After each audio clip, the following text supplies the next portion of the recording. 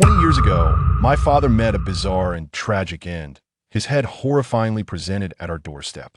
23 years later, as I seek the truth, strange occurrences abound, revealing unsettling encounters and discoveries. Chapter 1. The Corpse Seeker. In folklore, there exists a multitude of ancient traditions, one of which dictates that those who die away from their homeland must return to their roots to find eternal rest. I am a corpse seeker, a term that refers to the endeavor of locating the remains of those deceased individuals whose families are unable to retrieve them from the vast sea of humanity, ultimately delivering them back to their loved ones for a proper burial. This task transcends the mere act of transporting the deceased back home. It involves ensuring that their spirit also finds its way back to its native land. It may not be widely known, but those who die a natural death are met by their ancestors, who guide them to the realm of the deceased. This accounts for the phenomenon where many dying individuals report seeing their departed loved ones calling out their names in their final moments. However, for those who perish far from home, their ancestors cannot reach them at the scene of their demise. This is due to the presence of malevolent spirits or local guardians unique to each region, making it exceedingly difficult for a solitary soul to traverse even a single mountain ridge. Consequently, if a person dies away from their homeland without anyone to guide them, they're doomed to linger near the site of their death, becoming a wandering spirit. These forlorn souls, neglected and unhonored, gradually accumulate resentment. Their anger brings unrest to their living relatives. Therefore, whenever a corpse is returned from foreign lands, a series of rituals must be performed to ensure that both the body and the spirit can return home together. This discussion pertains to those who experience a natural death. However, in cases of violent or unjust deaths, the situation becomes considerably more complicated. However, it is rare for families to find the bodies of their deceased loved ones. Most often, individuals meet their end under a variety of tragic circumstances, such as murder, fatal accidents followed by concealment of the body, or heinous acts resulting in the obliteration of evidence. Consequently, many depart this world with lingering regrets. Since I have become acquainted with this profession, I have gained a clearer understanding of the selfish and brutal facets of human nature, uncovering numerous hidden truths and witnessing experiences that ordinary individuals dare not even contemplate. In summary, this line of work is fraught with taboos and peril. It is no exaggeration to say that a single misstep could cost one their life. Some inquire why, at such a tender age, I have chosen to engage in such a dangerous profession, constantly dealing with the deceased. Is it merely for monetary gain? It is crucial to recognize that some wealth is earned at the expense of one's very existence. To be candid, this profession can indeed be quite lucrative. We openly charge $100,000 for locating a body, with additional negotiations for cases of unnatural death.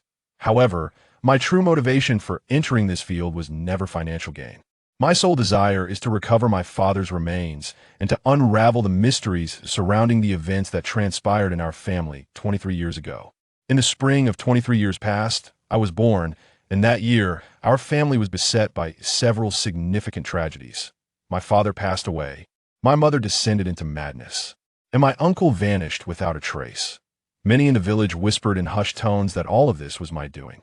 My birth exacted a grievous toll on our family, for I was a child who should never have come into this world. It was said that our lineage, the Jiang family, should have ended with my generation, and that my uncle had meddled in fate, trading my father's life for mine. The villagers' pronouncements stem from a sequence of bizarre occurrences that plagued my family prior to my birth. I am not my parents' firstborn. Preceding me were 4 elder brothers, all of whom perished before reaching the age of 4, each demise marked by distinct yet equally uncanny circumstances. My eldest brother succumbed to drowning. Following a rain-soaked day, my mother took him outdoors, where he lost his footing and tumbled, his face plunging into a puddle that he choked to death on a mouthful of muddy water. My second brother's death was attributed to asphyxiation. His head became lodged in the branches of a stunted tree in our yard. Initially, my mother dismissed it as mere play, but upon closer inspection, his face was ashen, his eyes fixed in a deathly stare. He had inadvertently trapped his head in the tree's fork, suffocating to death. The demise of my third brother was even more unsettling. An apparent suicide that IT remains a mystery. What drove a child of barely 3 years to plunge a large pair of tailoring scissors into his abdomen? My father discovered him in a pool of blood beyond salvation. The successive losses of their sons brought my parents to the brink of despair. However, the prevailing tradition that placed paramount importance on progeny compelled them to conceive my fourth brother. Mindful of the preceding tragedies, this child was regarded with exceptional solicitude that my parents, and even my grandfather, forsook his work in the fields to watch over the child, fearful of any further mishap.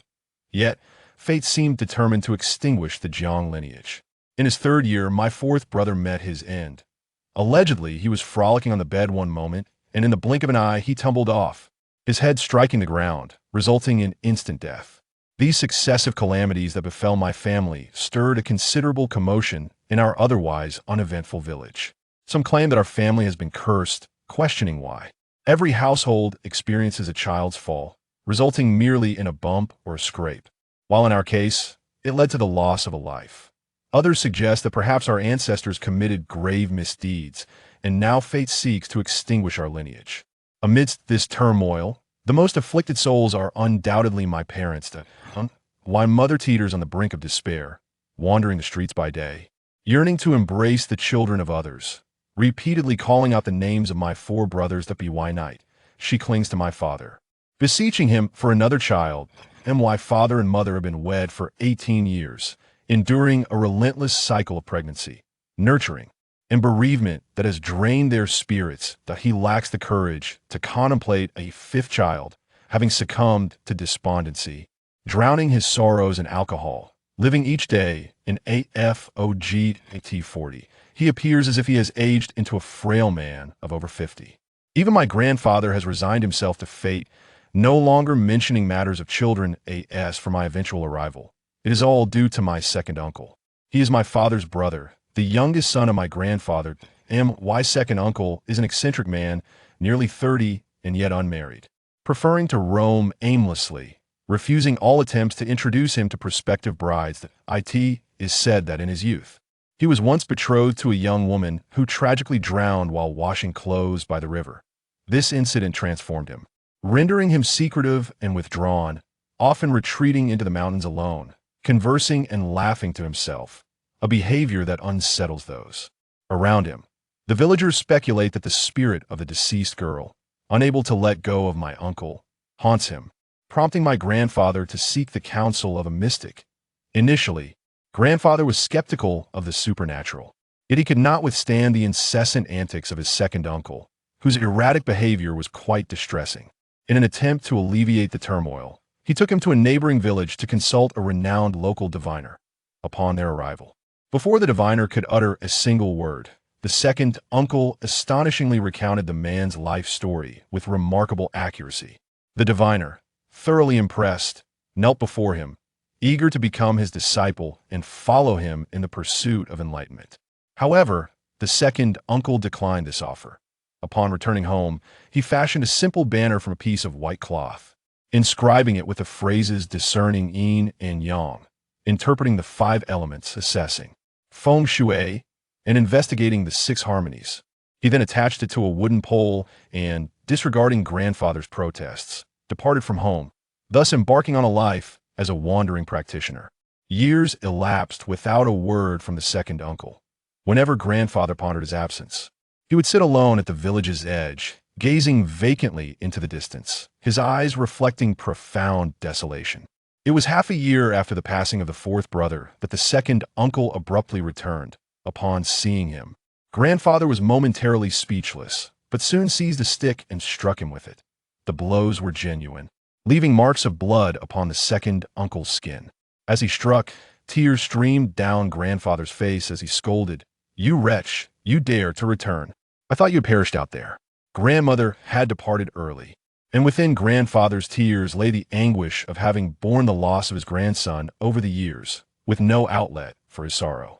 The second uncle did not evade the blows, he simply accepted them and spoke softly, "Father, our Jiang family cannot allow its legacy to fade." Grandfather was initially full of vigor, but with a single remark from my second uncle, it seemed as if his very essence had been sapped. His arm weakened, and the stick fell from his grasp with a thud as he sighed despondently. The child is born one after another. Yet none can survive. It is fate that my family, the Jiang clan, has never committed any malevolence. Heaven would not sever a lineage. I suspect there is more to this matter, my second uncle asserted. With that, he discarded the flag he held and seized the iron shovel propped against the door before striding out. Upon witnessing my uncle's departure, grandfather hastily pursued him, inquiring about his intentions. My uncle replied, "Do not concern yourself. Return home and concoct an excuse to send my brother and sister-in-law away for a few days. I shall return at night." My uncle moved with remarkable speed, and despite grandfather's efforts to keep up, he soon fell behind, returning home burdened with questions. He complied with my uncle's instructions, fabricating an excuse to send my parents away. He then lit a lamp and waited until midnight for his uncle's return. When my uncle arrived, he bore a burlap sack upon his shoulder, his clothing speckled with straw and his shoes caked in mud. Grandfather, eyeing my uncle with suspicion, approached the sack and kicked it, asking, "What is this?" The sack was untied with a kick, its opening gaped wide, revealing its contents. Upon closer inspection, grandfather's four lifeless bodies lay side by side, illuminated by a spectral light that cast eerie shadows across the room. The atmosphere was so suffocatingly strange that it rendered one breathless, and my grandfather gazed upon this unsettling scene, nearly succumbing to shock, his entire form trembling like a quivering cotton ball. My second uncle remarked, "Father, take a good look at these children. The events that have unfolded in our family are far from simple." It seemed my grandfather was momentarily stunned, staring blankly at the lifeless forms of the children. After about 2 minutes, he suddenly gasped in disbelief, leaping to his feet and pointing at the corpses, exclaiming, This is Daba and the others. How is this possible? It cannot be." Daba was the childhood nickname of my elder brother, who had passed away over a decade ago. Under normal circumstances, a child who had been dead for so long would have long since turned to mere bones.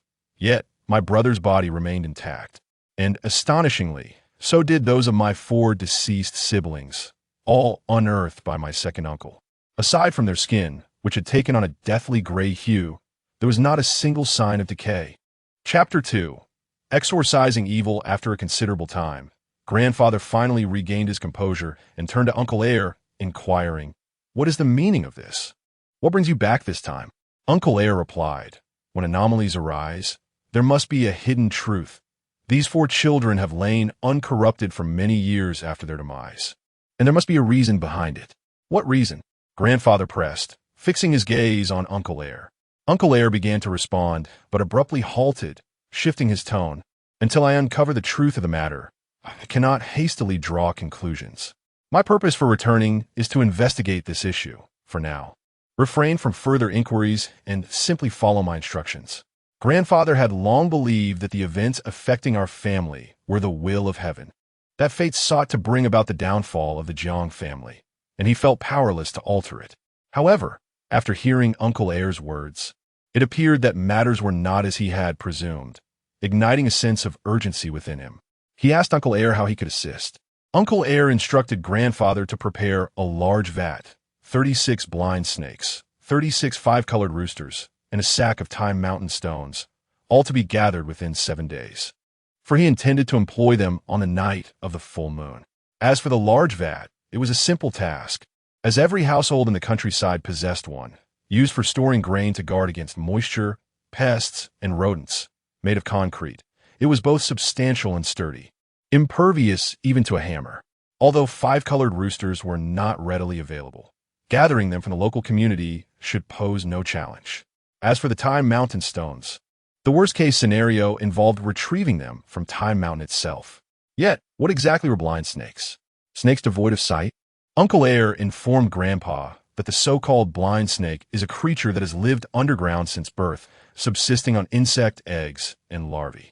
Having never seen the light of day, its eyes have adapted to the darkness, resulting in a degeneration of vision, rendering it invisible. Thus, it is aptly named the blind snake. Upon hearing Uncle Air's explanation, Grandpa found himself perplexed. How could one possibly locate such a creature dwelling beneath the earth? Surely, one could not resort to digging up the ground? Moreover, with spring still nearly half a month away, the snakes would be in slumber beneath the soil. It would be imprudent to unearth one merely to ascertain its blindness. Furthermore, 36 of them is no trivial number. Uncle Air insisted that digging was indeed necessary, as there were no alternative methods. However, he offered Grandpa a valuable clue. Blind snakes possess distinct habits, refraining from eating, drinking, and excreting in the same den. They have designated areas for nourishment and waste. When the excrement accumulates in the latter, it eventually cultivates a type of fungus, which, over time, breaks through the surface, resulting in the emergence of a mushroom known as the snakehead mushroom. By digging downwards from the mushroom, one could uncover the blind snake. Grandpa was familiar with the snakehead mushroom, which grows on the mountains of our village. It is an unsightly fungus, with a cylindrical stalk resembling the size and shape of a chopstick, albeit twisted. Its cap is a vivid red, adorned with a foul-smelling, viscous spore at the top. Viewed from a distance, it bears a resemblance to a venomous snake with a red head and white body. It is said that the snakehead mushroom is highly toxic. Consumption leads to death. Yet, paradoxically, it serves as an antidote for snake venom. If bitten by a poisonous snake, one can break open the spore at the top of the mushroom, from which a milky white juice will flow. Applying this liquid to the wound will immediately counteract the poison. The elusive snakehead mushroom is indeed a rarity, primarily thriving in the depths of mountainous regions or steep cliffs. Even during the peak season for mushroom growth, it remains a challenge to locate, particularly in this barren season devoid of sprouting grass. Eventually, it was my second uncle who proposed the idea of hiring someone to dig for them, offering 300 yuan for a single find. In the early 1990s, in a remote mountain village, 300 yuan was no trifling sum. My grandfather certainly could not afford it. Fortunately, my second uncle appeared to have ample resources, thus he took on the responsibility. That very night, my grandfather and my second uncle prepared a large urn, placing 4 children's corpses within it. The following morning, my grandfather scoured the village, seeking individuals to ascend the mountain and excavate for the blind snakes. Lured by the enticing sum of 300 yuan, nearly everyone in the village, except for the old, sick, and frail, rallied together. A vast throng emerged, some wielding hoes, others brandishing shovels, nearly turning over every inch of our village's mountain. Strength in numbers proved fruitful. Within 3 days, they managed to gather 36 blind snakes. My grandfather had also arranged for 36 plump roosters and had sent someone to a stone quarry in the town, bringing back a sack of Time Mountain stone intended for crafting protective talismans. Thus, my second uncle's demands were fulfilled. However, this endeavor inevitably led to widespread gossip regarding my second uncle's return. Our family, already a subject of intrigue in the village, sparked a wave of curiosity, with many inquiring of my grandfather what purpose those items served. Grandfather was uncertain of Uncle Air's intentions, yet deep within, he sensed the necessity of discretion. After all, the peculiar phenomenon of my brother's bodies remaining uncorrupted for over a decade was undeniably eerie. If the villagers were to learn of this, the ensuing speculations would be boundless. Thus, he sought to concoct a casual excuse to deflect the matter. However, before grandfather could utter a word, Uncle Air spoke first, declaring to dispel evil. The mere mention of those words sent ripples of commotion through the gathered crowd. Consequently, on the night 7 days later, when Uncle Air initiated his ritual to dispel evil, our modest courtyard was brimming with people, many more unable to fit inside, resorting to ladders and stools to perch upon the walls, chattering animatedly as if under the influence of a stimulant. Yet the atmosphere shifted dramatically when Uncle Air and grandfather brought forth the large urn. As the onlookers caught sight of its contents, an eerie silence enveloped the gathering. In that instant, everyone instinctively took 2 steps back, clearing a space in the courtyard center where the urn was placed. The yard remained unlit, and under the pallid moonlight, the urn emanated an unsettling aura. The stillness was so profound that one could hear a pin drop, the air seemingly frozen in that moment, with the temperature feeling several degrees cooler than usual. All eyes were fixated on the urn and Uncle Air, a collective uncertainty lingering about his next actions. What followed was an event that would haunt the memories of all present for years to come, a chilling act that none would easily forget. My second uncle first retrieved the corpses of my 4 elder brothers from a large urn, laying them out sequentially on the ground. He then entered the house to fetch a cutting board and a kitchen knife. In full view of everyone, he picked up the desiccated hands of the deceased and placed them upon the board, methodically severing a small portion of each corpse's pinky finger and discarding them into the urn. Subsequently, my uncle produced a hefty stone pestle, resembling a garlic masher, which he had procured from an unknown source.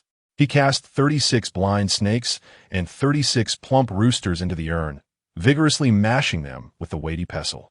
In a frenzy, the living chickens and snakes, unwilling to succumb quietly, flailed desperately to escape, creating a chaotic scene reminiscent of a wild uproar.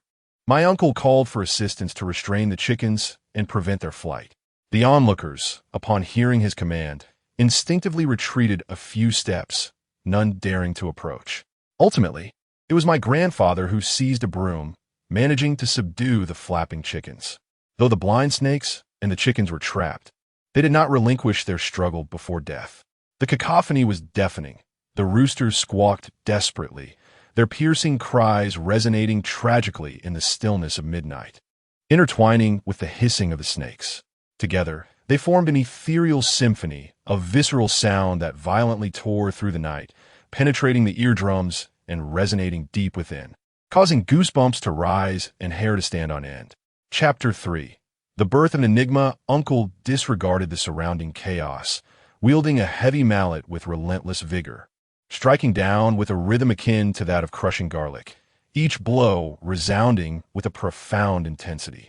Before long, the cacophony of serpent hisses and rooster crows dwindled, leaving only the dull thuds of the mallet against the earthen jar. A pungent metallic scent pervaded the air, thickening it to the point where each breath felt like a weight pressing upon the chest, evoking an oppressive sense of suffocation. After a vigorous pounding, Uncle transitioned to using a spade to further mix the contents within the vast jar, where blind serpents and roosters, along with the fingers of my 4 brothers, preserved in a state of decay, were reduced to a macabre amalgamation. He showed no signs of pausing, continuing to strike with increasing ferocity, the sounds growing heavier and more viscous. The blood and putrid remnants coalesced around the base of the jar, while splatters of crimson adorned Uncle's figure. Under the moonlight, he appeared as a blood-soaked demon, the presence of 4 lifeless child bodies nearby enhancing the eerie tableau. Witnessing this ghastly scene, a portion of the onlookers could no longer endure the horror. Groups of 3 or 5 fled in panic. Some attempted to escape, only to find their legs weakened with fear, collapsing onto the ground. Others broke into tears, while several, transfixed by the sight of the blind serpents and roosters transformed into a gruesome pulp, succumbed to the nauseating scent of blood and vomited. Yet, a handful of the more intrepid and curious remained, eager to comprehend the true intentions behind Uncle's grim ritual. Uncle Air labored tirelessly from midnight until the first light of dawn began to break, finally pausing only when the horizon brightened. The contents of the large vat lay in utter ruin, a viscous amalgamation of minced flesh and blood, with more than half of the vat filled. At this juncture, Uncle Air picked up the 4 lifeless bodies of the children from the ground, gently placing each one into the vat, interring my 4 brothers' remains beneath the layer of meat paste and blood. Swinging that enormous stone pestle for an entire night had surely drained his strength. Once this gruesome task was completed, Uncle Air collapsed onto the ground, utterly exhausted, and weakly requested my grandfather to fetch a brush. The brush was readily available at home, and soon enough, my grandfather returned with it. Uncle Air rose to his feet and approached the vat once more, dipping the brush into the blood-soaked contents, and began to inscribe strange symbols upon the exterior of the vat. The markings were incomprehensible to any observer, winding and twisting as if he were conjuring an incantation. With meticulous strokes, he adorned the entire surface of the vat in a frenzy of sanguine artistry. Afterward, he discarded the brush and summoned my grandfather to assist him in lifting a burlap sack filled with Taishan stones, which they unceremoniously tipped into the vat, compressing it atop the mound of flesh. Once this was accomplished, Uncle Air glanced upward at the sky and then surveyed the remaining individuals in the courtyard, seeking companions to help him transport the vat to the mountain for burial. The endeavor, of course, would not be without compensation. Each participant would receive 500. Yet, the collective shock of Uncle Air's actions and the grotesque contents of the vat rendered everyone speechless, none daring to step forward. Ultimately, Uncle Air raised the offer to 1,000, prompting two individuals to finally emerge. One was Jean, the butcher from our village, a burly man with remarkable courage. And the other was the village's so-called Five Poisons Man. What does it mean to be the Five Poisons Man? A person blessed with numerous descendants is referred to as one who embodies the five blessings, while one who has lost all their offspring and partner during their lifetime is deemed a person of the five poisons, signifying a lineage that has been severed. Folklore suggests that such individuals are star-crossed, possessing a robust fate that brings calamity upon their kin. It is likely that they perceive their own resilience, unafraid of malevolent spirits, which emboldens them to lift the great urn. Thus, my uncle procured ropes, and alongside my grandfather bound the urn, enlisting the aid of the butcher in the person of Five Poisons to transport it to the village's potter's field, where they interred the urn. For an extended period thereafter, the villagers could scarcely discuss any topic without mentioning my uncle's exorcism, expressing both sympathy and a watchful eye on our household, particularly on my mother's condition. This was due to my uncle's assertion that the act was a means of dispelling evil, and our family's most dire affliction had been the inability to sustain a child. With the body now pulverized, had the evil been vanquished? If so, might my mother soon bear a child again? Indeed, it came to pass. 2 months following my uncle's exorcism, my mother conceived once more.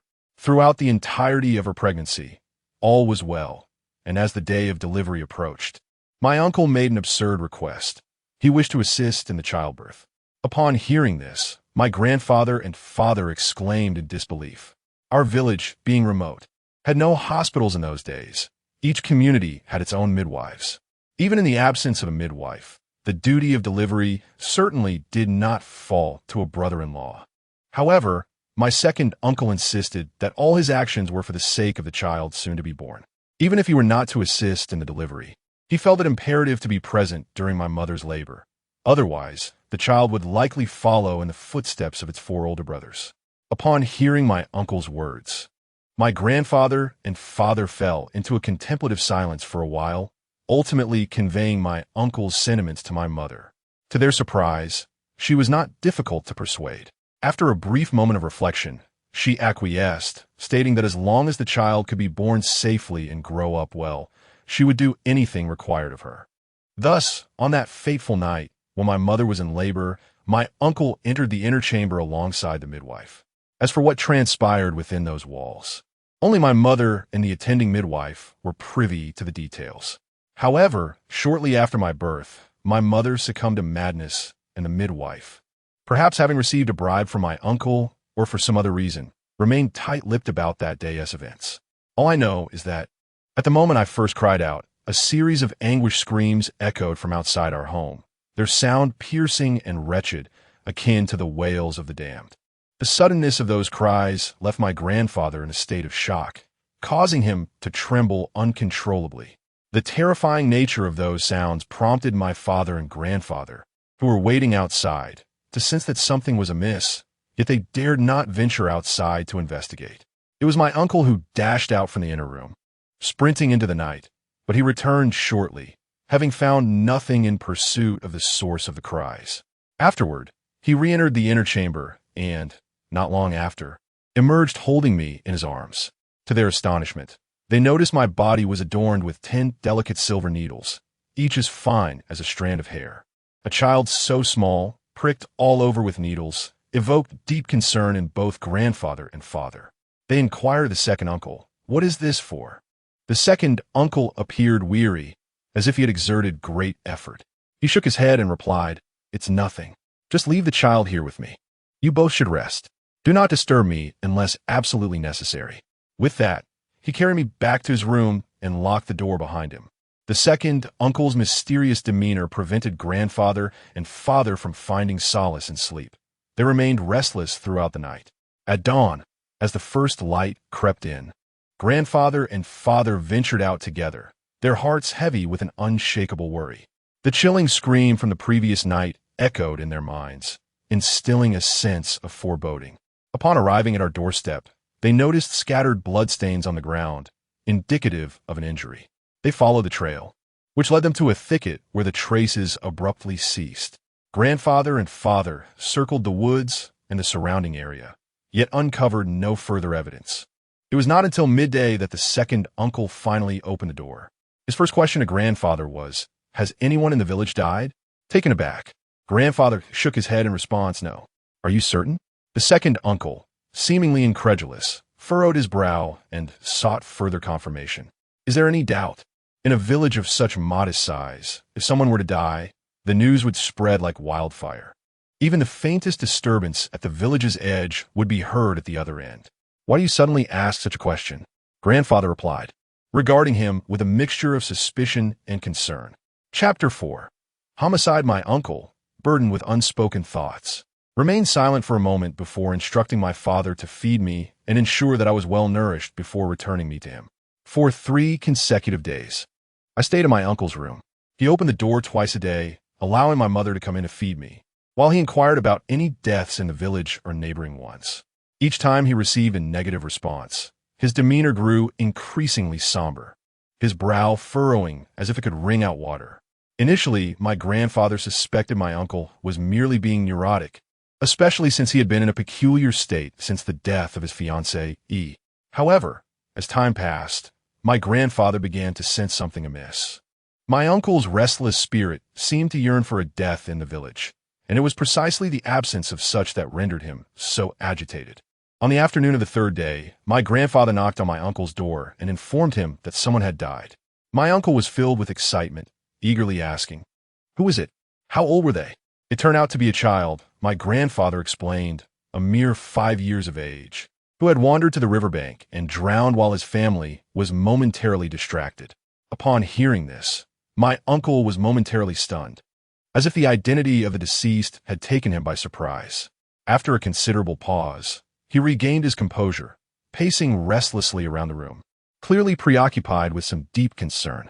When my grandfather and father questioned him, he remained tight-lipped, ultimately retreating to his own space, where he took me from my father and hurriedly dashed outside.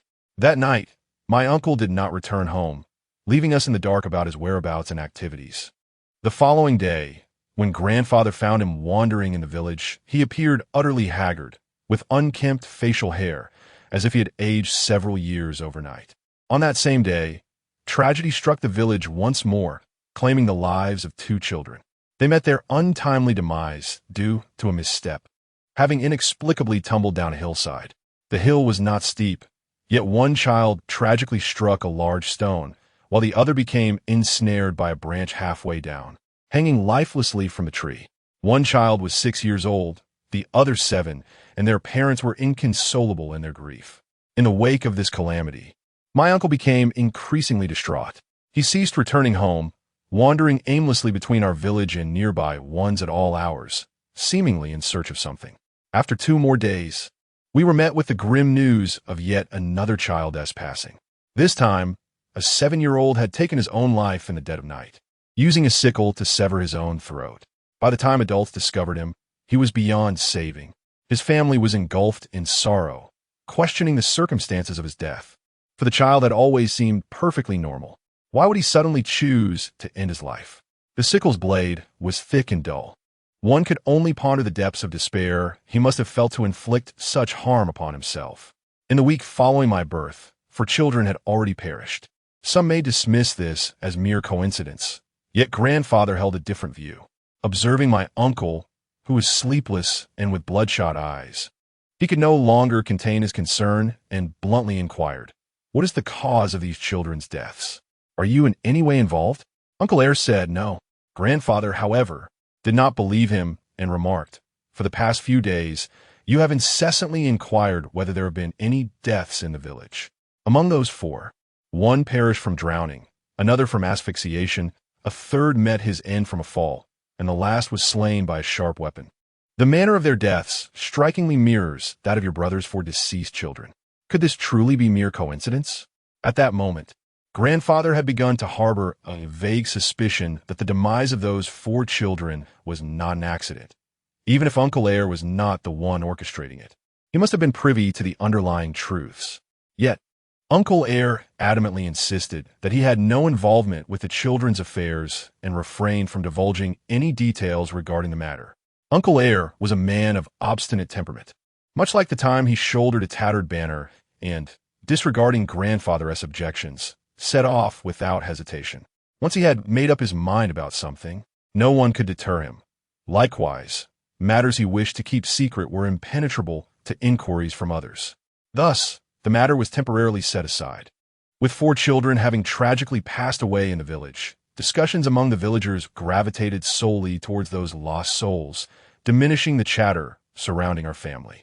Consequently, we experienced a month of tranquility, during which my parents bestowed upon me the name Jiang Changsheng, a title whose meaning was self-evident. However, this period of serenity was not to last. For years, my family had dominated the village's conversation, and it seemed we were unwilling to concede the spotlight to others. On the day of my full moon celebration, an extraordinary event transpired in our household, creating a tempest of upheaval within our village. That day, my father rose early, intending to journey to the neighboring village to fetch my grandmother for my full moon feast. Considering the anticipated busyness of the day, he departed before dawn. On that fateful day, after the passing of my father, my mother arose and, after attending to her grooming, opened the door early in the morning. The moment that door swung open, it irrevocably altered the trajectory of her life. It is said that the anguished cries of my mother awakened nearly half the village that morning, her voice piercing the air with a chilling intensity akin to that of a ghostly apparition. Nay, it was far more harrowing than even that. My grandfather and my second uncle, upon hearing her desperate wails, rushed outside, only to be met with the horrifying sight at our doorstep. A bloodied human head laid gruesomely before them. It was the severed head of my father. The circumstances surrounding this atrocity remained shrouded in mystery. My maternal grandfather had gone to fetch my grandmother, and within a mere span of time, his lifeless body had been dismembered. The rest of him was nowhere to be found, while his head was callously displayed at our threshold. The skull had been brutally fractured, its contents spilling forth like a delicate tofu pudding, mingled with blood that cascaded down to his face. The crimson stream from the severed neck stained the ground, rendering it a ghastly scarlet that was utterly shocking to behold.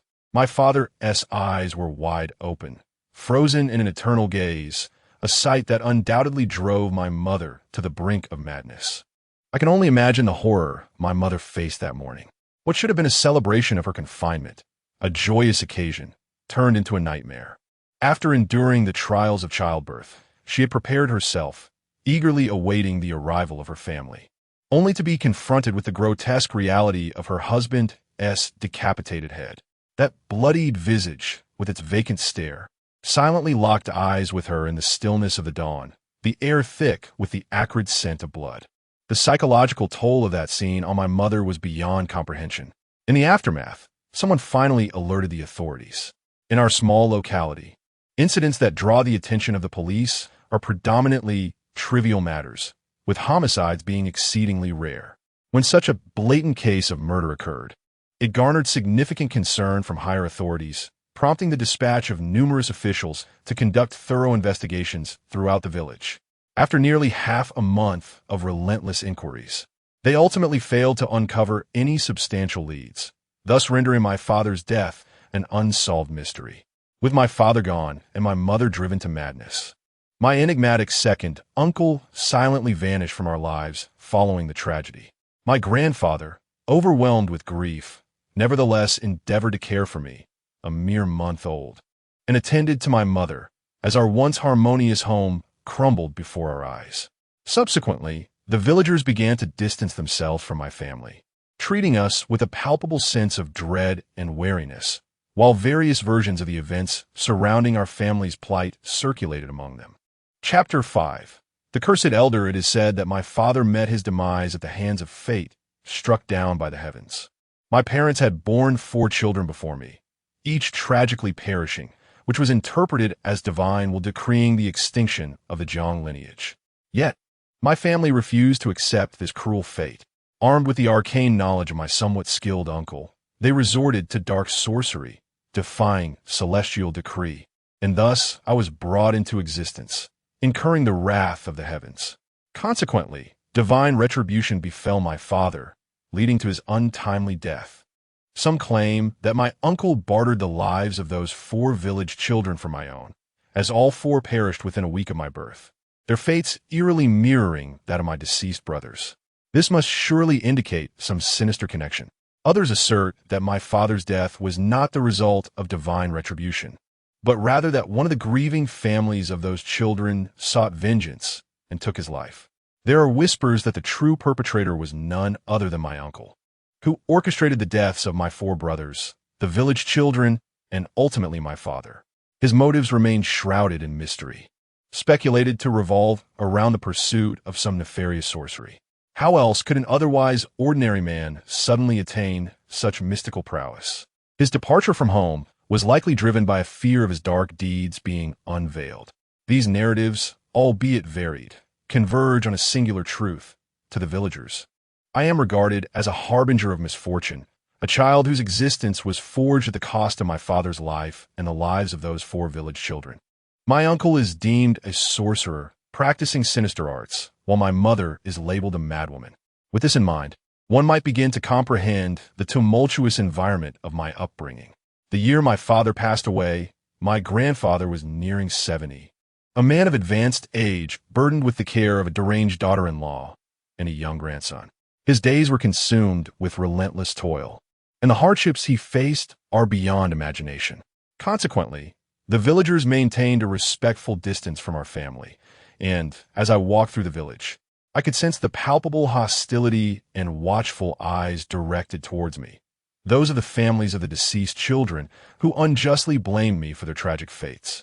Thus, throughout my childhood, no child my age dared to associate with me, all warned by their parents to avoid me as one would a venomous serpent.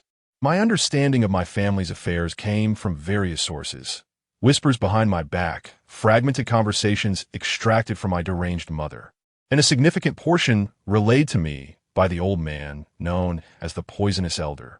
This elder, who assisted my uncle in transporting a large urn to the mass grave after the tragic incident, was the sole survivor of his family, leading the villagers to shun him as well, fearing the ill fortune that seemed to cling to him, hence the moniker he was given.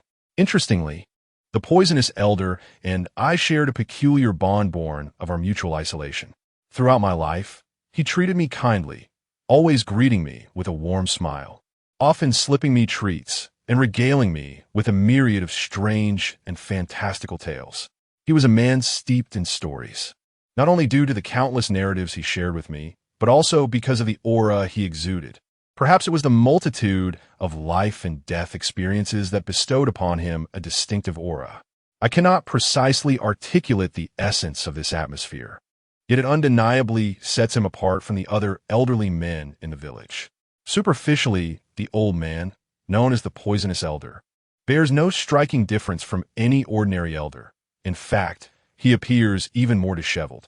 His daily routine primarily consists of sitting at the entrance of his home, a worn-out pipe clenched between his teeth, puffing on coarse tobacco, his gaze fixed on the horizon, vast and profound, as if lost in contemplation or perhaps devoid of thought altogether. His demeanor evokes the image of a dusty, ancient tome, its cover yellowed with age and adorned with the dust of time. Yet it possesses an undeniable gravitas that silently beckons with an air of mystery, drawing me in with an insatiable desire to delve deeper, to unveil its secrets. This allure is the very reason I often beseech him to recount tales from the past. While he refrains from sharing his own narrative, he often diverts to recount the history of my family, narrating events that transpired long ago. Initially, I regarded these tales as mere stories, savoring them with great interest. However, as I matured, my curiosity burgeoned, transforming into an earnest quest for understanding. I began to ponder the realities behind the events that had befallen my family. Were the deaths of my 4 brothers mere accidents or fated occurrences? Who was responsible for my father's demise? What compelled the murderer to sever his head and display it at our doorstep while concealing his body? What significance lay in such a macabre act? And where, indeed, was my father's body hidden? As for my enigmatic second uncle, he was once an unremarkable individual, yet he suddenly acquired mystical powers. Could it be that he resorted to unethical methods to cultivate malevolent sorcery? Did he murder my 4 brothers and my father? Where did he go after he left home? Countless questions accompanied me until my high school graduation. After graduating, I was accepted into a prestigious university, but I did not attend. It was not due to a lack of desire, but rather because my grandfather, who had toiled for many years, fell ill. One morning, he collapsed as he rose from bed, and when he regained consciousness, he could barely walk. Consequently, I had no choice but to drop out and return home. I do not harbor resentment about being a young man with immense potential, returning to the mountains to care for my mentally unstable mother, my grandfather, a few acres of land, and a handful of sheep. I had witnessed my grandfather's life unfold in such a manner. My upbringing was steeped in this reality. From a young age, I had envisioned that one day I would lead a life like this, and I had long since resigned myself to it. However, what I could not accept was the death of my father. After my grandfather's health deteriorated, his demeanor grew increasingly withdrawn, and he appeared perpetually burdened by unspoken worries. During the day, he would sit on a small stool at the entrance, his murky eyes gazing vacantly into the distance, remaining in that position for hours on end. At night, I was frequently awakened by his coughs, and I would see the dim glow of a lamp in his room, the thick scent of tobacco wafting from within. This continued until dawn. My grandfather's condition filled me with unease, and I had a foreboding sense that his days were numbered. As anticipated, less than a year later, my grandfather fell bedridden. I took him to the hospital, where the doctor, after examination, declared that his organs were failing and he was utterly depleted, likely to survive no more than 2 or 3 days. It was time to prepare for his final arrangements. On our way home from the hospital, my grandfather's condition deteriorated. His breathing was faint, and he lapsed into a state of unconsciousness. Remarkably, he remained in this state for half a month. During those 2 weeks, his intake of breath was scarce, while his exhalations were plentiful. Sustained only by a spoonful of rice porridge each day, he withered away, resembling a parched and emaciated monkey. His complexion dark and despondent, enveloped in an aura of lifelessness. Had it not been for his feeble breath, one could have mistaken him for a corpse. Yet, he clung to life with an unwavering tenacity, refusing to depart. Chapter 6. Ghost Hears Sand. I do not wish for my grandfather to depart. Yet I am acutely aware that his condition is far from normal.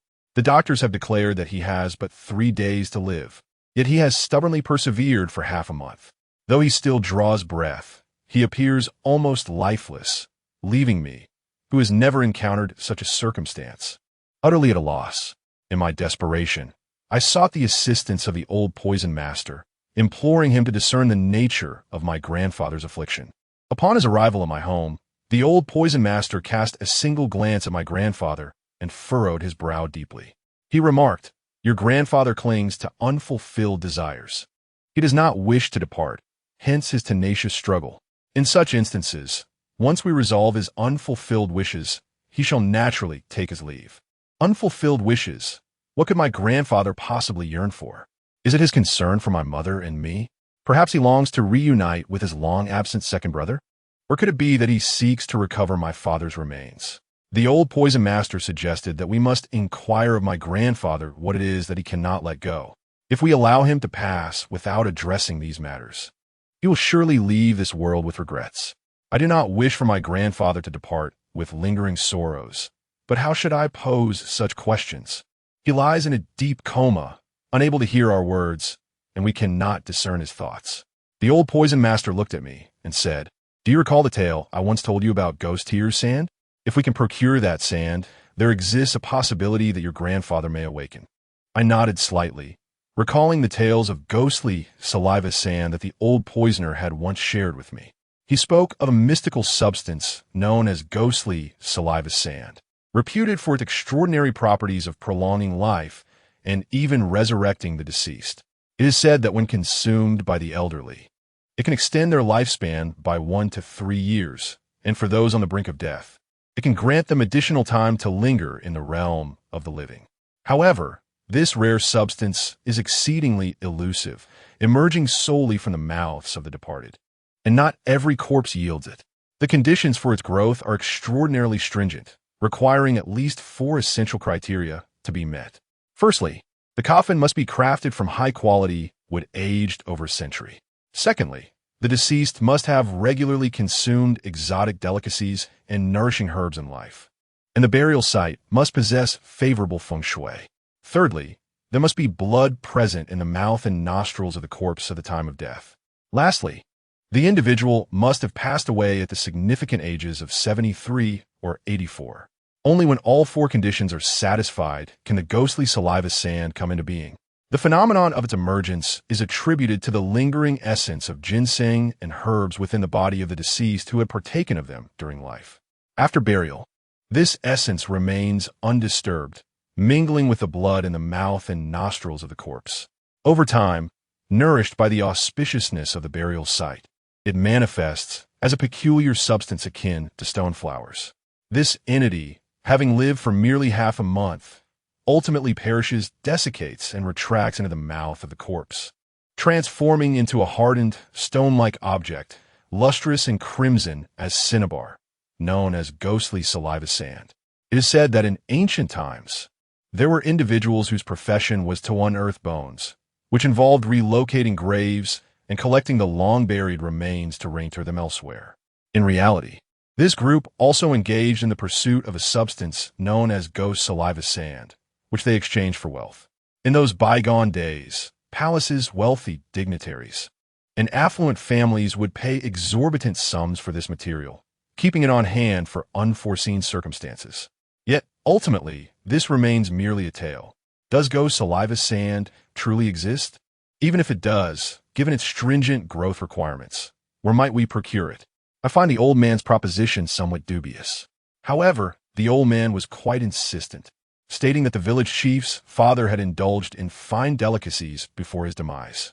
I had seen the coffin before it was buried, a splendid casket made of century-old Namu wood, carried by 16 porters. This old fellow succumbed to pulmonary tuberculosis, frequently coughing up blood in his final days, passing away at the venerable age of 84.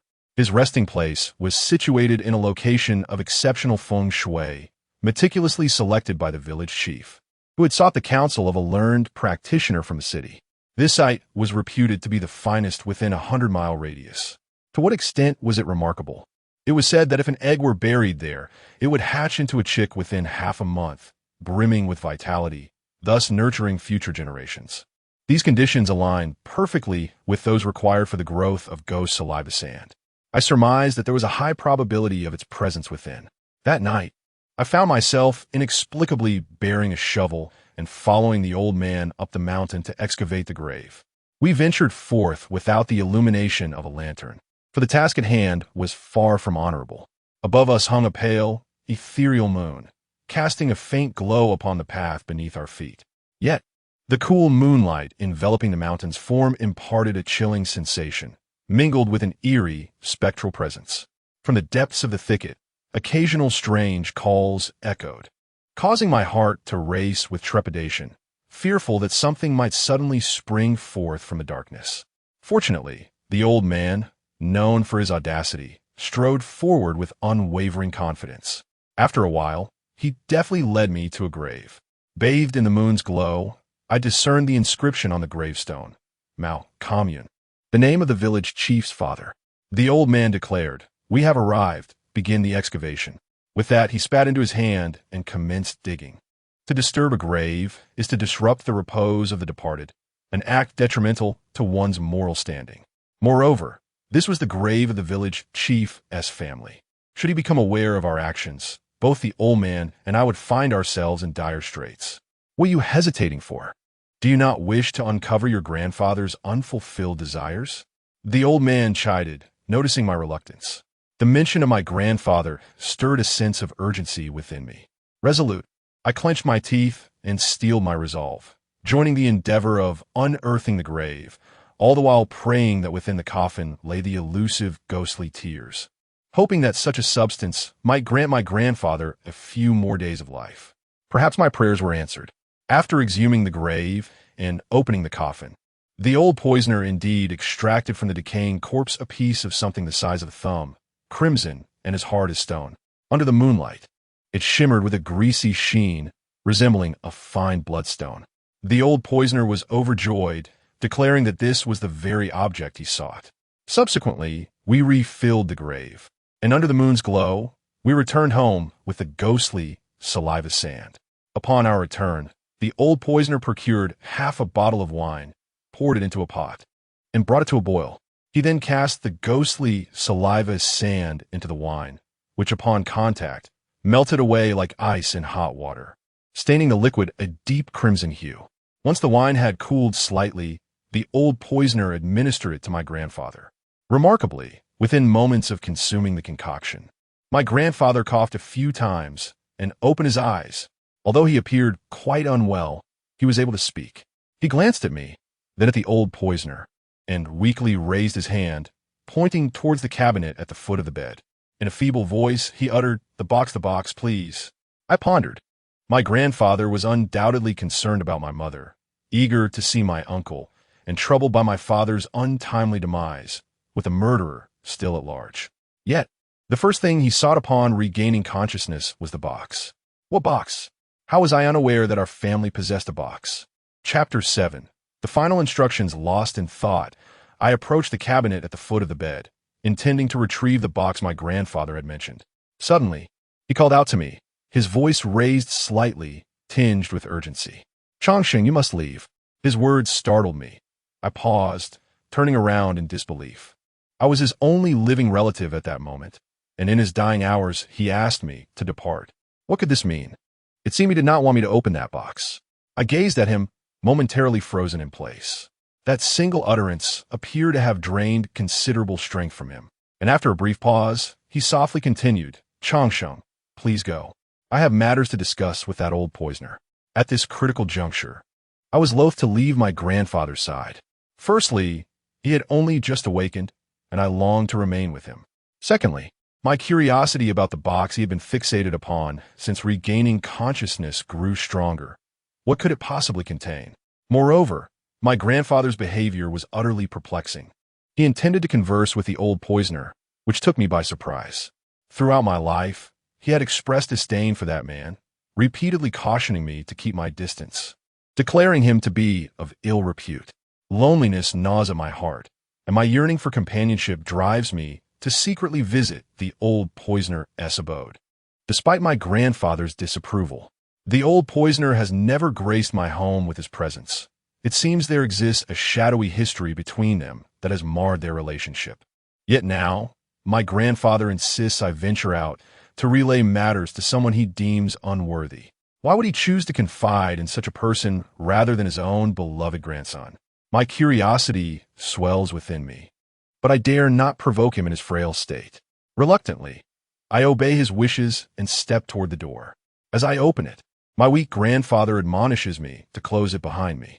I comply, yet I linger, for I have always possessed an insatiable curiosity and a thirst for knowledge. The more enigmatic the situation, the more it piques my interest. My grandfather's demeanor suggests he harbors secrets, compelling me to eavesdrop on the conversation within. I first hear a heavy sigh, emanating from the old poisoner, followed by his words. "Old Jiang, your time has come. What burdens do you still carry? Speak to me, and I shall do my utmost to assist you." The old poisoner's words bewilder me. He should have stated that my grandfather was departing, yet he implies a shared fate with the word also. It hints at a group of individuals who have met their demise, one after another. And now it appears my grandfather is next in line. The bald old man's utterance evoked thoughts of his relationship with my grandfather, leaving me to ponder what transpired between them in the past. My grandfather remained silent. After a brief pause, I discerned the faint rustling of objects being searched through. Presumably the old man rummaging through our family's chest in search of the box my grandfather had requested. Soon, the rustling ceased, and I heard my grandfather's gentle voice urging, "Go ahead and open it." Subsequently, I caught the sound of the old man gasping in astonishment. followed by his stammering exclamations. What? He struggled to articulate a coherent thought, as if the contents of the box had revealed something profoundly shocking to him. Then, I heard my grandfather cautioning, "Be discreet, lest Changsheng overhears." Having raised me from childhood, my grandfather was keenly aware of my tendencies, likely surmising that I was eavesdropping. Their conversation then dwindled to a hushed murmur, barely audible, yet I could discern fragments of names. Hua Li and Hua Yu. Jiang Hua Yu is my father's name, while Jiang Hua Li is my second uncle. They were discussing matters concerning my father and my uncle, with my name occasionally surfacing amidst their dialogue. And I even caught mention of 20 years ago. The sounds emanating from within the room were intermittent, igniting a sense of urgency within me. I was almost compelled to push open the door to discern what they were discussing. For years, my grandfather had remained reticent about past events, and whenever I broached the subject, I was met with a stern reprimand. The occurrences from 2 decades ago concerning my father and my second uncle were strictly taboo for my grandfather, a topic off limits to outsiders. Yet today, as my grandfather lay on the brink of death, he inexplicably mentioned them to the old poisoner, deliberately sending me away to shield me from their conversation. What were they discussing? Why keep it from me? As their voices dwindled to a whisper, no matter how closely I pressed my ear against the wall, I could not discern a word. It was evident they were intent on keeping me in the dark. Realizing that eavesdropping would yield no clarity, I decided to wait patiently in the outer room. Before long, approximately 10 minutes, the door swung open, and the old poisoner emerged, holding a square black wooden box, roughly 20 centimeters in size. I had been anxiously anticipating this moment. Upon his exit, I sprang to my feet, eager to take the box from him and unveil its contents, the very box my grandfather had cryptically forbidden me from handling. I resolved to comply with my grandfather's wishes for the time being, as his health was precarious, but I intended to inquire about their conversation with the old poisoner later, for he had always treated me kindly and would surely divulge the truth. Standing at the threshold of the inner room, the old poisoner regarded me gravely and said, "Changsheng, your grandfather has passed away." His words struck my heart like a sudden jolt, and without a moment's hesitation, I rushed into the room, hurrying towards the bedside. Grandfather had truly departed. He lay on the bed, his eyes closed, his face serene. "Grandfather," I called out to him, "wake up. You haven't spoken to me yet." Tears streamed down my face uncontrollably.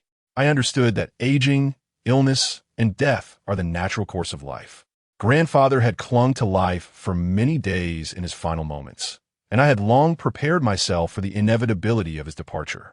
Yet, when confronted with the loss of a loved one, few can remain composed. I bore the weight of my sorrow and attended to grandfather's final rites. In our culture, there is a tradition that the deceased must be kept for 3 days before burial, known as staying with the spirit. During these 3 days, descendants must vigilantly guard the body. And if neighbors come to pay their respects, the mourners must bow in reverence.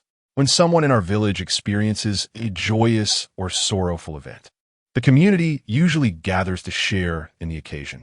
However, after grandfather's death, not a single person came to offer their condolences. Chapter 8. The Return of Uncle Previously. The villagers had refrained from associating with my family, a reality to which I had grown accustomed.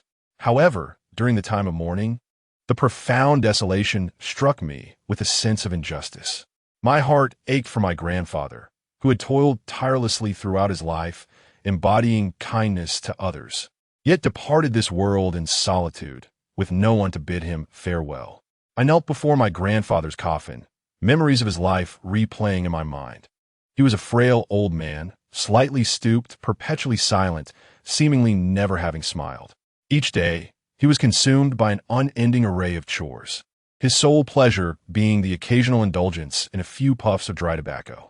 My grandfather's life was laden with hardship, not merely the burdens of labor, but also the anguish that resided within. My grandmother had passed away early. Grandchildren had met untimely deaths. The fate of his eldest son remained shrouded in mystery, and his second son had vanished without a trace. Each of these unbearable tribulations weighed heavily upon him. As I contemplated these thoughts, tears streamed down my face, and I wept at his spirit's side for 3 consecutive days, without a single visitor, not even the old man who had taken our family's box. On the morning of the third day, it was time for my grandfather to be laid to rest. With no one to assist me in carrying the coffin, I resolved to fashion a makeshift cart to transport him to the mountains for burial. Just as I was preparing to lift the coffin onto the cart, the front door of our home creaked open. To my astonishment, a man, seemingly around 50 years of age, stepped inside. After surveying the surroundings, he hurried towards my grandfather's coffin and, with a sudden movement, knelt down and began to weep uncontrollably. The sudden appearance of this stranger left me utterly bewildered. Who could this individual be? In our village, the faces are familiar, yet this person is entirely unknown to me, seemingly not hailing from our community. I scrutinized him closely. He was clad in loose, flowing garments reminiscent of the attire worn by elderly men practicing Tai Chi in the park at dawn. His clothes were soiled and bore several holes, his hair a disheveled mess resembling a bird's nest, likely untouched by scissors for half a year. His beard was unkempt, and he carried a cloth bundle on his back, presenting an air of ruggedness as if he had journeyed from a far-off land. Observing the man weeping profusely as though mourning the loss of a beloved father, I pondered the peculiar situation. Could he be a distant relative of my grandfather? Yet that seemed implausible.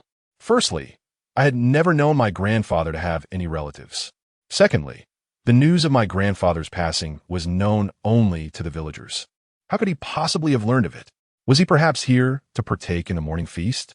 In years gone by, many beggars roamed about, seeking sustenance. Upon encountering a family in the midst of a wedding or funeral, they would present themselves, offering blessings for weddings or weeping at funerals, all in hopes of being offered a good meal. Families often treated such individuals with courtesy, not driving them away. Could it be that this old man, looking so disheveled, had come to our home, drawn by the tattered morning paper hanging at our door, simply to weep? His appearance certainly bore some resemblance to that of a beggar, yet his tears seemed imbued with genuine emotion, as if he shared a profound connection with my grandfather. I could not ascertain his identity, so I merely accompanied him in tears. He bowed deeply to my grandfather, and in a gesture of respect, I reciprocated the bow. This was not only a matter of tradition, but also due to the fact that he was the sole individual who had come to mourn my grandfather, for which I felt profound gratitude. This man wept for a considerable duration, nearly half an hour, before wiping his tears with his sleeve. He glanced back at the cart parked in the courtyard and rose to speak. "Let us proceed to bury your grandfather. We must not delay." "Who are you?" I inquired, overwhelmed with emotion at his words about burying my grandfather alongside me. Before the disheveled old man could respond, another figure entered, an individual I had not seen for several days. The old poisoner. He looked at the scruffy elder and declared, "Wally has returned." Wally? The old poisoner's words struck me with astonishment. I gazed at the disheveled elder, realizing that Wally was indeed the name of my second uncle. Could it be that this scruffy old man was my uncle, who had returned after 2 decades away following my grandfather's death? Indeed, the disheveled elder was my second uncle. He regarded the poisoner with a gentle nod and said, "I have returned, uncle. Thank you for notifying me." His words not only confirmed his identity, but also hinted at other implications. What did he mean by thanking the poisoner for informing him? Did my uncle manage to return before my grandfather's burial because he received word from the poisoner? How did the poisoner come to notify my uncle? How did he know where my uncle was? For all these years, I believed my uncle had perished in distant lands, or, as the villagers claimed, that he had caused my father's and those children's demise. The thought left me feeling hollow and ashamed, unable to set foot in the village again. However, to my surprise, my uncle returned. He was not dead after all, and he had the audacity to come back, summoned by the old scoundrel, which indicates that he could freely return home. His whereabouts were not a mystery. Yet, why had he been absent for 2 decades, neglecting to visit grandfather even once? Now that grandfather has passed away, what purpose does it serve for him to bow his head repeatedly in grief or to weep in profound sorrow? It was my uncle who bore the burden of grandfather's coffin up the mountain, a treacherous path made even more difficult by the recent heavy rain, rendering it muddy and perilous. In many places, each step sank into the mire, and the cart wheels became ensnared, taking an eternity to extricate. My uncle exerted himself immensely, the rope slung over his shoulder, his back hunched, and his exposed calves strained with prominent veins. The old rogue followed behind, pushing and grimacing, calling for my assistance whenever the path became particularly arduous. I refused to help, trailing behind them while scattering paper money along the way. I harbored resentment towards my uncle, setting aside my suspicions of him being the murderer of my father. As a son, his 20-year absence from home to visit his aging father was utterly unforgivable. I was unwilling to assist him and believed it was only right that he should carry grandfather up the mountain. Together, my uncle and the old scoundrel exerted tremendous effort to lay grandfather to rest atop the mountain. By the time we returned home, it was already afternoon. Yet my uncle showed no inclination to leave. Instead, he began to tidy up grandfather's room, seemingly intending to stay. This only deepened my discontent when grandfather was alive. My uncle had never shown his face, yet now, in grandfather's absence, he had the audacity to return and reside in the house. I followed closely behind my second uncle, observing as he occasionally tidied up in silence, and at other times stared blankly at a cherished item belonging to my grandfather, seemingly lost in nostalgic reverie. I regarded him with a detached gaze, biding my time, anticipating an explanation from him regarding the events that transpired 2 decades ago. To my knowledge, he possessed the most insight into that series of occurrences. Yet, my uncle remained resolutely silent, seemingly ensnared in the sorrow of my grandfather's departure, unable to extricate himself from the depths of his grief. I pondered internally. If he would not speak, I would have no choice but to inquire directly. I yearned to ask him whether the deaths of my 4 elder brothers and my father bore any connection to him. I wanted to know if my life had been bartered for the lives of 4 children from the village. I was compelled to question where he had been all these years, why he had the means to return home, yet chose not to do so. Just as I was poised to unleash a torrent of questions, a sudden crash resounded as the front door of my house swung open. Peering through the window, I glimpsed a figure hastily darting away. "Stop!" The words lodged in my throat, stifled by an overwhelming urgency. With a swift determination, I bolted from the house, chasing after the fleeting shadow. Chapter 9. The mad mother. The figure before me is my mother, who has once again succumbed to madness. Her condition fluctuates between moments of lucidity and episodes of despair. During her better days, she appears almost like a normal person, lost in her own thoughts without uttering a word. However, in her darker moments, she wanders aimlessly day and night, utterly uncontrollable. Her escapades are not merely confined to wandering. She possesses a reckless disregard for safety, traversing both mountains and waters. Countless times, my grandfather has found her in a state of distress, battered and bruised, nearly losing her life on several occasions. Moreover, she exhibits a troubling aggressiveness. Upon encountering children under the age of 6, she seizes them with surprising strength. On one occasion, she forcibly took a 2-year-old from a bewildered man, hiding him away in a pile of firewood for 2 days. This led the distraught father to my home, threatening that if he could not retrieve his child, he would take drastic measures. The child's mother, in her anguish, cried out, declaring her intent to end her life at my doorstep if her son remained missing. Eventually, the child, famished and wailing, was discovered, only to be found in my mother's embrace as she attempted to nurse him. In another instance, a tragedy struck a neighboring family when their 3-year-old passed away and was buried in a common grave. Somehow, my mother learned of this, and in her delusion, exhumed the child, bringing him back home. It was only when my grandfather detected a foul odor that the grim reality was uncovered. The child lay concealed beneath the blankets, the decaying remains staining the bedding. Such incidents are all too frequent, leading the villagers to harbor deep resentment towards my mother, compelling my grandfather to restrain her in an effort to prevent her erratic wanderings. My grandfather was unwilling. He felt a deep remorse for my mother. He expressed that she was pitiable, having suffered in the Jiang family without experiencing a moment of peace, enduring endless hardships.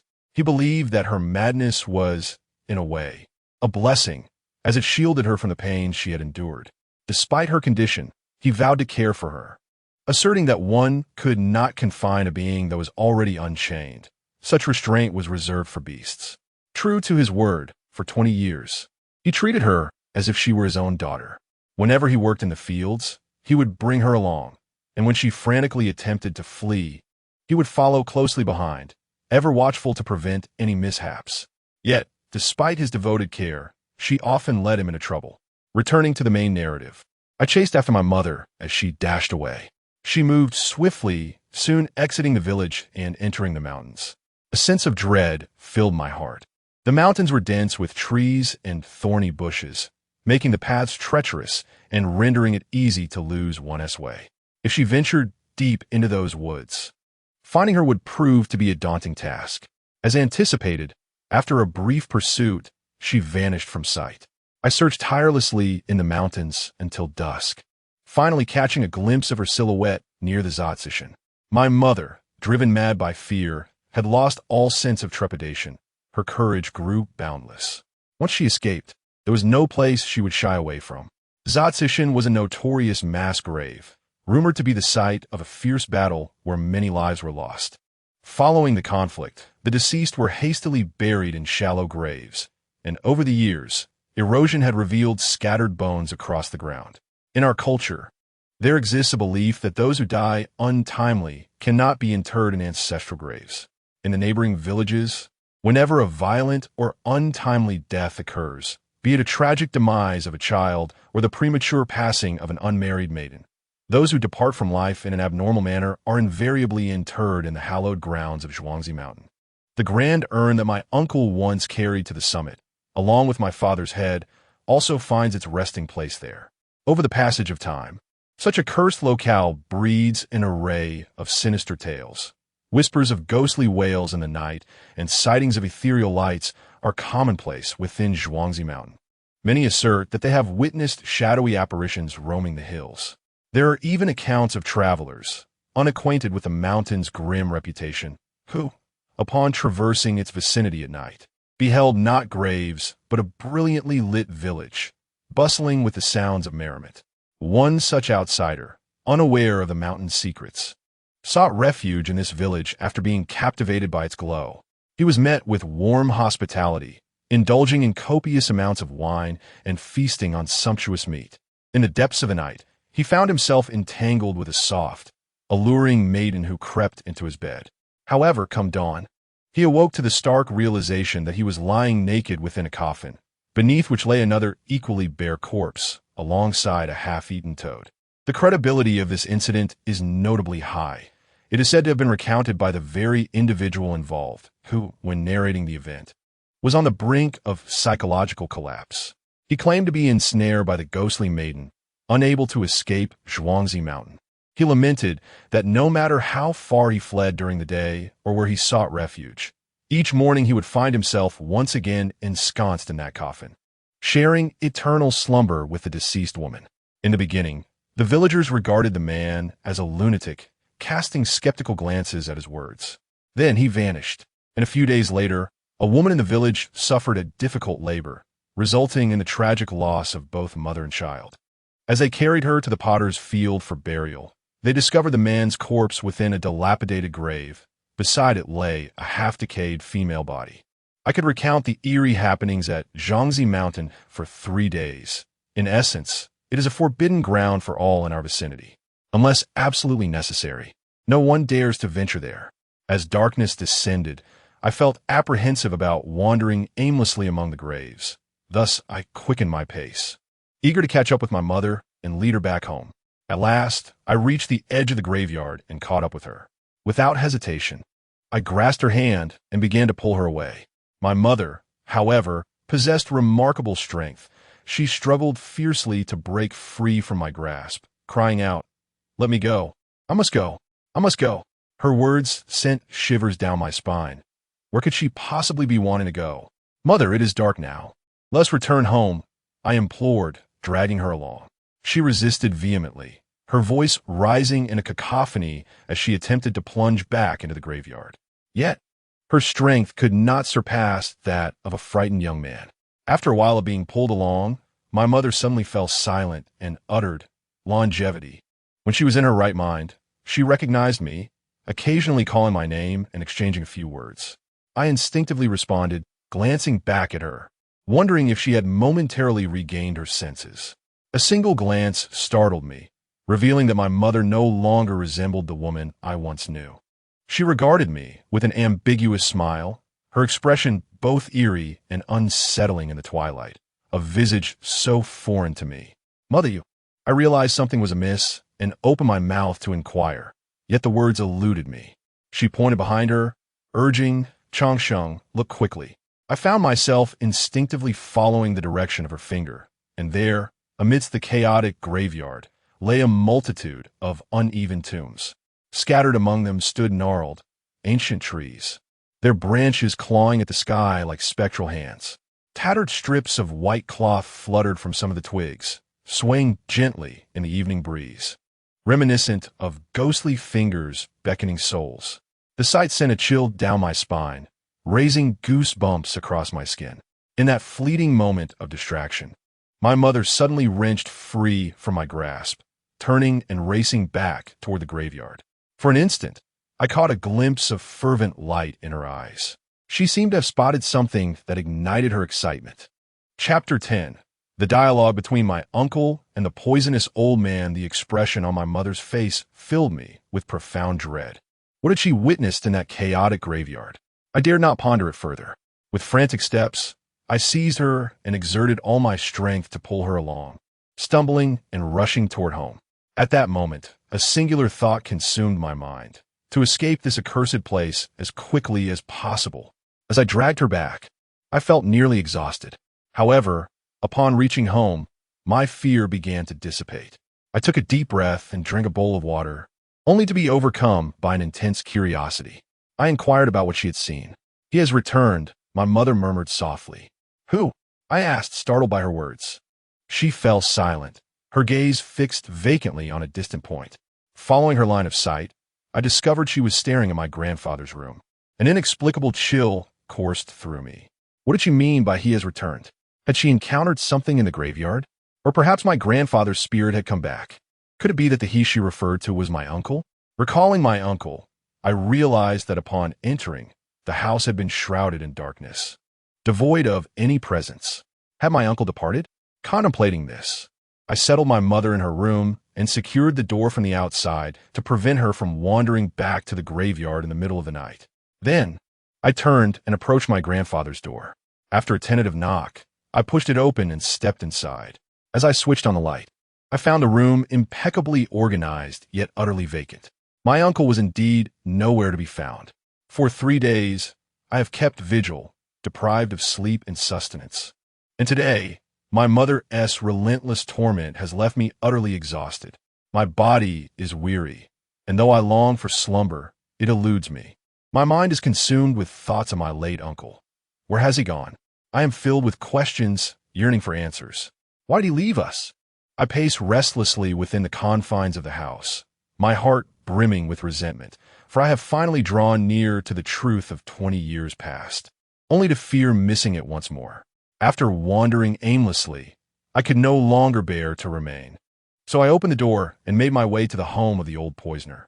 This aged man seems to possess considerable knowledge. Since my uncle has departed, I have no choice but to seek him out. I also wish to inquire about what my grandfather said to him before he passed, and to reclaim that wooden box that has lingered in my grandfather's thoughts, for it rightfully belongs to our family. The poisoner's abode is a mere 5-minute walk from my own. Lost in thought, I soon arrived to find his door ajar, with a light illuminating the interior. Just as I was about to push the door open, I heard a voice that sent a thrill through me. "Uncle, do not speak further. I was wrong in the past, and today I shall decide for myself." The voice belonged to my uncle. He had not left us. Astonished, I stood outside the poisoner's house, listening intently as he reflected on past mistakes. What had he erred in? My outstretched hand retracted gently, and I held my breath, straining my ears to eavesdrop. I sensed that what my uncle and the poisoner would discuss next would unveil many of the answers I so desperately sought. "Uncle understands your thoughts, but these are the words your father asked me to convey to you before his departure. He struggled for half a month, unable to swallow his grievances, fearing that after his death, you might act recklessly." The earnest voice of the old man echoed once more. It seems that grandfather's greatest concern was for second uncle. Yet what does this reckless behavior entail? Why would second uncle act recklessly? What was grandfather so afraid of? I listened intently. Silence lingered within the door for quite a while, until the old man let out a heavy sigh and said, "Your father also wanted me to tell you that the past is the past. Only by letting go can one embark on a better beginning." A better beginning? How does one begin anew? Upon hearing the old man's words, second uncle appeared to be stirred, his voice rising slightly. Before he continued, "My 4 nephews met untimely ends. My brother's body has yet to be recovered. My sister-in-law was driven to madness. My father endured a lifetime of hardship. For 20 years, I have been unable to return home. Before our father passed, I could not fulfill my filial duties before him. Our once harmonious family has been shattered into pieces. How can you expect me to let go? How can I begin anew? I am unwilling. Uncle, I am unwilling." As second uncle spoke, his emotions seemed on the verge of unraveling, his voice rising to a hysterical pitch, tinged with a hint of sobbing. I furrowed my brow, listening to second uncle's words. It appeared that his 2 decades away from home were not of his own volition, but rather due to some unavoidable hardship. Furthermore, through his discourse, it seemed plausible to dismiss him as the perpetrator behind my father's demise and the tragic fate of my 4 brothers. Not only that, but he remained deeply troubled by the series of events that befell our family. Soon after, I heard my uncle's heavy breaths, as if he were striving to calm his emotions. After a while, he said, "Uncle, please do not urge me any further. With father gone, I have fewer reservations. It is time to clarify everything that transpired back then." A deep sigh escaped him, and the old man remarked, "A father knows his son best. Your decision, in fact, was anticipated by your father. He told me that if I could not prevent you, I should ensure you arrange matters concerning longevity properly, without entangling him in this affair." Longevity. My uncle echoed my name softly, his voice trailing into a distant, profound tone. After a lengthy pause, he gently added, "I will take care of him. The Jiang family has wronged his parents." His words floated lightly, but the latter part struck me profoundly, causing me to furrow my brow in confusion. Why did my uncle say such a thing? His implication suggested that my parents were not of the Jiang family. No, I immediately dismissed the thought in my mind. I must have misinterpreted my uncle's meaning. In this small village, where even the slightest matters spread like wildfire, if my father were not my grandfather's true son, it would have long been common knowledge. What are your plans now? Do you have any leads? The old man inquired, interrupting my train of thought. "I have a few," my uncle replied. "Oh, who do you suspect? Is it someone from our village?" The old man's voice carried a note of surprise. Uncle Air remained silent, leaving me uncertain whether he had chosen not to respond to the poisoneress' inquiry or if his voice had been too soft for me to hear. Subsequently, I overheard the poisoner questioning Uncle Air. "Do you believe that the deaths of those 4 children are linked to your elder brother's demise? Perhaps the work of a single individual?"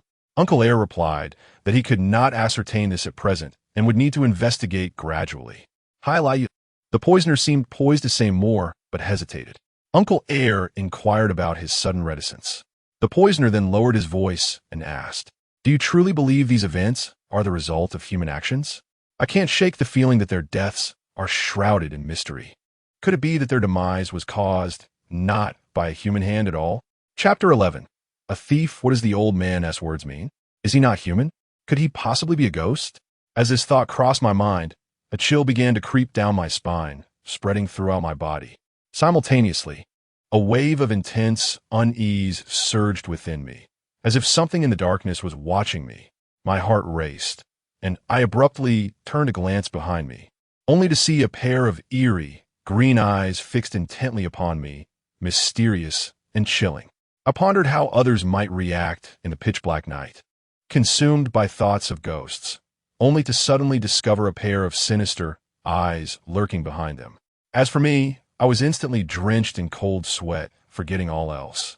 And with a muffled grunt, I flung open the door to the old man's house and rushed inside, plunging into the room. The old man and my second uncle were seated at an octagonal table, staring at me in bewilderment, seemingly taken aback by my sudden intrusion. After a brief moment, They regained their composure, exchanged glances, and the old man rose, regarding me with suspicion. "What brings you here in such a flurry? Were you chased by a dog?" "There is something outside." I pointed behind me, my voice trembling with fear. Both my uncle and the old man turned their gaze toward the door, and then I heard my uncle call out into the night, "A thief!" At his shout, a shadow darted in from outside, leaping onto the octagonal table with remarkable speed. It is a cat, a creature entirely cloaked in sleek black fur, devoid of any stray hairs. Under the light, its coat gleams with a lustrous sheen, reminiscent of the finest silk. Its tail, straight and rigid like an iron rod, stands upright, exuding an air of regality akin to that of an emperor on parade. The black cat perches upon the table, its gaze fixed upon me. Our eyes lock for merely a few seconds, yet a shiver courses through the depths of my being. Its eyes burn with an intensity that seems to penetrate my very soul, uncovering all my hidden secrets. In a flurry of panic, I attempt to divert my gaze, but it is as though I'm ensnared by an invisible spell, unable to look away.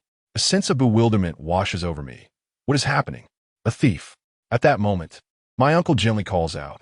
The black cat turns its head towards him, and I seize the opportunity to break free from its entrancing stare.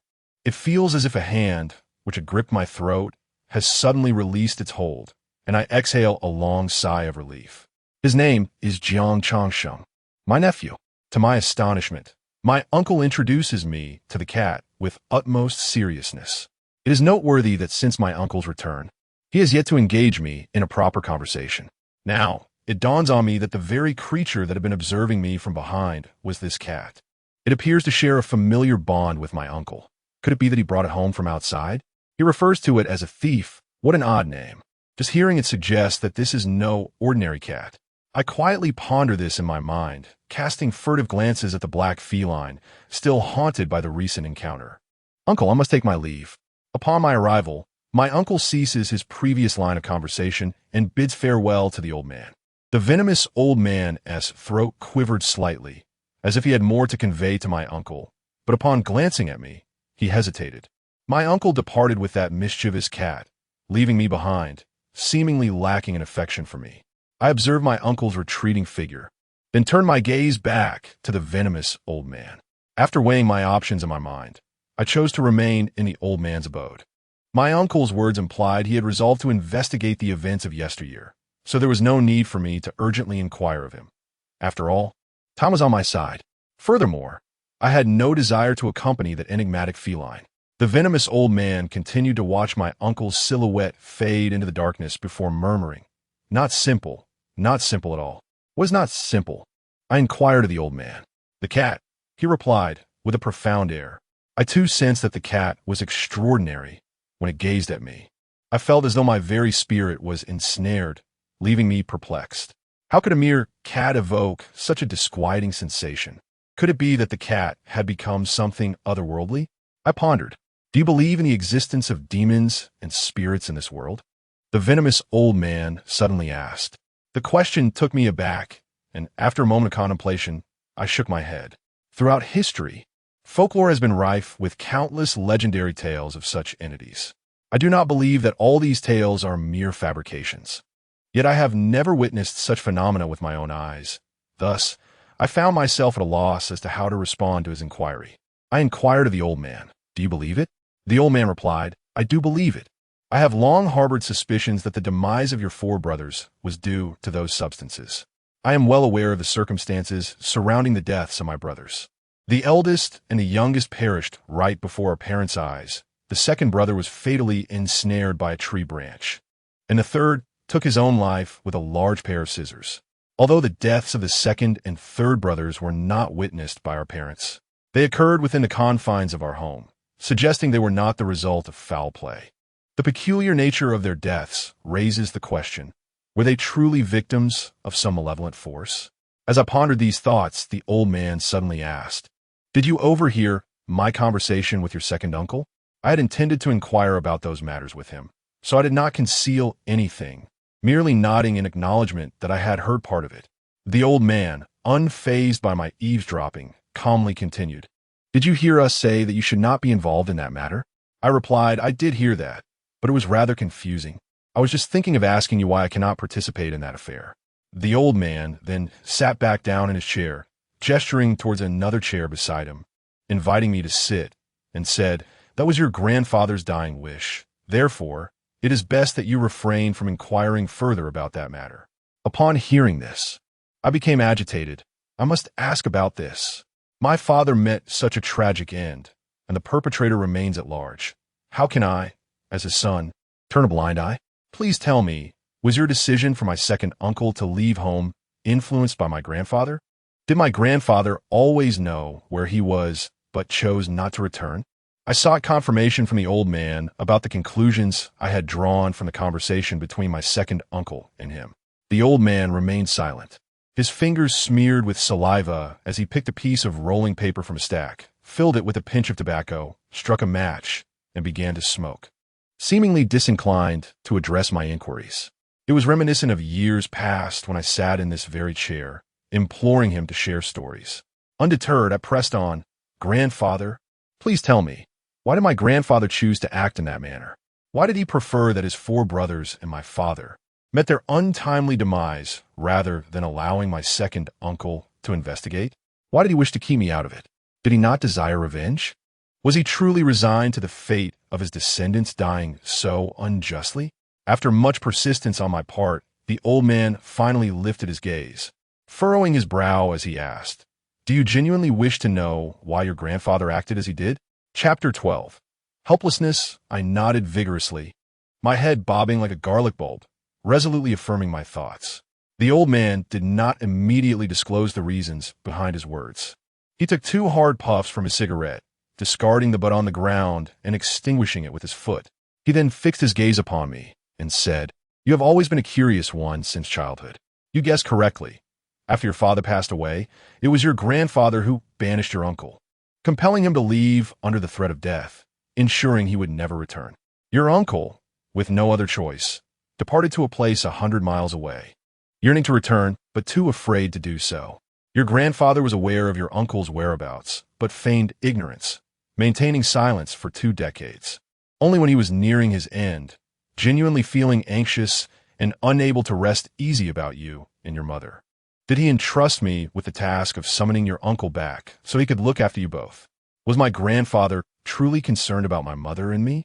Wasn't he the one who called my uncle back to warn him against causing any trouble?" I inquired. The old man shook his head, replying, "Your uncle is a devoted son, obedient to your grandfather's wishes. He left and did not return for 20 years. Had he known of your grandfather's passing, he would have continued to heed his commands and would not have come back. If he never returned, how could he possibly cause any trouble? Thus, your grandfather had no need to go through the trouble of summoning him back just to issue warnings. Your grandfather primarily harbored concerns for you and your mother, and only secondarily feared that your second uncle might act recklessly. He was acutely aware that after his demise, your uncle would be unrestrained in his pursuits, likely to continue investigating the events of the past. Thus, in his final days, your grandfather was profoundly conflicted about whether to summon your uncle back to care for you both. This inner turmoil consumed him for a fortnight, preventing him from peacefully departing. Ultimately, he resolved to have me locate your uncle, yet he persistently urged me to persuade him to relinquish his obsession with the past, cautioning me that I must not allow you to become entangled in those affairs. As I listened intently to the old man recount these events, a sense of perplexity began to take root within me. Your grandfather had expelled your uncle and endured 20 years of estrangement, deliberately preventing him from returning home, with a clear intention of keeping him away from the village. Though the reasons behind your grandfather's actions eluded me, it was evident that he had his motives.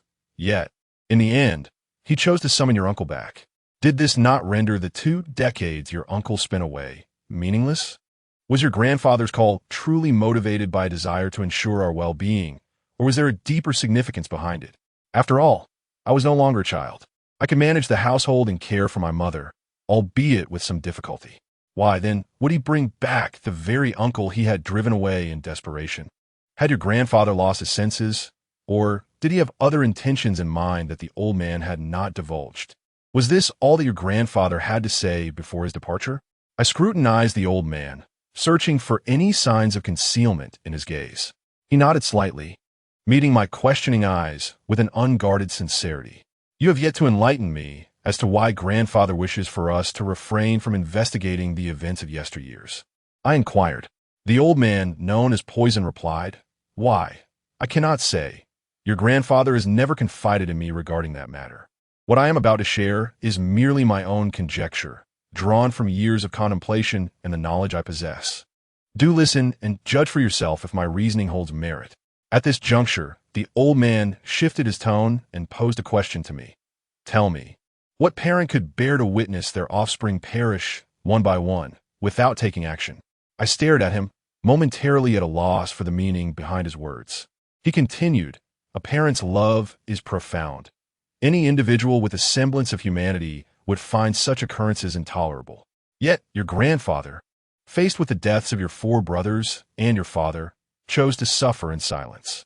The sole reason for his acquiescence is that he feels utterly powerless. With a deep sigh, the old man concluded his thoughts. I furrowed my brow in contemplation. Piecing together his statements, I began to uncover certain clues. Could it be that grandfather knows the identity of the perpetrator? Perhaps that individual is too formidable, or for other reasons, grandfather feels helpless against him. Might he also fear for the safety of my second uncle, who sought to investigate these matters, leading him to urge my uncle to depart? Am I correct in my analysis? I queried the old man, neither affirming nor denying. He responded cryptically, perhaps. I chose not to press further, my mind a whirlwind of thoughts as I reflected on everything I had heard that night. Gradually, I began to untangle the complexities of the situation, increasingly convinced of the validity of the old man's deductions. I have come to understand my grandfather. Although he may appear taciturn, he possesses an indomitable spirit. If he were truly unaware of the perpetrator's identity, his temperament would not allow him to relinquish the pursuit of the truth. The fact that he chose to abandon the investigation suggests that he felt powerless against the assailant. And furthermore, he must tread carefully to prevent further harm to our family. Thus, he drove away my uncle, enduring a lifetime of silence and restraint. The old man, noticing my silence, continued, The strength of a father is inconceivably formidable. When a father is rendered powerless in the face of his child's untimely death, the quest for truth by others is often fruitless. Your grandfather wishes to spare you from becoming entangled in the events of 20 years ago, fearing for your safety. Remember, your family consists solely of you and your uncle now. Though your uncle may be older and resistant to counsel, you must not follow his reckless lead. Care for your mother and lead a peaceful life. That is what your grandfather desires most. As for hatred, clinging to it may very well lead to your own ruin. The old man's words resonated deeply, yet I remained silent, contemplating. Rather than extinguishing my resolve to uncover the truth, a fierce flame of vengeance ignited within me. A voice within my soul cried out, I shall seek retribution. I seek vengeance, not solely for my father and brother, but also for my grandfather. In that moment, an overwhelming ache surged within me. My heart ached for my grandfather more deeply than ever before. It pained me to think of him, fully aware of certain truths, yet powerless to act. What a profound sense of bitterness and despair that must be. Listen, my boy, my grandfather declared. Today I have spoken both what is necessary and what is not. You must understand the reasons behind my words. I wish for you to grasp the gravity of the situation. This is not a matter for a mere youth like you to handle. Henceforth, do not dwell on this any longer. It is getting late. I must rest, and you should return home as well.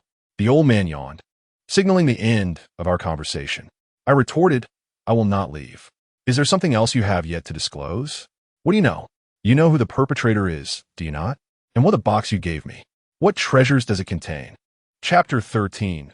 The Black Cat. I have already incinerated that box, as per your grandfather's wishes. As for the contents within, I must refrain from disclosing them, for I promised your grandfather that I would keep them a secret.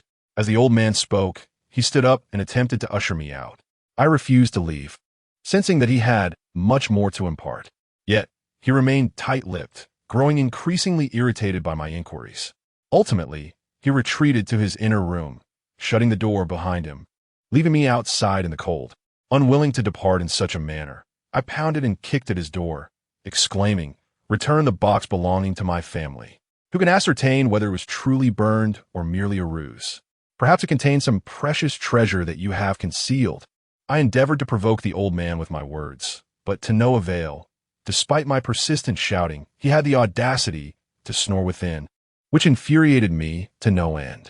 It was evident that this old codger was resolutely ignoring me. After pacing around his abode for what felt like an eternity, I delivered a couple of forceful kicks to his door in frustration before finally turning to leave, making my way home. Having endured this turmoil for almost half the night, it was nearing midnight. A thin mist began to rise, rendering visibility so poor that one could scarcely see their own hand before their face. The village lay in an extraordinary silence, and the sound of my footsteps echoed conspicuously in the stillness of the night. In this tranquil setting, my once tumultuous heart gradually found its calm, and I recalled the old man's ominous words. I suspect that the deaths of your four brothers are somehow linked to those items. I understand that what he spoke of were apparitions, and it seems that only the power of such entities could render one utterly powerless. Consider this. If the perpetrator were merely human, no matter how formidable, they would still be constrained by the law. How could they possibly commit such heinous acts against my family with such impunity? Is it conceivable that there are indeed spirits harboring animosity towards us? But why? I once heard an old sage speak of spirits, asserting that they seldom harm without cause, for all things are bound by the law of cause and effect. A spirit that inflicts harm without justification must pay a heavy price. Mildly, they may descend into the depths of hell, enduring countless torments before being reborn as a beast, only to suffer the cyclic agony of reincarnation. Severely, they may forfeit their right to reincarnate, cast into the abyss of the underworld. In that place where the chilling winds howl and the black mists swirl, eternally denied rebirth, until they ultimately dissipate into nothingness. Thus, should a spirit harm a person, the cost they incur is immense. Therefore, unless driven by vengeful spirits or extraordinary circumstances, they would not dare to inflict harm. If the deaths of my four brothers were indeed caused by a malevolent spirit, what enmity could exist between it and my family? I cannot fathom the depth of hatred that could compel a spirit to wreak such havoc. Yet, the mere thought that we might have offended a ghost sends a chill through me, and I find myself glancing nervously into the shadows, fearful of a grotesque specter emerging from the darkness to claim my life. The notion of spirits in the dead of night is utterly harrowing. I was nearly paralyzed with fear and ultimately succumbed to panic, fleeing home in haste. Fortunately, the journey was not long. I stumbled my way home in no time. As I pushed the door open, just as I was about to exhale in relief, I was suddenly met with a pair of eerie green eyes. My heart tightened in an instant as I recalled that it belonged to my uncle's mischievous cat. I switched on the light and beheld the wretched creature perched atop our dining table, gazing at me with an air of indifference, akin to that of a seasoned elder. Its tail, resembling a charred stick, lazily swept across the rim of my water bowl, either intentionally or absent-mindedly. I harbored a strong discontent towards this thieving feline, yet the memory of its cunning nature restrained me from locking eyes with it. Instead, my gaze fell upon its body, and to my astonishment, I noticed that beneath its pitch-black fur, a faint crimson hue shimmered in the light. I was utterly taken aback. Indeed, the cat my uncle had brought home was no ordinary feline, but a mystical creature of the night. A person's upbringing profoundly shapes their character. From a young age, the old man, with his sinister tales, instilled in me a deep curiosity and a penchant for the supernatural, fostering my desire for thrills and mysteries. I found myself incessantly begging him for stories. However, as time passed, even the old man's vast repertoire of narratives could no longer satiate my yearning for the arcane. Thus, upon entering middle school, I began to intermittently acquire and borrow books. From my middle school years through high school, I devoured nearly 800 spine-chilling and terrifying stories, alongside volumes rich in folklore and mystique. Consequently, I garnered a modicum of knowledge regarding the paranormal. It was through an ancient text, cherished by a classmate's grandfather, that I first learned of the Chien cat. The book elucidated that the black cat with red hues is termed Chien, with red indicating the color itself. Thus, A cat that is black with a touch of red is referred to as a xian cat, also known as a spiritual cat. It is said to possess supernatural abilities, capable of warding off evil spirits and even communicating with ghosts. Remarkably, the xian cat is believed to traverse the underworld. The Yuyang Zazu also records that having a xian cat, especially when placed to the south, ensures prosperity for descendants. This implies that keeping a xian cat at the entrance, typically aligned towards the south, would bestow peace and success upon the household and its lineage. Consequently, in ancient affluent families, it was customary to nurture black cats. However, not all cats with black and red fur can be classified as xian cats. A true xian cat must possess 3 additional characteristics. First, its eyes will transition from yellow to green at night, becoming increasingly green as darkness deepens, only returning to their normal appearance after the crowing of the rooster at dawn. It is said that this transformation occurs as the xian cat seeks out spirits, gazing upon things invisible to the ordinary eye. Second, it has a robust tail and double ears. The tail is thick and blunt, while the ears feature an additional small outline, which enables the cat to hear the whispers of the supernatural and communicate with them. Third, a xian cat never hunts mice, as it finds them beneath its dignity. The eyes of a thieving cat are green, a sight I have witnessed with my own eyes. Its tail is as stout as a firewood stick, uniformly thick from base to tip. As for whether its ears are indeed double, I dared not intrude to investigate closely, hence I cannot confirm this detail. Nonetheless, I am convinced that a thieving cat would never deign to pursue a mouse, for it exudes an air of haughty superiority. This aura renders even someone like me, who usually feels above many creatures, to feel diminutive in its presence. I can only imagine that if a mouse were to encounter a thieving cat, it would likely succumb to fear and lose control, without the need for any chase. This profound sense of insignificance fills me with certainty that the thieving cat is extraordinary, most likely a spirit-communing xian cat. Did my uncle bring the xian cat back with him, perhaps foreseeing matters concerning my 4 brothers? It seems not to be a mere coincidence, but rather a connection to something sinister and spectral, prompting the arrival of this cat as a form of support. Just as I pondered this, the door to my uncle's room creaked open unexpectedly. My uncle emerged from the house and walked directly in front of me, extending a bank card into my hand. He said, "This contains my savings from the past 20 years. It will suffice for you to establish yourself elsewhere. Tomorrow morning, take your mother and depart far away, and do not return." Chapter 14. The exorbitant search for a corpse. I understood that this was what my second uncle referred to as providing for me. In his view, bestowing upon me a considerable sum of money to enable my departure from this remote and impoverished village and pursue a life elsewhere was the epitome of care. However, I had no desire for wealth, having seldom spent much throughout my life. My yearning for monetary gain paled in comparison to my fervent desire to uncover the truth behind the deaths of my 4 brothers and to identify the perpetrator responsible for my father's demise.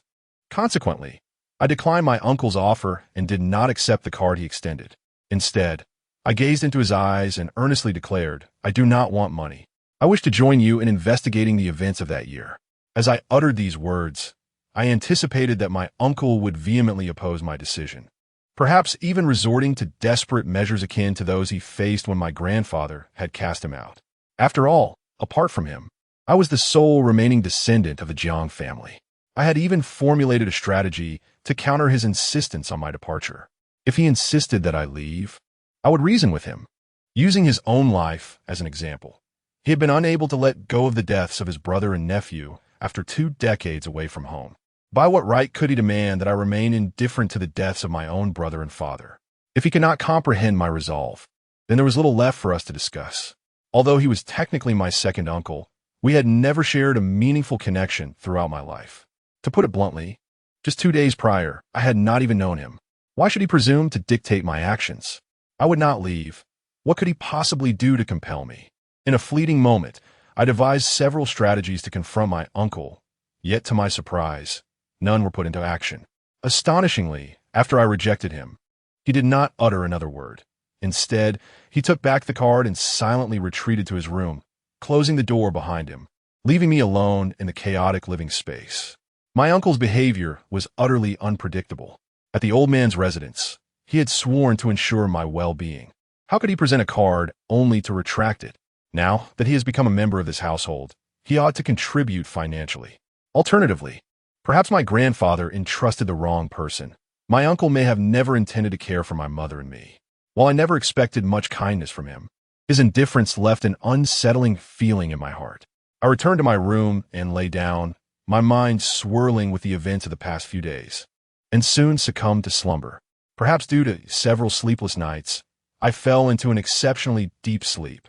I do not know how long I slept, but I was awakened by a cacophony of sounds. Upon opening my eyes, I was greeted by a flood of sunlight. It was evidently late. The noise seemed to emanate from outside our front door. I hastily threw on my shoes and rushed outside, my heart racing with concern. Had my mother once again ventured out and caused a commotion, prompting the villagers to come knocking? Upon reaching the entrance, I found a crowd of dozens gathered in front of our home. Men, women, and children alike, all chattering away. My uncle stood among them.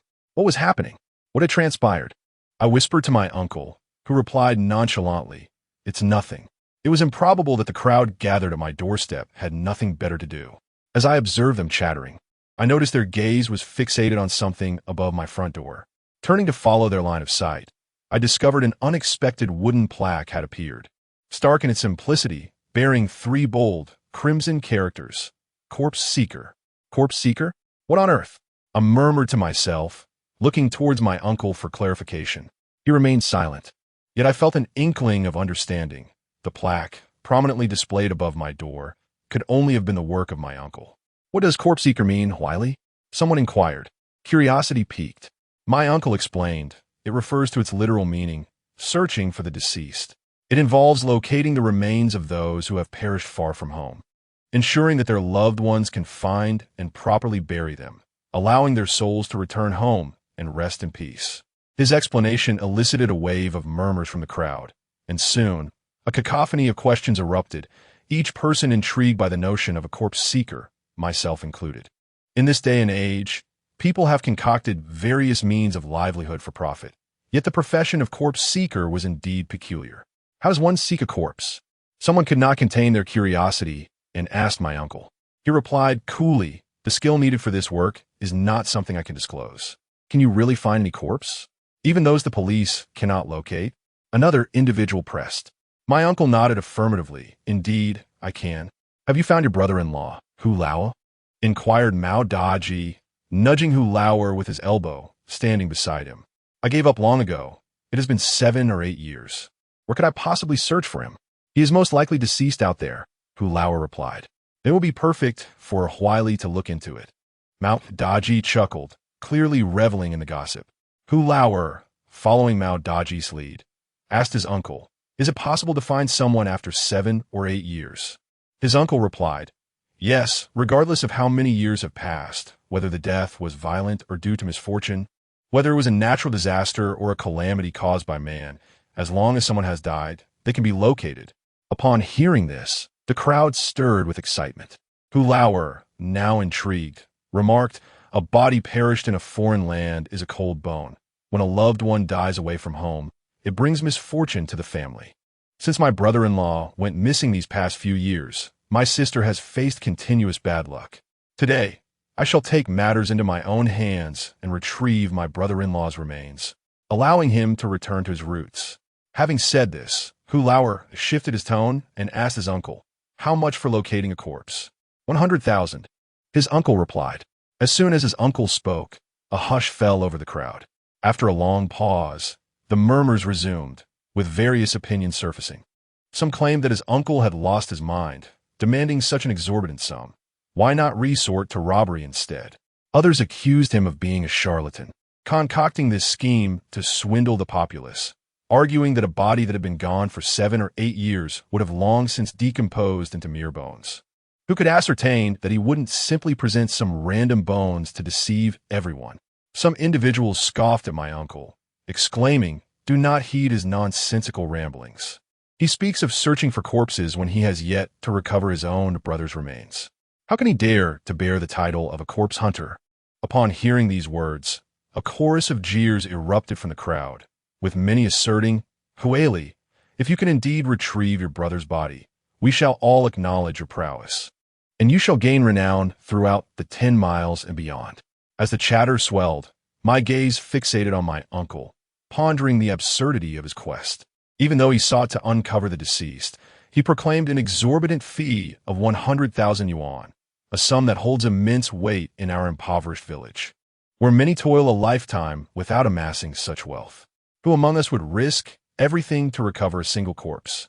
My uncle, well aware of the village's economic plight, nevertheless declared such a lofty price, rendering any negotiation futile. What purpose does his title serve, if not to invite ridicule? The community's sentiments echoed my own. My father's remains have remained unfound for 2 decades, yet my uncle audaciously claims there is no corpse he cannot locate. Is this not a blatant contradiction? Chapter 15. The soul-binding slash. I felt a twinge of embarrassment for my uncle. It seemed he had boasted beyond reason. The onlookers were clearly entertained, their eyes glinting with anticipation for my uncle's potential downfall. In apparent defeat, he turned and retreated to his home, entering his room without uttering a word. With my uncle gone, the villagers remained unsatisfied, encircling me with eager inquiries. When had my uncle returned? Where had he been all these years? Had he perhaps encountered some shocking experience that had affected his mind?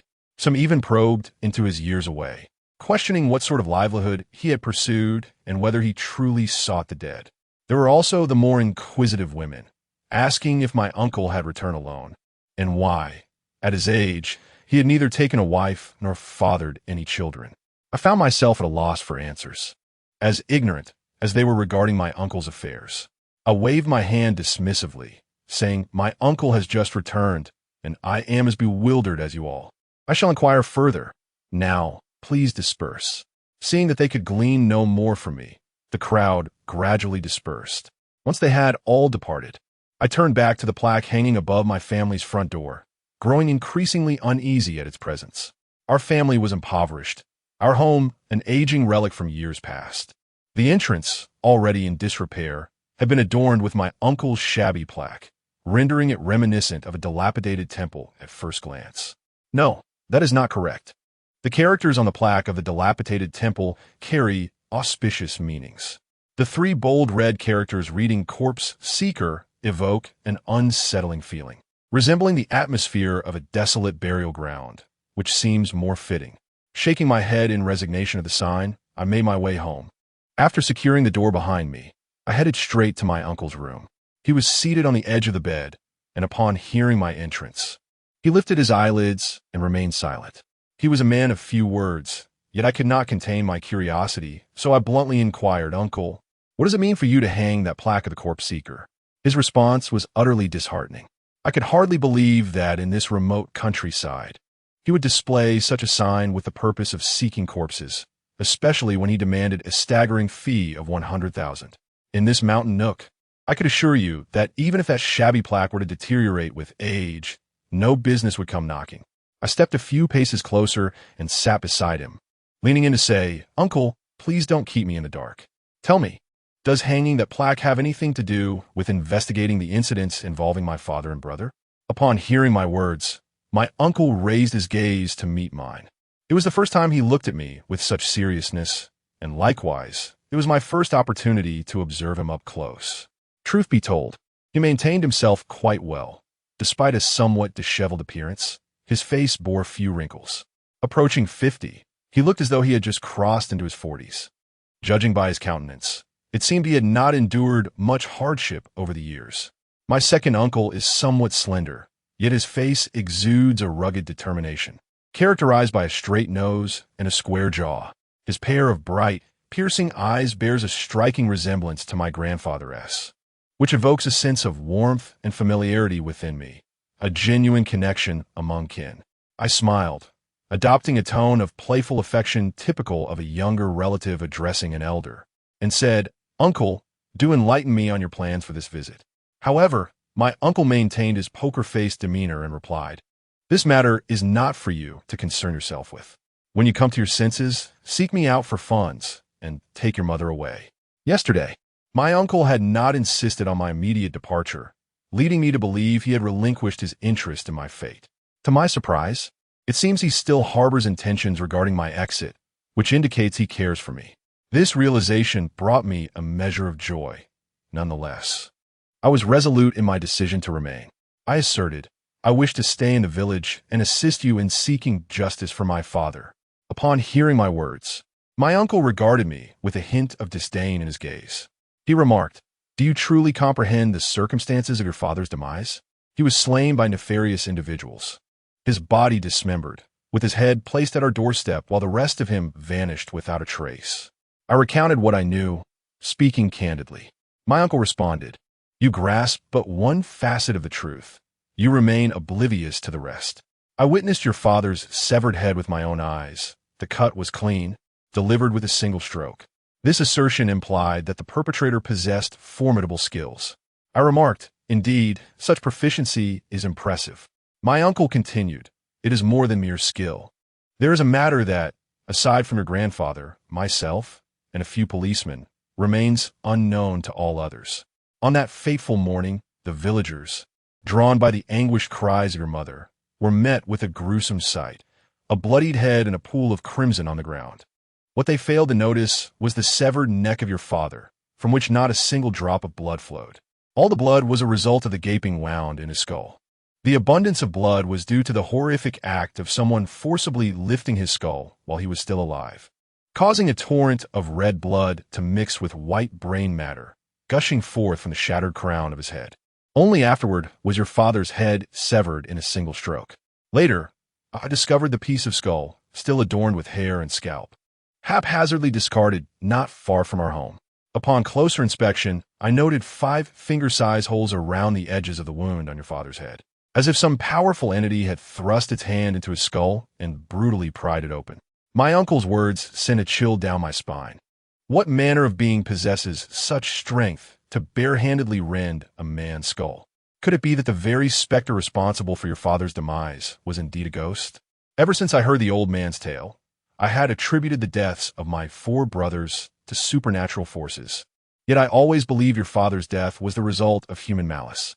However, as my uncle spoke, it seemed that no mere mortal possessed the strength to have slain your father. After all, in the realm of reality, there are no martial arts masters as depicted in novels. My uncle remarked, "It could be a ghost, but it is far more likely to be a human. Remember this. In this world, the human heart is ever more terrifying than any specter." As my second uncle uttered those words, his gaze fixated upon me, imbued with a profound significance. At that moment, I found myself unable to grasp their meaning. In my heart, the enigmatic specters were eternally more terrifying than mere mortals. It was not until many years later, as I traversed the path my uncle had once taken, encountering myriad experiences, that I truly comprehended the essence of his words. I came to realize that the supernatural is governed by the principles of causality, whereas humanity often resorts to unscrupulous means for selfish desires. My uncle continued, "The murderer of your father possesses not only formidable strength, but also astonishing speed. Your father met his end right at our doorstep, so close that neither I, nor your grandfather, nor even your mother heard the slightest sound. This indicates that his speed was so extraordinary that your father could not even emit a scream before his life was claimed. Even more astonishing is the fact that the assailant has mastered the long-lost and malevolent art of sealing souls, the soul-severing technique." Chapter 16. The soul sealed within soul, sealing slash? I echoed that unfamiliar term, inquiring of my second uncle. Could it be that the decapitation of my father, executed without a single drop of blood spilling from his neck, was accomplished through the soul sealing slash? My uncle nodded in affirmation. "Why do you consider the soul sealing slash to be a sinister and malevolent art?" I questioned him. To my mind, the method employed in my father's murder was indeed excessively cruel, yet he was already deceased. How could this be associated with sorcery? My uncle replied, "You do not understand." At this juncture, he fixed his gaze upon me and, shifting the topic, asked, "Changsheng, do you believe in the existence of the soul?" Taken aback, I quickly nodded in response. I did not utter this merely to placate my uncle. I genuinely believed in the existence of the soul, as a personal experience during my senior year in high school compelled me to accept this truth. The incident transpired concerning my classmate, Fatty, during the second semester of our sophomore year. We resided at the school, and on sleepless nights, we would stealthily scale the walls to venture out for internet access. Naturally, the administration enforced strict regulations, but nothing could quell the ambition of a group of adolescent boys eager to escape. On that particular evening, several classmates residing in the same dormitory conspired to go online, only to discover, upon attempting to sneak out, that a teacher was stationed by the low wall they frequently climbed. Aside from that low wall, all other barriers on the campus stood nearly 3 meters high. After deliberation, the group resolved to scale the wall. They sought a location where trees were present both inside and outside the wall, using the tree support to aid their ascent.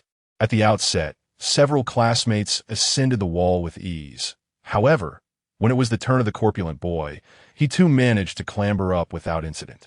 Yet, as he attempted to descend onto the tree outside, an unforeseen mishap occurred. The tree, rather slender, had managed to bear the weight of the preceding classmates. But when a hefty lad, weighing over 180 pounds, made his descent, a resounding crack echoed through the air. The tree gave way, and the unfortunate boy plummeted headfirst, his skull colliding with a jagged rock below. He immediately lost consciousness, and when his peers rushed to his side, blood streamed from his head like a cascading river. Alarmed, they promptly notified the teachers, who arranged for an ambulance to transport him to the hospital. It was late at night, and our school was quite distant from the medical facility. By the time the ambulance delivered the boy to the hospital, his complexion had turned as pale as paper. The doctors, upon examination, expressed grave concerns regarding his condition. Fortunately, the boy's father had influential connections and enlisted several specialists. After a night of intense interventions, including blood transfusions and resuscitation efforts, they miraculously pulled him back from the brink of death. As the class monitor, I accompanied several teachers to the hospital, witnessing firsthand the moment the boy regained consciousness. Upon awakening, his first words were directed toward the doctors who had worked tirelessly to save him. He expressed profound gratitude, stating, "Thank you for rescuing me. I watched you from the ceiling for several hours. Without your efforts, I would have surely perished."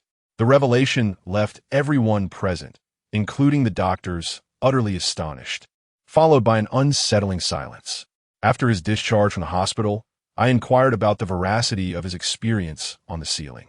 The stout man swore by his ancestors, declaring with utmost certainty that if there were a single falsehood in his words, he would perish once more. It was after that incident that I began to believe in the existence of the soul. My uncle nodded, stating that humans possess 3 souls and 7 spirits. After death, the soul enters a state of the intermediary body for 7 days. Post this period, a normal deceased individual would descend to the underworld, transforming into what we refer to as a ghost. In the realm of the dead, they would receive corresponding rewards or punishments based on their earthly virtues, before ultimately re-entering the cycle of reincarnation. However, those who fall victim to the soul sealing / find their souls eternally confined within their bodies, never to attain rebirth. At this juncture, my uncle clenched his fist and expressed with bitterness that while the dead may still cycle through reincarnation, the loss of one's soul signifies a complete obliteration of existence. Thus, the soul sealing / is a malevolent and insidious art. I inquired, surely, there must be a reason for such malevolence? Why would the perpetrator resort to such a sinister technique to take my father's life? My uncle replied, "I cannot ascertain the motives behind the perpetrator's actions. It is plausible that our family inadvertently offended someone, or perhaps someone is employing the soul sealing / to harvest souls for their own gain." Harvesting souls? I questioned. Is it not said that those slain by the soul sealing / have their souls sealed within their bodies? I murmured to myself, then drew a sharp breath, gazing at my second uncle. My father's body has yet to be recovered. Could it be?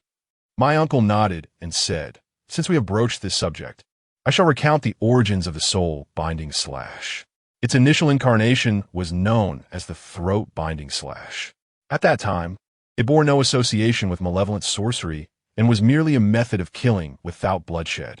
The practitioner of the throat-binding slash would first wield a sharp blade, meticulously honing its edge before the act. They would then heat the blade until it glowed red in the fierce flames, and with remarkable speed, sever the victim's head while the blade was still hot. The intense heat of the glowing blade would instantaneously seal the blood, preventing it from spilling forth. Hence the name throat-binding slash. This technique was originally employed by royal executioners and only began to evolve during the later Qin dynasty. At that time, Emperor Yao Chong assassinated his sovereign, the former Qin Emperor Fu Jian, and ascended to the throne. Ever since taking power, he has not known a moment's peace. The act of killing Fu Jian became a haunting burden, gnawing at his psyche. Night after night, he was tormented by nightmares of Fu Jian seeking revenge, leaving him in a state of constant dread.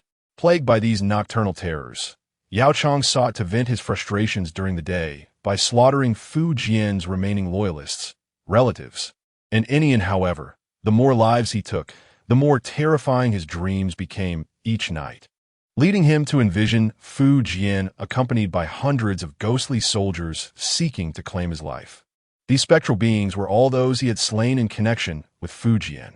Unable to bear this torment, Yao Chong searched far and wide for a sage, promising that whoever could rid him of these phantoms would be rewarded with high office and ample riches. At that time, a renowned sorcerer offered his services, asserting he could banish Yao Chang's nightmares. The sorcerer spoke no falsehood. After performing a ritual, Yao Chong finally enjoyed a peaceful slumber. Upon awakening, he was overjoyed and generously rewarded the sorcerer. In return, the sorcerer presented Yao Chong with a large, exquisitely crafted blade, its surface etched with intricate runes.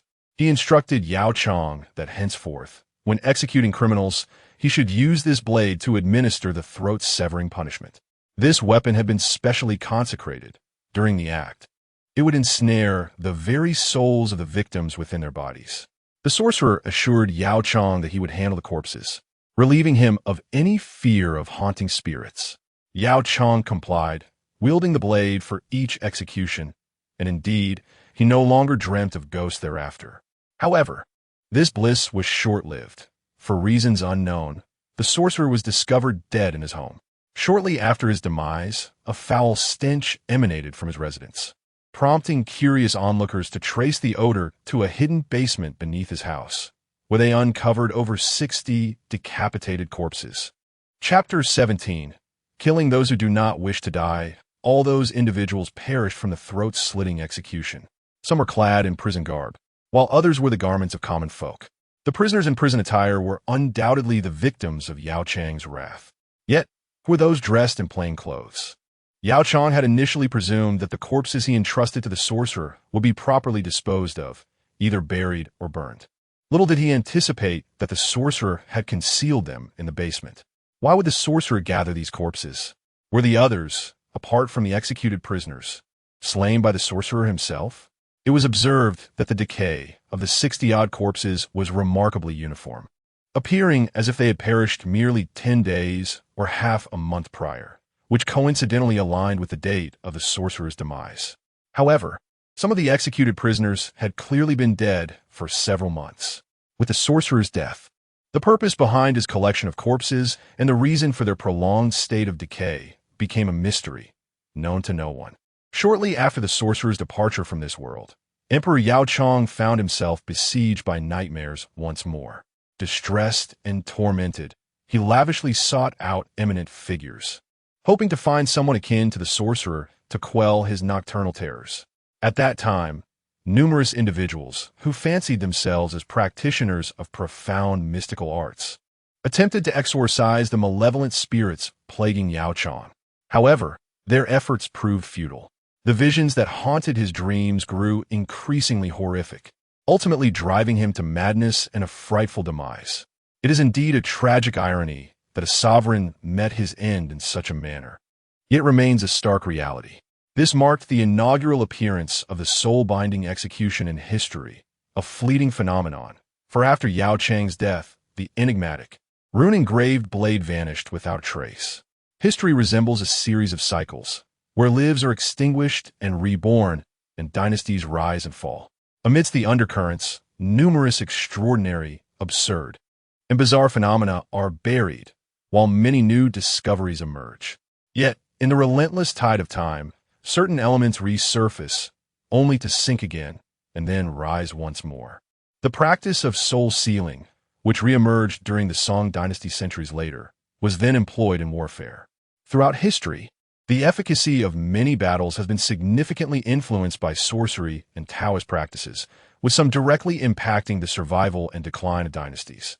For instance, over a century ago, during the siege of Chuzhou in Anhui by Zhang Xinzhong, a malevolent sorcery was proposed, resulting in the beheading of numerous women, who were then buried naked with their lower bodies exposed towards the city. This led to the enemy's cannons either bursting or failing to fire, culminating in their defeat. Additionally, during the Sino-Vietnamese War in the 1980s, Vietnamese sorcerers clashed with Chinese Taoist practitioners, leading to bizarre occurrences on the battlefield that left many soldiers traumatized. At that time, a formidable ghostly battalion opposed the Song army, said to have been aided by a celestial master who summoned spectral soldiers from the underworld. This battalion, commanded by a general long deceased, comprised 3,000 spectral soldiers clad in ancient burial attire, bearing archaic military flags resembling soul-calling banners.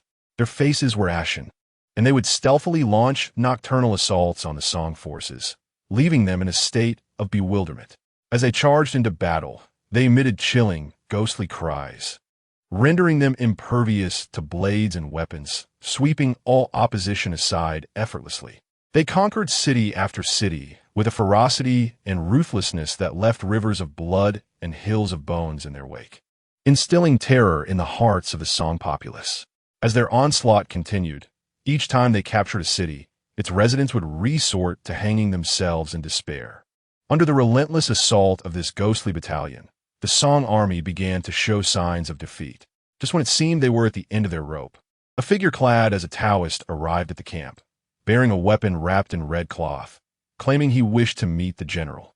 In times of national peril, many reclusive masters emerged to lend their strength to the country, and this was well known among the soldiers, which made the general not too hard to see. Upon meeting the general, the Taoist's first words were, "I can turn the tide of this situation." The general, seeing the Taoist's ethereal demeanor and hearing his bold claim, felt a surge of hope.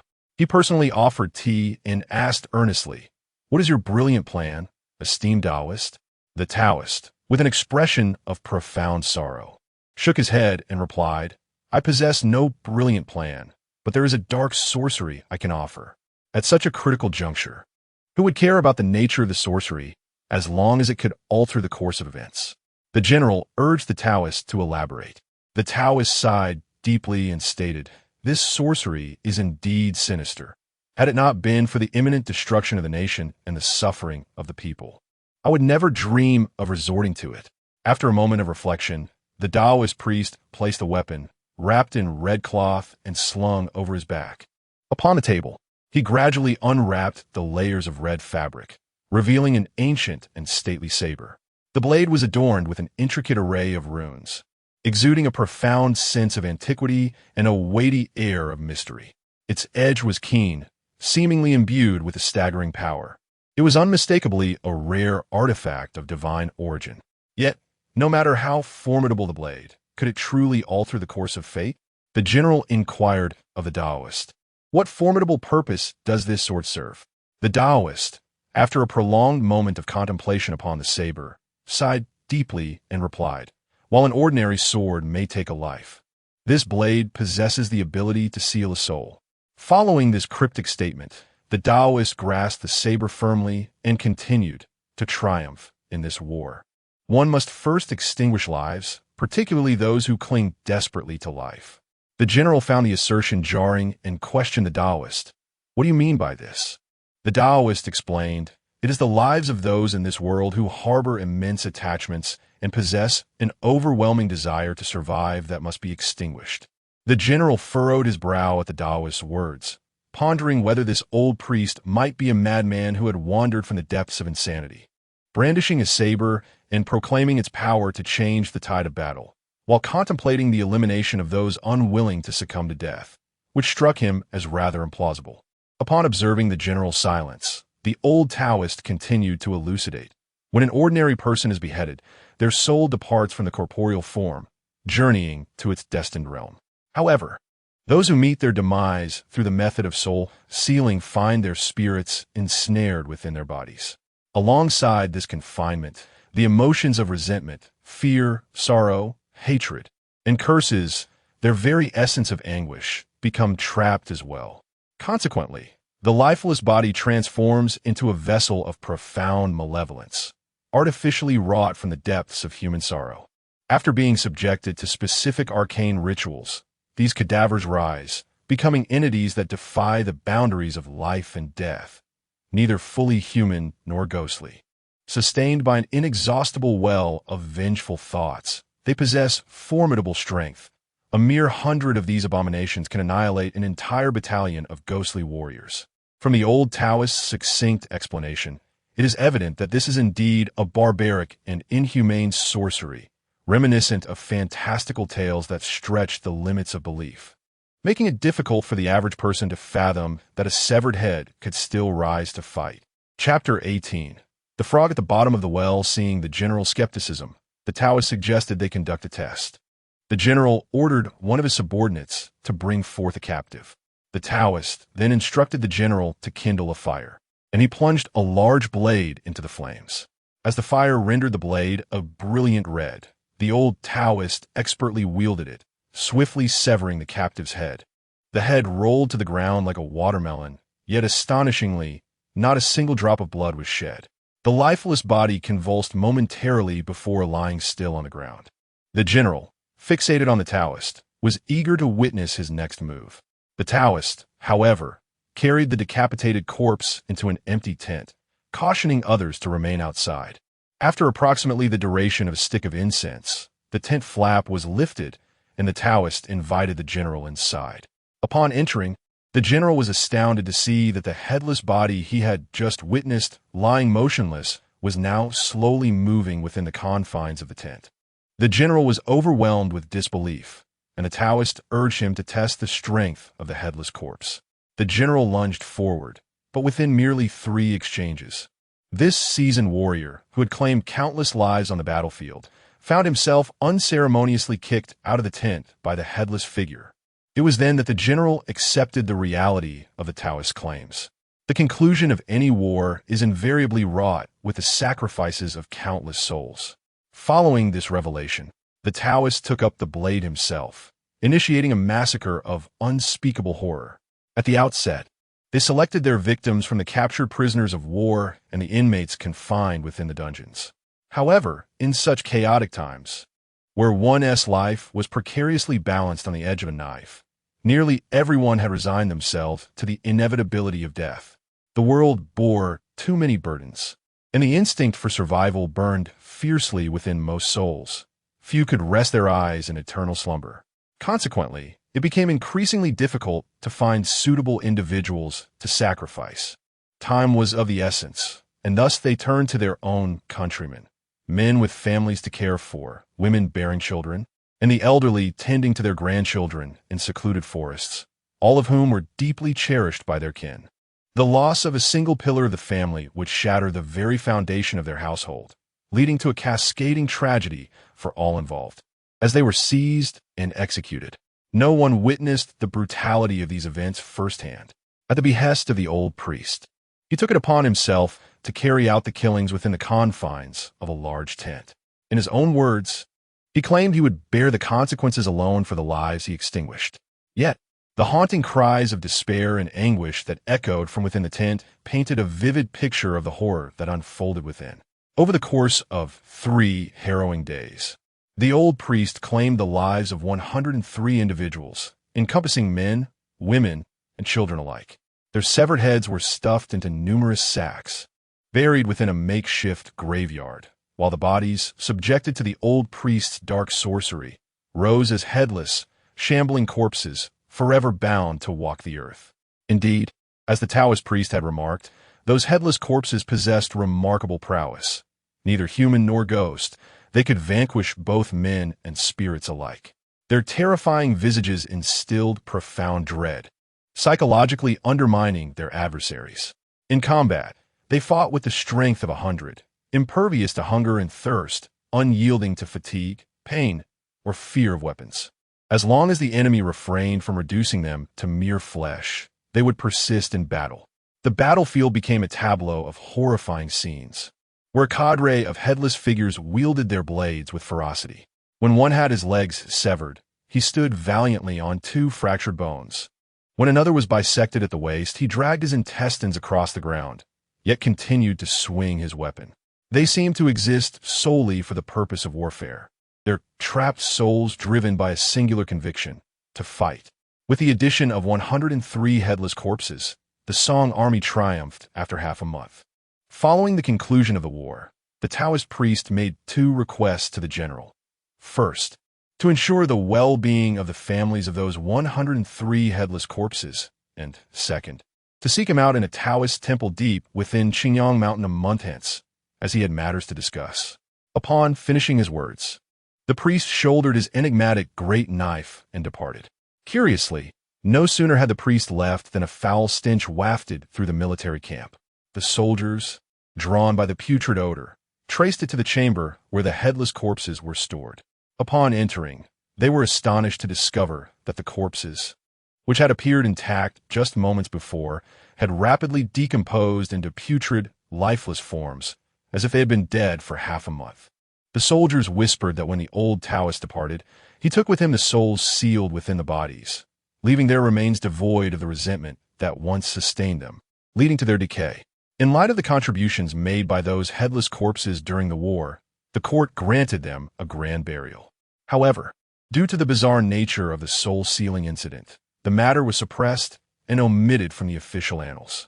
A month later, the general, adhering to the old Taoist instructions, journeyed to Qingyang Mountain, where he discovered a dilapidated Taoist temple.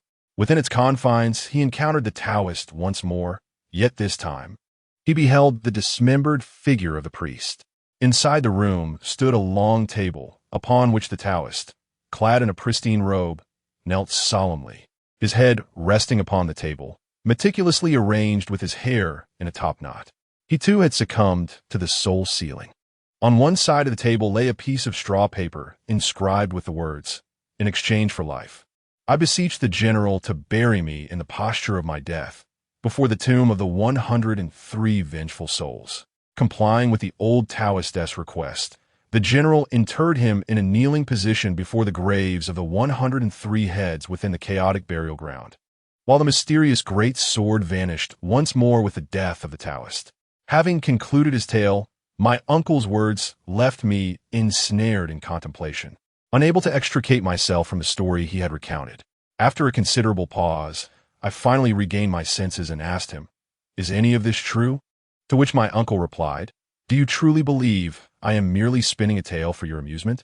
Incredibly, a headless body can still move, walk, and even engage in battle. This is truly astonishing." I found myself repeating this thought like a parrot, envisioning a headless corpse wielding a knife, fighting valiantly on the battlefield. The more I contemplated this image, the more absurd it seemed, prompting me to ask my second uncle once again, "Who did you hear this from?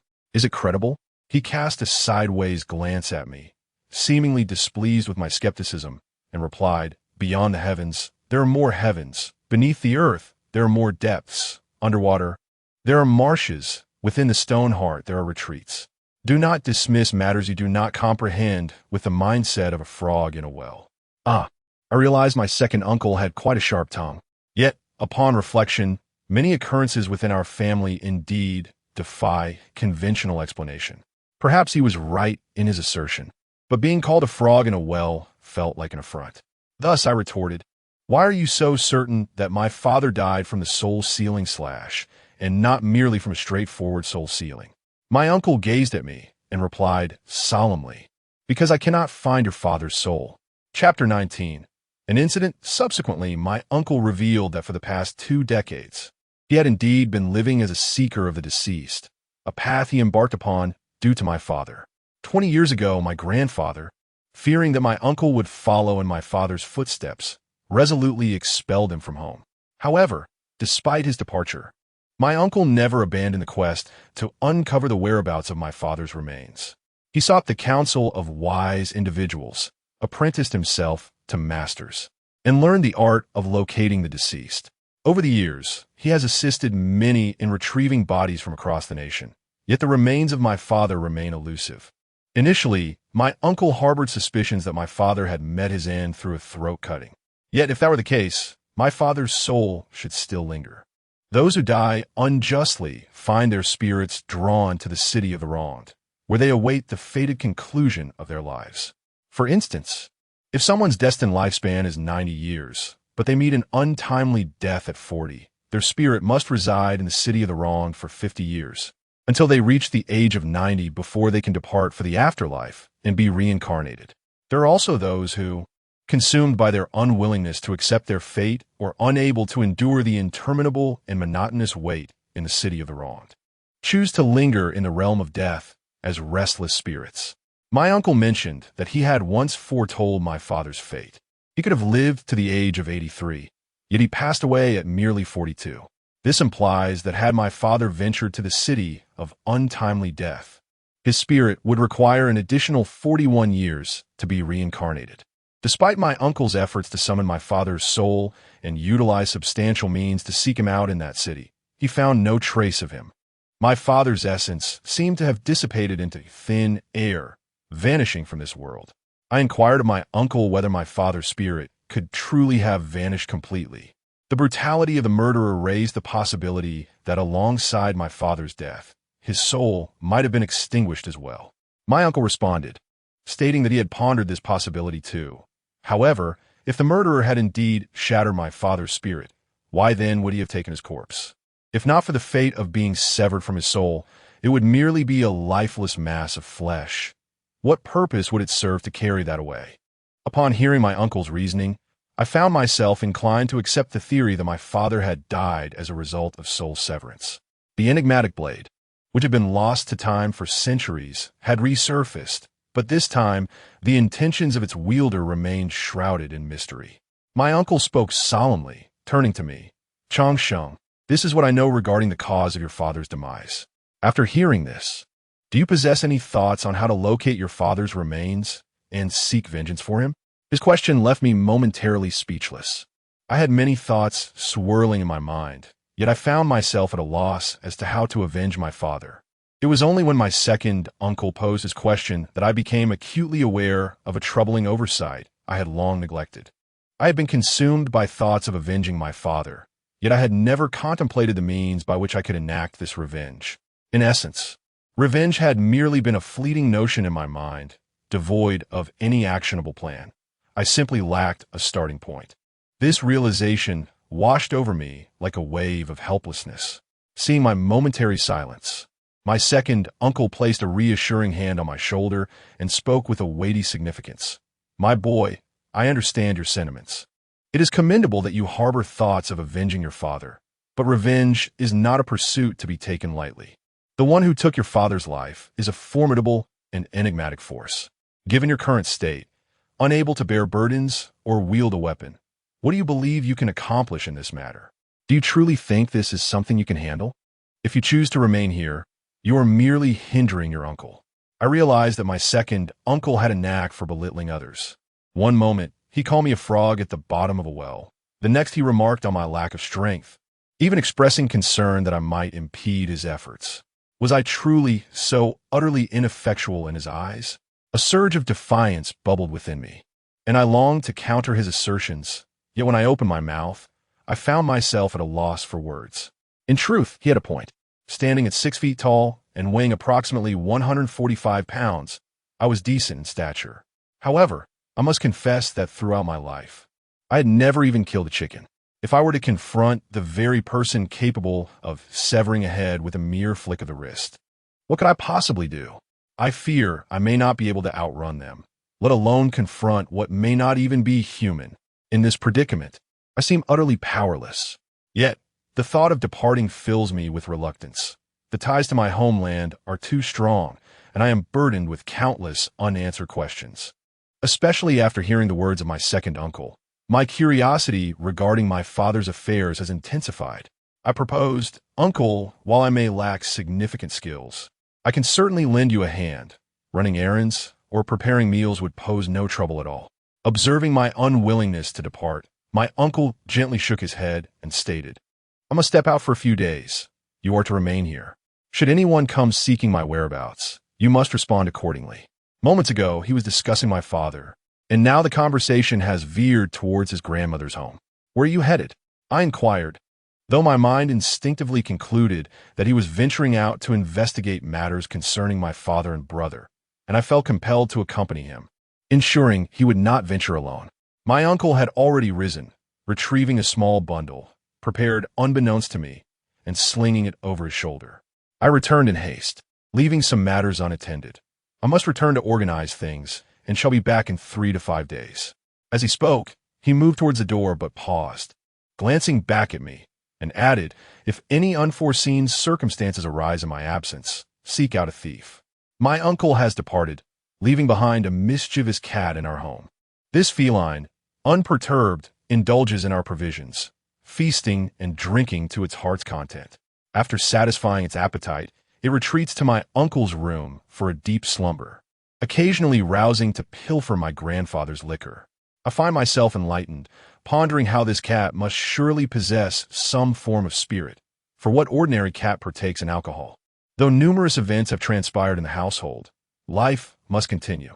With my uncle's absence, I busied myself with laundry, cooking, caring for my mother, toiling in the fields, and tending to sheep in the mountains.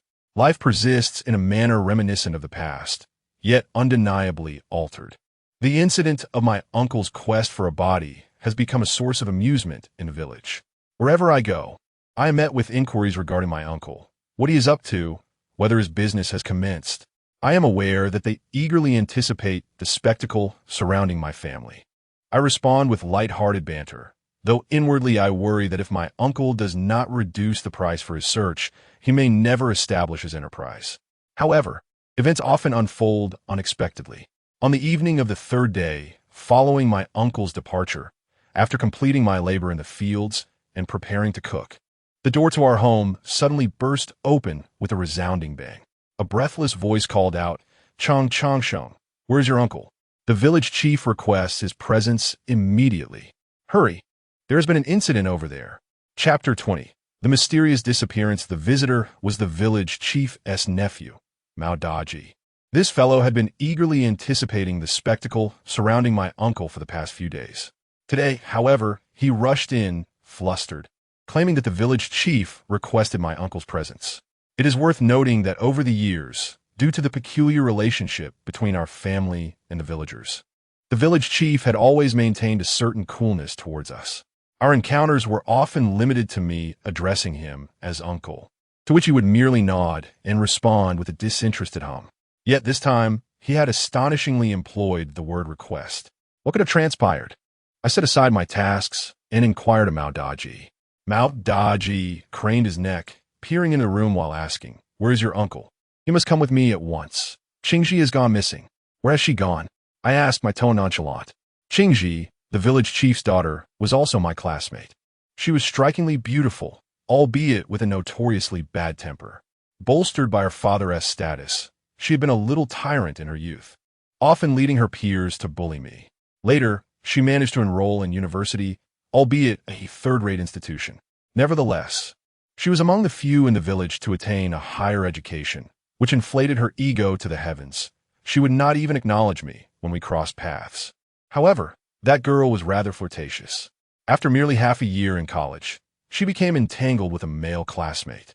Upon learning of this, her father promptly withdrew her from school, bringing her back home. Rumors circulated throughout the village, suggesting that the true reason for her return was that she had become pregnant after indulging in forbidden fruit with her boyfriend, leading to her expulsion from the institution. However, I cannot ascertain the veracity of the pregnancy.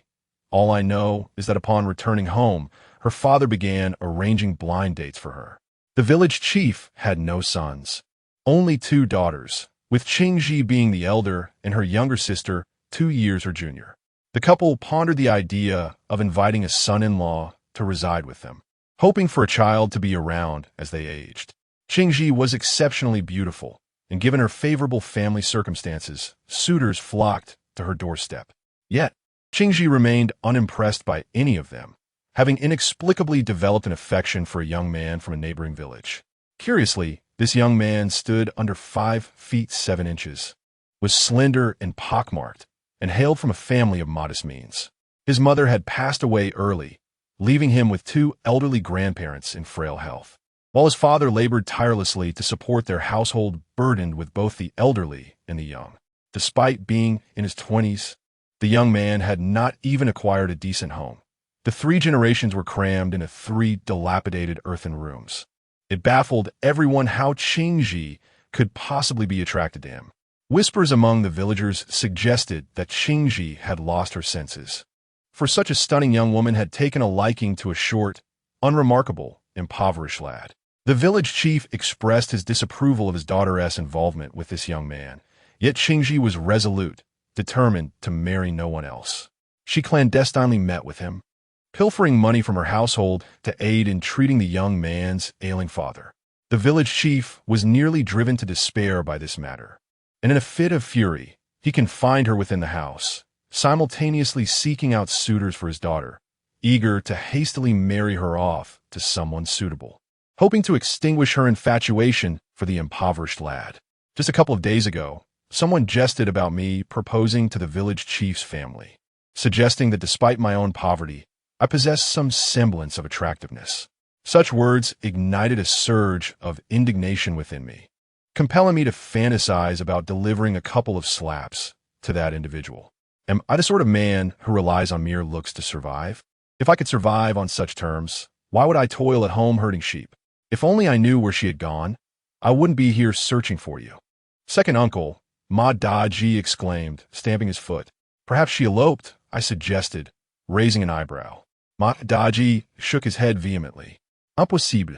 That wretched lad from the neighboring village. My uncle has dispatched men to keep watch. If he dares to set foot in our village, we shall break 3 of his legs. Furthermore, Qingji has been securely locked away, with no chance of escape. The back window has been nailed shut, and there are no secret passages. My uncles are vigilant, guarding the house day and night. Yet, in such circumstances, Qingji has mysteriously vanished. This is a case of disappearance from a sealed room, I murmured, pondering how she could have left given the tightly secured doors and windows, along with the watchful eyes. While I contemplated this perplexing situation, Ma Daji could not contain his impatience and dashed inside, scouring every corner before emerging with a question. Where has your second uncle gone? At that moment, I surmised the reason behind Ma Daji's search for my second uncle. I replied, my second uncle is skilled in locating bodies, not in finding people. There is little use in searching for him. Ma Daji, however, remarked, Qingji may no longer exist. His words astonished me, prompting an immediate inquiry. Why do you say that? Ma Daji explained that, concurrently with the disappearance of Qingji, they had discovered bloodstains in her room. In light of her vanishing, the situation appeared exceedingly bizarre. She may have encountered some misfortune. Nevertheless, he asserted that we must not surrender until we ascertain the truth. Your second uncle will search for both the body and the person, and my uncle wishes to enlist his assistance. I replied, what unfortunate timing. My second uncle is away on a journey and likely will not return anytime soon. It truly is a critical moment when things fall apart. Upon hearing my words, Ma Daji muttered under his breath and turned to run back. Just as he reached the doorway, I heard a series of gruff sounds emanating from behind me. It was the thieving cat, which had inexplicably emerged from my second uncle's quarters and was now observing Ma Daji's retreating figure. Upon seeing the cat, I suddenly recalled the words my second uncle had left behind before his departure. He had instructed me that if anyone came seeking him regarding a body, I must certainly comply. With Qingji's mysterious disappearance leaving us in the dark, did Ma Daji's visit to solicit my uncle's help constitute a search for a body or a person? As I pondered this, I called out to Ma Daji's back. He turned around, looking utterly perplexed. I propose, how about this? I will accompany you. My uncle may return shortly. You? What could you possibly do? Ma Daji regarded me with a look of disdain. I cast a glance at the thieving cat, which was now poised at the doorway, seemingly eager to spring into action. I turned to Mao Daji and remarked, "Some things are inherited. What my uncle knows, I too possess a modicum of understanding." Mao Daji scrutinized me with a look of skepticism, his gaze appraising me up and down. Unable to ascertain the veracity of my claims, he finally said, "Let us proceed." I secured the door and, accompanied by the thieving cat and Mao Daji, made my way to the village chief's residence. Upon entering the threshold of the chief's abode, I was met with the sound of muffled sobs emanating from within, none other than the voice of the chief's wife. As she wept, she intermittently lamented. I should not have held her back. I ought to have let her go sooner. At least there would have been someone by her side. Now, I fear the words of that gentleman from years past have come to fruition. Such coincidences are hardly credible, interjected another voice. That gentleman from years ago, in my opinion, was nothing more than charlatan. If you ask me, the incident involving Qingji is, more often than not, linked to Jiang Huaili. Chapter 21. The prophecy of death. Upon hearing that voice mention my uncle and lay the blame at his feet, my heart sank, and I abruptly halted in the courtyard. From the tone of the speaker, I discerned it was Mao Yuanshan, the brother of the village chief's grandfather. This man's son was the boy who tragically drowned shortly after my birth, an only child, the apple of Mao Yuanshan's eye. Following the boy's untimely demise, Mao Yuanshan was so heartbroken that he nearly followed him into the river. After regaining his composure, he and his wife went on to have 3 daughters. After my father's death, whispers circulated in the village, suggesting that Mao Yuanshan had orchestrated it. Fueled by a suspicion that my uncle's involvement in his son's death was a possibility. Fearing my uncle's abilities and unwilling to provoke him, he allegedly resorted to eliminating my father to quell his resentment. I remain uncertain of the veracity of such rumors. Yet it is evident that Mao Yuanshan harbors deep animosity towards me. His gaze upon me is consistently unfriendly, almost predatory. In my childhood, I held a profound fear of him, often feeling as though he might suddenly charge at me, seize me, and hoist me high above his head only to cast me down upon the ground. Upon growing up, after hearing about his son's connection to my father, my emotions became exceedingly intricate upon encountering him again. I felt fear, guilt, and animosity. Fear stemming from the psychological shadows he had cast upon me. Guilt arising from the possibility that his son's demise might be linked to me, and animosity directed towards him, as he might very well be the perpetrator behind my father's murder. This convoluted emotional state left me uncertain on how to confront him, leading me to avoid him altogether. The thought of crossing paths with him today filled me with trepidation, especially as he harbored suspicions regarding my uncle's involvement in the disappearance of Qingji. Such insinuations seemed ominous.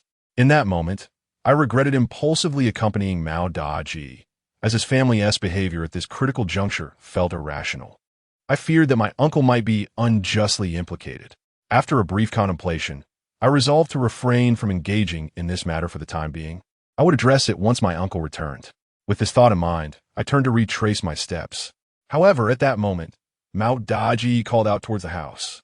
"Uncle, Jiang Huaili isn't home. I brought Jiang Changsheng." His shout prompted the door to swing open, revealing Mao Yuanshan standing at the threshold, while 7 or 8 members of the Mao family inside regarded me, leaving me in a state of indecision about whether to advance or retreat. "Where's your uncle gone?" Mao Yuanshan inquired first, his tone icy. "He has gone on a trip," I replied, quickly adding, "He left 3 days ago." My emphasis on the fact that my uncle had departed 3 days prior aimed to convey to everyone that my uncle was not involved in Qingji's disappearance, as he had already been away before she went missing. However, upon hearing my words, Mao Yuanshan let out a cold snort and remarked, "Who can ascertain whether he has genuinely departed or merely feigned his absence? It is entirely possible that he has merely crafted an illusion of leaving, while secretly remaining in the village, biding his time to abduct Qingji." Mao Yuanshan's words incensed me, and I retorted, "You accuse my uncle of abducting Qingji, yet do you possess any evidence? Without proof, refrain from making baseless accusations. The evidence lies in the fact that when Jiang Huaili had yet to return, Qingji was perfectly fine. The moment he returned, Qingji vanished. The evidence is that within our village, he is the sole individual adept in those nefarious tricks. No one else could possibly have taken Qingji from a locked room. The evidence is further substantiated by his display of a missing person S notice.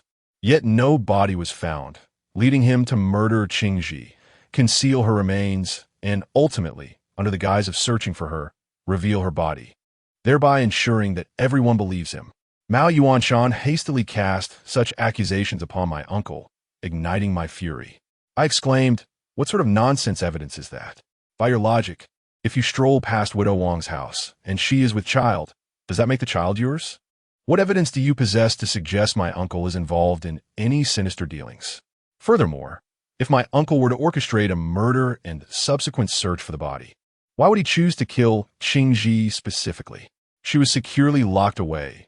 Would it not be far simpler to target someone else? Moreover, evidence is not something you can conjure from your wild speculations. If you have the audacity, present concrete proof to the police against my uncle. You. Mao Yuanshan was thoroughly reprimanded by me, infuriated to the point of exasperation, pointing at me for an extended period, his face flushed crimson. Yet he uttered not a single coherent word. "All right, let us all speak a little less," a relatively composed voice interjected. At that moment, a well-dressed individual rose within the room, scrutinizing me from head to toe. I recognized this person. He was Mao Qingshan, the younger brother of the village chief. Rarely did he return home, as he was said to be the proprietor of a certain conglomerate, with a fortune exceeding 100 million. I recalled that his last visit coincided with their father's passing. It was only then that I took a closer look at the individuals present in the room, and to my astonishment, I discovered that all four of the village chief's uncles and brothers had returned. Our village chief, Mao Dongshan, had a younger brother named Mao Qingshan, and their paternal uncle had two other brothers, Mao Jinshan and Mao Yuanshan. Indeed, these four brothers had become legends among the neighboring villages. In their youth, they lived much like the majority of families in the village, toiling for sustenance. However, during their 20s, their family's fortunes underwent a remarkable transformation. In the words of the villagers, it was as if smoke had risen from their ancestral graves. Mao Qingshan ventured out to seek work and, for reasons unknown, amassed great wealth. As for Mao Jinshan, his endeavors remained a mystery to all. Yet it was rumored that his fortune surpassed even that of Mao Qingshan. Our village chief, along with Mao Yuanshan, possesses enterprises in the county town and owns several properties in the city, reputedly more than one. They are considered affluent individuals. Yet it remains a mystery why they choose to reside in this diminutive village rather than relocating to the city. The four brothers seldom gather. Mao Qingshan returns occasionally. While I have never seen Mao Jinshan come back, I recognize him solely because he is a twin of his brother, Mao Yuanshan, and they bear an almost identical resemblance. This time, they have all assembled. Could it be due to the disappearance of Qingji? Mao Qingshan scrutinized me for a moment before speaking. To my knowledge, your second uncle left home for 20 years and just recently returned. You are not truly acquainted with him, correct? I furrow my brow, perplexed by the implication behind his words. Noticing my silence, Mao Qingshan continued, "Do you know your second uncle well?" His inquiry hinted at something deeper, prompting me to furrow my brow further. I replied, "To be frank, I do not know my second uncle well. However, one must adhere to reason. Even a stranger should not be unjustly accused without evidence." Mao Qingshan nodded in agreement, stating, "You are correct. All matters require substantiation. Once Qingji is found, the truth will undoubtedly come to light. Will you search for her remains? Is it possible to locate Qingji? Why do you all presume she is dead? At present, she can only be considered missing." I surveyed the Mao family members, posing my questions. Observing their demeanor, it appears that the majority have resigned themselves to the belief that Qingji is deceased. This mindset is troubling. Consider when a child goes missing. Does not every parent fervently wish for their safe return? Why, then, have they not even commenced the search, yet are already convinced of Qingji's demise? Is it merely due to the bloodstains found in the room? No, for upon entering, I overheard Qingji's mother utter a phrase that echoed the words of a certain fortune-teller from years past. Here, we refer to fortune-tellers as masters. Could it be that a master once foretold Qingji's fate? Chapter 22. The ghostly concealer at night. No one responded to my inquiry. Mao Qingshan reiterated his question. Can you find a corpse? Before I could answer, Mao Yuanshan retorted with irritation. What could a mere shepherding lad like him know about corpse finding? In my opinion, we should seek out a renowned expert instead. Brother, we already have a corpse seeker in the family.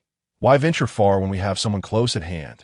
At that moment, Mao Jinshan emerged from the house, approaching me with keen interest as he scrutinized my appearance. I returned the gaze. Mao Jinshan bore a striking resemblance to his brother, yet his demeanor was entirely different. While Mao Yuanshan exuded a sense of volatility and coldness, Mao Jinshan appeared much more composed. His eyes, though not large, sparkled with intelligence, giving him an astute air.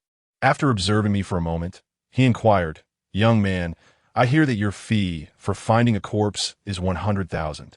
I wonder if you would consider taking on this job for me? Upon hearing Mao Jinshan's words, Mao Yuanshan stamped his foot in frustration, exclaiming, Why should he receive 100,000? He then glared at me, saying, Now do you understand why your second uncle killed Qingji and spared the others in the village? Because he knows that in this village, aside from the Mao family, no one else could muster such a sum for a corpse-finding fee. Mao Yuanshan's assertion held truth, aside from his affluent family. No other household in our village would ever consider spending such an exorbitant amount for a deceased individual. However, that did not justify attributing the murder to my second uncle. I raised an eyebrow at Mao Yuanshan and replied, You could easily seek out someone else to find the corpse. Why must you insist on involving my second uncle? Mao Yuanshan was consumed by anger, ready to voice his thoughts, when Mao Jinshan placed a heavy hand on his shoulder, interrupting him with a solemn tone. Brother, do not dwell on past grievances. We must prioritize the larger picture. I observed that the weight of Mao Jinshan's hand on Mao Yuanshan's shoulder and his deep, significant tone suggested that the matter of Qingji was intertwined with other pressing issues. With a frustrated grunt, Mao Yuanshan fell silent. Mao Jinshan's gaze shifted towards me, as if he awaited my decision. I could not shake the feeling that the gathering of the four brothers of the Mao family was not merely due to Qingji's disappearance. It was worth noting that Mao Jinshan had not returned to the village even upon the death of his own parents. What could possibly compel him to come back for the death of a distant relative? My curiosity about Qingji's vanishing grew immensely. I recalled my second uncle's words before he departed, instructing me to ensure that someone sought his remains, no matter the circumstances. Yet, the pressing dilemma was that my uncle's return was uncertain, and I lacked the knowledge to undertake such a search. What was I to do if I were to follow through on this task? In contemplation, I discreetly glanced around for the elusive Zhe Mao, only to realize with a jolt of anxiety that the mischievous creature, always by my side, had vanished. Zhe Mao had been a mysterious presence in my life, and, given my uncle's last words to seek it out in times of trouble, it had become a psychological anchor for me. I felt as though my uncle had entrusted me to its care, believing it would shield me in times of peril. But now, in the blink of an eye, where had that creature gone? At this critical moment, I couldn't possibly abandon my search, though I found myself cursing the unreliable cat in my mind. Reluctantly, I scanned the surroundings, and suddenly, I noticed a shadow flit at the entrance of a room. It appeared that the plump cat had slipped into a certain chamber. My gaze fixed upon that room, and I mused to myself that the village chief's home harbored quite a selection of fine wines. Surely, this creature wouldn't dare to pilfer a drink? While I was lost in thought, Mao Jinshan remarked, That is Qingji's room. She is indeed inside there, concealed from view. Do you wish to investigate? The realization that the thieving cat had entered Qingji's quarters sent a jolt through me. Had it come to inspect the scene? Perhaps I should follow it inside. With this thought, I casually remarked to Mao Jinshan, The search for the deceased is my uncle's forte.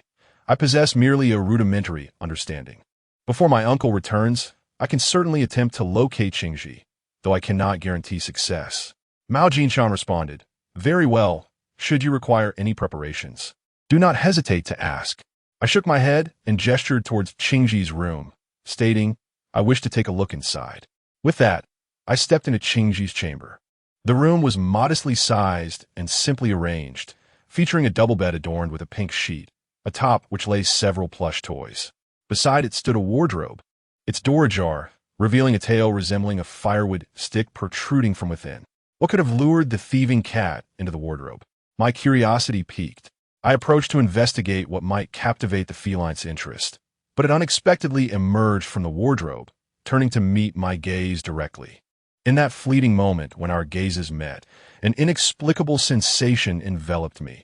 I sensed the emotions of the stray cat, which appeared to be filled with exuberance and excitement. After merely a few seconds of eye contact, the cat darted outside. As it reached the doorstep, it turned back and cast a profound glance in my direction. In that instant, I felt an inexplicable urge that it was beckoning me to follow. Subsequently, I learned that this sensation is known as intuition. What is intuition? You may wonder. Allow me to elucidate briefly. Intuition exists within us all, albeit in varying degrees of strength. We have all experienced moments when we glance back at someone, only to find that they're also looking at us. This is not mere coincidence. Rather, it is your intuition recognizing their gaze, prompting you to respond instinctively. Moreover, consider those instances when we traverse a dimly lit path and suddenly feel a jolt of unease, as if a prickling sensation has arisen upon our backs. This is the awareness of some lurking creature in the shadows, or an entity invisible to the ordinary eye, observing us from a nearby vantage point.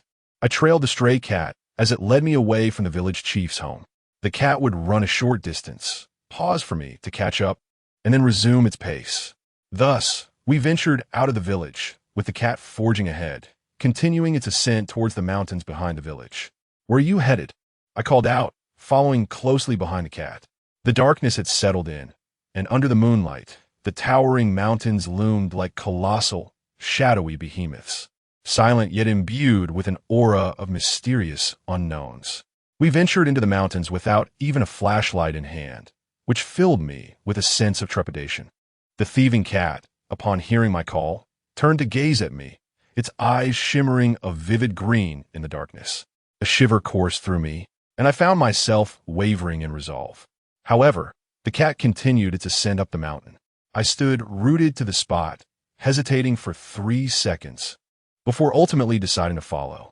I thought to myself, well, for the sake of my curiosity and the promise of 100,000, I shall venture forth to discover where this mischievous feline intends to lead me. Steeling myself, I trailed the cat into the mountain. After traversing the rugged terrain for over 10 minutes, I suddenly heard a faint, aged voice echoing through the night.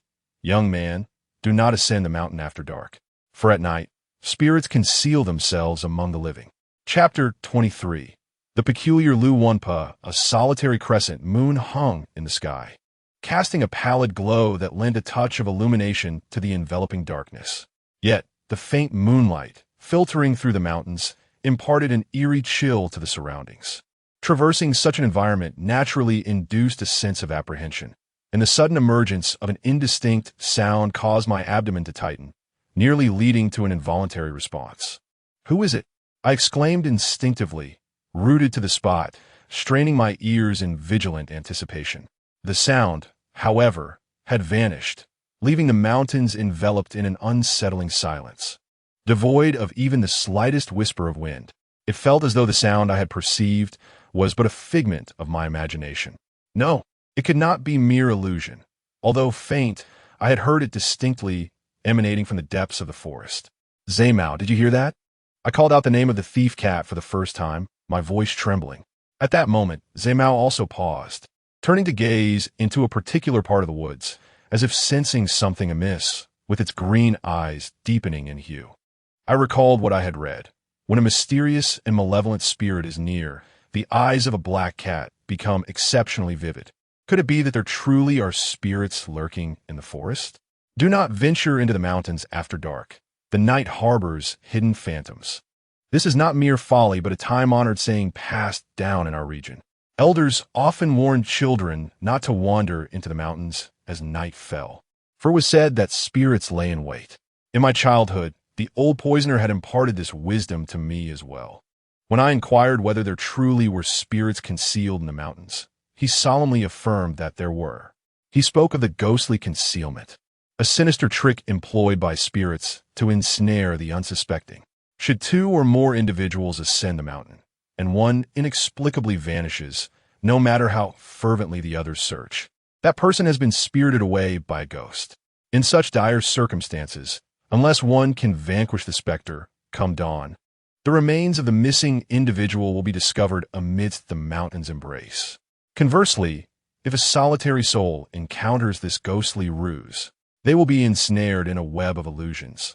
The paths once visible transform into thickets of brambles, rendering movement impossible, while sheer cliffs inexplicably yield a treacherous trail. Should one dare to follow this illusory path, the inevitable outcome is a perilous tumble to the depths below. My curiosity is boundless, yet my courage is decidedly scant. The mere thought of encountering a ghost sends shivers down my spine, compelling me to stumble towards the elusive cat, seizing it in my arms.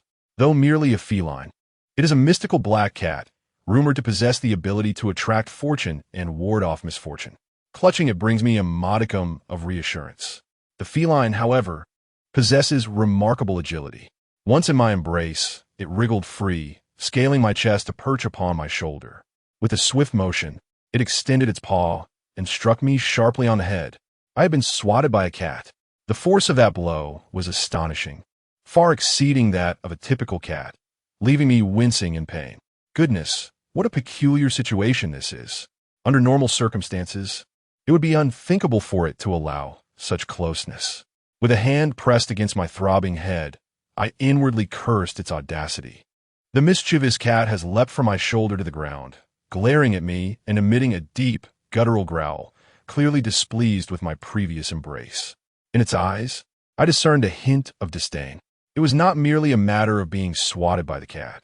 I was also subjected to its contempt. Given the peculiar circumstances, I refrained from retaliating against the feline. Nevertheless, its paw had certainly jolted me back to reality. Cats are creatures of remarkable sensitivity.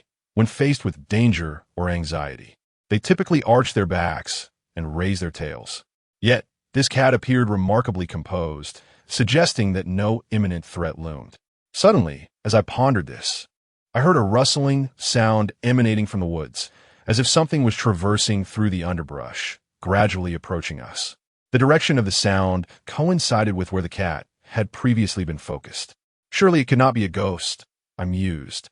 The legendary specters are said to be formless and capable of passing through walls. The rustling, however, resembled the sound of footsteps. This realization brought me a sense of relief. If it were a person, there was nothing to fear. The rustling grew increasingly closer, and soon, a shadowy figure emerged from the darkness. "Who are you?" I called out to the silhouette. "Young man, be wary of the mountains at night. The spirits conceal themselves among the living." With the utterance of a frail voice, the figure stepped into the light.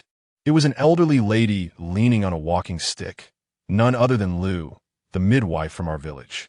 She had assisted my mother during my birth alongside my uncle. Lou Wunpa, a woman of advanced age, appeared frail and desiccated, reminiscent of a parched old tree. The wrinkles on her face resembled the texture of walnut shells, and atop her head rested a dark, round hat. She was clad in a traditional garment with a side-button closure, her trousers tucked neatly into her socks, and her feet adorned with delicate embroidered shoes. "Grandma Lou, what brings you here?" I inquired with astonishment upon recognizing her. The path was treacherous in the darkness, and I wondered why this small-footed elderly lady would venture into the mountains at such an hour. "There are many mosquitoes at night. I'm gathering mosquito-repelling herbs," Lou Wunpa replied, lifting her left hand to reveal a handful of the fragrant leaves. I furrowed my brow, contemplating that perhaps her age had dulled her senses. Abundant mosquito-repelling herbs grew at the foot of the mountain.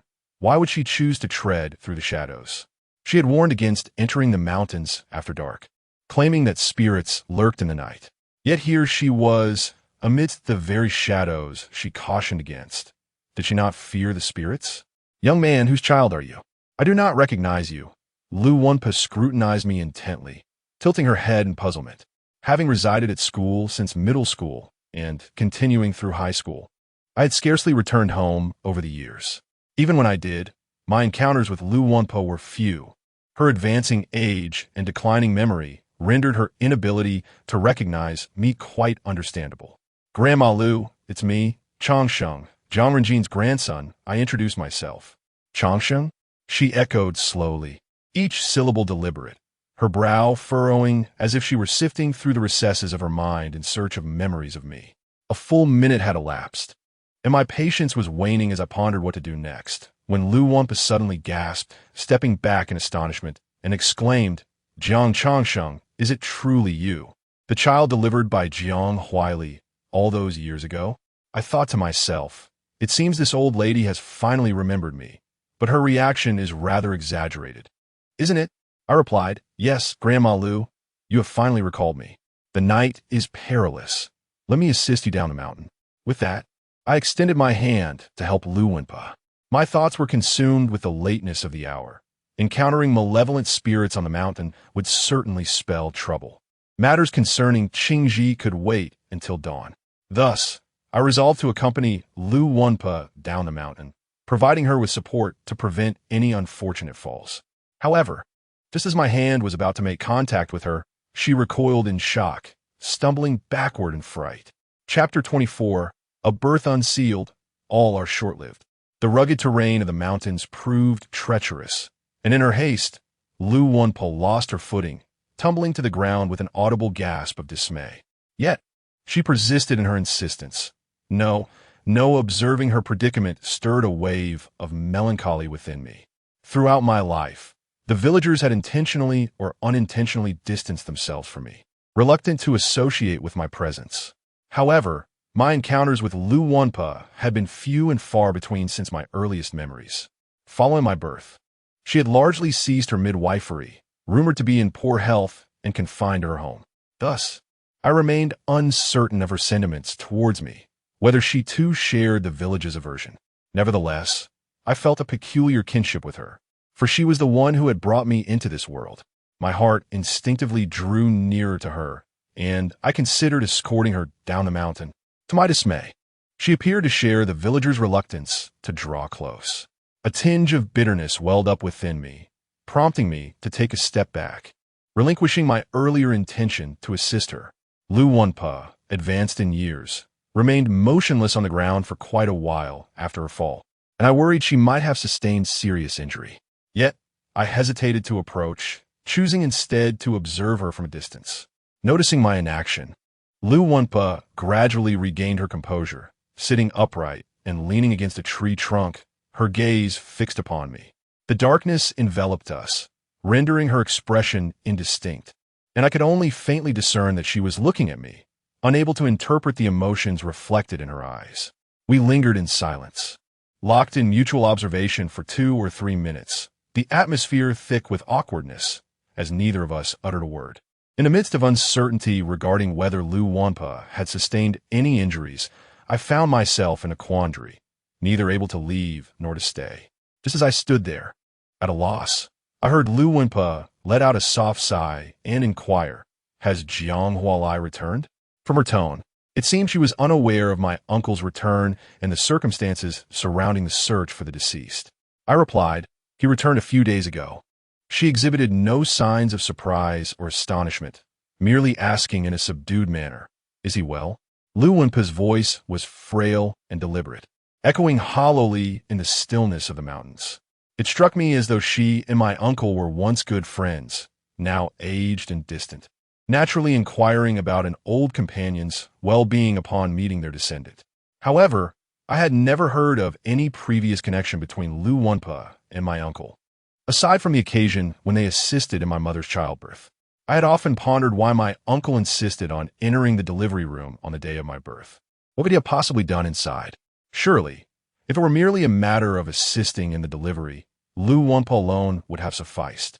It seemed as if fate conspired to provide me with the opportunity to encounter Lu Wunpa here, prompting me to inquire about any occurrences on the day of my birth. Having made this decision, I contemplated how to broach the subject. At that moment, Lu Wunpa abruptly shifted the conversation, asking, "What brings you to the mountains at this late hour?" I replied, "I've come to find someone." Lu Wunpa pressed further, "Who are you searching for that necessitates a nighttime expedition?" It is known that the mountains hold an unsettling presence after dark. I did not conceal the truth. I candidly informed her to seek out the village chief's daughter, Qingji. Lu Wenpa remained silent, seemingly pondering who Qingji was. In fact, she was well acquainted with individuals my age in the village, for during our birth era, few were delivered in hospitals. Most of us entered this world with Lu Wenpa's assistance. This time, however, Lu Wenpa swiftly recalled who Qingji was. Ah, that girl has encountered misfortune, hasn't she? Lu Wenpa's words struck me as peculiar, as if she had foreseen Qingji's fate. This reminded me of the moment I first stepped into the village chief's home, where I overheard his wife uttering a statement that echoed a prophecy made by a former teacher, one who seemed to have foreseen Qingji's calamity. I was left wondering how they had come to such knowledge. I inquired of Lu Wenpa, "Did you foresee that Qingji would face misfortune?" Lu Wenpa replied solemnly, "Indeed, those born without closed doors are destined for short lives. I delivered that child, and from the moment she emerged, I sensed her fate was precarious.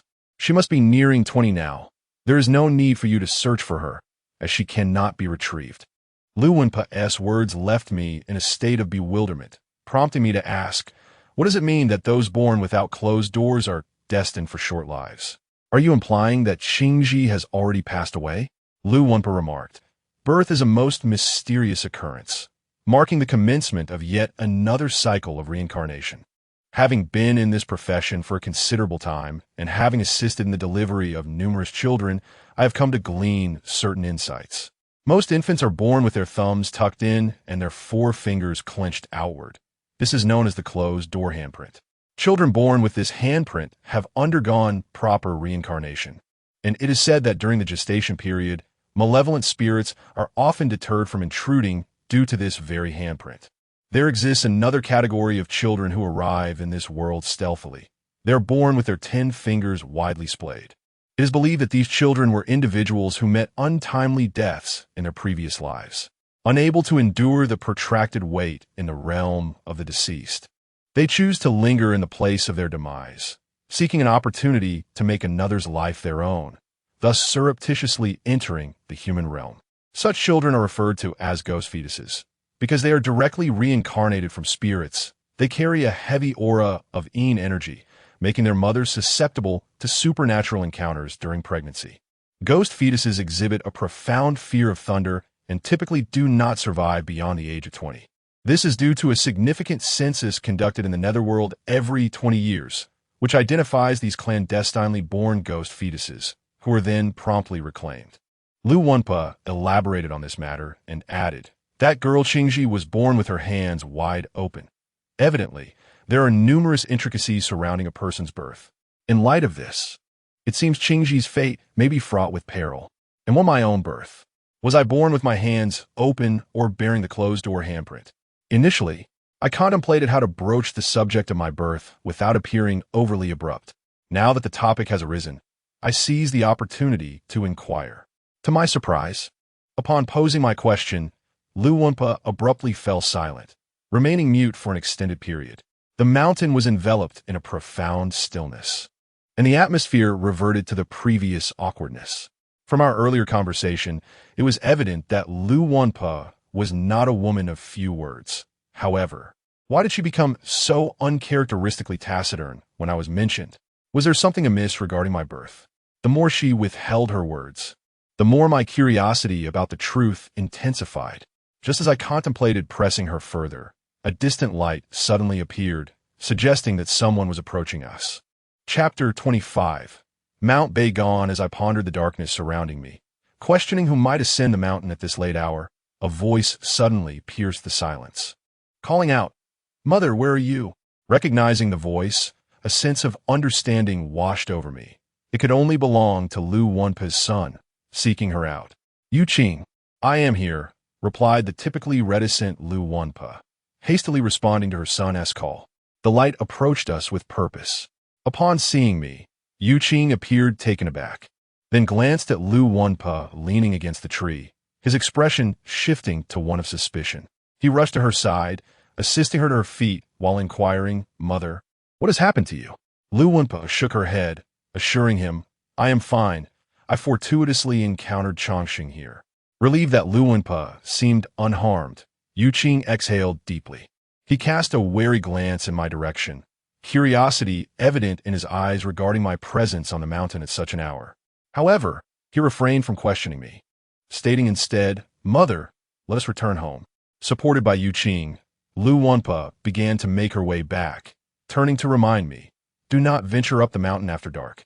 It is not safe there." Yu Qing, having heard his mother's warning, whispered, "You are aware of the darkness and the unclean spirits that dwell in the mountain. Why then do you persist in going up there intermittently? Are you not afraid of those vile entities?" Lu Wenpa, resembling a child reprimanded for mischief, replied pitifully, "I only want to gather some mosquito-repelling herbs." Yu Qing retorted, "Mother, do not deceive me. We have those herbs growing right behind our house. Is it truly necessary for you to climb the mountain for them? Even if you ascend the mountain in summer to gather the herbs, pray tell, what is your purpose in climbing during the winter? Goodness, at your age, it would be wise to refrain from wandering into the mountains at such late hours." Yu Qing's voice diminished, eventually fading into silence. I furrowed my brow, contemplating the distant lights. From what Yu Qing implied, this was not the first instance of Lu Wenpa's late-night excursions. It appeared she frequented the mountain quite often. Having conversed with Lu Wenpa earlier, I discerned that her mental faculties were intact.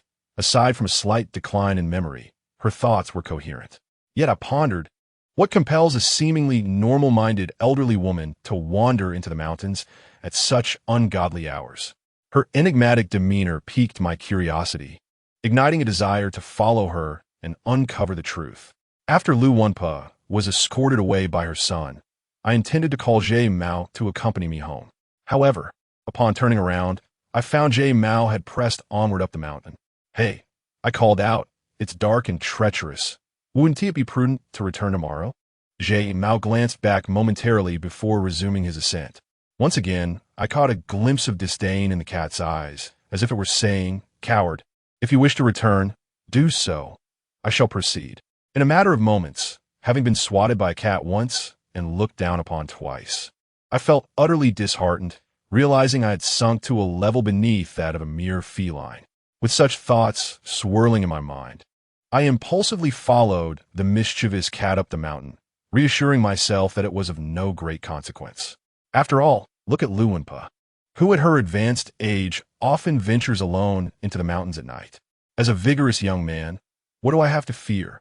Thus, I trail behind the cat, delving deeper into the heart of the mountains. Our village is situated in a remote area, with the nearest neighboring village several miles away, completely surrounded by towering peaks. This means our small hamlet is enveloped within a vast wilderness. The mountains are sparsely populated, and the dense thickets and trees make many areas seldom trodden, with paths particularly treacherous. The cat seemed uncertain of its destination, leading me through a maze of twists and turns, occasionally pausing to wander aimlessly for a time, as if lost, and sometimes retracing its steps before veering off in another direction. Unable to communicate with the cat, I was left to ponder how it discerned its route. Did it perhaps navigate by scent, much like a dog? The deep, densely wooded mountains were unfamiliar to me, and I could only follow the cat as it deftly traversed the rugged terrain. Aside from startling a few birds into flight, which sent my heart racing, we encountered nothing out of the ordinary. After approximately an hour of this arduous trek, we reached the summit of yet another peak where the cat halted, its emerald eyes gazing down the mountainside. As the night deepens and the moon ascends to its zenith, the mountains bathe in an extraordinary luminosity. Guided by the moonlight and following the gaze of the vigilant cat, I cast my sight downward to behold a stark, flat-topped mountain at the valley's base. Frowning at this barren peak, I silently cursed myself for having unknowingly wandered to such a place. Amidst the sprawling, majestic mountains that stretch for miles, countless nameless peaks exist. Yet this unassuming hill bears an extraordinary name, Baiguan Mountain. The term guan, meaning coffin, aptly describes its shape, broad at one end and narrow at the other, resembling a grand casket. The prefix Bei, or north, signifies its location among four similar mountains surrounding our village, each named accordingly. Dongguan Mountain to the east, Shiguan Mountain to the west, and so on. Although I had never set foot here before, its northern position naturally renders it Baguan Mountain. No one can precisely articulate why 4 coffin-like mountains encircle our village. Yet, legends abound. The village elders assert that Guan Mountain is not merely a mountain, but an actual coffin. Its interior is hollow, a tomb constructed by ancient peoples for a significant figure. As for the existence of 4 such coffins, it is said that ancient individuals, steeped in suspicion, feared that grave robbers might disturb their eternal rest, leading them to erect 3 identical decoys. It is said that within the Coffin Mountain lies a mysterious creature sealed by ancient masters. Rumor has it that several grave robbers, driven by greed, believed that the mountain concealed treasures of gold and silver. They bored into the earth, only to discover that the interior of the Coffin Mountain was empty, save for a bottomless water pool. Ensnared by avarice, they secured ropes around their waists and plunged into the depths. Beneath the surface, they stumbled upon a massive bronze cauldron, suspended by chains as thick as a child's arm. The cauldron's surface was adorned with ancient and enigmatic inscriptions. Captivated by the weighty sense of history emanating from a cauldron, the robbers surmised that it contained untold riches. They tethered a rope to the cauldron and, with great effort, managed to hoist it above the water. However, as soon as it emerged, a series of terrifying roars erupted from within the cauldron, suggesting that it housed a living entity. Chapter 26. The Path Immersed in Water. A mysterious ancient cauldron stirred, its contents having been sealed away for countless years, yet still managing to create a commotion. One could easily surmise, from the mere contemplation, that whatever lay within was certainly no ordinary item. A few grave robbers were utterly terrified, their grip on the ropes slackening as they fled in a state of panic. Of course, these grave robbers did not escape entirely. Had they truly managed to flee, the existence of the cauldron within the tomb would not have come to light. It is said that thieves seldom depart empty-handed. A venture must yield some spoils, lest their hearts be troubled and their skills go unappreciated. Moreover, to ensure good fortune for future endeavors, they believe they must return with something of value. Being thieves, they could not leave our village empty-handed. Thus, they resolved to desecrate the grave of a family within our community. Unfortunately for them, the grave they chose belonged to a venerable elder, and that very day marked the anniversary of his passing. Over 20 members of the clan, in solemn procession, went to pay their respects, only to catch the robbers red-handed. Under interrogation regarding their nefarious activities in our village, the thieves inadvertently revealed the existence of the ancient cauldron within the tomb. Subsequently, the family dealt with the intruders decisively before releasing them. However, the robbers ultimately failed to escape our village. For reasons unknown, they perished in the mountains. It was not until much later that their remains were discovered, in a state of advanced decomposition. The townsfolk speculated that the thieves had incurred the wrath of whatever dwelled within the tomb, ultimately facing dire retribution. Legends are often steeped in antiquity, their authenticity shrouded in ambiguity, for no soul has ventured into the Coffin Mountain to ascertain the truth. The villagers maintain a respectful distance from the 4 Coffin Mountains. The tales surrounding them are too eerie, and the mountains themselves exude an aura of foreboding. Shaped ominously like a colossal coffin, they lie ensconced in a low-lying basin, encircled by towering peaks. To illustrate, the surrounding mountains resemble a bowl, with the Coffin Mountain nestled at its bottom, perpetually deprived of even a sliver of sunlight. Not a blade of grass dares to flourish upon its desolate slopes, exuding an oppressive air that repels not only humans but also creatures of the wild, who instinctively veer away from its vicinity. Though I have yet to visit the northern Coffin Mountain, I have tended sheep near the western Coffin Mountain. Each time I approached, the flock would instinctively divert their path, as if an unseen force compelled them to keep their distance. How did the mischievous cat lead me to the northern Coffin Mountain? I turned to the cat, only to find it perched atop the mountain, much like a dog, its gaze fixed intently on the northern Coffin Mountain, seemingly lost in contemplation. Is Qingxi truly there? I inquired of the cat, gesturing towards the mountain. The cat, as if roused from a stupor, turned to me and nodded, confirming my suspicion that it has indeed acquired some form of sentience, capable of understanding my words and responding with a nod. Curious, I pondered how Qingji might have arrived in this desolate place. I surveyed the steep, treacherous mountains surrounding me and contemplated whether I should descend. Yet, the absence of a clear path, compounded by the darkness and the ominous legends surrounding those mountains, filled me with trepidation. However, if I do not descend, another worry arises within me. What if Qingji is not dead, and the bloodstains discovered in her dwelling are merely the result of an injury? Perhaps she is waiting in the depths of Baiguan Mountain for someone to rescue her. If I choose not to go, she may perish due to the delay in receiving help. My mind is in turmoil, struggling to make a decision. Ultimately, I entrust the choice to the cunning cat, inquiring whether we should return to the village to summon aid or venture down together at this very moment. The cat does not speak. It merely rises and begins to roam about the mountaintop, as if searching for something. I follow closely behind, and, after a few minutes of wandering, the cat halts at a certain spot, its gaze fixated on a particular point. Following its line of sight, I notice a section of the ground not far ahead that is distinctly different from the surrounding area. It has caved in, bearing the marks of footsteps. Someone has indeed descended from this place. I murmur to myself. The mountains here are densely forested, with towering trees and a thick carpet of decaying leaves accumulated over the years, undisturbed by human presence. Yet, the leaves in that particular spot are unmistakably compacted, as if a path has been frequently trodden. How peculiar! Descending from here leads directly to the Coffin Mountain, a forbidden zone for the villagers, who would venture there regularly. I furrow my brow in contemplation, and suddenly, the name of Lu Wunpa, who often ascends the mountain, flashes through my mind. Could it be that her frequent excursions to the mountain are indeed to this very place? However, upon further contemplation of Lu Wunpa, who trembled while leaning on her cane, and her petite feet, I found myself second-guessing. Perhaps this path was forged by Qingji, now in the realm of the Coffin Mountains. It is quite plausible that she frequently traversed these grounds in the past. My mind wandered with erratic conjectures. Yet, regardless of who might often descend this route, a lingering curiosity enveloped me. What purpose compelled them to venture down? At that moment, Zhe Mao had already begun to descend along the same path, and the peculiarities of the situation piqued my interest, prompting me to follow closely behind.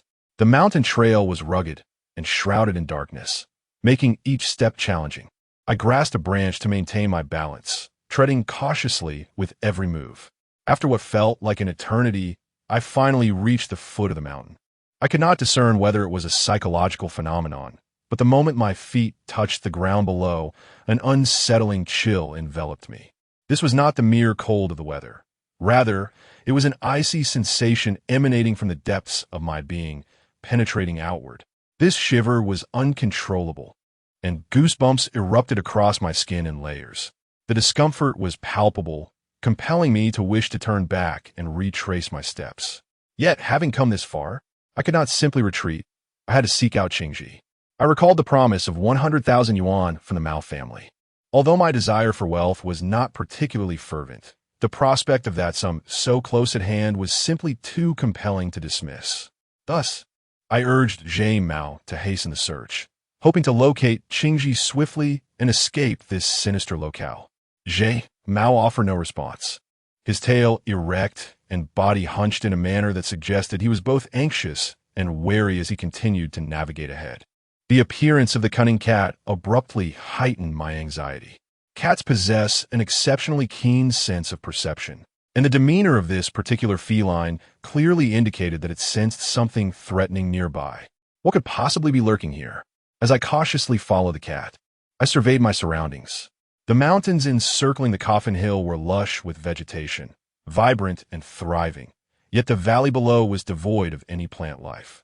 Shrouded in an eerie silence, there was no whisper of the wind, no chirping of insects, only a scattering of jagged stones lay strewn about, alongside the colossal mountain nearby, resembling a coffin, appearing lifeless under the pale, yellow moonlight. Something feels amiss. At that moment, a sudden realization struck me, sending a jolt through my heart. Chapter 27. The sinister land in a state of urgency, I lifted my gaze to behold the towering mountains encircling the Coffin Mountain nestled within the valley. Except for the one slope from which we descended, the remaining 3 mountains exhibited a strikingly steep inward inclination, resembling 3 delicate petals poised to bloom, cradling the northern Coffin Mountain. Such a setting could only consign the northern Coffin Mountain to perpetual gloom, implying that, aside from the brief period when the sun casts its rays at noon, sunlight scarcely penetrates this desolate realm. This raises an intriguing question. If sunlight cannot reach this place, how does the moonlight find its way in? As I looked up, I discerned a crescent moon hanging precariously in the sky, its illumination dim yet present. I recalled that during our journey here, the moonlight was rather faint, merely sufficient to guide our way. It was only upon our arrival that the moonlight suddenly intensified, radiating with the brilliance akin to a full moon illuminating an expansive landscape. This seemed incongruous, given the current circumstances. It appeared that the moonlight was obstructed by the western mountain. Ordinarily, one would expect a vast shadow to be cast down due to the mountain's elevation and the valley's depth, thereby leaving the base of the northern Coffin Mountain devoid of any moonlight. Yet, contrary to this expectation, the entirety of the northern Coffin Mountain was enveloped in a silvery glow. The massive, coffin-like mountain and the scattered stones below lay in eerie silence, rendered lifeless under the pallid moonlight. This revelation sent a chill down my spine. It was profoundly strange and utterly uncanny. Such occurrences transcended my understanding and defied the laws of nature. What manner of place was this? It is truly eerie. At this moment, I have begun to understand why the cunning feline is so anxious. It has evidently sensed that something is amiss here. We have stumbled into a place steeped in malevolence. Just the aura of this location is unsettling. And who can fathom what unimaginable entities lie within the depths of the Coffin Mountains? I called out to the crafty cat, my voice quivering, contemplating retreat. Yet, at that instant, the cat halted, lowering its head as if it had unearthed something on the ground. I leaned closer to investigate and noticed a dried crimson stain on the earth. Could it be blood? After Qingji's disappearance, her family discovered scattered bloodstains in her room. Here, we too have encountered these ominous spots. It seems the cunning feline has indeed stumbled upon the right trail. Qingji is truly within the Coffin Mountains. Yet, while the mountain is neither excessively vast nor diminutive, where could she be hiding? I yearned to raise my voice and call out to Qingji, hoping she would hear and respond to us, but a sense of dread held me back. Who knows what lurks in this anomalous place? I feared that if we had not yet been discovered, my shout might draw attention to us. Despite Qingji's unfriendliness toward me, a life is at stake. Ultimately, I suppressed my trepidation and, with a determined resolve, continued to search alongside the crafty cat within the Coffin Mountains. Here, the cat managed to detect a drop of blood not far away. As I gazed at the bloodstains, my brow furrowed tighter. Previously, I had only been aware of Qingji's mysterious disappearance, but how did she vanish? This question had yet to be pondered seriously. Did she leave home by some means of her own, or was she abducted by someone? I cannot fathom why Qingji would inflict harm upon herself and subsequently venture to this desolate place. Judging by the bloodstains, the likelihood of her abduction appears considerably higher. Yet, who possesses such formidable prowess to stealthily abduct Qingji from a closed room, unbeknownst to anyone? Furthermore, what could compel the abductor to bring her here? Is it possible that Qingji perished during the abduction, and the perpetrator transported her here to dispose of her remains? My mind was a tumult of thoughts as I followed the cunning cat, encircling Baiguan Mountain for nearly half a loop. Eventually, the crafty feline halted before a sizable boulder at the base of the northern slope, its green eyes gleaming with vigilance, seemingly piercing through the stone to gaze beyond it. The boulder stood about the height of a person, leaning against the mountain, not a natural formation of the terrain, but rather resembling a stone that had tumbled down from the heights or one that had been deliberately placed there. Standing before this imposing rock, an inexplicable sense of unease surged within me, as if an indescribable presence was unsettling my spirit. I furrowed my brow at the boulder and inquired of the crafty cat, "Surely there is not a cave behind this stone?" The cat nodded, its tail standing erect, its silken fur bristling with tension, embodying an extreme state of alertness. I found myself even more anxious than before, contemplating our predicament.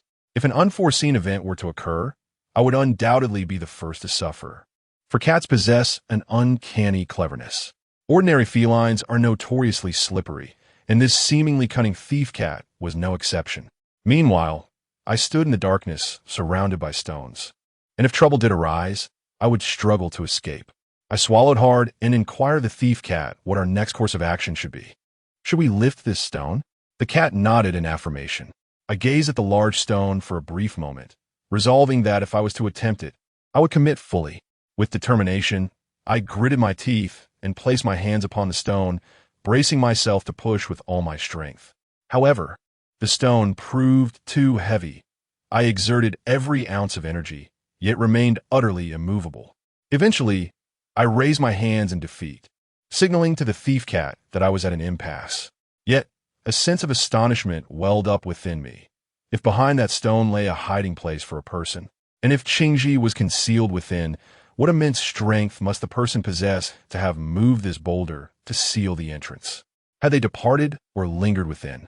If they were still inside, would my entrance be akin to a lamb walking into a tigeress den? This thought sent a shiver down my spine, and I felt a surge of relief that I had not attempted to move the stone. This evening, upon realizing that Qingji might be within the confines of the northern Coffin Mountain, my thoughts fluctuated incessantly. At times, I contemplated fleeing, while at other moments, I yearned to rescue Qingji. My curiosity regarding what lay within the mountain surged, only to be followed by the allure of that 100,000 yuan. Amidst this whirlpool of thoughts, I found myself here, standing before the imposing boulder, grappling with an inexplicable and disquieting sensation. Ultimately, I hesitated. It was not that I had abandoned the desire to save Qingji.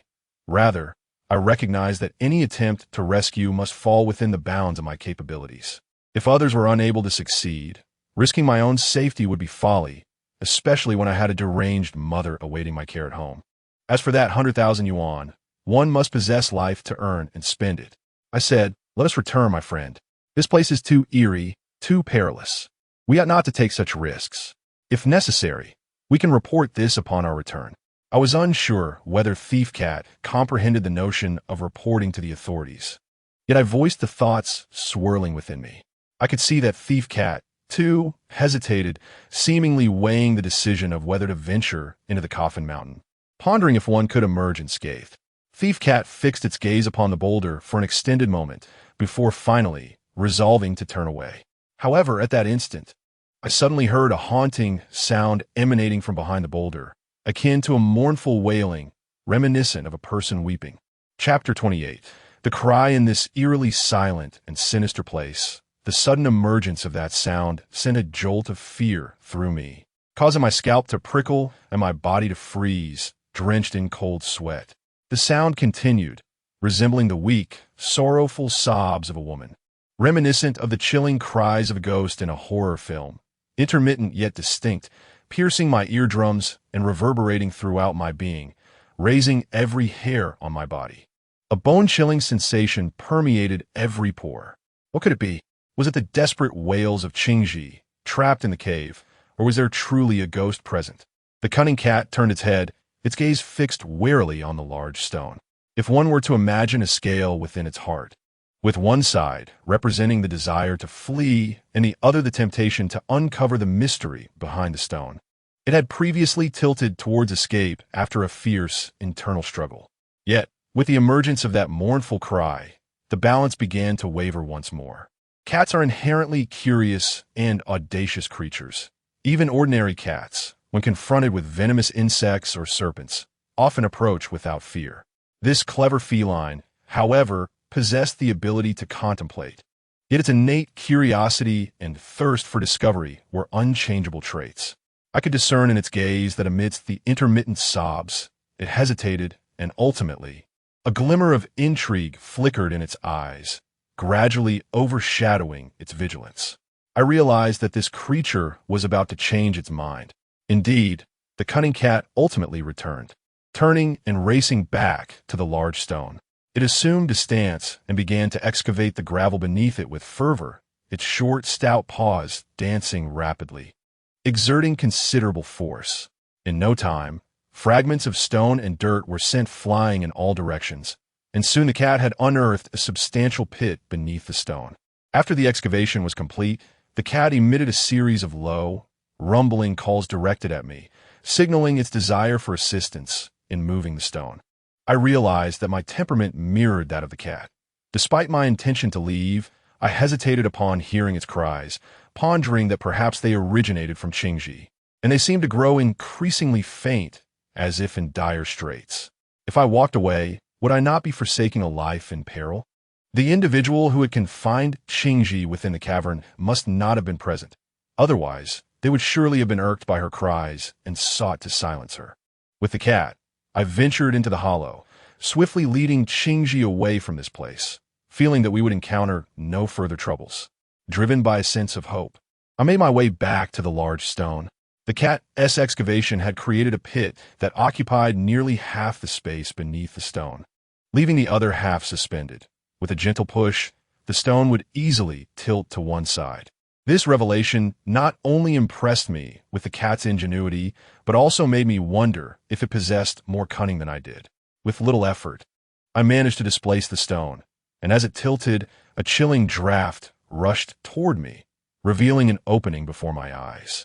The entrance was modest in size, barely accommodating an adult to enter while stooping. Bathed in moonlight, I observed that the edges of the entrance were remarkably smooth, as if meticulously carved by human hands, while the interior succumbed to an overwhelming darkness, rendering the situation unclear. The thieving cat peered into the hole, its tail erect like a flagpole, bristling with fur as it ventured inside, resembling someone stubbornly forcing their way through.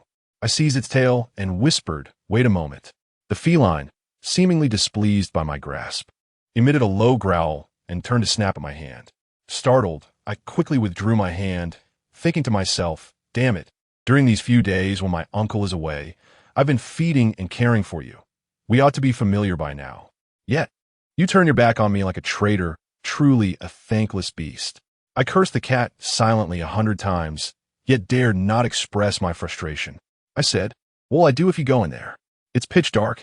I can't see a thing." The cat shot me a cold glare, still irked by my earlier action, then disregarded me entirely, swiftly diving into the hole and disappearing into the darkness.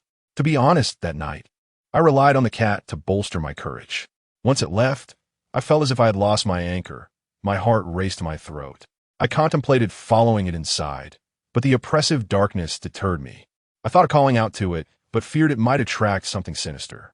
Standing alone at the entrance, surrounded by the mountains in a hauntingly silent place, I was nearly paralyzed with fear, just as I began to regret tugging at the tail of the mischievous cat, and found myself at a loss.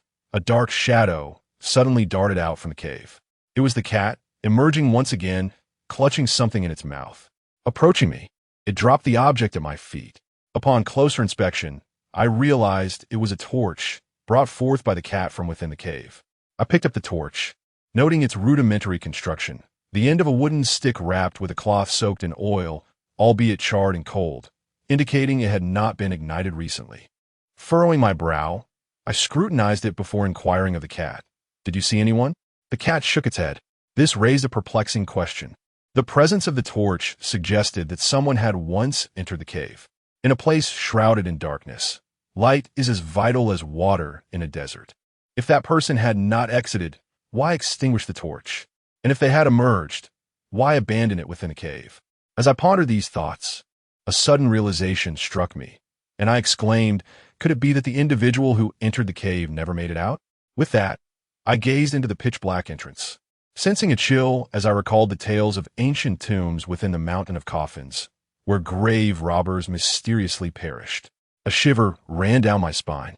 The eerie sounds echoing from the cave persisted, albeit faintly, as if they had lost the strength to weep. Resolutely, I turned to the cat and urged, "Let us venture inside swiftly and locate Qingji. We must leave this place." As I spoke, my fingers brushed against something in my pocket, a lighter. I do not smoke, nor do I possess the habit of carrying a lighter.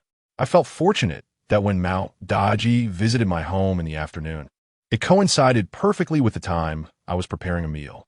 I casually slipped the lighter into my pocket. I ignited it, illuminating a torch, and followed the thieving cat into the cave. This cave had a narrow entrance, but widened within. After bending low and walking for over 10 meters, I could finally stand upright. As I walked, I observed the interior of the cave by the flickering light of the torch. The passage was not spacious. It merely formed a corridor. The walls were smooth, clearly hewn by human hands. The torch burned brightly, casting light far ahead. Yet it could not reveal the end of the corridor. It seemed rather lengthy. Could it be that ancient people excavated this mountain to create a tomb within the Coffin Mountain? I cautiously trailed behind the thieving cat for several minutes without encountering Qingji, and the crying that had accompanied our entry had ceased, which felt amiss. Based on the cries we had heard earlier, it should not have been too deep within the cave. Where could everyone have gone? I pondered, and after approximately 2 more minutes of walking without finding Qingji, I was met with an unexpected fork in the path ahead. Chapter 29. The person in the cave. I was completely unprepared for the profound depth of this cave, which branched off into various paths. I halted at the fork, uncertain whether to proceed further. The weeping sound seemed questionable. Could it be that the cries were not human? If they were indeed human, how could they echo from such a deep cavern so far away? As I hesitated, the mischievous cat glanced around and promptly darted into one of the openings. It did not venture far, stopping at the mouth of the tunnel, where I then noticed a pair of shoes, a pair of white high-heeled shoes belonging to a woman. In this desolate and impoverished region, the terrain is treacherous, and it is indeed rare for rural women to wear high heels, as they typically toil in the fields. These shoes likely belonged to Qingji. I approached, illuminating the shoes with my torch. They appeared to be in near pristine condition, carelessly positioned in the center of the passage. I gazed into the depths of the tunnel, pondering if Qingji had ventured deep within. Could it be that the cries emanated from her? Perhaps, upon hearing our entrance, she mistook us for intruders and, in her panic, rushed into the cave, losing a shoe in her haste. Lost in thought, I exchanged a glance with the mischievous cat, and we proceeded deeper into the cave, one after the other. The passage was not lengthy, and after 3 or 4 minutes, we reached an impasse. To my dismay, another fork appeared before us. The mischievous cat, for reasons unknown, charged into one of the openings, and I followed closely behind, my heart racing with apprehension. How could there be so many tunnels within this tomb mountain? At this rate, we were bound to become hopelessly lost. I quietly resolved within myself that should another fork in the path present itself, I would drag the thieving cat back, regardless of the effort required. After traversing a while longer, I sensed that the depths of the cave were becoming increasingly shrouded in darkness. Not the natural kind where one cannot see one's hand before one's face, but a thick, oppressive darkness, akin to an impenetrable fog. The light of my torch barely illuminated a distance of 3 paces, and the temperature had plummeted, not merely a drop in ambient temperature, but a chilling cold that emanated from the very depths of my being, suffocating in its intensity. The silence within the passage was boundless, rendering the sound of my own footsteps jarringly loud, each step resonating painfully in my ears. I mentally calculated the distance we had traveled since our entry into the tomb mountain. It was considerable, and surely we should have reached the other end by now. Why had we not yet arrived at our destination? Did this passage lead to another mountain altogether? If this truly were a burial passage, it was excessively lengthy. What eminent figure could possibly warrant such elaborate construction for their final resting place? As my thoughts spiraled into confusion, I hastened to keep pace with the thieving cat. After a further stretch of running, the light continued to fade. I glanced at the torch in my hand and felt a wave of dread wash over me. The flame at its tip was dwindling, the oil nearly spent. In the depths of this passage, the absence of light would undoubtedly be a despairing predicament. To put it more gravely, without a source of illumination, I could easily become lost within this labyrinthine corridor, unable to find my way out. No, we cannot proceed any further. Qingji, if anything were to happen to you, do not hold it against me. I have already exhausted my efforts. I gazed at the flickering flame, about to extinguish, and after murmuring a few words to myself, I called out into the abyss ahead. Ijai, do not advance any further. The torch is about to go out. There was no reply. The thieving cat had vanished. The light from the torch in my hand now illuminated only a mere couple of meters, beyond which lay an enveloping darkness, devoid of any glimmer. I could no longer see the thieving cat. Ijai, please return. I called again, raising my voice slightly. The plump feline did not return, and the torch extinguished, plunging the passage into utter blackness. It felt as though I had plunged into ink, rendering me completely blind. A jolt of fear surged through my heart. In a panic, I fumbled for the lighter in my pocket, desperate to ignite it, only to discover that it was unfortunately broken. No matter how I pressed, no flame would emerge. Despair engulfed me as I shouted into the depths of the passage. Ijai. My voice echoed through the corridor, trembling with fear, startling even myself. Was that truly my voice? Hoarse, dry, and imbued with an unnatural and intense terror that reverberated within the cave. I lacked the courage to call out again. Instead, I turned around and, trembling, began to navigate the darkness, retracing my steps as best as I could from memory, stumbling along while cursing Ijai's unreliability, yet hoping fervently that he would return to find me swiftly. As I traversed the impenetrable darkness, I was suddenly seized by a shiver. An intense sensation, akin to a prickling unease, enveloped me. My intuition has always been exceptionally keen. If someone were to watch me from the shadows, I would undoubtedly sense it. At that moment, I was certain that something behind me was observing. What could it be? Perhaps a lurking cat burglar? I pondered, inhaling deeply before abruptly whirling around. Behind me lay an abyss of darkness, devoid of the glimmering green eyes of a thief. I could discern nothing, yet that unsettling feeling persisted. I could feel it. Those hidden eyes were still fixated upon me. I wonder if you have ever experienced such a sensation, being scrutinized by an enigmatic, unknown presence in a foreign, shadowy locale. You cannot see it, yet its gaze is palpable. You remain oblivious to its intentions, unaware of when it might act in a manner detrimental to you. Throughout my life, I have never confronted such terror. The complete vulnerability of that moment was utterly despairing. In that instant, I crumbled. I turned away, akin to a blind person or perhaps a madman, recklessly stumbling back in a frenzied retreat. Stones littered the ground, tripping me and sending me sprawling into the mud. I rose, colliding with the tunnel's wall, stars dancing before my eyes as blood trickled from my head. I took a step back and continued to flee.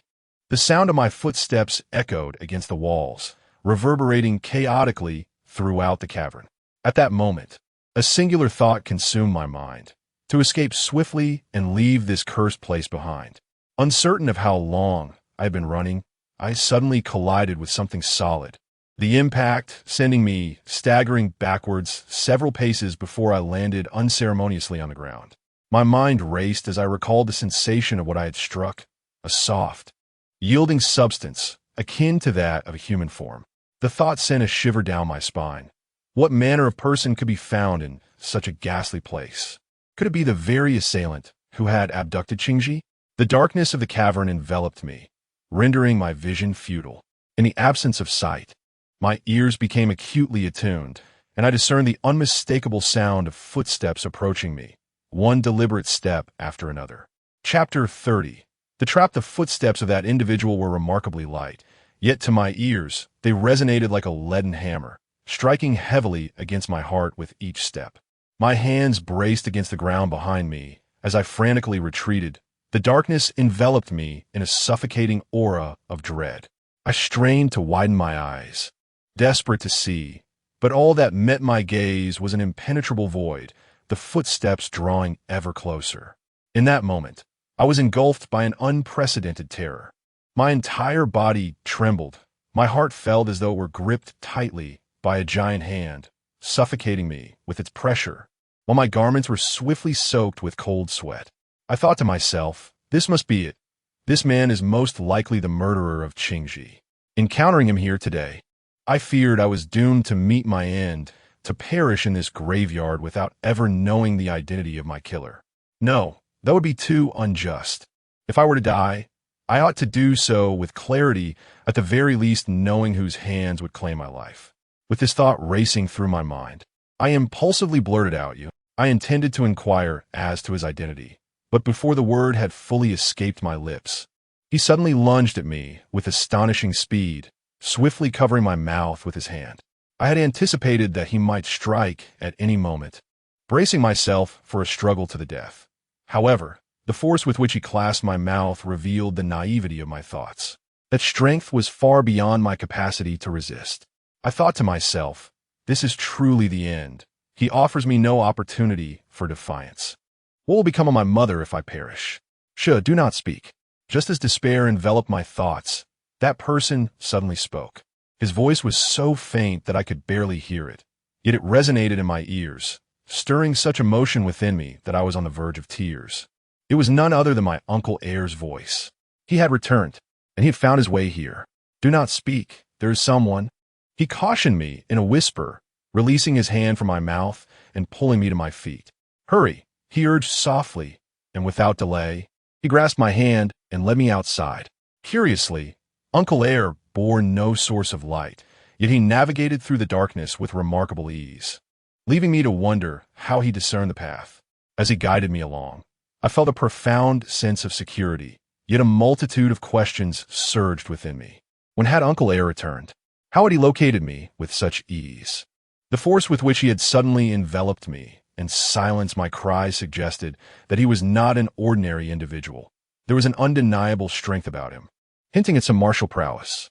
Furthermore, when he mentioned someone, was he referring to the presence I had sensed lurking in the shadows? Uncle Ayre appeared genuinely apprehensive of that individual. These inquiries danced on the tip of my tongue, yet Uncle Ayre had instructed me to remain silent, and I dare not disobey. Thus, I was swept along in the darkness, stumbling yet unharmed, until we emerged from the cave. The moment we stepped into the light, I exhaled a sigh of relief. Under the moonlight, I beheld my uncle in a state of disarray. His garments were tattered, his head adorned with bits of grass, and a bloodied scratch marred his face, presenting a picture of weariness and turmoil. Observing such a sight, I could almost envision his anxious rush to my side, and my heart warmed as I called out, "Uncle." Yet, he glared at me fiercely, raising his hand to deliver a sharp slap to my head, exclaiming, "What the hell are you doing here? Do you want to throw your life away?" The force of his blow left my head ringing with a dull throb. I felt a surge of injustice. It was his insistence that I come here, amidst the search for a body, that had brought me to this wretched place, nearly costing me my life. Instead of receiving a word of consolation, I was met with reprimand.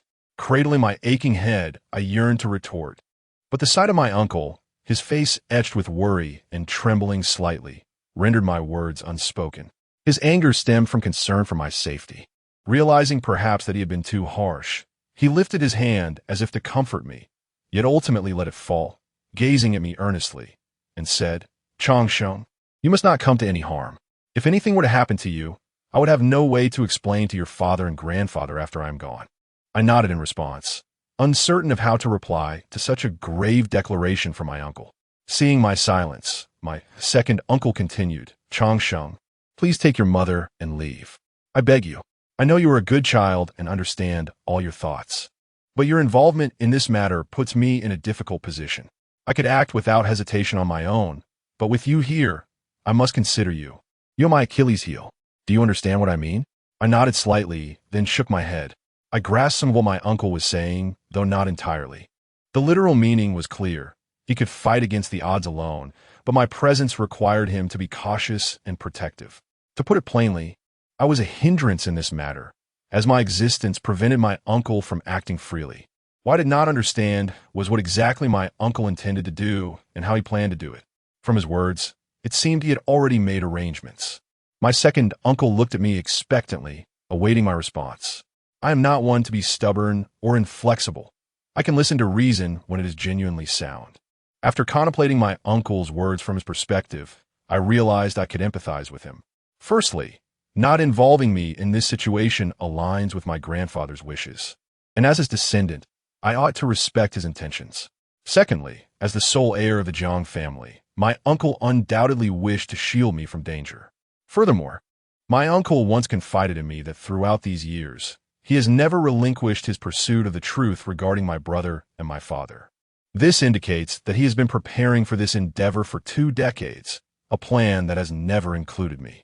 My sudden intrusion has left him at a loss. Indeed, as my uncle aptly stated, in this matter, I am but a burden, incapable of bearing weight or bearing arms. My presence here undeniably hinders my uncle's efforts. Should circumstances take a turn for the worse, I could even unwittingly become a pawn threatening my uncle's plans. If such were the case, all of my uncle's meticulous strategies would unravel due to my existence. I comprehend this reasoning and empathize with my uncle's predicament. However, the thought of departing from this quaint village that has nurtured me leaves me at a loss as to where to go. I inquired, "Uncle, may I remain at home and abstain from participating in this affair?" My uncle shook his head and replied, "The tree wishes for calm, yet the wind does not cease. Often, even if you do not provoke others, they may still seek to ensnare you. Take today's incident as an example. You have fallen into a trap, and the consequences of such deception are indeed dire." Chapter 31. An inescapable trap? I furrowed my brow, echoing my uncle's words. While the events of this evening replayed swiftly in my mind, it dawned on me that we might indeed have fallen into a trap. Setting aside the matters preceding our ascent, the atmosphere surrounding this burial mound was rife with unease. At the moment when the rogue cat and I resolved to depart before the great stone, a sudden, mournful wailing emerged from behind it. When darkness rendered the cave inaccessible to me, the rogue cat discovered a torch. As we hesitated at a fork in the path, we stumbled upon a high-heeled shoe in one of the corridors. In retrospect, the series of coincidences seemed rather too fortuitous, suggesting that someone had deliberately sought to lure us deeper into that passage. Who orchestrated this scheme? Was it the Mao family? I inquired of my uncle. The memory of Mao Yuanshan's venomous expression when he spoke of my uncle resurfaced in my mind. He appeared to harbor an intense hatred for him. Could it be that Qingji had never truly perished? Was their intent to ensnare my uncle within this cave, to eliminate him without his knowledge, fabricating the tale of Qingji's disappearance? I share my analysis with my uncle, who shook his head and replied, "It is not they. That girl named Qingji was most likely murdered." "How can you be so certain she was killed?" I questioned him. My uncle then remarked, "That child was born a few months before you. I saw her as a young one. The heavens had collapsed, with her features, joined eyebrows, and a connected forehead, a third eye, and pronounced nasolabial folds, pretending that she would meet an untimely demise. The timing coincides precisely with my return to the village to seek her remains. I am unfamiliar with the concept of Tianzhong and Sanbaiyin, yet I have long been aware of my second uncle's remarkable talent in fortune-telling, a skill in which I place my utmost trust. However, as I listened to his subsequent words, it appeared that the murderer's act against Qingji was somehow aimed at him. After a brief contemplation, I articulated my thoughts.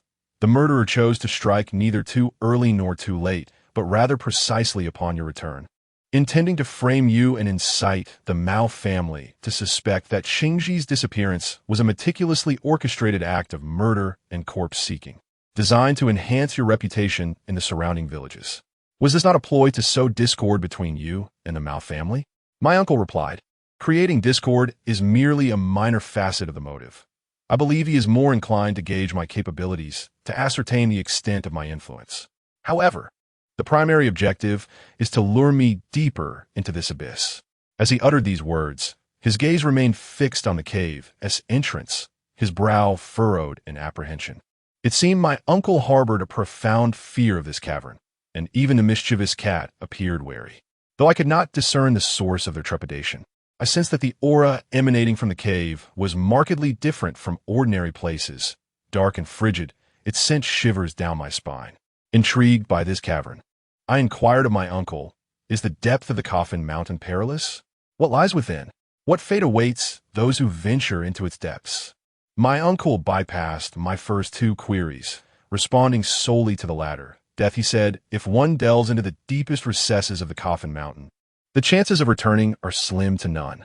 His chilling response left me gasping, and I murmured, "So, the murderer seeks to bring about your demise? What could possibly motivate such an act?" My uncle has not been home for 20 years, and he has not offended anyone. Why would anyone wish him ill? Suddenly, a thought struck me, and I exclaimed, could it be that the perpetrator who caused the death of my 4 brothers, or killed my father, is aware of your return and seeks to eliminate you first? My uncle nodded and replied, I suspect it is indeed the culprit responsible for the deaths of your 4 brothers. I interfered in his affairs back then, and he has held a grudge against me ever since. This was the first time I had heard my uncle speak of those past events. Just as I was about to inquire further, he added, I have only just returned, and he is already eager to act. You must leave immediately to avoid being entangled in this matter. As my uncle reiterated the necessity of my departure, I found myself at a loss for words. I understood that leaving would be beneficial for both of us. However, an inexplicable reluctance tugged at my heart, preventing me from wanting to go. Our land is barren, remote, and underdeveloped, and the villagers have not treated me kindly. With my grandfather's passing, it seemed there was nothing here to hold me back. At my young age, I should venture out and seek my fortune, yet I could not articulate why I felt such a strong desire to stay. Noticing my silence, my uncle reassured me. Do not worry about what comes after your departure. The house I have lived in all these years is still available. You may stay there. If you wish to pursue something, I have made connections over the years and can assist you in finding a respectable job. Hearing my uncle's words, I realized he had already made plans for me. What more could I possibly say? My uncle could have chosen to lead a carefree life outside. Yet he opted to return to the village to seek vengeance for my father and my brother. I ought to comprehend his motives, to support him with unwavering dedication and cooperate with him, rather than indulging my own whims and hindering his efforts. After a moment of contemplation, I nodded and said, All right, I promise you. Upon hearing my words, my uncle displayed a look of profound relief and patted my shoulder, as if about to speak, when suddenly, a shadow darted out from the cave. It was that mischievous cat, having mysteriously vanished earlier, now reappearing. While I felt a flicker of annoyance at its previous disappearance, I was nonetheless relieved to see it unharmed. After emerging, the cat ignored me completely, its emerald eyes fixated solely on my uncle. He, in turn, locked eyes with the cat, and in that moment, I sensed a silent communication transpiring between them, profound and intricate, perhaps in ways beyond my understanding. As they exchanged glances, I noticed my uncle's expression darkening, his brows knitting tighter, as if he could squeeze out water from his furrowed forehead. After what felt like an eternity, my uncle averted his gaze from the cat and swiftly retreated back into the cave. The cat followed closely behind him. Observing this scene, I felt a surge of urgency and dashed into the cave myself. For how could they leave me behind in such a precarious situation? I sprinted to my uncle's side at full speed, grasping his garment tightly, which brought me a modicum of reassurance. I finally mustered the courage to inquire, Why have you returned? My uncle, however, did not respond. Instead, he swiftly advanced into the darkness. Clinging desperately to his clothing, I stumbled along behind him, my mind racing with questions. What could have transpired that instilled such profound dread in him regarding this cave? What had he discerned during his exchange with the elusive cat that compelled him to venture forth despite his evident trepidation? In the void left by the cat's absence, would have been uncovered within the cave. As my thoughts spiraled, my uncle abruptly halted, plunging us into an abyss of darkness where not even the faintest light could penetrate. Surrounded by an eerie silence, unable to contain myself, I once again queried my uncle, What is happening? He let out a heavy sigh and replied softly, It seems we may not be able to proceed. Chapter 32, What do you mean, we cannot leave? I blurted out, questioning my uncle, momentarily perplexed by his words. Was he implying that we could not escape the Coffin Mountain? Or that I could not depart from the village? My uncle offered no reply, but I soon heard a rustling sound, as if he were searching for something. Before long, he grasped my hand and pressed an object into it, whispering, Instill the contents into your eyes. It was then that I noticed the object in my hand, a small bottle no larger than my thumb, with a slender top and a cap, resembling an eyedropper. However, I was well aware that its contents were certainly not meant for ocular relief. My uncle would not be so frivolous as to bring eye drops to such a place for me to administer. What is this? I inquired, unscrewing the cap. Just drop it. You will understand what happens afterward, he replied cryptically. Given his enigmatic demeanor, I refrained from further questioning and lifted the bottle to my eyes.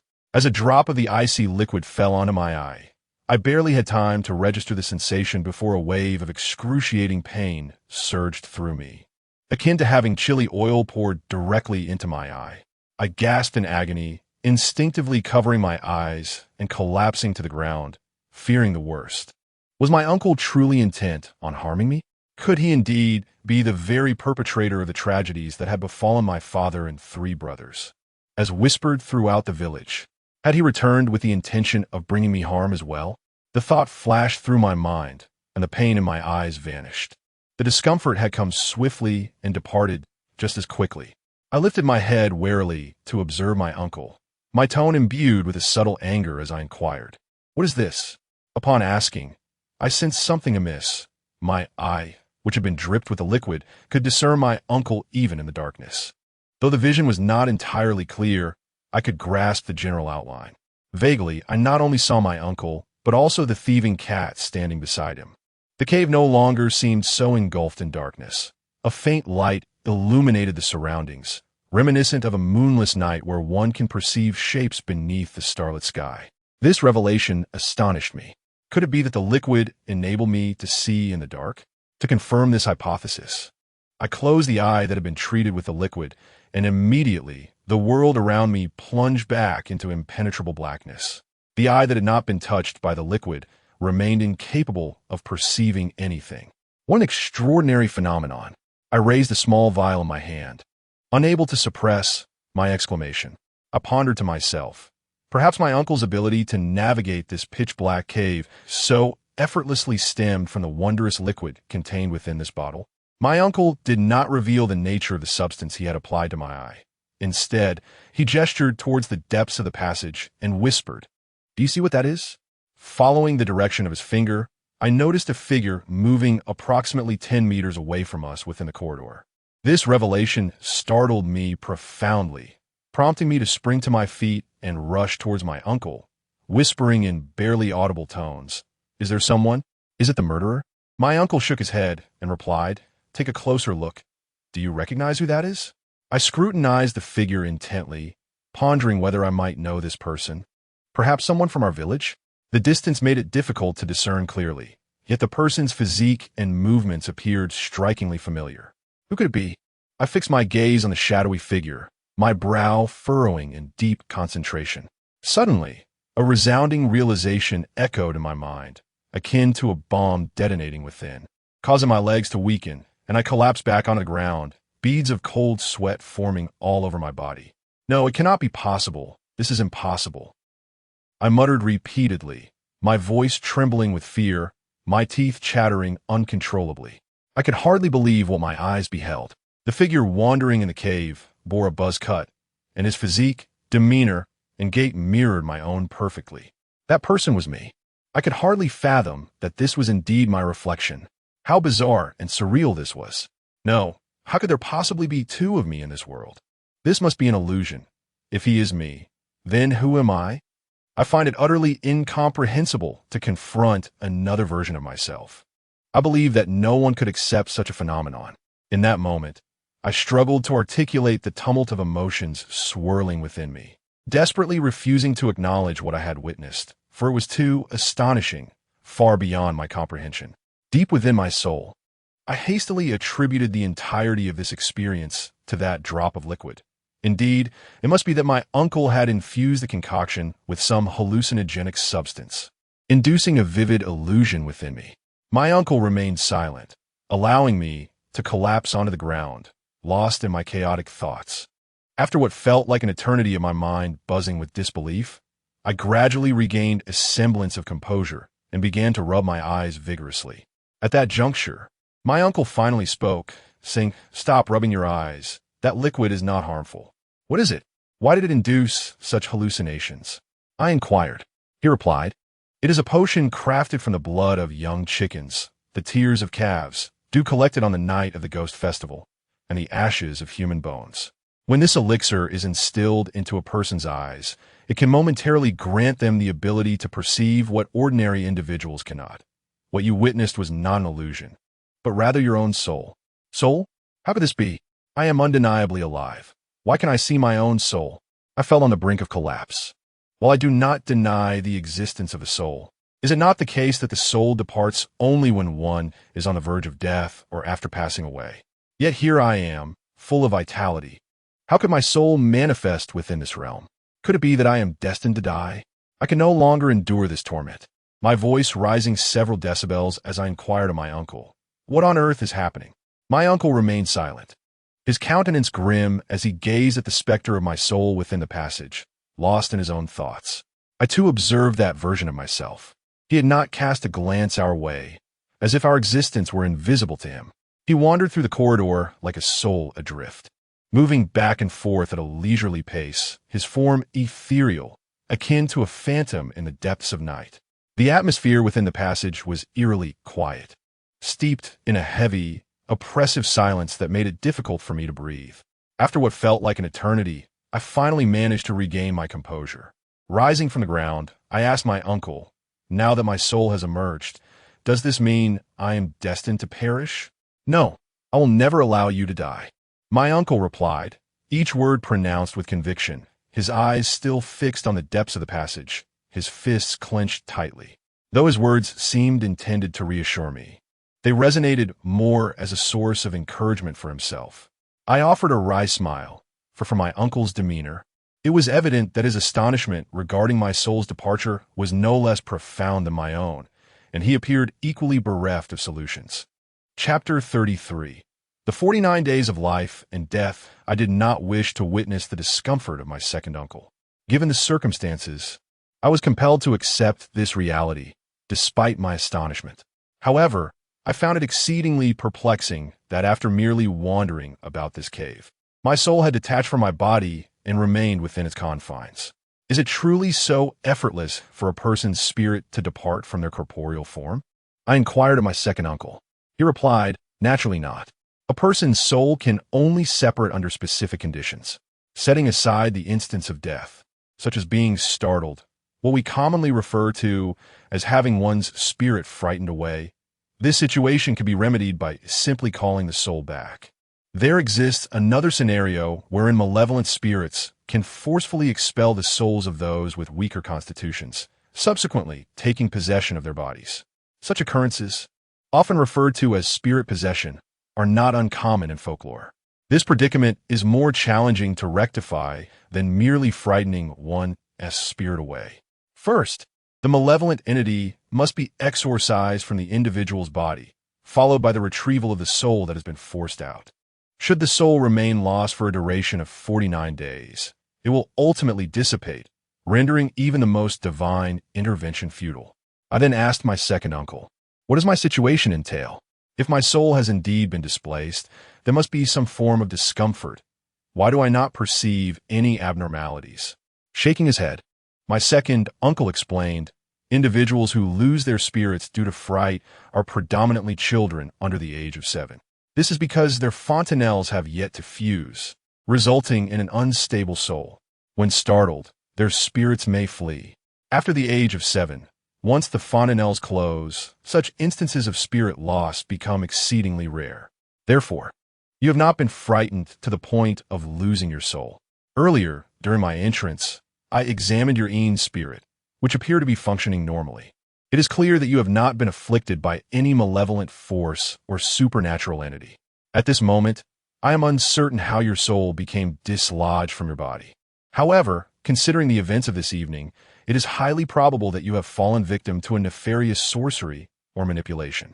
The reason you do not presently perceive any abnormalities is due to the fact that it is your Ming soul that has been displaced. The human soul comprises 3 aspects: the Tian soul, the Di soul, and the Ming soul, accompanied by 7 spirits: Tian Chong, Ling Hui, Qi, Li, Zhong Zhu Jing, and Ying. Each of these 3 souls and 7 spirits is further classified into yin and yang. Among the 3 souls, the Tian soul represents yang, the Di soul represents yin, and the Ming soul is also yang. Within the 7 spirits, Tian Chong and Ling Hui are classified as yin, while Qi, Li, and Zhong Zhu are yang. Jing and Ing are likewise yang. Currently, your Tian soul and Di soul remain intact. It is your Ming soul that has departed, along with the Qi, Li, and Zhongzhu spirits. In the remaining days, the two souls of earth present as one yin and one yang, the heavenly spirit, along with the essence and elite spirits, constitute two yin and two yang. Thus, the souls within your body are currently in a state of yin-yang equilibrium. Moreover, since the time your soul has been separated from your body is brief, you may not feel any immediate effects.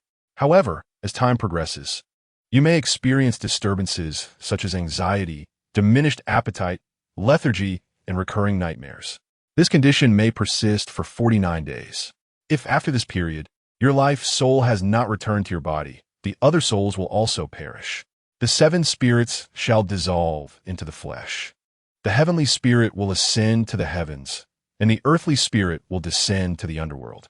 The human soul will wander amidst desolate wilderness and graveyards, signifying that, at that point, one has succumbed to death, until reincarnation occurs, at which time the three souls will reunite, and the seven spirits will manifest with a new body. In my uncle's discourse, he employed a plethora of unfamiliar terminology, which left me somewhat bewildered.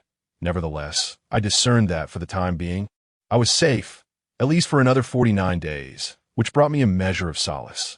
I inquired, "Uncle, can a soul caller retrieve the lost soul? My spirit lies ahead. Is there no way to summon it back into my body?" Upon hearing my words, my uncle furrowed his brow and replied, "This is the very question I have been pondering. How can I facilitate the return of your spirit to its rightful place?" With that, he gestured for me to follow him. The cunning cat accompanied us, steadily making its way towards my spirit. As I drew nearer, my vision sharpened. The spirit before me, aside from its somewhat languid gait, bore an uncanny resemblance to myself. Were it not for my uncle's revelation that this was indeed my spirit, I would have believed I had encountered another version of myself. 6 meters, 5 meters, we were closing the distance until my uncle halted approximately 3 meters away. At such proximity, I could discern him with remarkable clarity, yet he remained oblivious to our presence, continuing his aimless pacing. It felt as though he were confined within an invisible chamber. We could observe him, but he could not perceive us. His movements were restricted, seemingly devoid of awareness, merely wandering like a soulless automaton.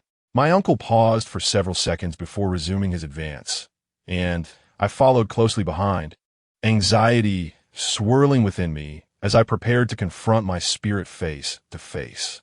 Gazing upon an individual who mirrored my own likeness from such proximity promised to be a profoundly eerie and unsettling experience.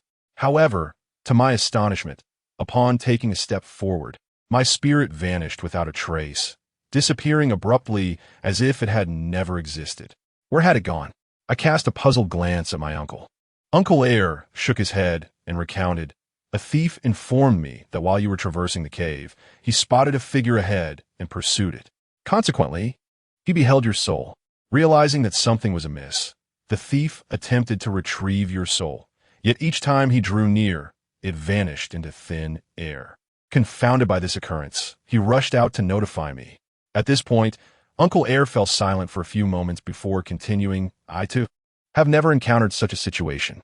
His voice carried a tone of helplessness, tinged with a hint of self-reproach, as if he felt remorseful for his inability to assist me in this matter. However, he quickly reassured me, saying, "Do not be afraid. Although I am uncertain about the nature of this predicament, there exists a solution to every mystical challenge in this world. Once I venture out, I shall seek counsel. Perhaps the resolution is simpler than we anticipate." I nodded, harboring a flicker of hope that matters would indeed unfold as Uncle Air suggested. "Then let us proceed. We shall devise a plan once we are outside," he declared. I followed Uncle Air as we made our way out, and after walking a few paces, the darkness thickened, ultimately enveloping us in impenetrable blackness.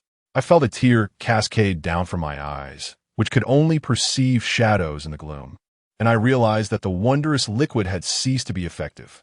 I grasped Uncle Air's garment as we emerged from the cave, having toiled for half the night. It was likely around the 5th watch of the night. The moon had waned to the point of invisibility, Yet the valley of the Coffin Mountain remained bathed in a glaring white light, reminiscent of a full moon at its zenith. What a cursed place this is. Chapter 34. The Land of the Moon. Upon exiting the cave, we did not linger any longer in the northern Coffin Mountain, instead embarking directly on our journey homeward. The road was enveloped in a profound silence, with neither my second uncle nor I uttering a word, each lost in our own contemplations. After traversing about half the distance, a faint crowing of a rooster drifted from the direction of the village, heralding the dawn. The sky gradually brightened, the distant horizon adorned with a few dimming remnants of stars, reluctant to relinquish the night. Following closely behind my uncle, I walked back in the gentle light of dawn, the air imbued with a refreshing fragrance, a blend of grass, earth, and the earthy scent of manure, a scent so familiar and unique to my homeland. I inhaled deeply, a wave of sorrow washing over me as I pondered that perhaps after the 49 days, I would never again have the pleasure of breathing in such a rich and fragrant aroma. Silence accompanied us all the way home, where the eastern sky had begun to blush with the first light of day. The first thing I did upon returning was to check on my mother, who had been hastily summoned by Mount Da-ji in the evening, leaving no time for me to prepare dinner for her. I gently pushed open the door to her room, discovering her still sound asleep in bed. Beneath her bed lay a torn packet of biscuits. I had prepared some quick meals for her, fearing she might have gone hungry in my absence. Not wishing to disturb her slumber, I quietly closed the door and stepped outside. There, my weary second uncle sat at the table, and upon noticing my presence, he swallowed hard as if to speak, yet ultimately fell silent. I took a seat beside him and poured a bowl of water for both of us. After he had taken a few sips, I inquired about his intentions for the next steps. Uncle Air gently shook his head, his brow furrowed in persistent concern since his return last night. Through overhearing his conversation with the venomous old man and observing his actions of seeking a corpse, it became evident to me that Uncle Air had returned with intentions and plans. However, the events of the previous night had disrupted his meticulously laid scheme, leaving him momentarily at a loss. He urged me to rest, but in this critical moment, sleep was a distant luxury. Uncle Air, equally weary, showed no inclination to retreat into slumber. We sat in silence, the atmosphere thick with an awkward tension, while the cat lay quietly in the center of the table. "Uncle, when did you return, and how did you know we went in North Coffin Mountain?" I broke the silence with my inquiry. Uncle Air replied, "I arrived around 8 or 9 last night. Upon my return, not seeing you and that thief, I sensed something might be amiss and set out to find you. During my search, I encountered Lu Wenba, who informed me that you had gone up the mountain in search of Qingji. Knowing Qingji was a fragile girl, her words led me to suspect you were seeking her remains. I hastened into the mountains, and upon nearing North Coffin Mountain, I discovered a narrow path with recently trampled wild grass. It was then I realized you had ventured into that area. Alarmed, I rushed in and thankfully found you just in time." As he recounted this, a look of lingering dread washed over his face. My uncle seems to harbor a profound fear of the Coffin Mountain, and I too am gripped by a similar trepidation, albeit based solely on legends and the mountain's peculiar aura. Yet, through my uncle's repeated references to Coffin Mountain, I discern that he possesses a certain knowledge about it. What secrets lie within its depths? Why, despite being surrounded by towering peaks, does the mountain bask in a luminous moonlight? I inquired of my uncle. After a moment of silence, he replied, "These matters are not something I wish to discuss with you, but now that your spirit is entwined with Coffin Mountain, it is time you grasp a fragment of its essence. This is no ordinary realm. You may have sensed it. Both creatures and humans instinctively feel a profound aversion when approaching that area, a deep-seated repulsion that dissuades them from drawing near. This is because it is a place of pure yin, devoid of yang, a realm of profound darkness, also known as the Back Shadow Mountain, recognized as one of the most saturated with yin energy in the mortal world. In such a place, sunlight cannot penetrate, nor can the shadows escape. In essence, not a single ray of sunlight can reach it. However, when night falls and the moon graces the heavens, regardless of whether its beams directly illuminate that spot, the mountain is enveloped in moonlight until the moon sets. I furrowed my brow as I listened to my uncle's words, unable to restrain myself from interjecting. But that cannot be true. Even if the surrounding mountains shield Coffin Mountain from the sun, there must be moments at noon when sunlight can reach it. How is it possible for not a single ray of sunshine to penetrate? Uncle Air shook his head and said, "The sun you speak of is not the sun I refer to. My notion of the sun pertains to the yang energy. Undoubtedly, the sun in the sky embodies the most potent yang energy. However, there is one aspect you are unaware of. The midday sun, when it shines directly, does not belong to yang, but rather to yin. Just as midnight, the moment of Z, signifies the utmost presence of yin energy, so too does noon." As I listened to Uncle Air's words, I couldn't help but widen my eyes in disbelief. It is well known that the sun at midday is the most scorching. I had previously heard from the old poisoner that in ancient times, when executing the most heinous criminals, they would always choose the moment of 3/4 past noon to lead them out for execution. This was because at that time, the yang energy was at its zenith, and the souls of the condemned had yet to escape. Thus they were overwhelmed by the yang energy, leaving them utterly disoriented, bereft even of the ability to become spirits. Uncle Air continued, "You are correct. 3/4 past noon is indeed when yang energy is at its most abundant. But do you know what time 3/4 past noon actually is? The ancients measured time using the heavenly stems and earthly branches. And there is no such thing as 3/4 past noon. It is referred to as the 3/4 of noon. Today, we would call this 11:45 in the morning, while 3/4 past 1 o'clock is 12:45. The hour between these 2 points is known as noon. The yin-yang practitioners believe that the 5 elements both conquer and generate one another. When one is at its peak, the other diminishes. When yin prevails, yang wanes. And when yang reaches its zenith, yin flourishes. Thus, at 3/4 before an afternoon, the yang energy is at its most potent, and after this peak, there exists a critical point. This critical moment occurs when the sun shines directly at noon, marking the transition between yin and yang, analogous to midnight, when yin energy is at its heaviest. Therefore, when the midday sun shines upon Baiguan Mountain, all that light is in fact permeated with yin energy. Such a place is an exceedingly rare realm of profound darkness amidst the heavens and the earth. Should a person reside there, they would surely meet their demise within 3 years. However, this realm of extreme is a coveted territory for malevolent spirits and practitioners of sinister arts. These spirits, being of the thrive on the energy of for their cultivation, rendering such a location immensely beneficial for their spiritual practices.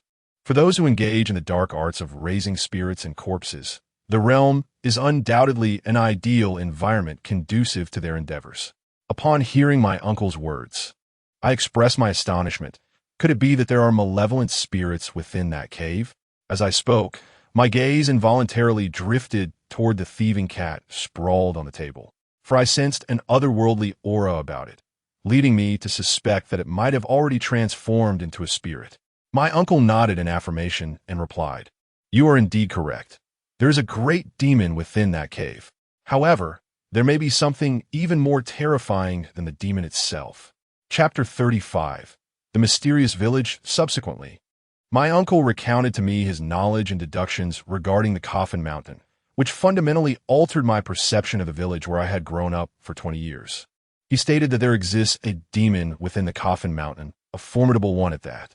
This is common knowledge among those with a modicum of understanding. For the closer one approaches the Coffin Mountain, the more palpable the overwhelming aura of the demon becomes. This aura can even be sensed by ordinary people and animals, manifesting as a terrifying presence that deters any desire to draw near. However, the average person remains unaware of its origin. Upon hearing this, I inquired about the 4 directions of the village, each with its own Coffin Mountain, each one evoking a sense of reverence and trepidation. Could it be that each of these mountains harbors a demon? My uncle nodded in affirmation, stating that indeed, not only does the northern Coffin Mountain conceal a great demon, but the other mountains also house celestial beings engaged in their own cultivation, having practiced for several years. The depth of their cultivation remains a mystery, yet judging by the aura alone, it must exceed a millennium of spiritual attainment. A millennium of spiritual attainment. I could not suppress a gasp at my uncle's words. I had encountered in various texts the notion that the cultivation of beasts is an arduous endeavor. Merely to attain enlightenment requires a century. And only after that can one be considered to have taken a step onto the path of cultivation. Why is it referred to as merely a half step? This is because the cultivation of animals is not acknowledged by the heavens and earth. Being unrecognized is considered an extraordinary path, which is viewed as usurping the creation of a universe and infringing upon the mysteries of the sun and moon. Such an act would invite the wrath of the heavens, manifesting as thunderous retribution. Therefore, it is imperative to first establish a foundational practice, a process that requires a century. Only after this period can one officially commence their cultivation. Once minor accomplishments have been achieved, the celestial realm will subsequently unleash the trials of thunder, infernal flames, and tempestuous winds upon the creature. If it withstands these three tribulations, it may continue its cultivation. Thus, after 500 years of practice, one must enter the mortal world, traversing through the myriad experiences of life, savoring the bittersweet, the joys and sorrows, and the separations and reunions that encompass the spectrum of human suffering. Following 4 significant trials, often a millennium will have passed. Only after this span can one claim to have made progress in their cultivation. At that point, the creature may transform into human form and pursue further ascension. My uncle mentioned that the beings within the Coffin Mountain possess millennia of cultivation. Can a millennium of cultivation not lead to transformation into human form? I inquired. My uncle replied, whether they can transform remains uncertain, for no one has ever witnessed such a phenomenon. However, these beings hold their territory in high esteem. Should any human or beast intrude upon their sacred space and disturb their tranquil practice, they are likely to face dire consequences. At this juncture, my uncle shifted the conversation, stating, however, I dare not venture into the depths of Coffin Mountain, not out of fear of the creatures, for they typically do not take lives. Killing is a grievous act that severely diminishes their spiritual merit. Their path to cultivation is arduous, and they would not willingly jeopardize their progress. What truly instills fear in me is the mountain itself, a place that is undoubtedly beyond our reach. My uncle's words left me in a state of confusion. The Coffin Mountain, no matter how sinister it may seem, is merely a mountain. If it were not for the presence of a great demon within, would it not simply be a place capable of gathering negative energy? What is there to fear? As I pondered this, I watched my uncle, anticipating his further elaboration. However, he lowered his head and remained silent for an extended moment. Just as I was on the verge of inquiring once more, he lifted his gaze, first towards me, then towards the mischievous cat. I noticed a hint of turmoil in his eyes, and after a few moments of hesitation, he finally spoke in a grave tone. Perhaps it is not entirely appropriate to label Coffin Mountain as frightening. Rather, it may be more accurate to say that the true terror lies within our village, in that which lurks behind the Coffin Mountain. His use of perhaps twice indicated his own ambiguity regarding what he was about to reveal. It had sparked within me an intense curiosity. I craned my neck and asked my uncle, what is wrong with our village? What lies behind Coffin Mountain? The mischievous cat also seemed intrigued, sitting up and attentively focusing its ears on my uncle, unwaveringly. My uncle began, the land of the Tyene is also known as the Back Shadow Mountain, signifying a realm devoid of yang energy. In Taoist texts, it is recorded that heaven consists of 9 layers, known as the 9 heavens, while the earth comprises 9 layers, referred to as the 9 nether regions. To ascend to the 9 heavens, one must journey to Kunlun Mountain, home to the immortals, with celestial paths leading directly to the 9 heavens. Conversely, to access the 9 nether regions, one must first seek the Back Shadow Mountain, for beneath it lies the path to the 9 nether regions. This implies that there exists a route leading to the 9 nether regions beneath the Back Shadow Mountain. My uncle spoke with increasing mystique, mentioning the realm of Jiu-Yu, which sounded akin to a tale, yet it stirred a profound excitement within me, urging him to continue. He went on to say, it is said that there are only 8 entrances to Jiu-Yu in the mortal world, scattered across the cardinal directions. This statement subtly implies that regions like the Backing Mountain are exceedingly rare in the universe, with only 8 such mountains existing. Strikingly, our village boasts 4 of these. each positioned at the four corners of our community. One must ponder, does this not defy reason? My uncle did not overly embellish the atmosphere. Yet that single question sent a shiver through me. Previously, during moments of idleness, I had contemplated why our village possessed four identical mountains, precisely distributed around us. I could never decipher the mystery, merely marveling at the extraordinary artistry of nature, never considering that such a coincidence was fundamentally impossible. Setting aside the question of whether there are indeed only 8 locations of Tai-In on Earth in this vast world, it is nearly impossible to find 2 identical beings among the multitude of souls. How could there be 4 identical mountains appearing in such close proximity? It is utterly illogical. Yet this illogical phenomenon exists in reality. I furrowed my brow in contemplation, gazing at my uncle as I proposed. Could it be that these mountains are not in their original form, but rather are constructs of human hands? Aside from natural formations, the only remaining possibility is that they were artificially created. Uncle Air nodded and said, "Many years ago, I harbored such doubts. Subsequently, I visited the 4 Coffin Mountains and discovered that among them, only one was of original existence. The other 3 were excavated and constructed based on the form of that original mountain. Although the surrounding mountains have since been cloaked in vegetation, traces of human extraction are still discernible." His words sent a chill down my spine. Just imagine the immense manpower and resources required to reshape 3 distinct mountains to resemble a single one. Who possessed such grand ambition? What purpose could they possibly have in doing so? Could it be true, as the legend suggests, that one of these mountains conceals the remains of an ancient figure, while the other 3 serve as mere decoy tombs? No, that cannot be right. I quickly dismissed my own conjecture. Decoy tombs are designed to mislead grave robbers. They are a form of countermeasures against tomb raiding. Like genuine tombs, they must conceal their locations without conspicuous markers, leaving treasure hunters unaware of their whereabouts. To laboriously shape 3 mountains into a singular form as a decoy tomb would be akin to removing one's trousers to pass gas, a futile endeavor. Yet if they're not decoy tombs, what could be the motivation behind such elaborate efforts? Chapter 36. Fear born of the unknown. I never anticipated that, in our remote and impoverished mountain village, there had once been a monumental effort expended to construct 3 enigmatic and sinister mountains. At that moment, I felt an air of mystery enveloping our village. Who could have been responsible for the creation of these mountains? The sheer scale of such an undertaking suggests a significant purpose. Yet, what could necessitate such construction in this desolate land? I pondered to myself, furrowing my brow. My uncle remarked, "Although I am unaware of who constructed these mountains, it is important to note that in ancient times there were no machines.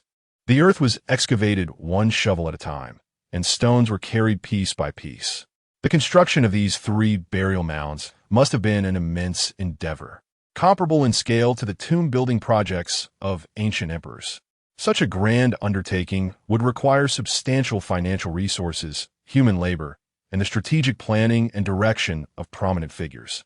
Otherwise, it could not have been realized. This implies that these mountains were erected by some significant individual from the past. As for their purpose, I surmise they may have served as sites for rituals or sacrifices. I inquired of my uncle, "What leads you to this conclusion?" He replied, "The mountains being purely In, are places where many activities are deemed inappropriate. The living cannot dwell there for long. Prolonged residence would result in death, thus indicating they were not intended for the living. Furthermore, the dead cannot be interred there, for a body buried in a purely In location would not decay over time. The soul would be unable to depart and reincarnate. Instead, it would absorb the surrounding In energy, eventually transforming into a malevolent spirit, while the corporeal remains would undergo a ghastly metamorphosis. This desolate realm, shrouded in darkness, serves as an ideal haven for sorcerers to nurture spirits and the undead. However, I find it hard to believe that anyone would go to such lengths merely for the purpose of cultivating ghosts or corpses. The ancients revered heaven, earth, and the divine, with rituals forming a significant part of the rites of the Huaxia culture, particularly within Confucianism. Among these rites, none holds more weight than the act of sacrifice. The only conceivable reason for mobilizing such resources to construct a grand altar to the netherworld comes to mind. My uncle articulated his hypothesis, but then shifted his tone, adding, "Of course, my assertion that this is an altar is merely based on my understanding. The true purpose of these shadowy mountains can only be elucidated by their creators." I replied, "Indeed, so much time has elapsed, and our speculations remain confined to our limited comprehension. The ancient relics have long since been obscured by the vast expanse of history, lost to contemporary knowledge." My uncle nodded in agreement, stating, "Yes, if it truly is a grand altar as I surmise, then the methods of sacrifice employed by the ancients were indeed sinister. Such a place, steeped in endless epics, may harbor vengeful spirits or even more terrifying entities. Conversely, if it is not an altar but something else entirely unknown, it invokes even greater dread, for it is the unknown that breeds fear." I profoundly comprehend the essence of what my second uncle articulated, akin to my experience of being enveloped in darkness within the cavern of the coffin.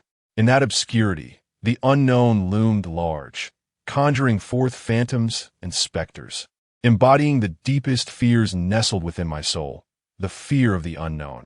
Suddenly, as we engaged in conversation, a resounding crash echoed through the air as our front door was forcefully flung open. The door to our abode was ajar, and upon glancing into the courtyard, I beheld the four brothers of the Mao family, accompanied by Mao Daji, as they strode into our home. Our yard was modest in size, and these well-to-do individuals, with their plump visages and hearty demeanors, occupied nearly half of the space upon their sudden entrance. Rising to my feet, I pondered their intentions. What was the purpose of such a large gathering? Were they here to engage in a brawl? The leader among them, Mao Jinshan, bore no inclination for conflict. Upon spotting my second uncle, he greeted him with a warm gesture, proclaiming, "Huailei has returned." Observing his demeanor, I surmised that their visit was predominantly concerned with the matter of Qingji. The elders of Qingji displayed a considerable investment in her well-being. Take Mao Jinshan, for instance. He had not returned even upon the demise of his own parents. Yet now he traversed great distances for a missing niece, taking personal charge of the situation, which struck me as rather peculiar. My second uncle acknowledged Mao Jinshan with a nod, serving as a silent response. The five members of the Mao family regarded my second uncle in silence, seemingly anticipating him to initiate the conversation, as if they had already deduced that I had informed him of Qingji's disappearance. Indeed, second uncle was aware of the situation concerning Qingji and likely surmised the purpose of the Ma brothers' visit to our home. However, with the Ma brothers remaining silent, second uncle also refrained from speaking, choosing instead to remain seated, pouring himself a bowl of water, embodying an air of indifference towards them.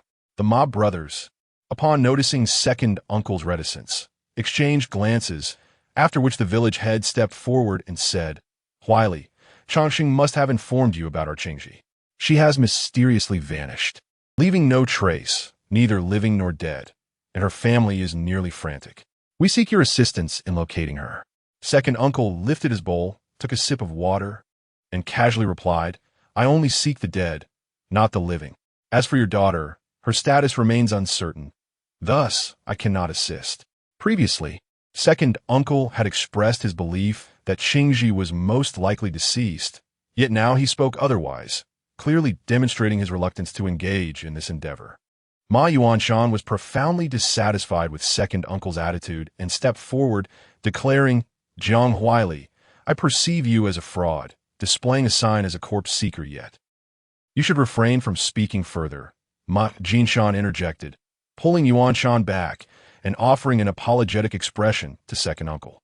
"The girl is missing, and Yuanshan is simply too anxious. After she disappeared, we discovered traces of blood in her room. Years ago, we consulted a sage to foretell the fate of Qingji. The sage predicted that she would face a calamitous disaster around the age of 20, leading us to surmise that she likely perished. Please assist us in searching for her. As her elders, we are greatly troubled by her absence. Should you succeed, I shall offer threefold the reward." Mao Jinshan extended 3 fingers, revealing his affluence. 100,000 yuan for the quest of a single corpse already seemed exorbitant to me, yet he astonishingly increased the offer by an additional 200,000. I glanced at my second uncle. Truth be told, I felt a twinge of temptation. However, my uncle remained entirely unfazed, shaking his head and stating, "I have pressing matters to attend to and cannot pursue this search. Seek someone more capable." The faces of the Mao family darkened, perhaps believing that once the price reached a certain pinnacle, my uncle would be unable to refuse. They were taken aback by his decisive rejection, as he appeared to hold the money in utter disregard. Ultimately, Mao Yuanshan spoke up, pointing a finger at my uncle. "Jiang Huaili, do not be so brazen. This is your trade. To decline the first commission is to undermine your reputation. Who will trust you henceforth? Or is it that you lack the ability to locate the dead, concealing some unspeakable secret behind that sign you carry?" In response to Mao Yuanshan's tirade, my uncle remained calm, simply stating, "It is true that I engage in the business of corpse retrieval. However, the decision to seek or not seek is mine alone. Today, you tarnish my reputation, but I shall not argue with you. I extend you a favor. Go to Baiguanshan and see if you can find Qingji's remains. If you fail, then come back and berate me." Upon hearing the words of the second uncle, the members of the Mao family exchanged glances, seemingly unable to fathom that he would divulge the whereabouts of Qingji without demanding a single penny in return. Meanwhile, I observed the subtle upturn at the corners of the second uncle's mouth, sensing the unmistakable scent of a conspiracy. Chapter 37. Hidden motives. Upon hearing his uncle's words, Mao Jinshan gasped, stammering, "How could it be there? Huaili, are you certain you're not mistaken?" His demeanor suggested a deep-seated apprehension towards Baiguanshan. The village head furrowed his brow deeply, appearing lost in thought. Mao Yuanshan, already at odds with his uncle, expressed skepticism about his claim of revealing Qingji's whereabouts without any compensation. He retorted, "Jiang Huaili, do not speak nonsense. How could Qingji possibly be there? Are you attempting to lure us into that cursed place, to deceive us?" Unfazed, the uncle took a sip of water, responding nonchalantly, "I have shared what I needed to. Whether you believe it or not is entirely your concern." Mao Yuanshan found himself at a loss for words in the face of his uncle's retort. At this moment, Mao Jinshan stepped forward, clasping his hands in a gesture of respect. "Huaili, as fellow villagers, we should support each other in times of need. Since you know where Qingji is, why not accompany us on this journey? We will gladly meet any price you set, and should you have prior commitments, we can wait for your return."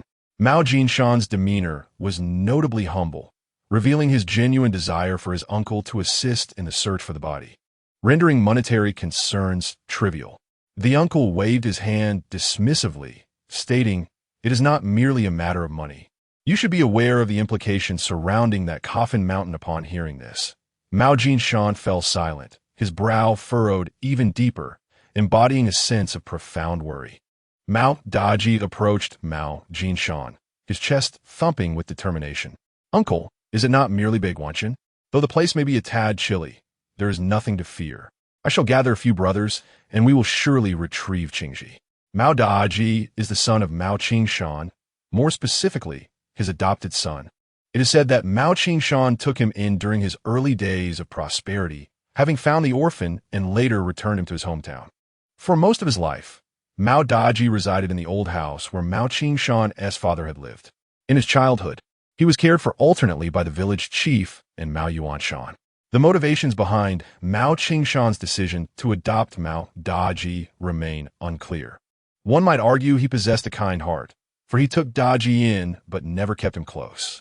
Despite his wealth, he never allowed Daji to attend school, confining him to the old house until he was well into his teenage years, when he finally emerged to play in the village. When Mao Daji was adopted, he was already 3 or 4 years old, and now he has grown into a young man of 22 or 23, at an age when one would typically seek to establish a family and a career. Yet his affluent adoptive father has not even secured him a job.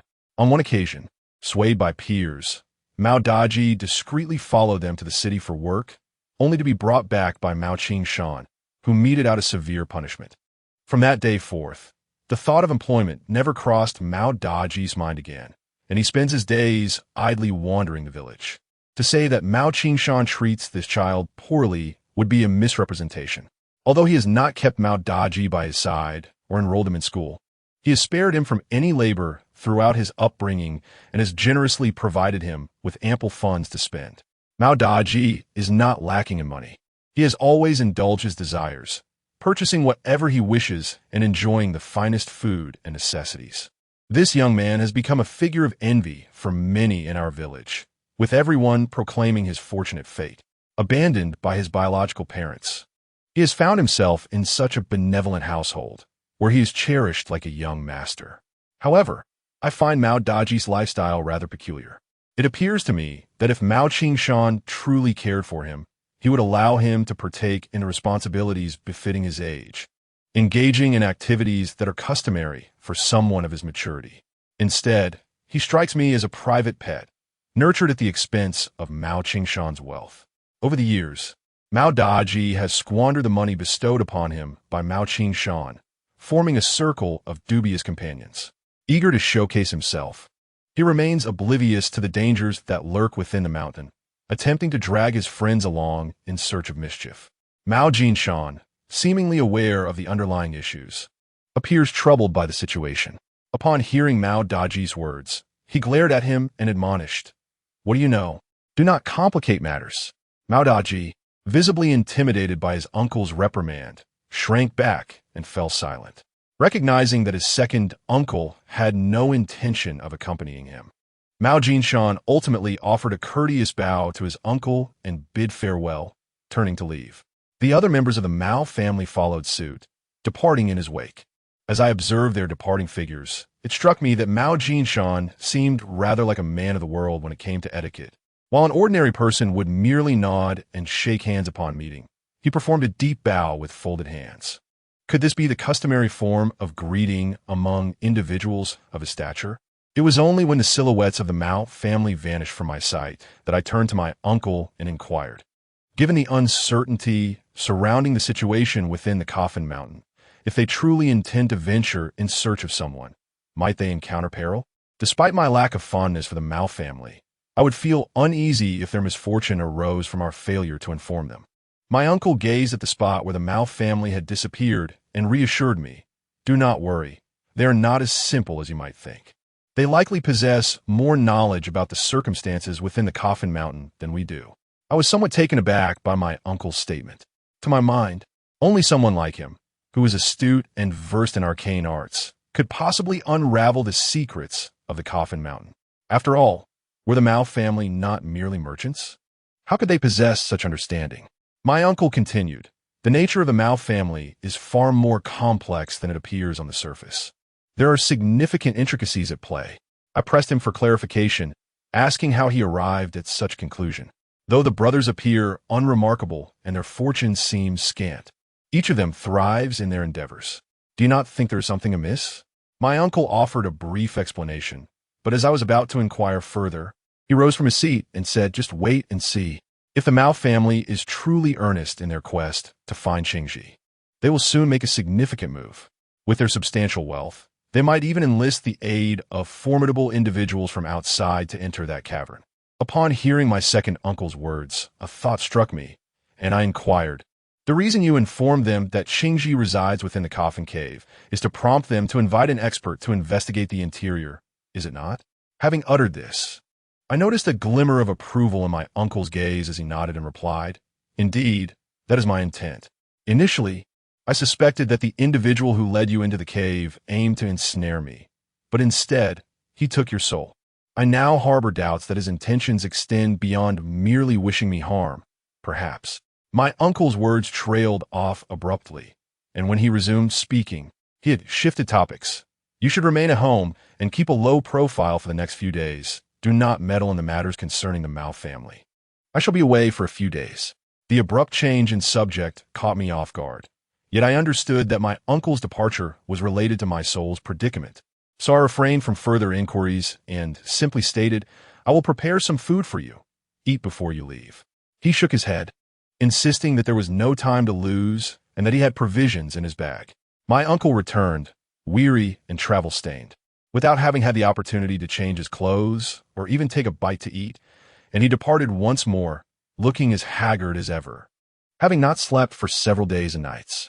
After he left, I prepared some food and intended to rouse my mother for a meal, only to find her in a deep, peaceful slumber. Not wishing to disturb her, I savored the food alone and, having filled my belly, retreated to my room. I lay down on the bed, my head resting on the pillow, and fell into a slumber, perhaps due to the overwhelming events of the day. I soon found myself plagued by nightmares. Chapter 38. The arrival of the police. I found myself wandering through the darkness, groping my way forward, when I collided with a figure. Suddenly, a beam of light illuminated the scene, casting a spotlight on the person before me.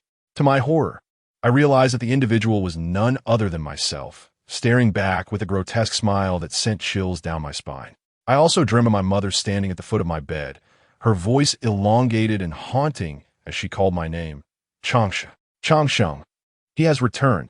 In the final fragment of my dream, I envisioned Qingji barefoot, her hair disheveled, her face smeared with blood. Her eyes, filled with resentment and hatred, bore into me as she fiercely demanded, "Why didn't you come in to save me?" I was paralyzed with terror, fleeing desperately as she levitated behind me, her feet barely touching the ground.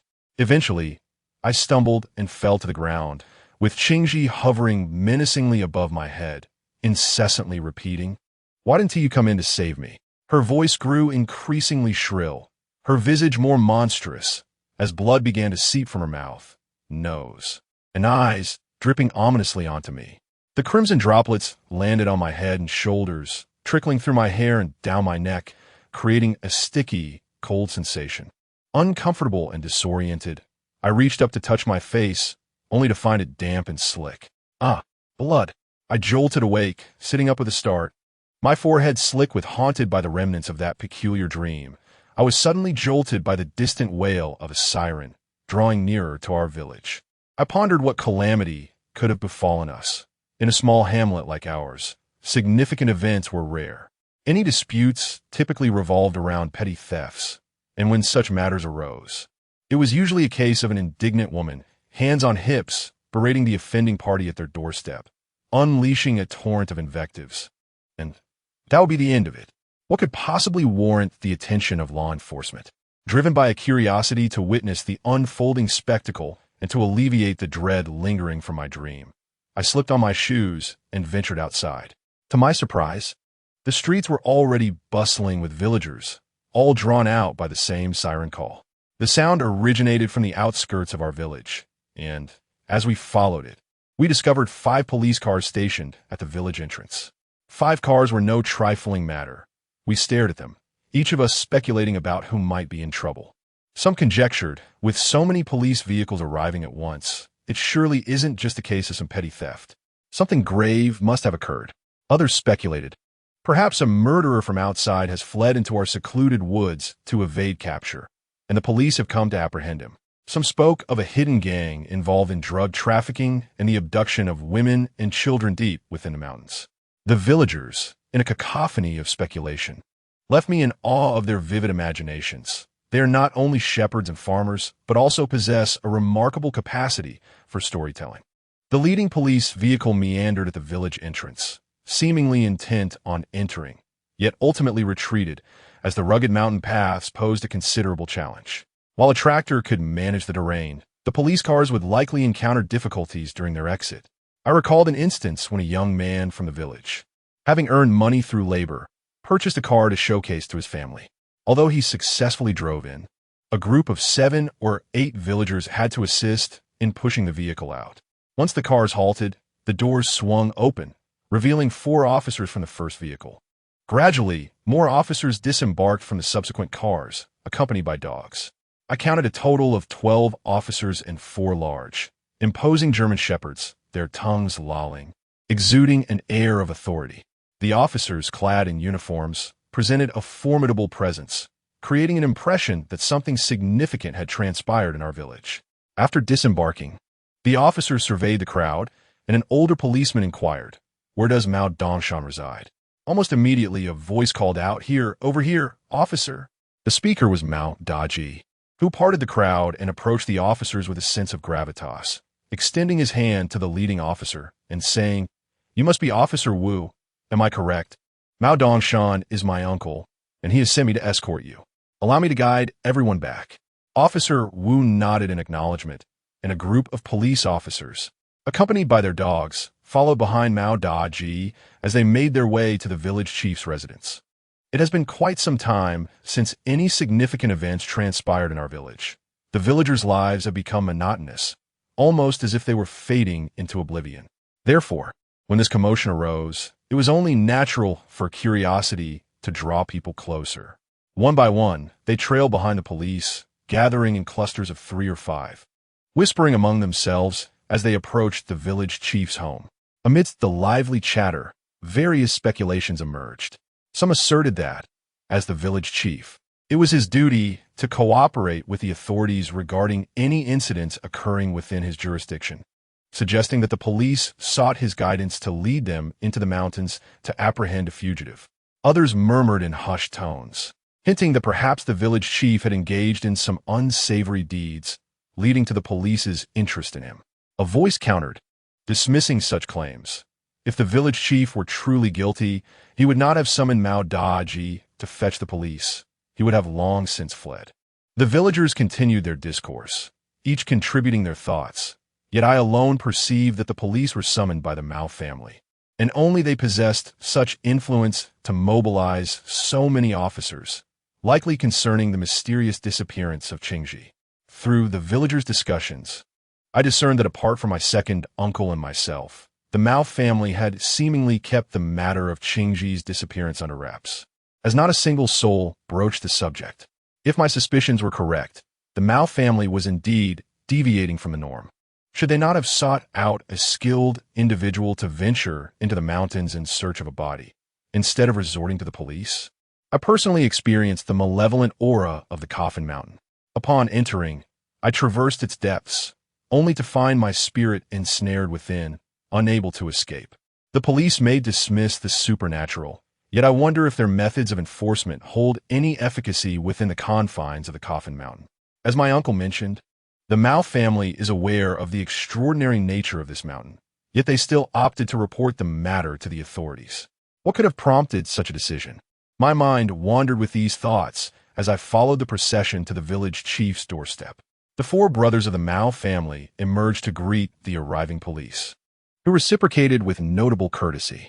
Their tone suggested a familiarity beneath the surface, leading me to speculate that the Mao family, with their considerable influence, had likely established connections with the police station. After a round of polite exchanges, they did not enter the village chief's home, but were instead escorted by the Mao brothers towards the northern mountain. As the crowd attempted to follow, a tall, slender officer, with a stern expression, commanded, "Police are conducting an investigation. Bystanders, disperse." The village chief waved his hand, urging everyone to leave. With the police's insistence, the onlookers had no choice but to depart in small groups.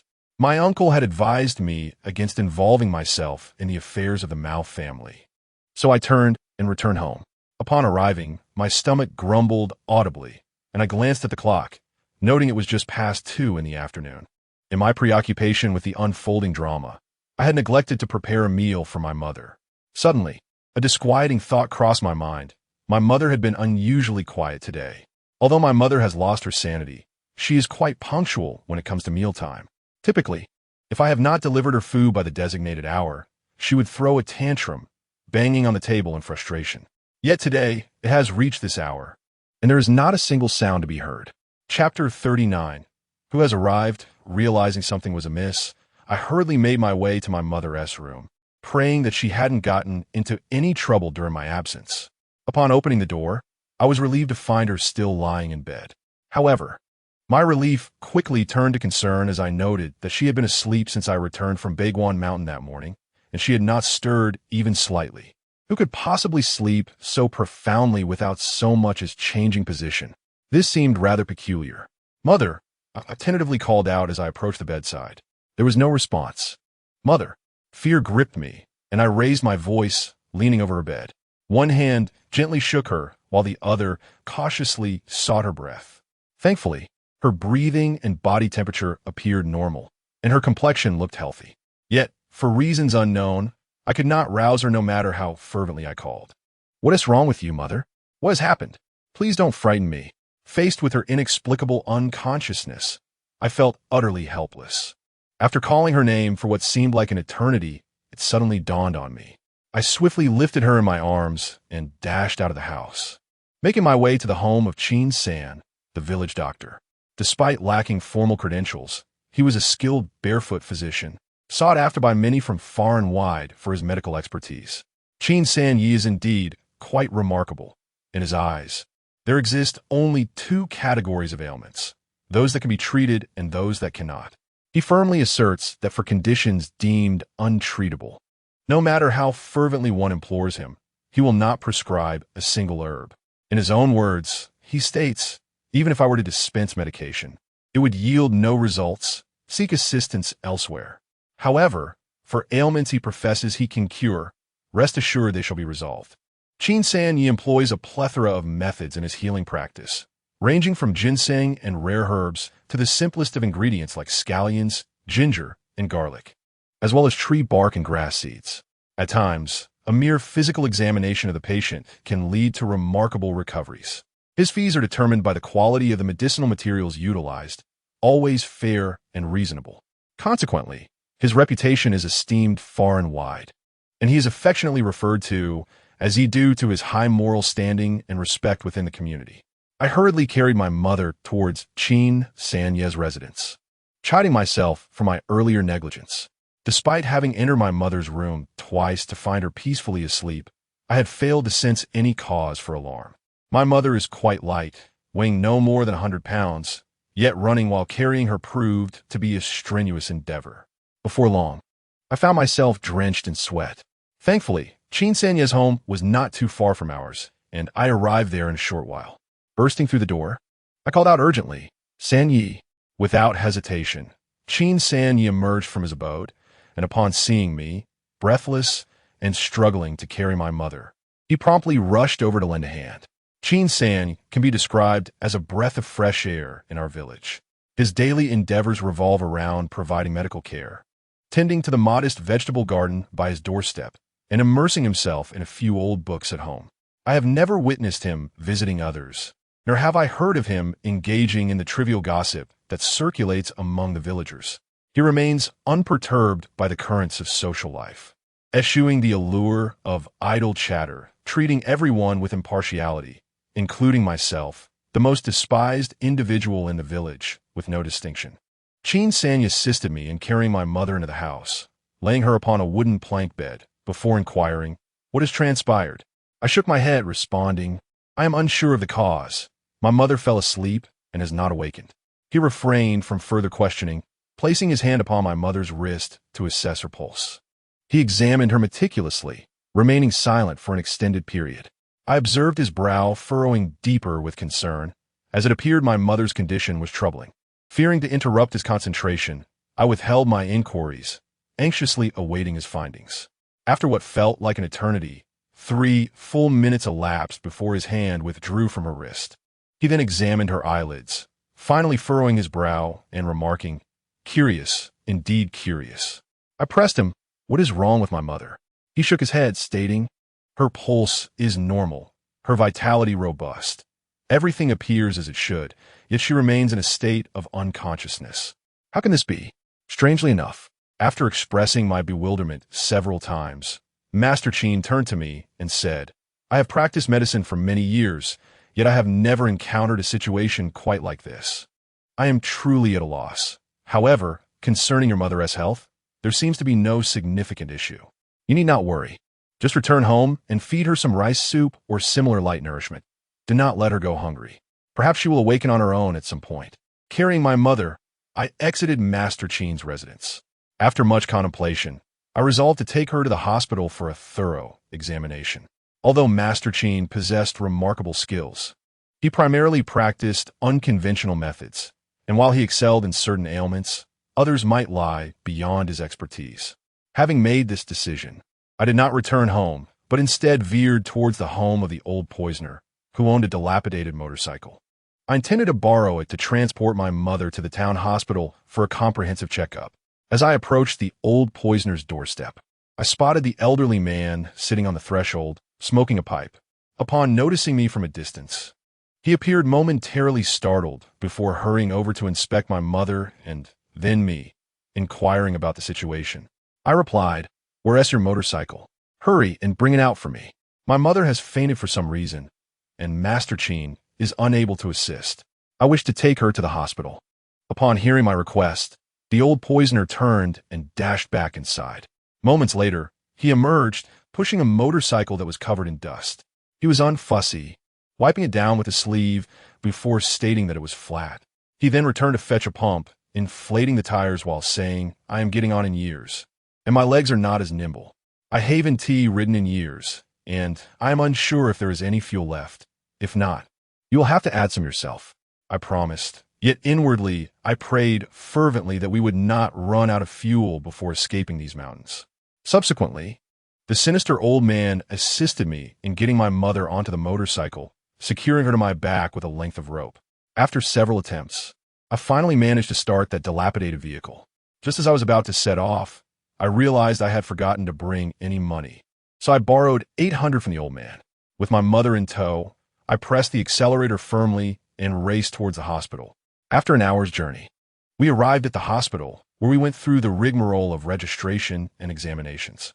When the results were revealed, the doctor's reaction was akin to that of old man Cheen, expressing bewilderment at how a person with entirely normal bodily functions could be in a state of unconsciousness. Ultimately, she suggested that I admit my mother for observation, proposing acupuncture to stimulate her acupoints in hopes of awakening her. As dusk began to settle outside, I grew concerned about the treacherous path leading back to our village, fearing that the darkness might lead to an accident with my mother. Thus, I completed the admission procedures, deciding to stay overnight at the hospital to monitor her condition. That evening, a nurse came to administer a few acupuncture needles to my mother, yet there was little effect. She remained in her deep slumber. My mother was in a shared room, but during the night, she was the only patient. Initially, I sat on the other bed, watching her, but soon fatigue overcame me. Perhaps the exhaustion from the day's tumult took its toll. Eventually, I succumbed to sleep, reclining on that bed. I do not know how long I slept, but upon awakening, I saw my mother standing beside me. Overjoyed at her revival, I asked, "Mother, what caused you to suddenly fall into such a deep sleep? You nearly frightened me to death." My mother did not respond to my inquiry. Instead, she merely called out my name, incessantly repeating, "He has returned, he has returned." Her words echoed like a broken record, and I, weary of her ramblings, asked her, "Who has returned?" She gestured for me to follow her, and filled with curiosity, I trailed behind her, eager to discover who had caused such fervor in her demeanor. As we exited the hospital, I noticed the desolate surroundings. Not a soul was in sight. The night was enveloped in an eerie darkness, and a thick fog had mysteriously descended upon us, shrouding the world in obscurity. Visibility was severely limited, perhaps to a mere 3 meters, and my mother continued to walk within that confined range. I wished to catch up with her to inquire further, yet she moved with an unusual swiftness that I could not match. As I quickened my pace, she, too, began to run, prompting me to slow down, whereupon she mirrored my actions, maintaining a consistent distance of about 2 meters between us. Eventually, exhaustion overcame me, and I ceased my pursuit, opting instead to walk in tandem with her. We continued onward through the thickening fog, the path ahead obscured from view. After what felt like nearly an hour of wandering, the mist seemed to dissipate slightly, allowing me to scrutinize my surroundings. To my astonishment, the environment began to appear increasingly familiar. Chapter 40, Dreamscape. Both real and illusory in the desolate wilderness, I found myself amidst a landscape dotted with undulating graves, where gnarled, ancient trees stood sentinel. Their twisted branches, resembling ghostly hands, reached skyward, adorned with tattered strips of white cloth that swayed eerily in the night breeze, akin to a frenzied dance of phantoms. Isn't this the forsaken burial ground of our village? A chill coursed through me as I pondered the bizarre situation. The roads here are treacherous. It takes over an hour by motorcycle to traverse the distance from our village to the town hospital. On foot, one could never hope to cover such a distance in an hour. How could we have arrived at this desolate graveyard in such a brief span? Realizing the strangeness of it all, I abruptly halted. Ahead, my mother also came to a standstill, her back turned toward me, utterly motionless. Observing her rigid silhouette sent shivers down my spine, and as I reflected on the peculiar circumstances of our journey, an unsettling feeling grew within me. The weather tonight was ominous. Dense fog obscured the moon, rendering the night so dark that one could scarcely see their own hand in front of their face. Yet, oddly enough, I could perceive the pathway ahead. Though it was shrouded in shadows, the visibility was limited, as if someone had wielded a dim flashlight in this pitch-black night, illuminating scarcely 3 meters before me. Not only was the light a concern, but my mother's behavior was far more troubling. Despite my calls, she remained unresponsive. Throughout our journey, her pace mirrored mine. When I slowed, she slowed. When I halted, she too came to a stop, as if she possessed an uncanny awareness of my movements. She walked with an unnerving rigidity, seemingly oblivious to her surroundings. A far cry from the mannerisms of a typical person. Contemplating various thoughts, I felt a sense of dread wash over me. It seemed my mother had fallen victim to some malevolent force. At that moment, I longed to flee, yet the figure before me was undeniably my mother. Even if she were ensnared by dark influences, I could not abandon her in such desolation. Fear gripped my heart as I gazed at her. Ponder my next course of action. She remained oblivious, her back turned towards me. After a tense 2 minutes of scrutiny, I finally summoned the courage to call out, "Mother, let's return." "Return? That is no longer an option," she replied in a haunting, elongated tone. As she spoke, she turned to face me, and my heart sank in terror. The woman before me was no longer my mother, but a stranger, or more accurately, a specter. It was evident she bore the visage of a ghost, for no living person could appear in such a ghastly manner. Her appearance was utterly horrifying. One side of her face was grotesquely absent, as though her skin had been forcibly stripped away, revealing raw, bloody flesh beneath, with even fragments of bone exposed. The other side was equally gruesome, blood and flesh in disarray. One eye, devoid of skin, bulged grotesquely from its socket, while the other hung limply, tethered by a mere sinew, swaying before her face as blood dripped steadily down. I had never before encountered such a horrifying sight. Panic surged through me, and though the instinct to flee was overwhelming, my legs turned to jelly. Incapable, the female specter curled her lips in what seemed to be a smile. However, her ghastly visage rendered it impossible to discern any semblance of joy. All I could perceive was her blood-soaked flesh quivering, and her crimson-stained teeth glinting ominously in the darkness. Overwhelmed by terror, a rush of blood surged to my head, causing a deafening hum in my ears, while my heart constricted tightly in fear. After her unsettling display, the specter advanced, and I stared in despair as she approached me step by step. The instinct for survival is innate, and amidst such dire circumstances, I scrambled to my feet, stumbling backward in a frantic retreat. Yet, the moment I chose to flee, I was met with a chilling scoff from behind me, followed by a fleeting shadow. In an instant, the ghostly figure stood directly before me, extending a hand as skeletal and frail as a chicken's claw, seizing my arm with an iron grip. A bone-chilling cold enveloped me, radiating from my wrist and creeping into the depths of my heart, making it convulse in icy despair. The specter hoisted me from the ground, dragging me towards the graveyard with a mix of lifting and pulling. At that moment, terror had rendered me utterly powerless, and I was being towed like a lifeless dog, helplessly moving toward the unmarked burial site. I thought it was over. I had believed I had 49 days left to live. Yet I found myself facing my demise the very next day. Was it truly the end of my days? Just as the female ghost was about to drag me into the grave circle and despair consumed me, a shadow flickered before my eyes. Suddenly, a black object, resembling a whip, descended from the heavens with tremendous force, striking the ghostly hand that clutched me. I heard a piercing scream, and in that instant, my hand was released, causing me to collapse onto the ground. After being struck, the female ghost gradually faded from my sight until she vanished completely. I sat there stunned, for what felt like an eternity before I could shake off the grip of fear. It was then that I realized my clothes were drenched in cold sweat.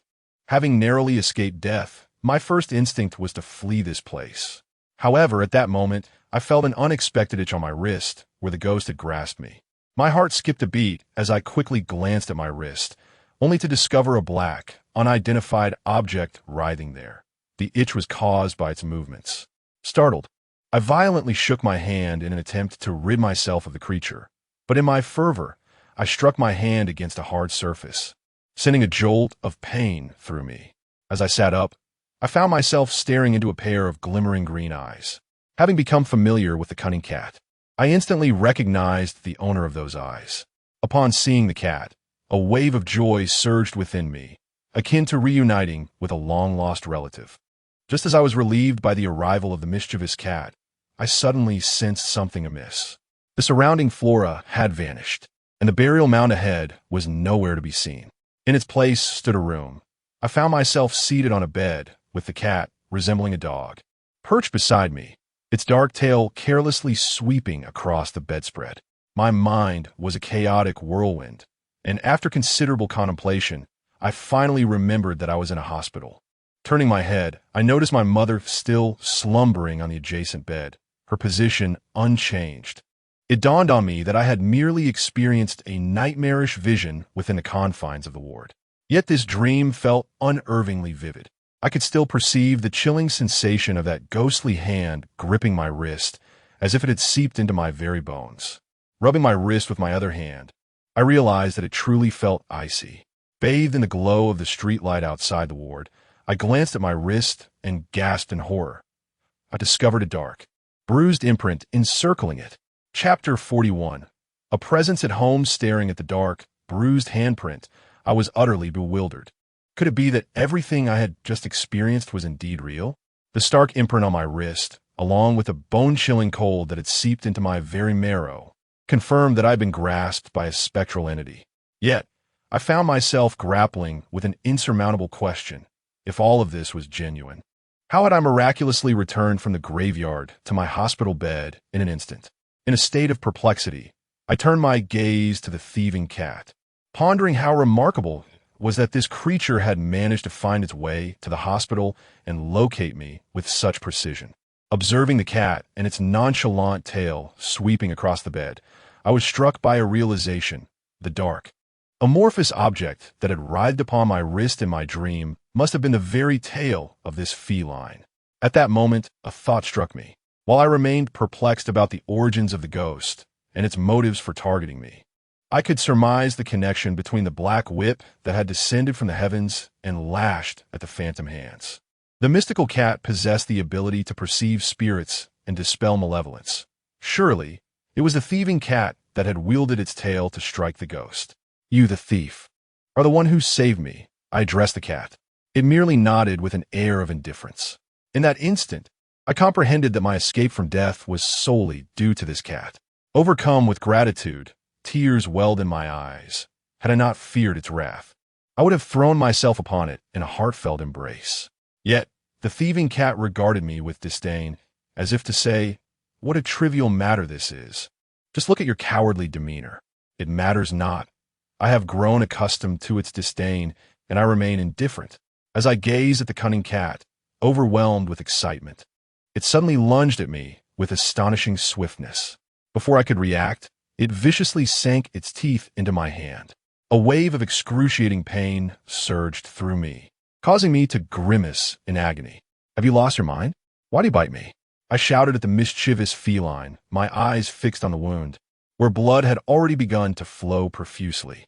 The cat's ferocity was truly astonishing, and the bite was alarmingly deep. I dismounted from the bed, standing on the floor while cautiously watching the cat, and reached for the tissue on the bedside table, intent on staunching the bleeding. I pondered whether the cat's bite had severed a blood vessel, as the amount of blood was considerable, quickly soaking a ball of tissue. Yet at that moment, I noticed something amiss. The blood-soaked tissue was an alarming dark brown. I was taken aback. Why was my blood this color? Could it be the result of being clawed by a phantom? "Do you intend for me to bleed this dark blood?" I gazed in panic at the viscous liquid still oozing forth, addressing the cat. It merely nodded in response. I ceased my efforts to stem the flow, allowing the blood to trickle until my vision began to blur, and only then did the blood gradually return to a more normal hue. I reclined back onto the bed, feeling dizzy, as the mischievous cat appeared to sprout an extra head. I managed a wry smile and lamented to myself, why have these past few days been so unfortunate? I stumbled into a hole and inexplicably lost my spirit, accompanied my mother in the hospital, and even dreamed of ghosts while trying to sleep. Oh dear, could it be that my fate is sealed? The cat perched beside my pillow, gazing at me with a stoic expression. I sighed deeply and mused. If only you could speak, or transform into a human, how splendid that would be. Suddenly, upon uttering those words, the cat let out a soft, delicate meow, imbued with tenderness, jolting me into a clearer state of awareness. This was my first time hearing it vocalize. I wondered what had prompted this. As I scrutinized its gaze, I was taken aback to find it brimming with gratitude. I was momentarily stunned, pondering the implications of this unexpected response. The cat had always exhibited a haughty demeanor, and witnessing such an expression directed at me left me bewildered. It wasn't until much later that I comprehended the significance of my words. My wish for its transformation had evoked its gratitude. As the pinnacle of creation, the greatest advantage of humanity lies in our capacity for speech. When encountering a beast on its path of cultivation, expressing a desire for its transformation bestows upon it a direction. To wish for its human form propels it one step further along that journey. Conversely, to label it as a demon would only cloud its path to enlightenment. Consequently, numerous supernatural beings seek to solicit a title from humans, and folklore is replete with such tales. For instance, a fox that has cultivated its abilities to the extent of speaking human language, or a weasel, may adopt a human form, donning garments and a straw hat, walking upright. Upon encountering a person, it might inquire, "What do I resemble?" If one were to respond that it resembles a human, it would graciously accept the compliment. However, should one suggest it resembles something else, the subsequent repercussions would depend on the whims of fate. Similarly, a hedgehog, having undergone extensive cultivation, might emit coughs akin to those of a human, prompting observers to remark, "Listen, it sounds just like a person, and the principle remains the same." And there are snakes, which aspire to transform into dragons or celestial beings. When one encounters a sizable serpent, it may be referred to as Lord Chong, or Little Dragon, or simply Dragon. But one must never utter the word snake. Overuse of the term could lead to an irreversible fate for the creature. Having digressed somewhat, let us return to the matter at hand. I found myself in a daze, conversing with the mischievous cat, only to soon drift into a deep slumber. Perhaps it was the cat's presence that granted me such restful sleep, lasting until the morning when the nurse arrived to conduct rounds and roused me from my dreams. Noticing that my mother had yet to awaken, she inquired about my intentions. Should I wish to remain in the hospital for further observation? I would need to settle the bill. After taking my pulse and conducting various checks, no ailments were detected. Reflecting on my dream encounter with a female ghost the previous night, I speculated that my mother might have been possessed by an evil spirit. Given that such a condition would not be remedied by conventional medicine, continuing to stay in the hospital would serve little purpose aside from accruing unnecessary expenses. It would be more prudent to wait for my uncle's return and seek his insight. Thus, I completed the discharge formalities and, accompanied by my mother and the mischievous cat, made our way home. I had not yet reached home. Approximately 2 miles away from our village, I encountered 2 police cars and 2 ambulances on the road. The ambulances were positioned in front, while the police cars followed behind. Due to the size of the ambulances and the narrowness of the road, they had no choice but to halt their progress. I cast a few furtive glances at the vehicles, noting that they were devoid of occupants. A sense of unease washed over me. What had transpired? If the police were indeed here for Qingji's body, what purpose did the ambulances serve? Could it be that Qingji was not dead, but merely injured, hence the need for medical assistance? Yet, that seemed implausible. If it were merely a matter of rescuing Qingji, 1 ambulance would suffice. Why 2? Was it possible that the officers who ventured into Baiguan Mountain had sustained injuries? Having spent the night away from home, I was oblivious to the developments of the situation. My mind raced with such thoughts as I made my way back. Upon arriving, I found the front door of my house ajar. In my haste yesterday, when I had carried my mother away, I had neglected to secure it. However, the lock on our door was of little concern, as no one in the village frequented our home, unless compelled by dire circumstances. It was unlikely anyone would venture into our abode. Moreover, given our impoverished state, we were not a target for thieves. I parked my motorcycle at the entrance and, with my mother on my back, stepped inside. To my astonishment, upon entering the house, I discovered that we were not alone. Chapter 42. A death the figure in the room was none other than the old poisoner. This cantankerous old man had intruded upon my home, brewing a pot of tea for himself and lounging at the table with his legs crossed, sipping from the teapot. Upon seeing me carry my mother through the door, he set down the teapot and remarked, "Chang Sheng has returned," without so much as inquiring about my mother. His demeanor suggested that her unresponsiveness was entirely anticipated. "What are you doing in my house?" I asked, while escorting my mother to her room. The old poisoner trailed behind me, responding, "I was concerned when you hadn't tea returned all night, so I decided to wait for you here." "So, you have been here since yesterday?" I placed my mother gently on the bed and turned to face him. The old poisoner nodded absent-mindedly, his eyes scrutinizing me in a rather furtive manner. "What are you looking at?" I questioned, glancing at myself, finding nothing amiss. He tilted his head, furrowing his brow slightly. "Young man, have you been feeling unwell these past few days? For instance, excessive sleepiness, nightmares, lack of energy, or easy fatigue?" His words struck a chord within me, and I suddenly realized that I had indeed been experiencing such symptoms lately: drowsiness, troubled dreams, and an overall lack of vitality. It was also due to the reminder from the old poisoner that I recalled the words my uncle had once shared with me on Baguanchin. He mentioned that when a person loses their soul, the effects may not be immediately apparent. However, over time, one could experience signs such as anxiety, diminished appetite, lethargy, and persistent nightmares. This condition could last for a span of 49 days, and if the soul had not returned to the body by then, the individual would be lost forever. In recent days, I had been preoccupied with the notion that I had merely 49 days left to live, consequently forgetting the accompanying symptoms of soul loss. It dawned on me that the nightmares I had been experiencing were indeed a result of my spirit being detached from my body. Yet, how did the old poisoner discern all this? In truth, I had long harbored suspicions regarding his knowledge of the metaphysical. In my youth, he regaled me with numerous tales of exorcisms, grave rituals, and various supernatural arts, leading me to believe that he possessed an extraordinary depth of understanding in this realm. Furthermore, a particular incident from my childhood remains vividly etched in my memory. It occurred when I was in the 1st or 2nd grade. After school one day, I ventured to the old poisoner's home. The door was ajar, yet he was absent, so I decided to wait for him. There was a room in his house that was perpetually locked, shrouded in mystery. On that occasion, by sheer chance, I discovered that the lock had been undone. Driven by curiosity, I opened the door and stepped inside, only to find a spacious room containing nothing but a table. Upon the table rested an empty Buddhist altar, and beneath the table, I noticed a small cabinet, which too was secured with a lock.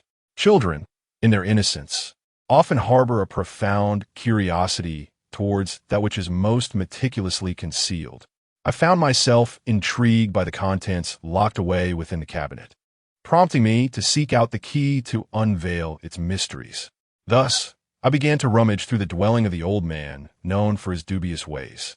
To my astonishment, I eventually unearthed a key from beneath the altar, which I then used to unlock the cabinet door. Inside, I was met with the remarkable sight of a stone statue draped in a red cloth. To this day, the details of that statue elude my memory. However, I distinctly recall that alongside it lay several yellow talismans, a compass, and other antiquated items whose names escape me. It was only in my later years that I came to understand the significance of the talismans and the compass. On the day I acquired such knowledge, I began to suspect that the old man possessed some understanding of the principles of yin and yang.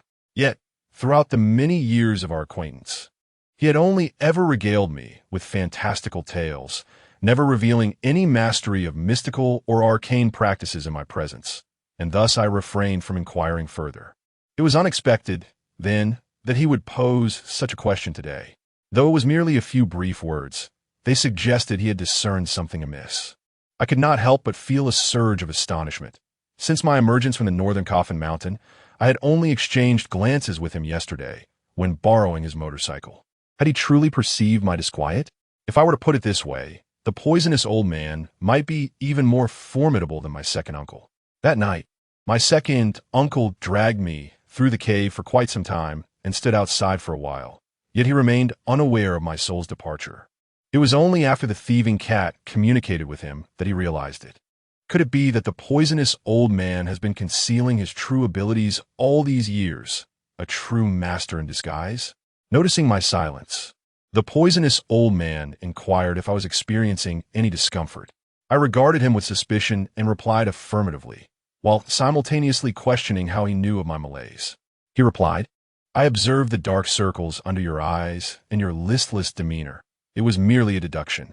Naturally, I did not believe his claim of mere deduction, yet I chose not to press him further. Given my understanding of the poisonous old man, continuing to inquire about matters he was reluctant to discuss would be futile. Thus, I adopted a different approach, affirming his observation, "You are correct. I have indeed felt exceedingly fatigued these past few days, plagued by excessive sleepiness and nightmares. Just last night, I dreamed of a female ghost who grasped me tightly, nearly dragging me into the chaotic graveyard of Zhanzi Mountain. Upon awakening, I discovered a black handprint on my arm, as if I had encountered something truly sinister, which terrified me. As I recounted this experience, I raised my wrist for the poisonous old man to see, carefully observing his expression. Upon seeing my wrist, his brow furrowed deeply, and with an astonished tone, he asked, "Where have you been these past few days? What have you done? And what of your second uncle?" I replied, "My second uncle has been away on business. As for me, I ventured to North Coffin Mountain recently. Regarding the old man, I believe there is nothing to conceal. Throughout my life, the relationship I share with him resembles that of a grandson and his grandfather. Furthermore, I am curious to ascertain the depths of his understanding." "What?" Upon hearing my words, the old man erupted in anger, exclaiming, "What on earth are you doing there? Utter nonsense. This is sheer madness." Observing his reaction, I became increasingly convinced that he not only sensed something amiss, but also possessed knowledge pertaining to North Coffin Mountain. After my statement, the old man's demeanor shifted drastically. His expression darkened, reflecting profound concern as he paced anxiously within the confines of the room. It was evident he had long perceived my disorientation, yet he had not anticipated that it would be linked to North Coffin Mountain. Watching the old man, who appeared utterly lost, I cautiously inquired, "Grandfather, what exactly is happening at North Coffin Mountain? I have heard it is quite sinister. What do you know?" He glared at me, clearly irritated, and replied, "What is it? What is it? People have perished in that place. For police officers who entered yesterday have already died, and the remaining few are still within the mountain. It is highly likely that they will not survive. Do you truly believe such a place is suitable for you?" Chapter 43. The outsider's sharp intake of breath escaped me upon hearing the words of the old poisoner. As I had surmised, a calamity had indeed occurred. "How did they die?" I inquired of the old poisoner. He shot me a disdainful glare before responding, "Who knows? Yesterday, they ventured into the mountains. Those with idle curiosity lingered at the foot of the mountain, eager to witness the unfolding drama. As the sun began to set, a sudden flurry of footsteps echoed from the mountains above. Looking up, they saw Mao Daji, who shouted, "Quick, call the police. There are dead bodies." His voice was laced with terror and despair. Some ran to the village chief's home to summon the authorities, while others, intrigued, asked Mao Daji who had died and how it happened. However, he seemed utterly dazed, collapsing to the ground, his eyes fixed on the sky, his chest heaving violently, rendered mute by shock. It was soon discovered that his trousers were damp. He had, in fact, soiled himself, presumably frightened by some unspeakable horror encountered within the Coffin Mountain. Later, the police arrived and ascended the mountain, and soon thereafter, officers emerged, summoning ambulances and patrol cars. I had heard rumors of the deaths in the mountain and decided to descend to see for myself. A large crowd gathered, and we waited until around 8 or 9 in the evening, when the police and doctors finally emerged, carrying 4 bodies draped in white cloth, stained crimson with blood. 2 of the doctors, as they walked, were retching. I could only surmise that the sight must have been utterly ghastly. A few days ago, I believed that death was a distant concept, something that befell the elderly. I thought that the young who perished due to accidents were mere exceptions, exceedingly rare. However, upon arriving at the grave mountain, the reality shifted. My own demise seemed increasingly imminent. For more lives had been claimed, and the toll might yet rise. What perilous entity lurked within that unfathomable abyss? Was it the one who had lured us into the cave, a being practicing sorcery within, or some enigmatic force inherent to the cave itself? What transpired thereafter? Had the others not been located?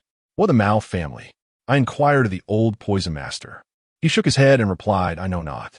Apart from Mao Daji, the four brothers of the Mao family have not emerged since entering the mountain. The subsequent officers have ventured in and out intermittently, yet they remain reticent about the conditions inside. It is likely that their fate is grim." At this juncture, the old poison master fixed his gaze upon me and remarked, "Consider yourself fortunate, lad, to have returned alive from the grave mountain." I offered a wry smile, replying, "What does it matter that I have returned? My soul is ensnared within that cave. If I cannot find a resolution within 49 days, am I not still as good as dead?" Though the old poison master refrained from explicitly addressing his knowledge of the dualities of life and death, I had all but concluded that he discerned my condition since he had inquired about any unusual occurrences lately. Concealing the truth would only seem petty. Perhaps he possessed a means to assist me if I were forthright. After hearing my predicament, the old poison master exhibited no surprise, merely asking, "Did your second uncle not provide any guidance?" I shook my head and replied candidly, "My situation is rather unique. It is not merely a matter of the soul departing from the body. The soul can be seen from a distance, yet it inexplicably vanishes as one approaches. My uncle is at a loss. He is left to seek the counsel of a sage, hoping to resolve this matter." The old man, upon hearing my words, furrowed his brow and lowered his head, remaining silent for a considerable time, as if lost in contemplation. I gazed at him for a moment, unable to contain my curiosity, and asked, "Sir, do you possess knowledge of such matters? Could it be that you were once a Taoist priest?" My inquiry seemed to resonate with a hidden chord within the old man, causing him to pause slightly, his gaze drifting toward the window without focus, his eyes deep and contemplative, as if ensnared in profound thought, remaining silent for an extended period. I watched him intently, awaiting his response. After what felt like an eternity, approximately 2 minutes, the old man appeared to regain his composure, as if realizing that he could no longer conceal the truth from me. He offered a wry smile and said, "I suppose I can be considered half a Taoist." "Half a Taoist? What does that mean? Did you self-study Taoist arts? Or were you once a priest who later renounced your vows?" My curiosity was piqued. The old man raised his hand and playfully tapped my head, scolding, "You rascal. To renounce is what a monk does. In my time, alas." He trailed off, gesturing dismissively and sighing.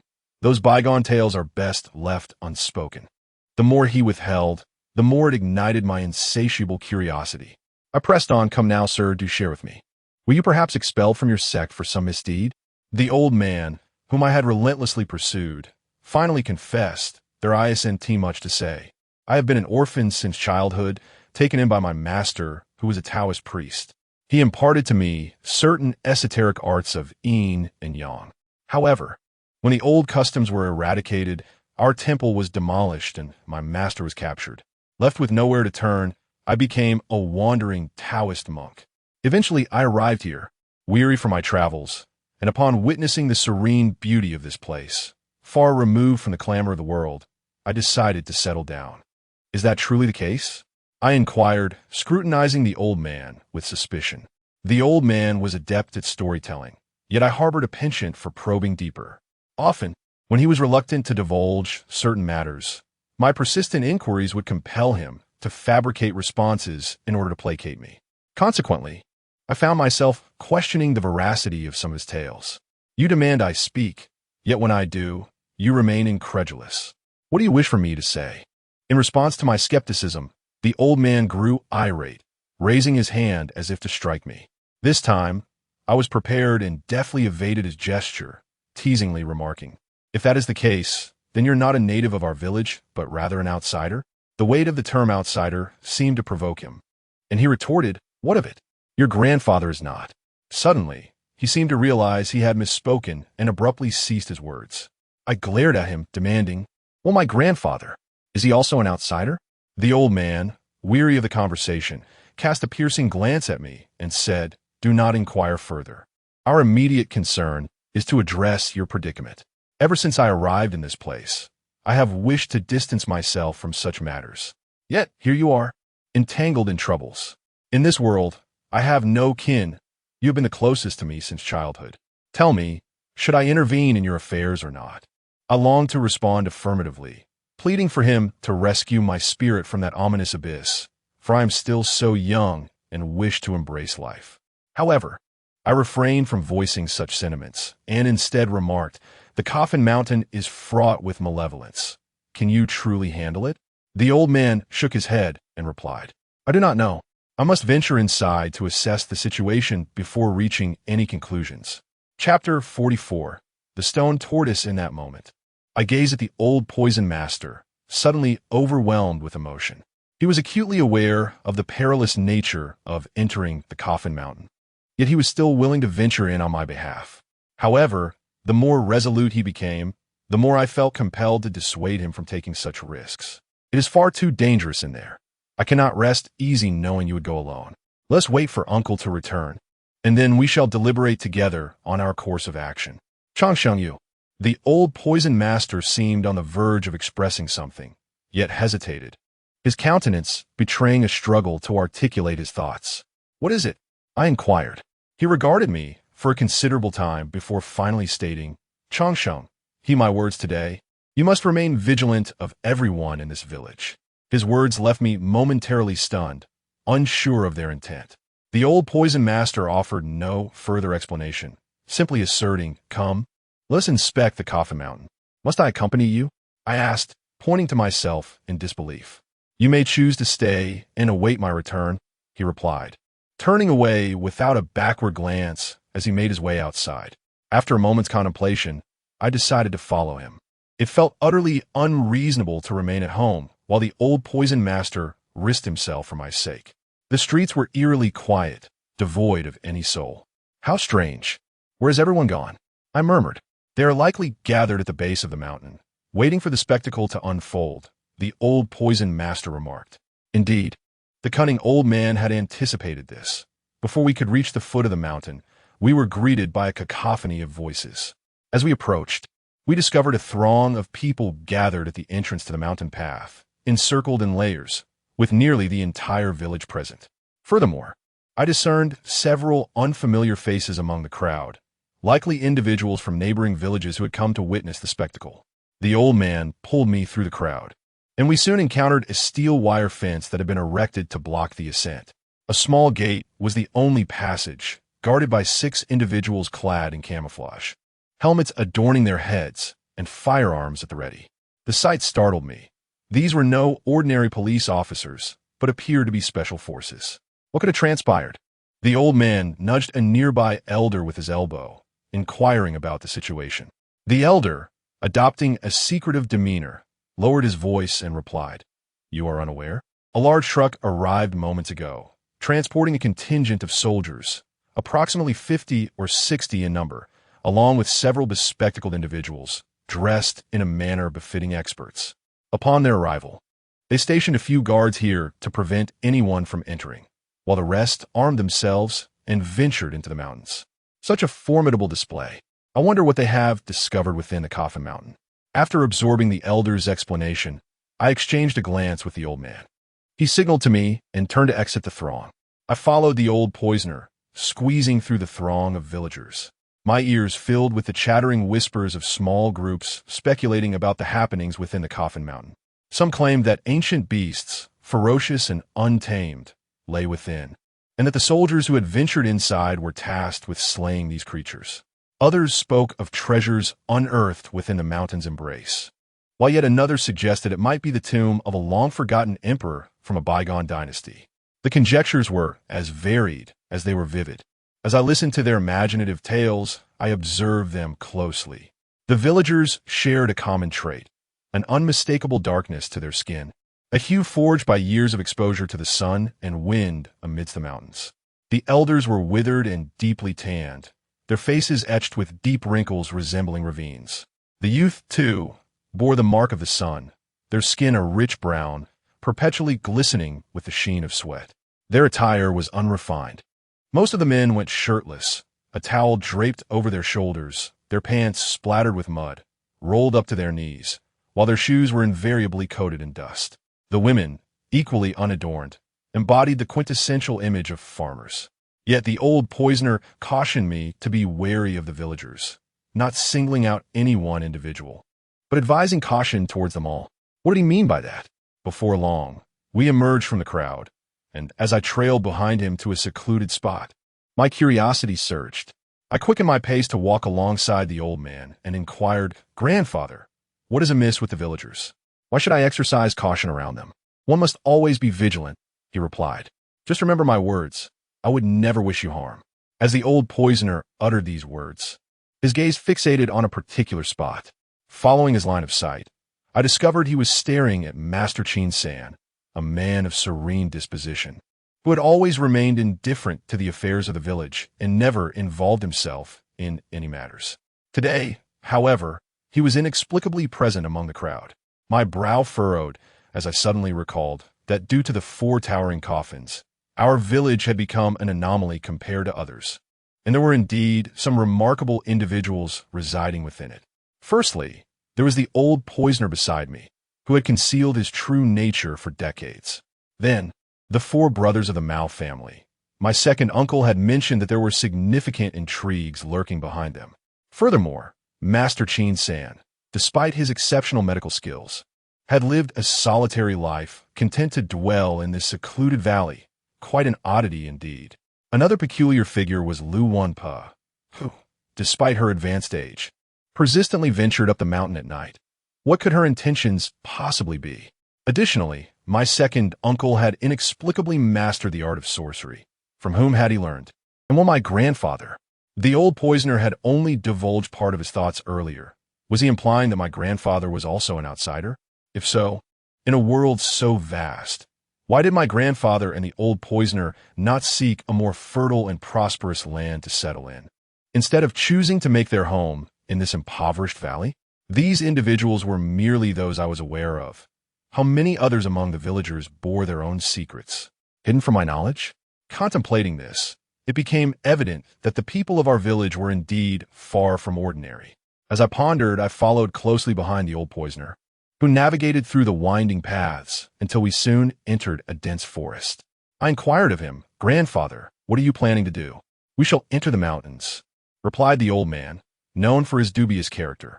"Those soldiers have blocked the path. We must circumvent them through the heights." I expressed my concerns. Perhaps it would be wiser not to proceed. They are armed, and we risk capture by entering in this manner. The old man dismissed my apprehensions with a wave of his hand. "Are you foolish? Surely we can navigate around their positions. We must investigate what has stirred such a commotion, prompting armed guards. This indicates that something significant has caught the attention of the authorities. We are in for quite a spectacle." Despite his advanced age, the old man's curiosity was insatiable, and he paid no heed to my warnings as he meandered through the forest, eventually ascending the mountain. As we traversed the slopes, we encountered soldiers patrolling the area. We approached the Coffin Mountain with utmost caution. The closer we drew, the more guards we encountered. Fear gripped me as I observed their stern demeanor. Being apprehended at this critical juncture would not be a trivial matter. "Grandfather, let's turn back," I urged once more. Yet, the old man placed a finger to his lips in a gesture of silence, pointed ahead, and whispered, "Look, what is that?" Chapter 45. The abandoned land of the world. I followed the direction indicated by the old man, my gaze traversing the dappled shadows of the trees, and I beheld a group of over a dozen individuals ahead. Among them were 5 or 6 armed soldiers, accompanied by a few elderly gentlemen, whose advanced age was evident. They were dressed neatly and wore glasses, resembling scholarly figures. "They must be the experts," I murmured quietly. The old man retorted impatiently, "Why are you looking at them?" Focus on what lies on the ground amidst them. At his prompting, I noticed that the experts were gathered around an object, some bending down while others crouched on the ground, seemingly engrossed in examination. Can you discern what it is? The old man inquired. It appears to be a large stone, I replied, observing the general outline of the object.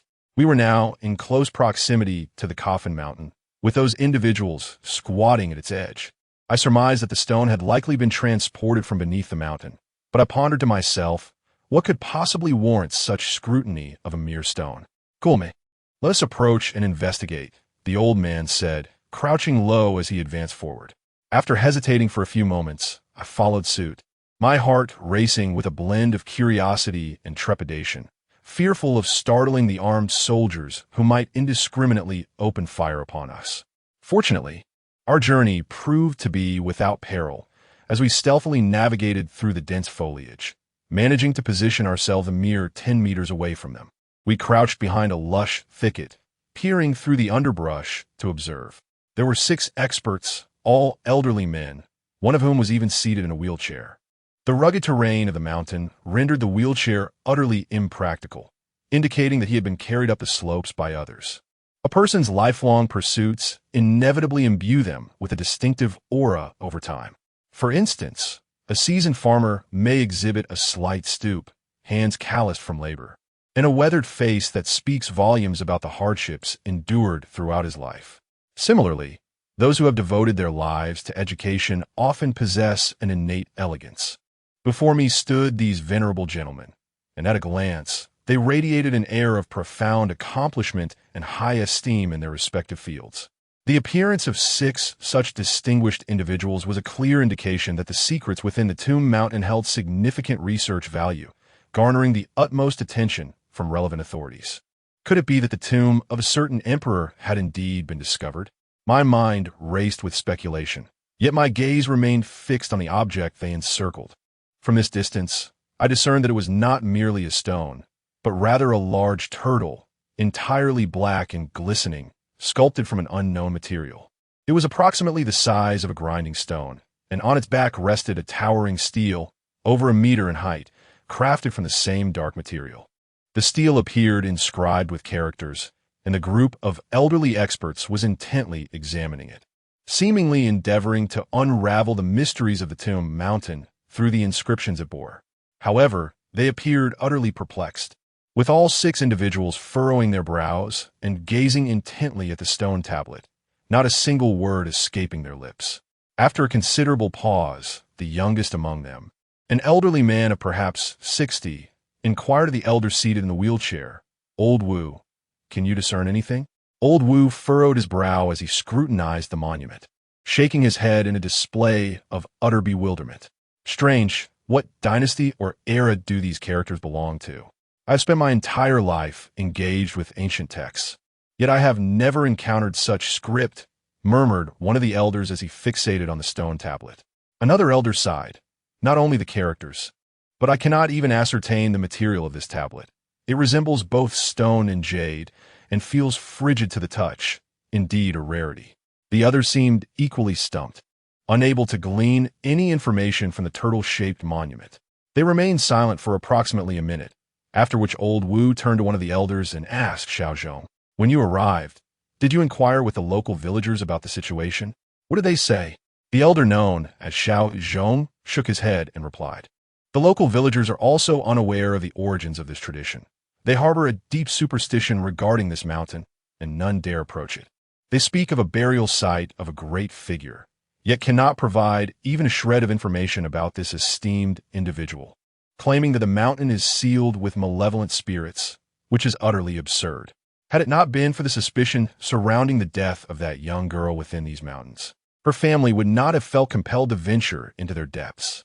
Unbeknownst to them, the interior of the mountain was hollow, their fear was inexplicable, and they possessed no understanding of what lay within.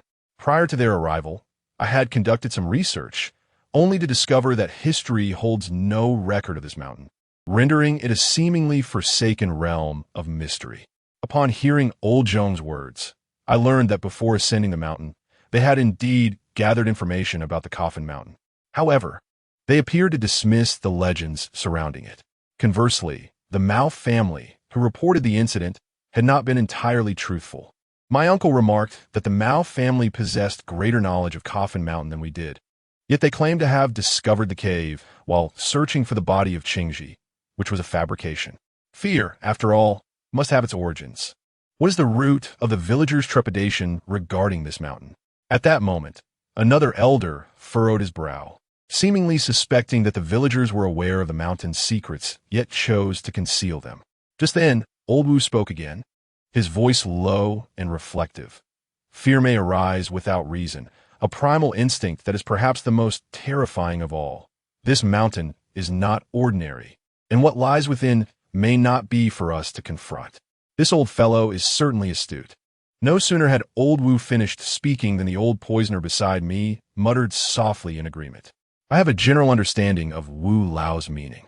He speaks of a fear that originates from within, referring to the ominous aura of the mountain, which renders it unapproachable. This aligns with what Shu described as a malevolent energy. Ordinary individuals instinctively avoid this place, akin to shunning a particular path or location without comprehending the underlying reasons. Wu Lao, however, succinctly articulates that this mountain is far from ordinary, indicating that he himself is not simple either. Zhong Lao seems to have missed Wu Lao's implication. He surveyed the crowd and remarked, "Perhaps this mountain conceals a civilization buried by history, awaiting our exploration and discovery." As he spoke, a glimmer of curiosity sparkled in his eyes. Another elder nodded in agreement, stating, "Indeed, we have all been retired for many years. Yet the allure of the mysterious, ancient, and unknown continues to beckon us, rendering us unable to resist. However, the dangers within that cave are immense, and the rewards seem scant. We find ourselves at a loss on where to begin our research. There will be more clues. After all, those in higher authority have taken an interest in that matter." Interjected an elder who had remained silent until now. His mention of those above confirmed the suspicions of the cunning old man. This matter had indeed stirred the higher-ups. I am uncertain whether those above refers to an individual or an institution, yet the formidable presence of those gathered suggests that they possess significant authority. Listening to the elder's words, it seems that whatever intrigues the higher-ups is assuredly attainable. This further implies that those in power are likely disinterested in mundane affairs, raising the question of what exactly could warrant such a grand effort to seek out. Chapter 46. The tortoise carries the steel, someone has arrived. As I was lost in thought, the old man's voice broke my reverie. I noticed a young officer in police uniform scrambling up from the base of the Coffin Mountain, hurrying towards a few elderly experts. He announced, "There's been a new discovery below." "Oh, what have you found?" the elders inquired almost in unison. "Well, how should I put this?" The young officer scratched his head, hesitating for a moment as if uncertain how to articulate his thoughts. Finally, he said, "It's rather difficult to describe.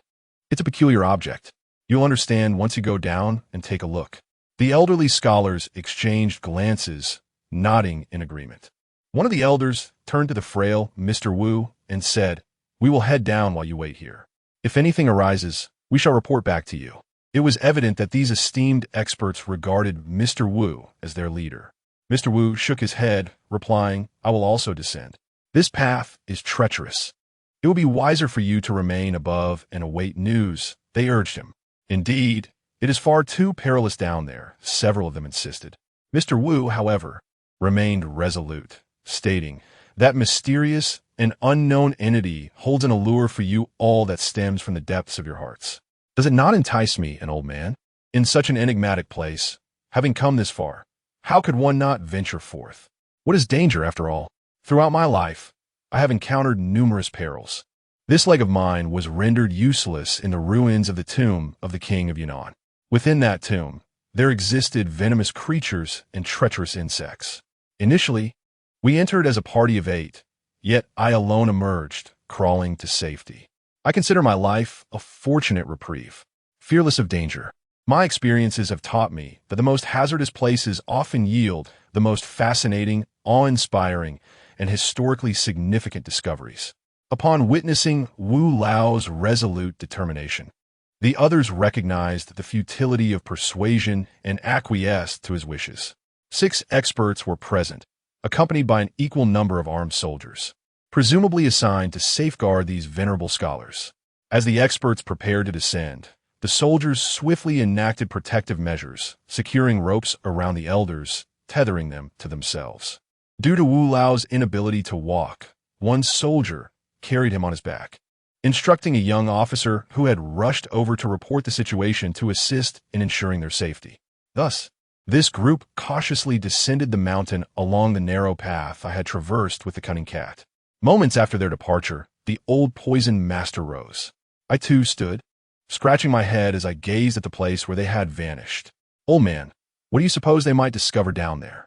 I inquired, recalling the young officer's hesitant demeanor. My curiosity was piqued. What could possibly be so difficult to articulate?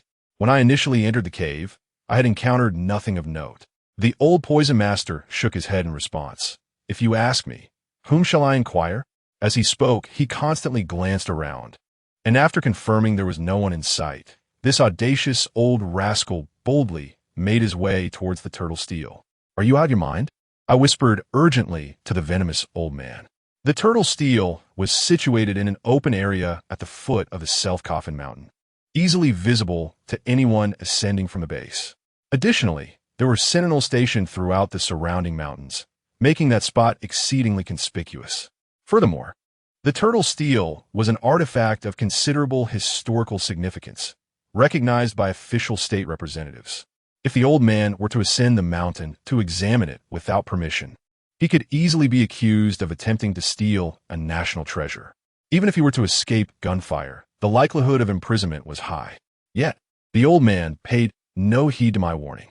In my frantic pacing, I realized he had already reached the steel, hands clasped behind his back, circling it with a sense of curiosity. Hidden among the trees, I watched as he bent down to feel the surface of the stone, then tilted his head in contemplation, furrowing his brow, deep in thought. My own curiosity began to stir, like a restless kitten clawing at my insides. What secrets could the turtle steel possibly hold that even the experts could not decipher? Finally, unable to contain myself any longer, I stealthily glanced around, ensuring the coast was clear before dashing out to join him at the steel. Upon observing the turtle up close, I realized it was no ordinary creature. Its silhouette resembled that of a turtle, yet shell lacked the distinctive patterns typically found on a turtle's carapace, instead being inscribed with a chaotic array of random lines, dense and disorderly, leaving me perplexed about their meaning.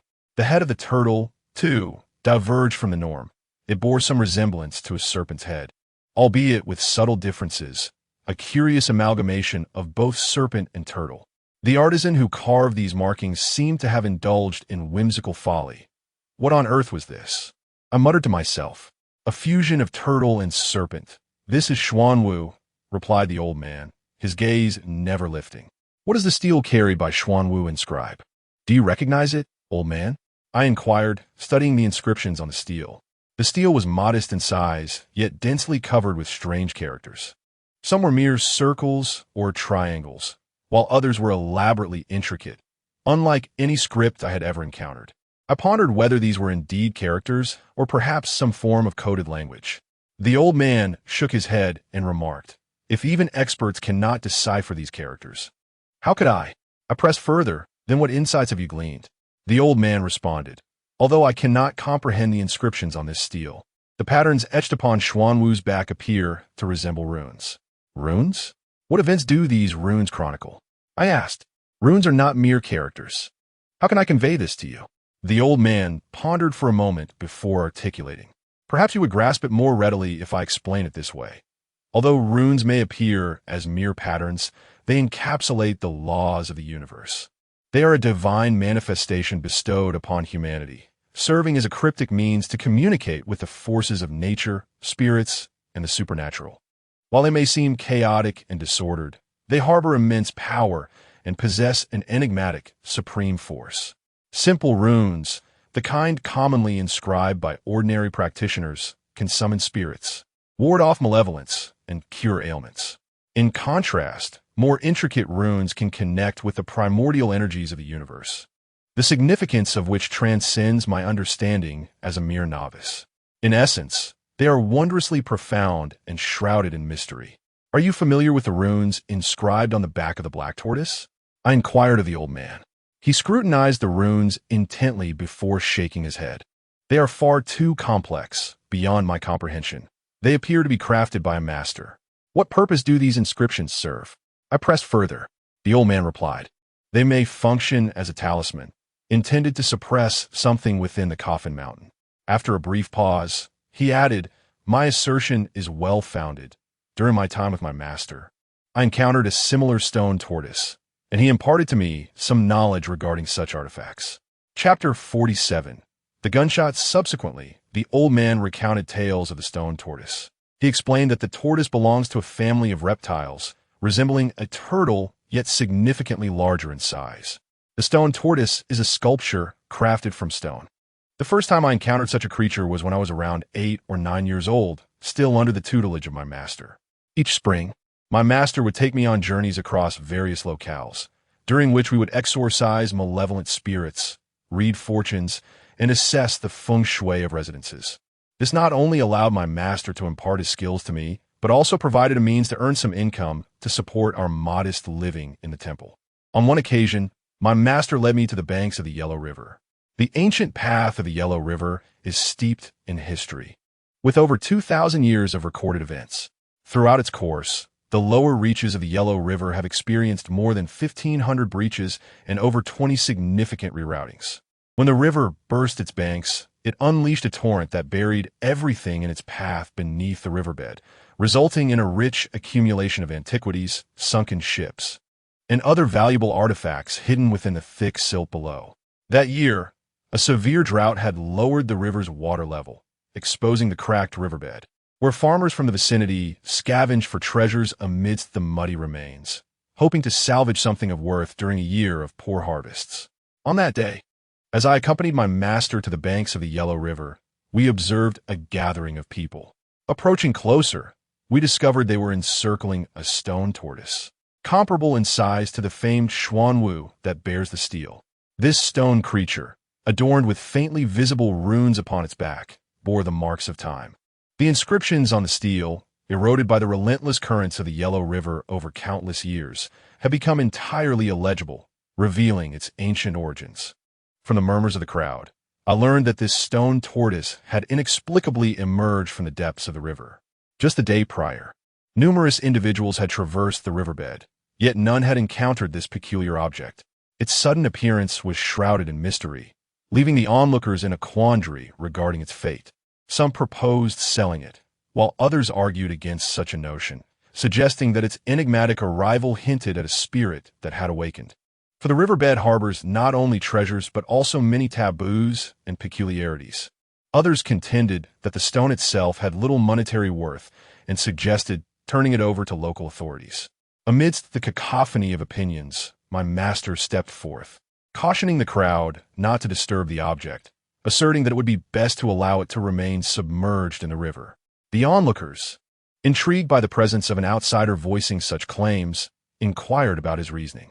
My master explained that this entity, known as the stone tortoise, bore Taoist engravings, serving as a divine artifact meant to subdue the malevolent spirits and monsters of the river.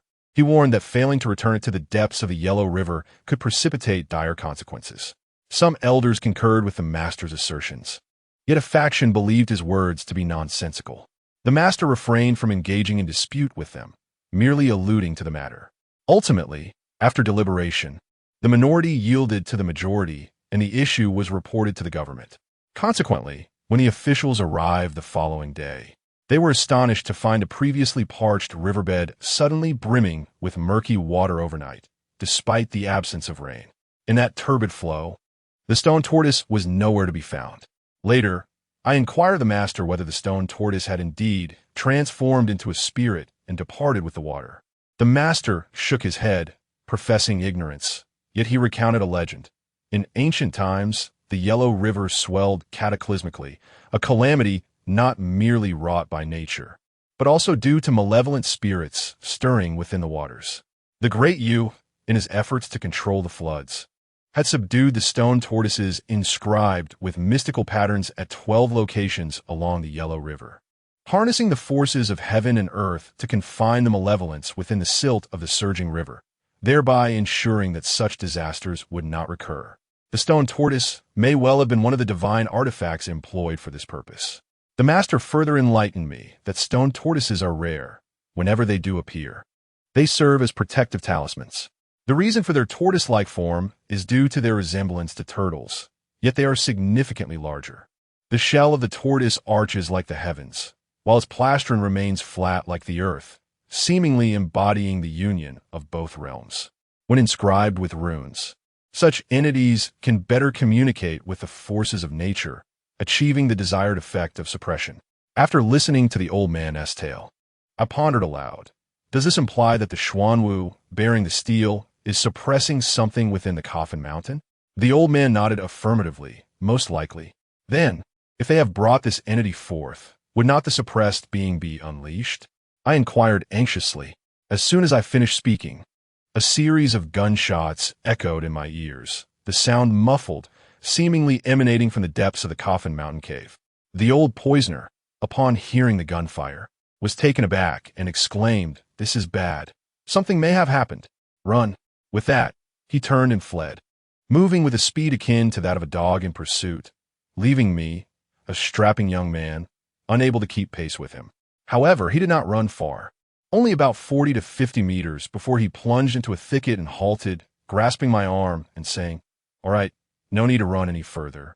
Let us observe the spectacle from here." As he spoke, he pulled me down a crouch on the ground. The soldiers stationed on the mountain also heard the gunfire and rushed downhill in a frenzy.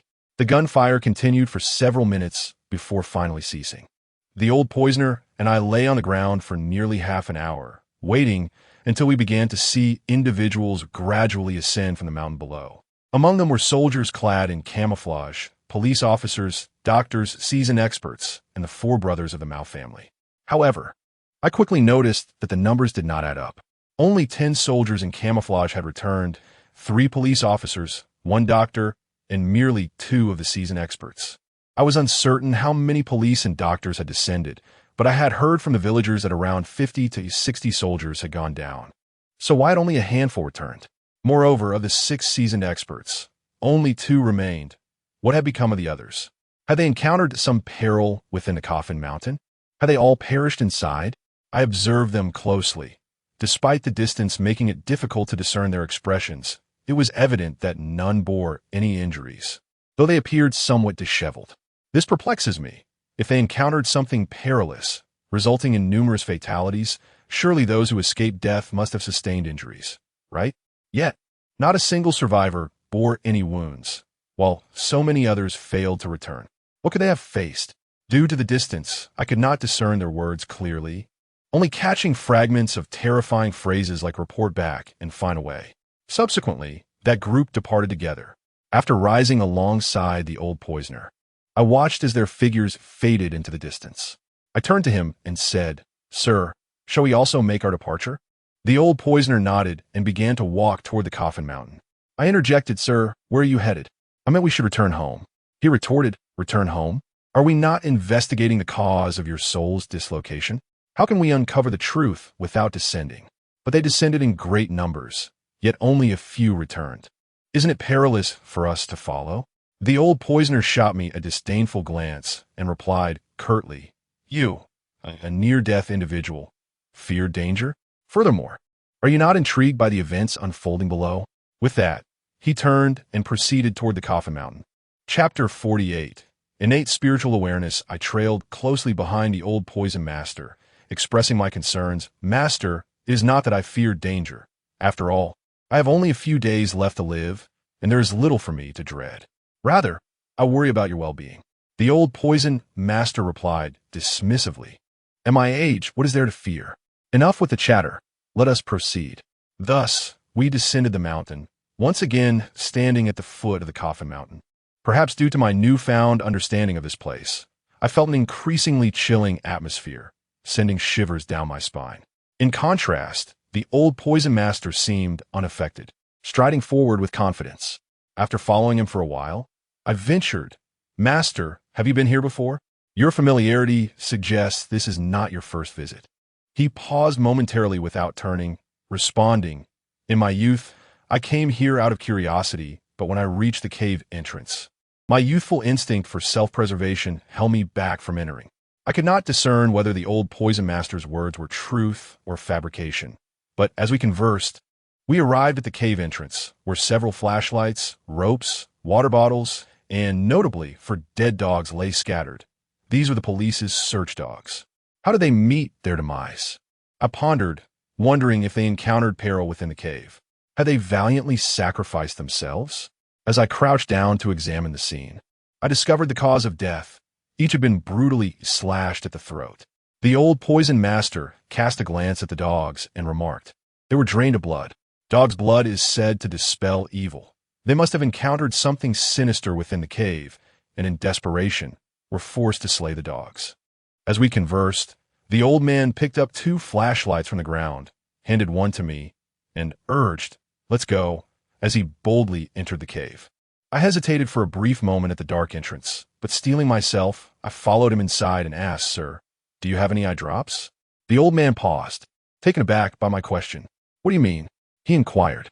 The kind made from cow tears, the blood of a young chicken, and dew which, when dropped into the eyes, can grant one the ability to see beyond the ordinary. If you have any, I would greatly appreciate it. Upon hearing my explanation, the old man chuckled and replied, What is this? You wish to see into the spirit realm? Aren't you afraid? I forced a smile, responding, While I would indeed be frightened to witness the chaotic visions that lie beyond, the thought of invisible entities potentially observing me sends chills down my spine. Moreover, we have entered this place to seek the source of my disembodied soul. If I cannot perceive anything, then my presence here is futile. The old man nodded in agreement. You have a point, but the preparation of such eye drops is exceedingly intricate, and I do not possess any. However, I can help you awaken your sight. Are you certain you wish to proceed? I nodded resolutely and affirmed, Yes, I wish to awaken it. Upon receiving my precise answer, the old sorcerer rummaged through his pocket, muttering something about not having a talisman. He then inserted his right index finger into his mouth and bit down hard, drawing blood. While I remained perplexed, the old sorcerer's bloodied finger had already pointed towards my forehead, as if it were a brush, and he began to trace something upon my brow, reciting, Heaven is clear, earth is bright, the Een is turbid, the Yang is pure. Supreme Celestial Master, traversing the dark and the light, grant me the vision of the law. With a heart illuminated, Supreme Lao Jun, hasten as the decree commands. Once the final word escaped his lips, he withdrew his finger, took a breath from his mouth, and grinned, declaring, It is done. Is that all? I gazed around the empty cave, questioning in disbelief. The old sorcerer snorted lightly, retorting, You, my boy, have spent most of your life questioning me. Well, have I ever misled you? Upon reflection, I realized that aside from times when he was reluctant to divulge certain matters and I pressed him too hard, he had generally been quite reliable in his dealings. Annoyed by my skepticism, the old sorcerer strode forward. I hastily followed and inquired, Grandfather, do you possess the yin-yang eyes? He shot me a sideways glance, somewhat irked, and replied, Of course. I then asked how one acquires these yin-yang eyes. The old sorcerer explained, It is not always certain. Some individuals, due to fortuitous circumstances or innate abilities, can perceive what is invisible to ordinary eyes. Much like the Taoist's yin-yang eye, such abilities are often cultivated through rigorous practice. Furthermore, children under the age of 3 and those venerable elders who have lived to a ripe old age also possess this gift. The innocence of a child allows them to perceive malevolent entities, while the elderly, burdened by the weight of their years, naturally become more attuned to the unseen. After providing this brief explanation, the elder with a poisonous demeanor raised an eyebrow and inquired, Why are you asking such questions? Do you wish to awaken your own yin-yang eye? I swiftly dismissed the notion, shaking my head vigorously, akin to a rattle drum, merely driven by curiosity to pose the question. Upon hearing my response, the elder appeared somewhat disheartened, shaking his head with a sigh. You, my boy, are inherently perceptive, a fine candidate for the path of cultivation, yet his words trailed off, abruptly halting as he focused the beam of his flashlight ahead. Following the light, I glimpsed a figure lying on the ground. As we approached, we discovered a doctor, but he was now a lifeless corpse, his face contorted in terror, eyes bulging as if they might pop from their sockets, mouth slightly agape, and a nauseating yellow puddle beneath him, emitting an unbearable stench. The elder scrutinized the body for a moment before murmuring, "He was frightened to death. Perhaps he beheld something dreadful before his demise." His remark sent a jolt of anxiety through my nerves, and my gaze darted anxiously around the corridor, fearing that a ghost or something even more terrifying might suddenly emerge from the shadows. After a few moments of solemn contemplation, the elder finally declared, "Let us proceed." Advancing further, I confess that had my spirit not been ensnared within this cavern, I would have resisted venturing deeper. Yet, compelled by necessity, I reluctantly trailed behind the elder. Progressing onward, we encountered several more cadavers, each face contorted in a ghastly rictus, mirroring the physician's demise, indicative of profound terror in their final moments. Aside from these remains, we discovered nothing else of note within the cavern. The corpses we observed were but a fraction of the total. I estimated at least 50 bodies lay within these depths, the majority presumably residing in the innermost recesses. Subsequently, the elder and I followed the path I had previously traversed with the feline thief until I espied a torch upon the ground. I then halted him, recounting that I had been forcibly withdrawn by my uncle at this very spot. The elder, casting his beam about, regarded me with a furrowed brow, remarking on the absence of any discernible anomaly that might precipitate a spectral dislodgement. I posited that my uncle surmised my separation from my corporeal form was the result of deliberate machinations, perhaps unrelated to this locale. I attempted to articulate that it might be unrelated, yet my words faltered, my gaze fixated upon the depths of the passage, where a multitude of figures emerged. Chapter 49. The Bardo. Those figures were all men, warriors clad in camouflage, police officers and doctors. Their appearances were peculiar, each bearing a stoic expression, moving with an unwavering posture. Their gazes fixed ahead, unblinking, their footsteps utterly silent. I watched them intently, as if engrossed in a bizarre, wordless black and white film. The old poisoner, initially facing me, turned to glance at the scene upon noticing my bewilderment, his expression momentarily frozen. "Sir, were these ghosts or souls?" I inquired, my voice trembling. I was certain of one thing. They were not human. First, their appearances were not those of the living, and second, when they walked, their heels never touched the ground. The old poisoner had once told me that ghosts move on tiptoe. However, I hesitated to affirm they were ghosts because their forms resembled my own disembodied spirit. "They are the Bardo," the old poisoner explained. "What is the Bardo?"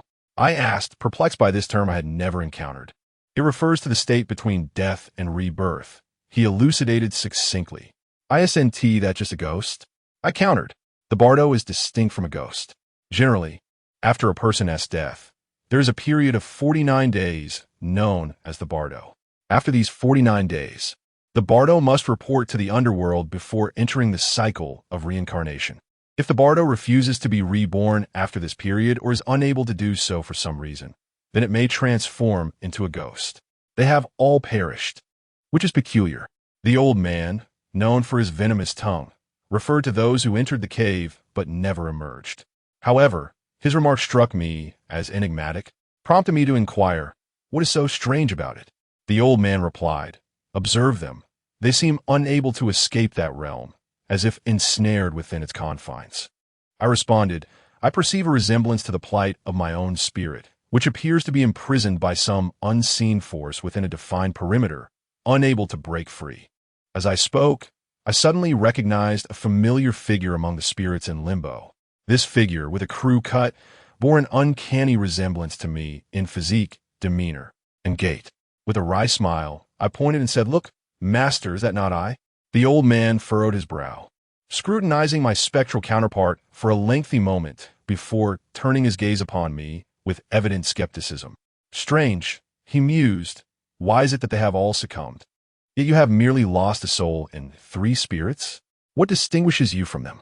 I too pondered this perplexing question. On the day of my entrance, Aside from sensing a pair of watchful eyes lurking in the shadows, I encountered nothing else. As for the moment when my spirit was lost, I had no inkling of it.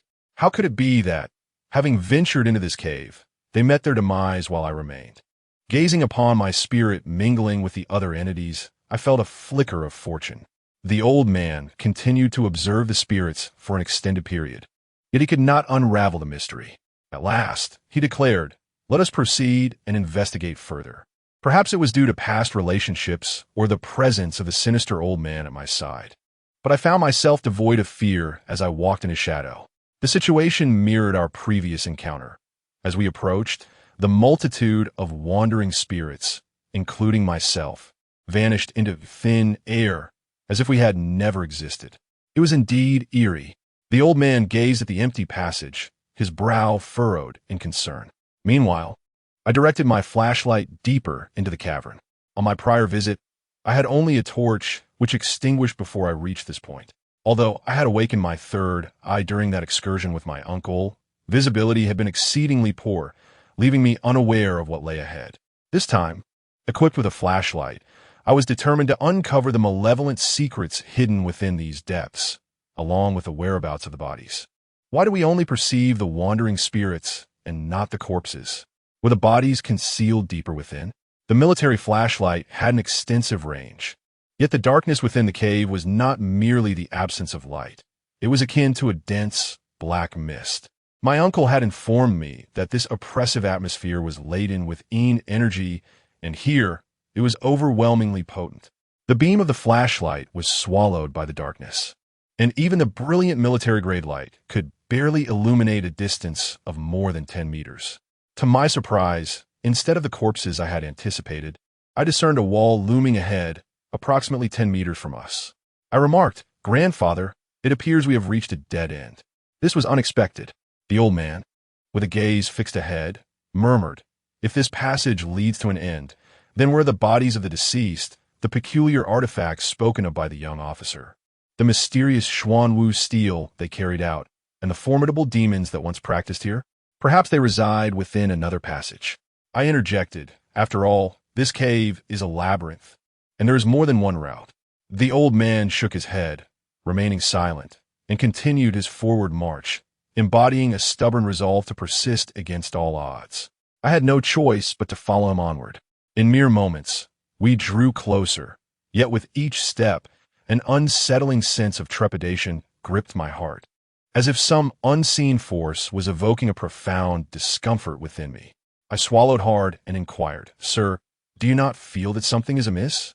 This place seems particularly oppressive." The old man glanced at me and replied, "I mentioned your keen intuition. What you sense is malevolent energy. This location is devoid of yang energy, with the yin energy stagnating. Accumulated over time, it transforms into malevolent energy, which is far more potent than mere yin. When a person is tainted by yin energy, they may experience a spell of misfortune, attracting malevolent entities, or suffer from persistent illness. However, if one is struck by malevolent energy, the consequences can be dire, ranging from severe illness to even death." Upon hearing his words, my steps faltered. Then why do we continue? What if we provoke this malevolent force? The old man paused as well, not out of fear of the malevolent energy, but rather with the conviction that this situation was far from straightforward. It was at this moment that I realized the beam of the old man's flashlight illuminated the ground at the end of the passage, revealing a dark abyss. It was not a tunnel leading to an end, but rather an extension into the depths below. The old man approached the abyss and shone his flashlight downwards. After a brief pause, he remarked, "It seems there is an underground chamber below." Upon hearing the term chamber, images of imperial tombs and treasure vaults immediately flooded my mind. In an instant, I disregarded any lingering sense of foreboding and stepped forward to the edge of the abyss, directing my flashlight into the depths. The darkness within was thick with an inky haze. The beam penetrated like a light into viscous ink, offering limited visibility.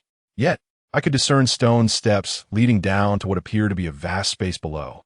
At that moment, the old man had already begun to descend the steps, and, as I followed closely behind, my foot barely crossed the threshold when a voice suddenly echoed through the silent passage. commanding, "Halt." Chapter 50. Master Zhang. In such an environment, my nerves were already taut, and that abrupt shout reverberated in my ears like a thunderclap, startling me to the point where I nearly lost control. The old poisoner also trembled, almost tumbling headfirst into the abyss. Following the voice, a hurried sound of footsteps approached us. Instinctively, I turned around and shone my flashlight behind me, only to discover that the newcomer was none other than my second uncle. In the earlier tension, I had failed to recognize his voice. Accompanying him was another elderly man, evidently a helper my second uncle had brought from outside. In an instant, they arrived before me. "Second uncle, you're back," I exclaimed excitedly upon seeing him. However, my second uncle wore a stern expression, his face a mask of fury as he admonished. "What are you doing here? Did I not instruct you to refrain from acting recklessly until I returned?" I stood there, akin to a disobedient child being chastised, rendered speechless. At that moment, the old poisoner poked his head out from the cave and remarked, "It was I who brought him here." "You?" My second uncle seemed taken aback, not having realized the old poisoner was present. His surprise quickly morphed into anger as he glared at the old man and exclaimed, "Do you not comprehend the dangers lurking here? Are you intent on endangering Changsheng?" The old poisoner crawled out from the cave, looked at my second uncle with a smile, and replied, "Why would I wish harm upon Changsheng? Anyone who seeks to do him harm would find me opposed to them. After all, I have watched him grow up and have always cherished him like a grandson." "Huili, you are being overly cautious." The dialogue between the old poisoner and my second uncle struck me as rather peculiar, though I could not quite articulate what felt amiss. It seemed that my uncle's reaction was excessively exaggerated. After all, the old poisoner was a senior, and my uncle usually addressed him as uncle. It was the old poisoner who summoned my uncle back during my grandfather's critical condition, and he also assisted in managing the subsequent affairs. Previously, my uncle had spoken to him with great courtesy, yet just now, his anger appeared to be a complete repudiation of familial ties. Was it truly necessary for my uncle to become so incensed? In the face of my uncle's fury, the old poisoner remained unfazed, even smiling as he offered explanations. However, his words seemed to carry an undercurrent of significance. He suggested that my uncle was being overly suspicious, questioning whether my uncle believed the old poisoner intended to harm me. Did he think the old poisoner was the very one who sought to lure me into the cave, endangering my very soul? I glanced between my uncle and the old poisoner. My uncle's gaze was sharp, fixated on the old man, while the latter's expression was one of untroubled openness. I had faith that the old poisoner would not wish me harm, and I said, "Uncle, grandfather was anxious upon seeing my soul leave my body. He wanted to enter the cave to understand what was happening and find a way to save me. He did not wish for me to come, but I insisted on following." I explained to my uncle. He shot me a glare, but remained silent. However, the anger in his eyes gradually dissipated. He simply remarked, "Any matters can wait until my return. We can discuss them together before making a decision. Your reckless actions are exceedingly perilous, and I am left feeling apprehensive." This was my uncle's attempt to clarify after his outburst at the old poisoner. The old man, unperturbed, gestured towards the dark abyss with a tilt of his chin, stating, "We have yet to encounter any danger. It may lie below. Shall we descend together to investigate?" My second uncle cast a glance at the elderly companion who had accompanied him, seemingly seeking his counsel. However, that old man had fixated his gaze upon me since his arrival, never once diverting his attention. I scrutinized him in return. He appeared to be an ageless elder with hair as white as snow and an exceptionally long beard. Judging by the color of his hair and beard, he should have been quite advanced in years, yet his complexion was remarkably healthy, with few wrinkles and rosy lips. His visage was not typical of an elderly individual. He truly embodied the paradox of a youthful spirit in a frail body. Nevertheless, his appearance was rather unkempt. He wore an oversized, coarse garment that was so soiled that its original hue was nearly indiscernible. His hair was disheveled, resembling a bird's nest, and his beard was matted with remnants of food, clearly indicating a long absence of proper hygiene. This disheveled state made him resemble a beggar, prompting me to question whether my second uncle had indeed made a wise choice in seeking his assistance. The old man continued to scrutinize me with keen interest, nodding occasionally and smacking his lips, exuding a sense of curiosity. Feeling somewhat uncomfortable under his gaze, I cast a pleading look towards my second uncle. He responded, "This is Zhang Daoist. You should address him as grandfather." I forced a smile and called out, "Grandfather." Zhang Daoshi nodded slightly, still gazing at me, and remarked, "Not bad. Not bad." I was uncertain about what he found commendable in me, yet his scrutiny felt akin to a merchant assessing livestock at the market. Examining my teeth and coat with a discerning eye, a wave of discomfort washed over me, and as I contemplated urging my second uncle to hasten into the tomb, Zhang Laodao suddenly spoke up. With a cheerful grin, he said, "Young lad, why not become my apprentice?" I was taken aback and blurted out, "Why?" Zhang Laodao regarded me with mirth and replied, "Because I like you, and I think you have potential." Was it truly so frivolous to take on an apprentice based merely on a favorable impression? I stared at Zhang Laodao, bewildered, thinking that such a decision seemed rather trivial. To be honest, I had harbored an interest in the duality of yin and yang since childhood, though I could not articulate why. It felt as if it was ingrained in my very being. In my youth, I dreamt of one day becoming a figure capable of exorcising spirits and pointing to auspicious sights with ease. However, as I matured, I recognized the impracticality of such aspirations and let them go. Yet, ever since my second uncle's return and my discovery of the circumstances surrounding my father and brother, possibly linked to ancient sorcery and malevolent spirits, I have been eager to follow my second uncle, to witness his actions and understand his methods. My uncle urged me to leave, yet I found it difficult to part ways, believing it was the allure of my homeland that held me back. However, today, upon hearing Zhang the Taoist declare his intention to take me as his disciple, I suddenly realized that my reluctance to depart stemmed not only from my attachment to the village or my unresolved vendetta against my father's enemies, but also from a profound desire to be involved, purely involved, unrelated to farewells or hatred, simply driven by an insatiable curiosity for the mysterious events that unfolded around me. Indeed, I yearned to learn the ways of the Tao, yet the old Taoist before me appeared rather unreliable. I glanced at my uncle, momentarily at a loss. My uncle seemed equally astonished by Zhang the Taoist's proposal. He stood in a daze for several seconds before responding, "I am grateful for your kindness, esteemed elder. But my father expressly instructed me before his passing to keep Changsheng away from this path." Zhang the Taoist did not press the matter further, merely chuckling. "A person's destiny is predetermined. It will not adhere to the trajectories dictated by the mundane. Just wait and see. This lad will inevitably return to my teachings." My uncle appeared to have a great deal of faith in Zhang the Taoist's words, yet he seemed reluctant for me to pursue the study of the Tao. Caught in a dilemma, Zhang the Taoist then said, "Very well, let us not dwell on this matter today. We shall discuss it further once we have rescued this young man's life."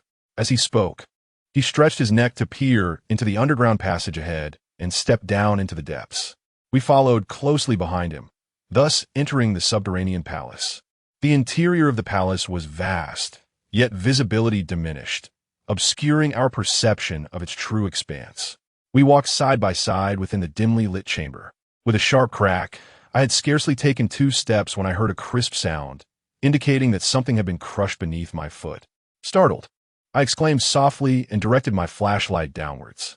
Upon illuminating the ground, a scream escaped my lips, causing the flashlight to clatter to the ground as I stumbled forward in a panic, grasping my uncle's arm and stammering, "There are dead bodies." Chapter 51.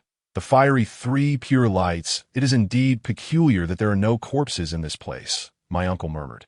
"Not just any corpses, it's a desiccated one," I replied tremulously, illuminating the scene with my flashlight. The earlier crackling sound had been the result of my foot inadvertently crushing a withered body beneath it, my heel breaking its neck and causing the head to roll away. Before entering the cave, I had mentally prepared myself for various terrifying encounters. Yet the moment I unexpectedly glimpsed a desiccated head, merely encased in a layer of brown skin, I realized that fear cannot simply be conquered through willpower alone. My uncle scrutinized the mangled corpse that I had inadvertently desecrated, knitting his brows in contemplation. I followed him, trembling, as we approached the remains. The corpse had likely lain here for countless years, its garments rotted away, the body devoid of moisture, with brown skin tightly adhering to the skeletal frame. Its hands and feet were as brittle as dead branches, and its eyes, once lively, had shrunk into deep sockets, leaving behind only hollow depressions. The bridge of its nose, once formed of soft cartilage, had vanished entirely, and its lips had withered, resembling two grotesque, darkened insects, revealing a complete set of teeth that appeared ghastly under the flashlight's glare. My uncle, emboldened by curiosity, observed the remains for a while before squatting down to examine the skull closely.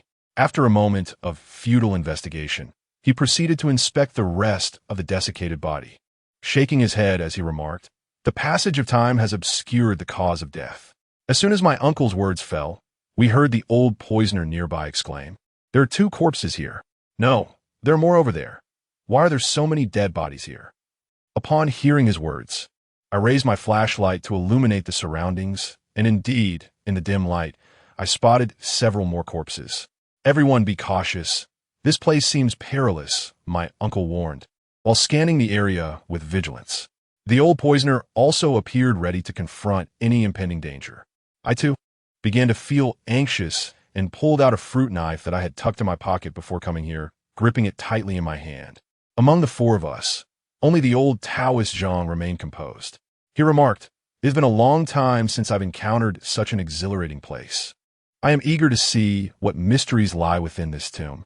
As he spoke, Zhang reached into his clothing pocket and retrieved a lotus flower, about the size of a child's palm, seemingly crafted from bronze and covered in a layer of green rust, indicating its age. I was puzzled as to the purpose of this object at such a critical moment when I suddenly saw him, as if performing a ritual, holding the lotus in one hand while forming a gesture with the other, chanting incantations. Heaven and earth, the mysterious origin, the root of myriad energies, cultivating for eons. I ascend to divine powers. Within and beyond the three realms, only the Tao is supreme. My body is illuminated with golden light, enveloping me. As he chanted, his feet were not idle, moving erratically in the confined space. Holding it countless times, my body radiates light. The guardians of the three realms and the heralds of the five emperors, spirits and specters are vanquished, and ethereal beings manifest. Golden light swiftly emerges, illuminating all with brilliance, the light of heaven, the light of earth, the luminescence of the sun, moon, and stars radiates in all directions.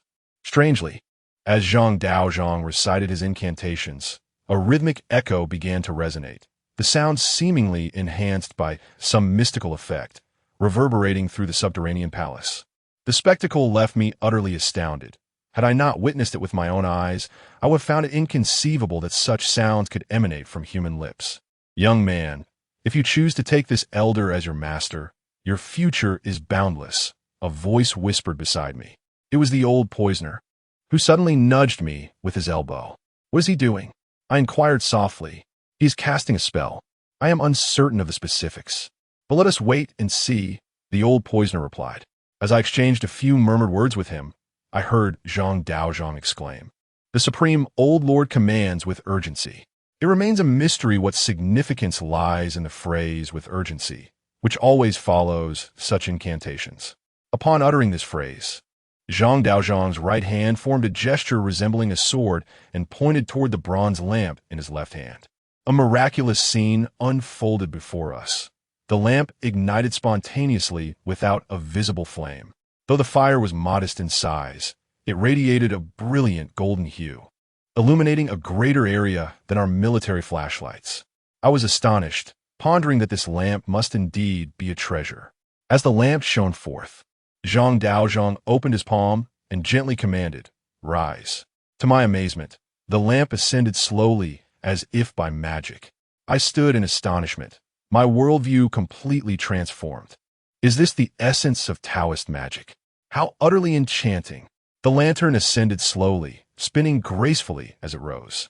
Its form, initially half-closed, gradually unfurled like the petals of a lotus, and with each blossom, The flame grew ever brighter. Could this be the legendary three pure lights, enshrined for millennia before the Hall of the Three Purities, capable of purging all sins and dispelling malevolent forces such as shadows, evil spirits, and miasma? The old man, with a keen gaze, exclaimed as he observed the slowly rising lotus lantern. Indeed, my friend possesses sharp insight. This is precisely the three pure light, replied the elder Taoist. But wasn't this lantern destroyed during the campaign against the Four Olds, when temples were dismantled? He continued, incredulous that it had survived in the hands of a Taoist master. The elder Taoist chuckled. At that time, every temple was a target, and priests were like lost dogs, unable to defend themselves. I seized many treasures from various temples during that tumultuous period, and this lantern was merely one of them. He spoke of those bygone days without a hint of shame, even with a trace of pride. As he addressed the old man, his gaze lingered on me. Well, young one, is this lantern to your liking? If you become my disciple, I shall let you play with it. I thought to myself that this was indeed an enticing offer, casting a furtive glance at my uncle, who appeared captivated by the lantern and seemingly oblivious to the elder's words. Noticing my silence, the elder Taoist added, "This is merely a taste of amusement. I can teach you many delightful skills, from turning grass into steeds to summoning rain and wind. There is no shortage of wonders I can impart to you." Master Zhang seems to be convinced that we are destined to be teacher and disciple, as he has already begun to refer to himself as my mentor. However, the matters he speaks of truly captivate me. Yet, without my second uncle's affirmation, I dare not express my thoughts, for I am still unfamiliar with Master Zhang. I believe it prudent to discuss this with my uncle before making any commitments. Contemplating this, I remarked, "Grandfather, my soul is currently adrift outside. If I cannot retrieve it, my days are numbered, leaving me little inclination to take on a master." Master Zhang nodded in agreement, stating, "Indeed, we must prioritize the urgent matters at hand." At that moment, the fiery three pure lantern had ascended to the apex of the underground palace, illuminating the space with a brilliance akin to a miniature sun, dispersing the surrounding darkness and revealing the entirety of the subterranean chamber. As we beheld this sight, we could not help but gasp in astonishment. Chapter 52. The inscript The underground palace is approximately the size of a football field, and scattered throughout are numerous corpses, some dried and decayed, others in ancient attire that has not entirely disintegrated, alongside Qing dynasty figures with their characteristic hairstyles and braids, as well as bodies clad in modern clothing. Among them are also those police officers and soldiers who entered but never emerged. The diversity of these remains far exceeds my imagination. It appears that from ancient times to the present, many have been drawn to this place, only to vanish without a trace, as Zhang the Elder remarked. My second uncle surveyed the surroundings and said solemnly, "It is peculiar, since ancient times. Places of extreme have been regarded by corpse cultivators as prime locations for nurturing the dead. In such environments, corpses usually undergo transformation, yet these remains are all desiccated." Zhang the Elder shook his head and proceeded deeper into the underground palace. The cavern is remarkably level, illuminated by the flickering glow of the three pure flames lamp, making everything clearly visible. We find ourselves at the edge of the underground palace, and from our vantage point, we can see the center where a great stone resembling a tortoise stands, significantly larger than the one we observed outside with the poisoned elder. "Strange," I remarked. After scanning the area, there's only this stone tablet in the cave, yet so many have entered. What could their purpose be? The poisoned elder responded, "They may not necessarily have a specific purpose for entering. Perhaps some were merely driven by curiosity. Others might have sensed the extraordinary nature of this mountain and sought to uncover its secrets. Some individuals, being knowledgeable, recognized the underlying principles of this place and ventured in to take a closer look. Perhaps the thieves were lured by the promise of treasures hidden within the mountains. Or perhaps ancient tombs beckoned them, after which they never emerged." My uncle nodded thoughtfully and remarked, "Observe the ground beneath us. Aside from the corpses, there lie swords and armor once donned by ancient warriors, specialized digging tools known as luoyang shovels, rusted shovels on the brink of decay, as well as compasses employed by Taoists, all coated in a fine layer of dust. This evidence suggests a myriad of souls have perished here, each with their own story. But how did they meet their demise? I inquired of the venerable Zhang, sensing that his mastery surpassed that of my uncle and the poisonous old man. Zhang, consumed by avarice, rummaged through the remains scattered throughout the cavern, occasionally unearthing a jade pendant encrusted with dust or a well-preserved dagger, which he promptly stowed away in a large pocket sewn into his garments, bulging with unknown treasures. As I posed my question, he was bent over, deftly prying a ring off one of the corpse's fingers. After brushing away the dust and inspecting in the light, he grinned and slipped it onto his own hand. Just because it is unseen does not imply a lack of peril. Often, the most concealed threats are the deadliest. So, let's not be complacent, he cautioned. By the time we reached the colossal stone tablet, towering approximately 7 to 8 meters high and 2 meters wide, it nearly touched the ceiling of the tomb. It appeared that the very height of this underground chamber had been meticulously crafted to accommodate this grand monument. The appearance and texture of the steel resemble that of the external Xuanwu Tuo steel, both intricately carved from material reminiscent of stone, yet akin to jade, imbued with a gentle luster and a natural elegance, exuding an ancient charm. The front of the stone tablet bears 4 powerful and vigorous ancient characters, while alongside it, as well as on the back of the Xuanwu, there are dense engravings resembling both characters and symbols. After scrutinizing them, I confirmed that the script matched that of the Xuanwu Ta steel outside, residing beyond the confines of my understanding. More of these cryptic symbols, the old man muttered. Turning to Zhang Lao Dao, Master, what is inscribed here? Do you recognize it? Zhang Lao Dao remained silent, absorbed in the moment, his hand continuously caressing the head of the Xuanwu, exclaiming in awe. Despite his formidable skills in Taoism, his demeanor hardly resembled that of a true sage. He appeared more like a glutton for riches, scavenging for trinkets along the way, undoubtedly contemplating their sale. Although the material of the Xuanwu Ta steel remained a mystery, it was undoubtedly an ancient artifact. I pondered whether Zhang Lao Dao intended to haul it away for profit. With this thought in mind, I inquire, Master, what is so rare about this? He replied, This stone is precious. You should all touch it. Taking his words to heart, I reached out to stroke the head of the Xuanwu. However, upon contact, I emitted a muffled groan, swiftly retracting my hand. The stone was shockingly frigid, as though an icy needle had pierced my fingertip, sending a chilling sensation surging through my body, penetrating to the very marrow of my bones. I was seized by a series of shivers, stammering, What is this? The old man, startled, swiftly withdrew his hand, furrowing his brow in astonishment. This is a lump of ice. It cannot possibly be this cold. Master Zhang, seemingly unfazed by the chill, continued to probe the stone, his brow knitted in contemplation, pondering the true nature of this peculiar object. After a lengthy pause, he shook his head in wonder and remarked, The vastness of the universe and the boundless creativity of nature yield all manner of wonders. This stone is surely not an ordinary artifact. With that, he shifted his focus from the stone to the steel, intently examining the ancient characters inscribed upon it. After a few moments, he suddenly gasped, exclaiming, This appears to be a form of Yinwen. Upon hearing this, both my uncle and the old man drew in sharp breaths, indicating their familiarity with Yinwen, a script that held profound significance and was enough to leave them in awe. I, however, was left perplexed and inquired, What is Yinwen?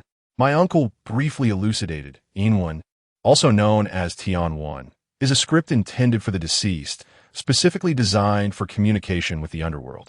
The old man added, according to legend, Yinwen was discovered by a man named Lu Duo Gong through a fortuitous encounter in the nether realm.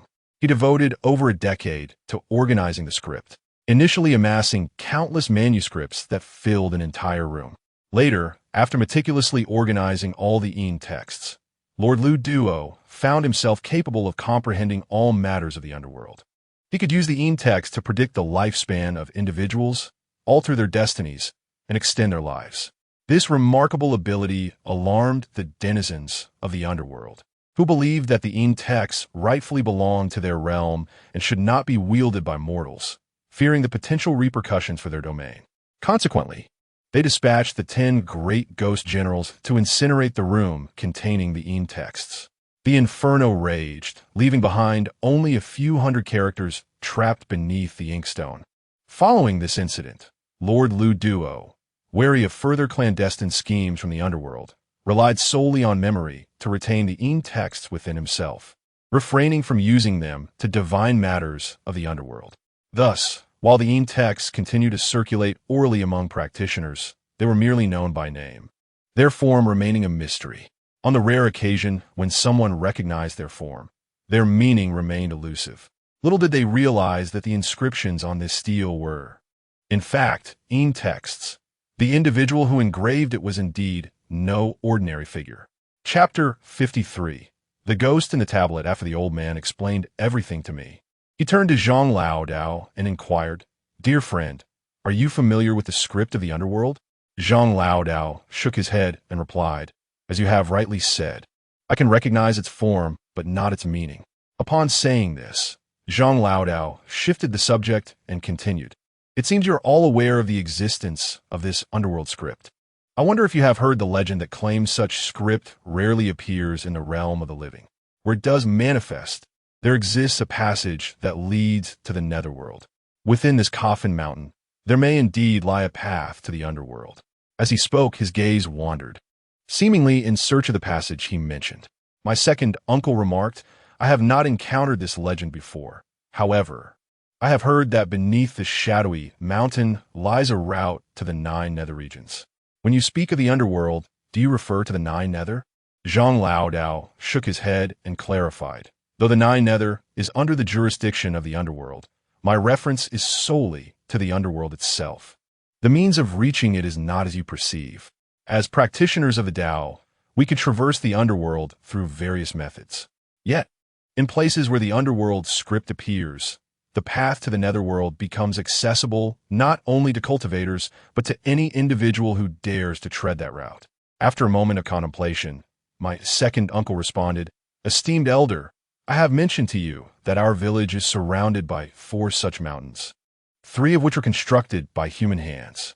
The North Coffin Mountain is one of those artificially created peaks. If that is the case, could it be that this tablet was also erected by people? Might this human-established underworld script tablet indicate that a path to the netherworld could exist nearby?"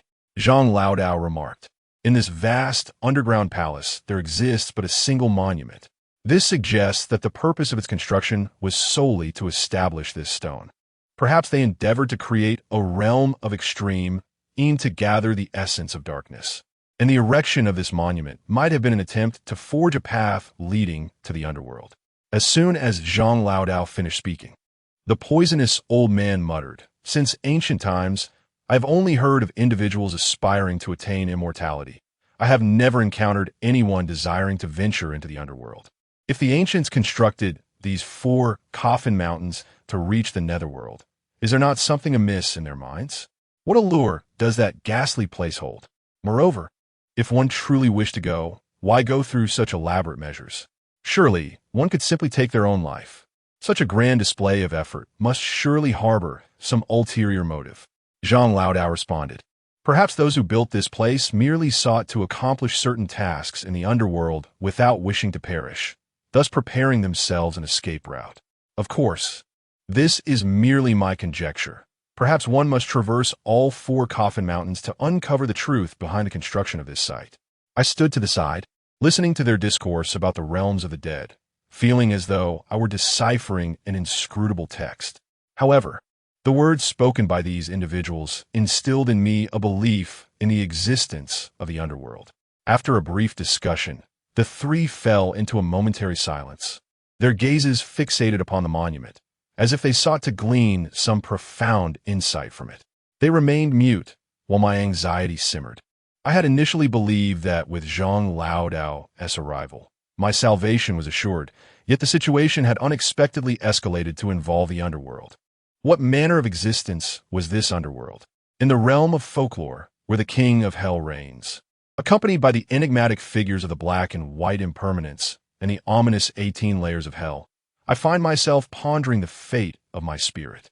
Should my soul depart and become entwined with the underworld, would it ever find its way back? My thoughts spiraled into a chaotic tempest of anxiety. After a considerable pause, the Venerable Zhang spoke again, stating, "It seems that the matter of the eternal soul's departure is rather troublesome." His words struck me like a death knell, plunging me into despair. The expressions on my Uncle S and the old poisoner S faces mirrored my unease, and my uncle cast a pleading glance at Zhang, imploring, "Esteemed elder, please contemplate a solution. Longsheng cannot meet with misfortune." Zhang nodded gravely and confessed, "To be candid, several years ago, I sensed a connection between myself and this region, a bond akin to that of master and disciple. Thus, when you sought me out, I did not hesitate to emerge from my seclusion and accompany you here. The moment I laid eyes on this young man, I recognized him as the one. So rest assured, I shall exert every effort on his behalf. Even if his spirit were to descend into the netherworld, I would venture there to retrieve him. Should all else fail, he possesses 2 souls and 4 spirits. I could confine his essence within his body through powerful spells, ensuring his survival." While I remained uncertain of Zhang's methods to preserve my life, his words offered a glimmer of solace. Yet, just as I began to breathe a sigh of relief, the old poisoner clapped his hands against his thighs and interjected, "To confine 2 souls and 4 spirits within the body may give the appearance of life, but in truth, 1 soul and 3 spirits would have perished after 49 days. Would that not render one a mere half-dead shell? This is unacceptable." Upon hearing the term living dead, my mind immediately conjures images of the zombies from American cinema.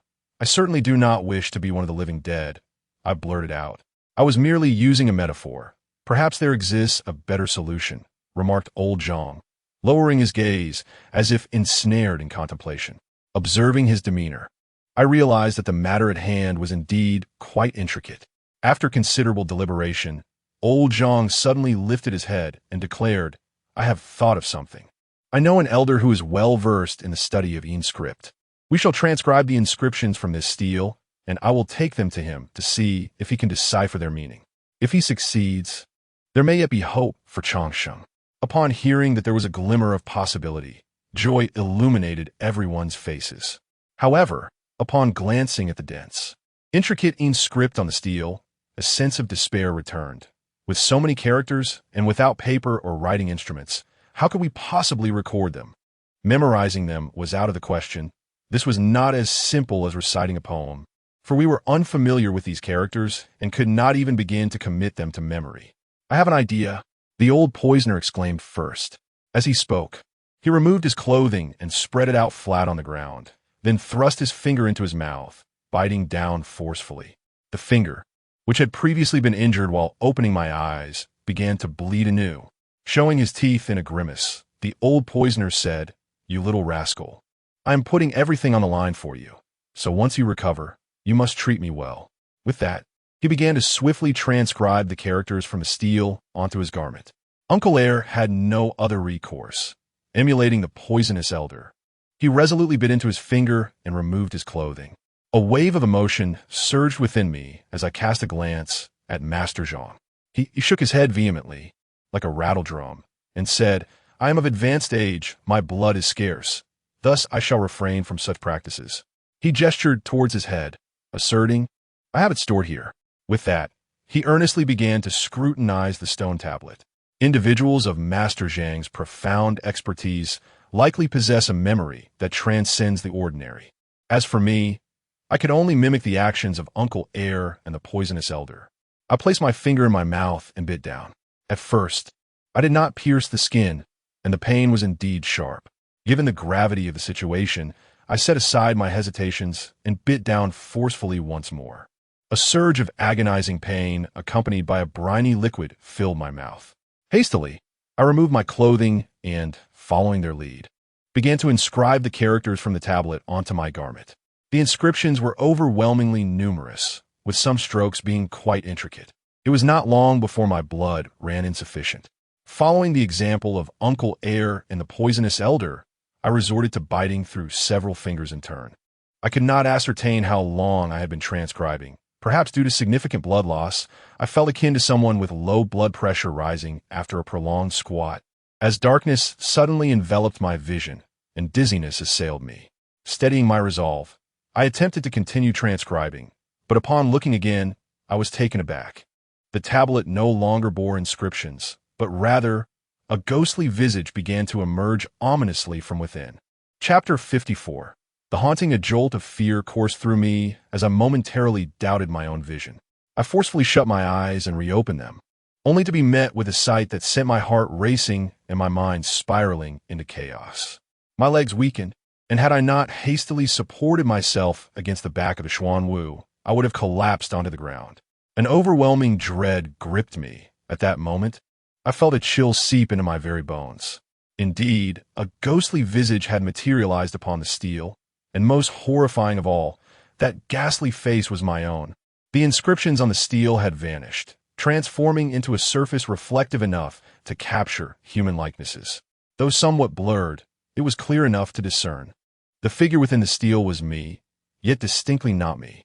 In that instant, I appeared utterly terror-stricken, while the reflection within the steel bore a grotesque and malevolent countenance, twisted like a vengeful spirit. Despite having encountered ghosts, witnessed the dead, and even glimpsed my own soul in recent days, thus acquiring a modicum of experience, I found myself thoroughly startled by the sight of my reflection in the steel. The sensation was akin to inadvertently catching a glimpse of oneself in a mirror, only to discover a version of oneself engaged in otherworldly antics. "There are ghosts," I exclaimed, my voice betraying the immense fear that had seized me, startling my uncle and his two companions, who were engrossed in transcribing the ominous script. The old poison master glanced around anxiously, inquiring, "Where?" "In this steel," I stammered, still shaken, pointing at the stone tablet. Yet, to my astonishment, the steel had reverted to its previous state, now adorned with eerie symbols resembling ghostly writings, and the doppelganger face that mirrored mine had vanished without a trace. "Perhaps you merely imagined it?" Uncle Air glanced at the steel, then at me, and remarked, "Everyone has been fixated on this monument. If there were anything unusual within, surely we would have noticed."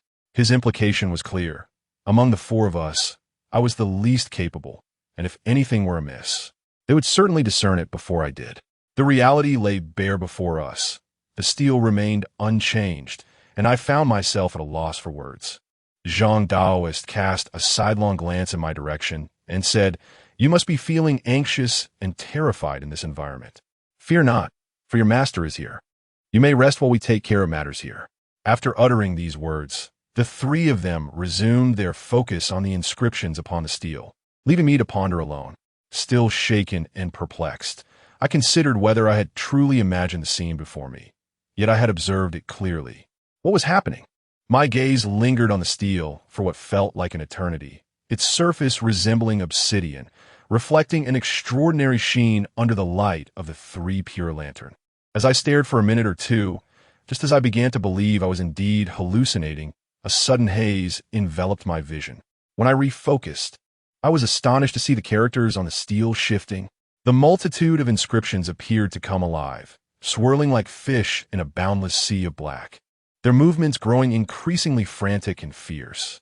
They collided and intertwined, ultimately coalescing into the visage of a ghastly face, one that bore an uncanny resemblance to my own.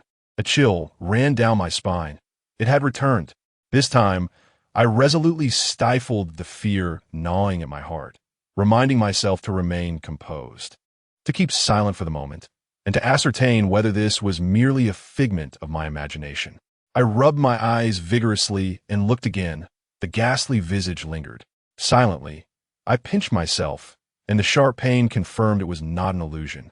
However, when I glanced at my second uncle beside me, he was engrossed in transcribing the inscriptions on the steel, glancing at the stone, writing a character on his clothing, then looking back, completely oblivious to the ghostly face. What could this mean? Was I the only one able to perceive the spectral countenance? Or perhaps the material of the steel possessed some funhouse mirror effect, reflecting my shadow due to the angle, rendering it invisible to others?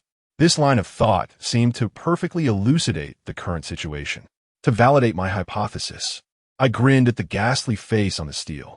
My intention was to smile, for even the most distorted reflection in a funhouse mirror retains some semblance to the expression of the person.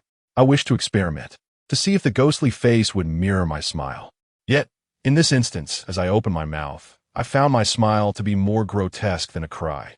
I could not muster a smile, but the ghastly face did. It smirked at me with a chilling, sinister glee, as if mocking my plight.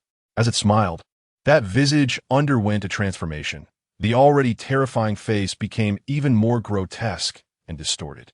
I watched in horror as the flesh began to decay, pieces of rotten skin falling away, leaving a visage riddled with wounds and a ghastly blend of blood and sinew. I could hear its voice, a piercing, mournful wail that sent shivers down my spine and raised the hair on my body. A realization dawned upon me that something was amiss. I must have encountered a malevolent spirit. I wanted to call out to my uncle and the others, but to my dismay, I found myself utterly voiceless. Not only was I unable to utter a sound, but I also felt paralyzed, my feet seemingly rooted to the ground, and my eyes glued to the gravestone. No matter how desperately I struggled, it could not move an inch. What was happening? Uncle, save me, please. I cried out silently within my mind, yet no one seemed to notice my plight. At that moment, the ghostly visage upon the gravestone morphed once more, as if reveling in my confinement, presenting me with a sinister grin. Then, the ghostly face shattered, gradually transforming into a multitude of ominous symbols, each morphing into a terrifying specter. How can I even begin to describe what I beheld? Countless apparitions clung to the gravestone, densely packed and jostling against one another, each with ghastly features, sharp fangs, and expressions of malevolence, emanating an aura reminiscent of a hellish inferno. The specters etched upon the monument are cursed to remain forever severed at the waist, their lower halves ensconced within the stone. They appear to be unwilling captives, struggling as though ensnared in a quagmire, frantically clawing and writhing in a desperate bid for liberation. As if they had been imprisoned for millennia, exerting every ounce of their energy to break free. I passively observed this eerie and terrifying spectacle, the anguished wails of the damned flooding my ears, threatening to pierce through to my very core. I find myself at a loss to articulate the dread that envelopes me. It feels as though my heart is gripped tightly by the icy hands of fear, constricting with a relentless pressure that threatens to stifle my breath. I yearn to flee, to survey my surroundings, to ascertain whether my uncle and the others have noticed my distress. Yet I find myself paralyzed. I watch helplessly as the multitude of ghosts, in their frenzied attempts to break free, become increasingly agitated, their clawing hands reaching out towards me, beckoning with cries to join them, to enter. My eyes widen in horror as I see those spectral hands stretch towards me, penetrating my very being without resistance. A chill spreads throughout my body, akin to icy daggers piercing every inch of my skin, penetrating to the bone. The coldness is suffocating. My soul trembles while my body remains utterly immobilized. I sense the multitude of ghostly hands tearing within me, as if they seek to extricate my essence and pull me into the monument. In that fleeting moment, a spark of realization ignites in my mind. Could it be that the visage I see within the stone is a reflection of my own soul? Might the spirits trapped within the monument be the souls of those who perished here? Chapter 55.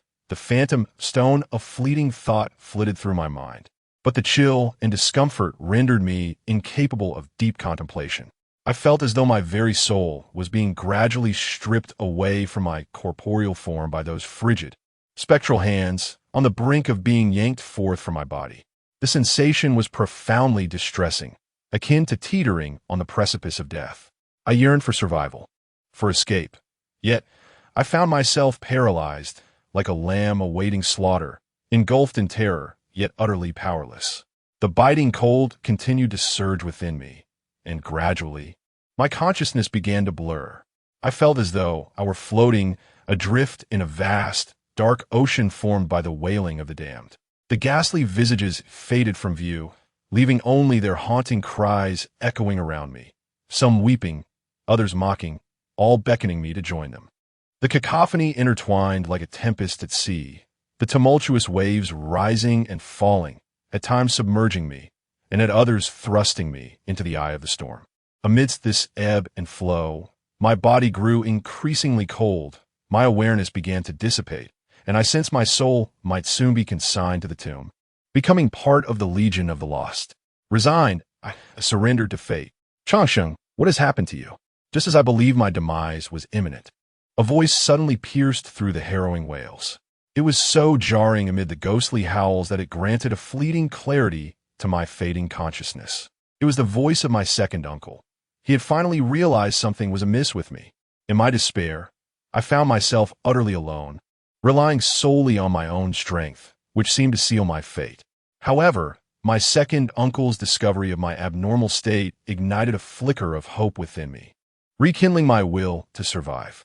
Elder, something is amiss with Changsheng. Please take a look at him. I glanced about. Alas, we had underestimated the situation. Changsheng, Changsheng. The three of them, Old Poison, Old Zhang, and my second uncle, began calling out to me, their voices rising like a tide, illuminating my path like a guiding lantern. Though I remained unable to respond, I no longer exiled myself, nor resigned to inaction. I commenced a desperate struggle for survival. The cacophony of wails grew louder, seemingly intent on extinguishing the flicker of life that had just emerged within me. My second uncle's calls were drowned beneath the overwhelming din, fading into near silence. Yet, as long as a glimmer of hope remained, the instinct to survive is formidable. Like a drowning man, I grasped at their voices as though they were a lifeline amidst the raging storm, fervently striving towards that fragile thread of salvation. Time became an indistinct blur until suddenly, I felt warmth returning to my body. In that moment, light flooded my eyes once more, and I regained the ability to move. At last, I freed myself from the clutches of those ghastly hands, yet their sinister grasp still loomed nearby, ready to ensnare me again and siphon away my very soul. I turned and fled with all my might, a singular thought consuming my mind.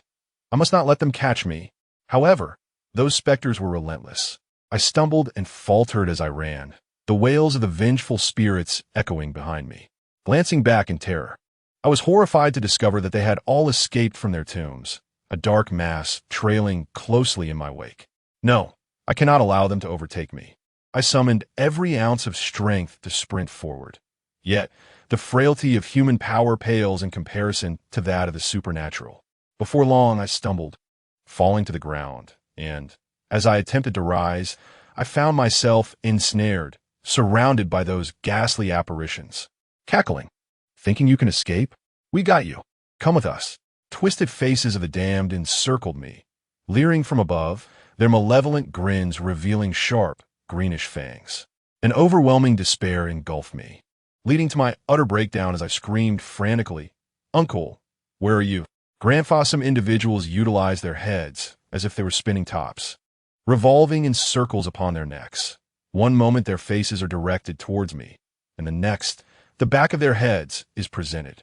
Others go so far as to remove their own heads, allowing blood to gush forth from within, while their severed heads gaze upon the scene. This spectacle profoundly unsettled me. I could hear my teeth grinding as a torrent of blood surged towards my head, crashing against my skull like relentless waves, causing my chest to heave violently. My heart contracted fiercely, and for a moment, the pain rendered me breathless, prompting me to open my mouth and draw in desperate breaths. In this moment, I believe I have finally comprehended the fate of those lifeless bodies we encountered in the passageway. They too must have ventured into this underground palace, sharing a similar ordeal, terrified to death by this ghastly assembly, and I was on the verge of following in their footsteps. Who possesses the supreme tranquility talisman? One spirit, disturbed by malevolent forces, must be fortified and the evil dispelled. Faintly, I discerned the voice of the old Taoist Zhang. The urgency of my arrival left me unprepared, possessing nothing. My uncle remarked, "Blood is the key. Talismans drawn with blood possess greater potency, especially the blood of a Taoist." It was the voice of the poisoned elder. No sooner had the poisoned elder spoken than I felt a warmth at the crown of my head, a mysterious current flowing into my skull from the outside. Continuing on, I heard Master Zhang utter, "Supreme purity of heart, the fetal light awakens the spirit, banishing all malevolent spirits, fortifying the soul, The unclean spiritual spring prolongs life. The unclean evil enters the pure truth. I heed the command of the Supreme Elder with utmost urgency. No sooner had the word command escaped his lips than a wave of warmth, akin to blooming fireworks, erupted within my mind, transforming into streams of warmth that coursed through my limbs and bones. After traversing my body in a gentle dance, these currents converged around my heart, enveloping it, my heart, which had long been paralyzed by fear. In an instant, my breathing became effortless, and I relaxed from the depths of my overwhelming terror, succumbing to unconsciousness. I know not how long I remained in that state, but suddenly a profound silence enveloped my ears. The once racket of ghostly wails had ceased. I found myself unaccustomed to such tranquility. Weakly, I opened my eyes and beheld 3 large heads hovering above me, each gazing down with concern. Had I perished? Or was I still amongst the living? I feebly inquired. "Of course you are alive," Master Zhang reassured me. "My chosen apprentice is not so easily dispatched." A smile crept across my lips, a sense of relief washing over me at the realization of my continued existence. I closed my eyes once more, allowing several minutes to pass before reopening them to declare, "There are spirits within the monument." Master Zhang nodded knowingly, replying, "I am already aware." He then shook his head slightly, adding, "In truth, the root of all this turmoil lies within that stone. I never anticipated it to be the stone of the underworld." Chapter 56. The Soul-Locking Talisman, What is the Netherstone? Both the old man and my second uncle inquired in unison, clearly unfamiliar with the term. Master Zhang shook his head and replied, "This is not the time for such discussions. Changsheng has had 1 soul and 2 spirits enter that netherstone. Quickly, take him back and implement some measures." As soon as Master Zhang finished speaking, the old man and my second uncle ceased their inquiries, swiftly lifting me from the ground. It was then that I realized my body felt utterly weak and limp, as if I had just recovered from a grave illness. With the support of my second uncle and the old man, I climbed back up from Baiguanshan in silence, hurrying home. Upon our arrival, Master Zhang instructed my second uncle and the old man to immediately procure soul-binding silk, a chastity charm, vermilion, and een water, stating that he intended to draw the soul-locking talisman. The old man and my second uncle nodded in agreement, without uttering a word, and promptly departed. Once they were gone, Master Zhang asked how I felt. I replied that I was all right, though somewhat weak, and wondered if it was due to the detachment of my spirit. Master Zhang nodded, saying, "Indeed, your earth soul and 2 spirits are separated, leaving you with only 1 soul and 2 spirits, rendering you akin to a half-dead person. Your body must be significantly weakened." The thought of having lost another soul and 2 spirits filled me with despair. My 3 souls and 7 spirits have been shattered repeatedly, and I couldn't help but feel utterly unfortunate. I then asked Master Zhang, "What exactly is that netherstone? Why are there so many ghosts within it? And how can it absorb 1's soul?" Master Zhang shook his head, replying, "I am not well acquainted with that stone either. When I was quite young, my master once recounted an intriguing tale regarding the netherstone, from which I gleaned a modicum of understanding. This account pertained to an event that my master personally witnessed in his youth, occurring in an ancient mine located in our county. This mine, steeped in history, is said to have been in operation since the Ming Dynasty, albeit intermittently, continuing through to the late Qing Dynasty. Although there were several pauses in its activity, no significant incidents transpired until the tumultuous end of the Qing era, when a strange calamity arose. Inexplicably, within a month's span, dozens of miners perished within the depths of the mine, not due to any mining accidents, nor bearing any injuries. They simply died under mysterious circumstances while underground. Initially, the mine owners settled matters discreetly with the families of the deceased. However, an alarming incident occurred when 5 individuals succumbed on a single day. The continuous fatalities instilled fear among the miners, who thereafter refused to descend into the mine. The families of the deceased, dissatisfied with the lack of answers, demanded an explanation from the mine owner, threatening to report the matter to the authorities should he fail to provide a satisfactory response. With such a high number of fatalities, the prospect of official intervention would surely result in the mine's closure. Reluctantly, The owner managed to pacify the families and subsequently sought the assistance of Taoist priests to investigate the inexplicable deaths of healthy miners. Was it possible they had encountered malevolent forces? Initially, four priests were dispatched, equipped with their implements, to the depths of the mine. However, they too mysteriously vanished without a trace. Eventually, the mine owner turned to my master's master, who is also my great master. At that time, the master had gained considerable fame and possessed profound knowledge. He requested the mine owner to recount the events leading up to the present situation and inquire whether he had encountered any occurrences during mining that defied logical explanation. He asked if he had unearthed anything unusual, such as coffins buried underground, serpents, rodents, or perhaps even collided with supernatural entities. After a moment of contemplation, the mine owner responded, "While I have not excavated coffins or beasts, I did discover some peculiar stones." The master inquired about the nature of these stones. The mine owner produced a piece of jet black stone, smooth and lustrous as jade, and handed it to the master, saying, "This is it. My mine is quite old, and we have excavated deeply." One day, an elderly miner approached me, pulling out several of these stones from his pocket. He mentioned that while digging deeper, he had come across these stones, thought them rather attractive, and brought a few to show me to assess their value. Having never seen such stones before, I found them rather exceptional and pocketed them, intending to consult an expert about their potential worth. However, before I could do so, an unfortunate incident occurred, and the stones remained in my pocket. The master took the stone, examining it thoughtfully, and asked the mine owner, "Did the fatalities occur after the discovery of these stones?" The mine owner pondered for a moment, took a deep breath, and replied, "It indeed seems so. Could there be something wrong with these stones? But what could possibly be amiss with a stone?" The master scrutinized the stone for an extended period, unable to deduce its significance. Finally, he suggested, "For now, you should return home and refrain from descending into the mine.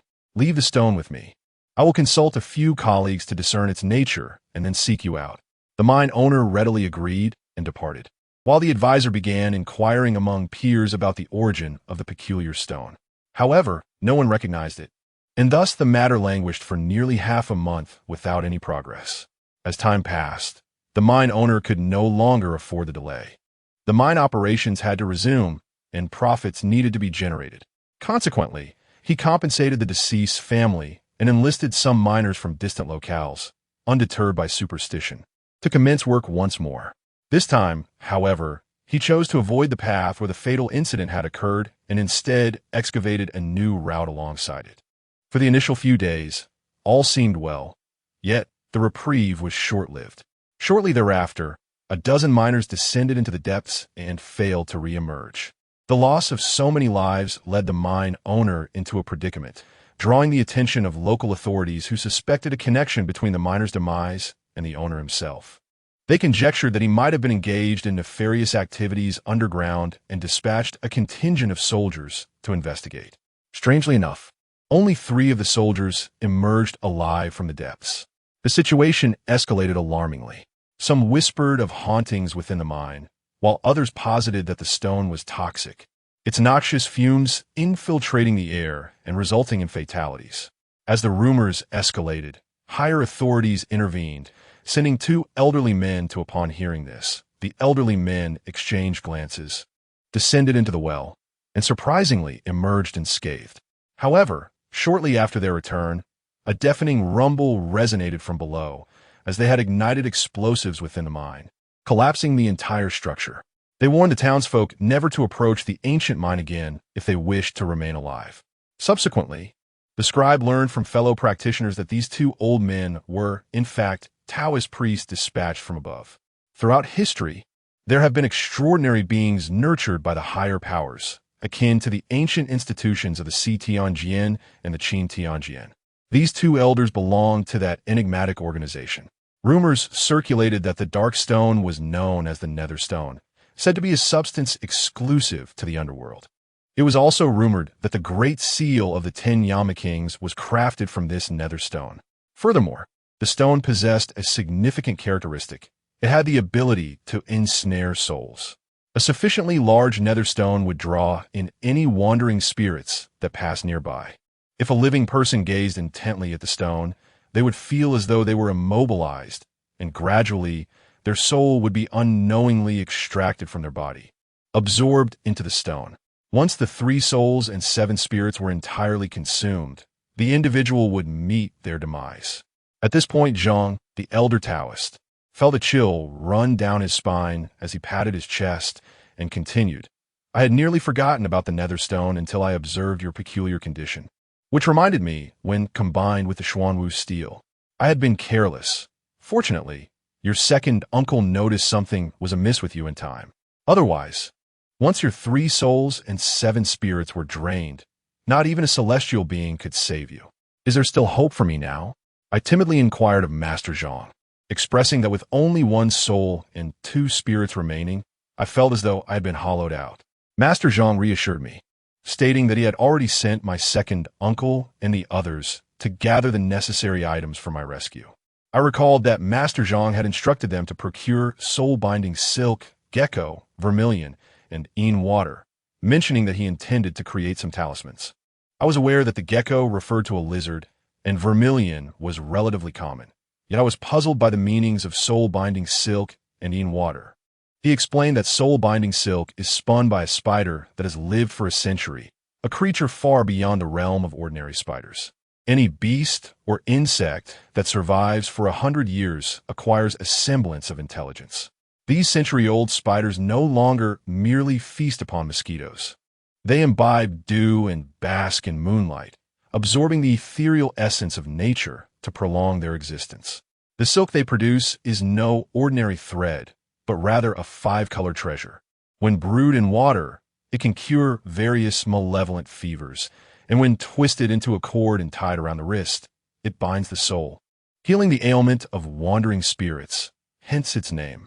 As for Yin water, it is drawn from wells that have never seen the light of day.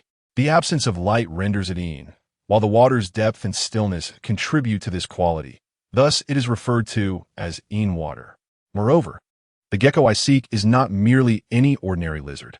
In Taoist practice, a specific type of gecko is meticulously raised. Before cultivation, dark-hued juvenile geckos are selected and placed in a blue tile jar in a place of deep shade. Each day, a dedicated caretaker feeds these geckos vermilion, nurturing them for over 3 years until they mature into the desired form. In ancient times, the vermilion powder applied to a woman's arm, known as gecko powder, was derived from these geckos, which, after maturation, were wrapped in mulberry bark, dried on blue tiles, and then ground into a fine powder for application on the skin. After listening to Master Zhang's explanation, a sense of despair washed over me. The century-old spider, the well that has never seen sunlight, and the lizard nurtured for 3 years. Where could one possibly find such things? Master Zhang replied, to you outsiders, these may indeed seem elusive, but for us practitioners, they are not insurmountable challenges. Rest assured, your uncle and the others will surely have their ways. I nodded, then inquired if I managed to find these. Will I be saved? At this juncture, a grave expression overtook Master Zhang's countenance. After a prolonged silence, he stated, for now, I can only guarantee your safety for 49 days. In Taoism, 49 days constitute a significant cycle. If the wandering soul cannot return to the body after this period, it will inevitably perish. After 49 days, the intermediate spirit will transform into a ghost, as will yours. Should we fail to extract your soul from the nether stone within this time frame, even if I keep you from death, you shall remain but a half-living entity. Then how do we extract my soul from the nether stone? I asked. Master Zhang shook his head with a sigh. I do not know. While you were in a state of unconsciousness, I endeavored to employ every method I could conceive to shatter the nether stone, yet remained as unyielding as rock, entirely unscathed. This predicament was anticipated, yet one question lingered in my mind. Why is it that while the 4 of us fixated on the nether stone, your souls remained intact, and mine alone was absorbed? Chapter 57. The birth chart of your father, old Taoist Zhang remarked. This is due to the fact that we are all cultivators. The souls of cultivators are significantly more stable than those of ordinary individuals. Thus, for the time being, there is no immediate danger. However, you have already lost 1 soul and 3 spirits, which has rendered the remaining spirit within you increasingly unstable. With the slightest misstep, it may depart from your body. Moreover, due to your fragmented soul and diminished yang energy, upon encountering the spirits within the stone tablet, you experienced illusions, believing they sought to harm you. At that moment, the illumination of the karma fire and the three pure lights dispelled the ghostly energy, which prevented us from sensing the presence of any spirits within the tablet. Are you saying that the apparitions I witnessed were mere figments of my imagination? I inquired of old Taoist Zhang. He responded, "They're both illusory and real. Indeed, there are spirits within the ghostly stone, and what you perceived was genuine. However, they're unable to emerge. Later, as you fled through the underground palace, shouting for them to stay away, you were actually pursued by nothing but your own fear, which unsettled your mind. Those who perished in the Coffin Mountain passage likely experienced a similar fate, succumbing to terror. Then how did my one soul and three spirits depart?" I asked. Initially, I did not encounter the ghostly stone, nor did I understand the nature of the intermediate beings we saw in the passage. Were they? Old Taoist Zhang shook his head, saying, "I did not witness the intermediate beings you described, nor did I perceive your one soul and one spirit. Thus I cannot draw any conclusions. However, that cave is exceedingly sinister, and the internal passages are intricate and convoluted. We remain unaware of what else may dwell within the passages we did not enter." Upon reaching this point, Zhang Laodao slapped his thigh and remarked, "Your second uncle and the others searching for those items will likely require some time. During this interval, I shall venture to several other Coffin Mountains to investigate who, years ago, orchestrated such an elaborate scheme in this location." Zhang Laodao, possessing both remarkable skill and audacity, contrasted sharply with my timid yet inquisitive nature. I replied, "I shall accompany you." Zhang Laodao glared at me, saying, "What purpose would that serve in your current condition? Would you merely hinder your master?" As he spoke, he rummaged through his attire and produced a crumpled yellow talisman, smoothing it out before handing it to me. "Let me make this clear. During my absence, you must not venture out on your own. This talisman must remain with you at all times." As I accepted the wrinkled talisman, which resembled a rag, I inquired, perplexed, "Why is that?" Zhang Laodao raised an eyebrow and replied, "Because you currently possess only one soul and two spirits. You may feel your vitality waning. Yet to the discerning eye, the three flames of yang within you have dimmed to the point of imminent extinction. In this weakened state, you would be a delectable prize for wandering spirits who may seek to usurp your body, what is commonly referred to in folklore as being possessed. Spirits and humans are destined to follow different paths. Why would they wish to take over my body? What purpose would it serve?" I blurted out, questioning Zhang Laodao. Zhang Laodao remarked, "Those spirits who have not reincarnated after death are often those who left this world with unfulfilled desires, unwilling to depart. They do not enter the underworld and instead wander the earthly realm, becoming solitary souls. These wandering spirits cannot partake in the offerings of incense, nor can they enjoy the sustenance of food or the recitations of scriptures meant to guide them to peace. Once the time for reincarnation has passed, they lose even the opportunity for regret, destined to drift through the mortal plane until they dissipate into nothingness. The endless suffering they endure is beyond your comprehension. They may possess human forms solely to savor a hearty meal or to experience the essence of living, or perhaps they are simply envious of your existence, wishing to bring you harm. In any case, your current being is exceedingly vulnerable to their disturbances, and the consequence of such interference could very well result in your remaining soul and spirit being expelled from your body, leading to your demise. This talisman I possess can repel malevolent forces and avert calamities. Carry it with you, and they shall not dare approach you." Upon hearing Zhang Laodao's words, I recalled the female spirit that had appeared in my dream while I was in the hospital. Perhaps she sought to exploit the absence of my soul to bring me harm. The thought of that female specter naturally led me to consider my mother. Since I brought her home this morning, it was now afternoon, and I wondered how she was faring.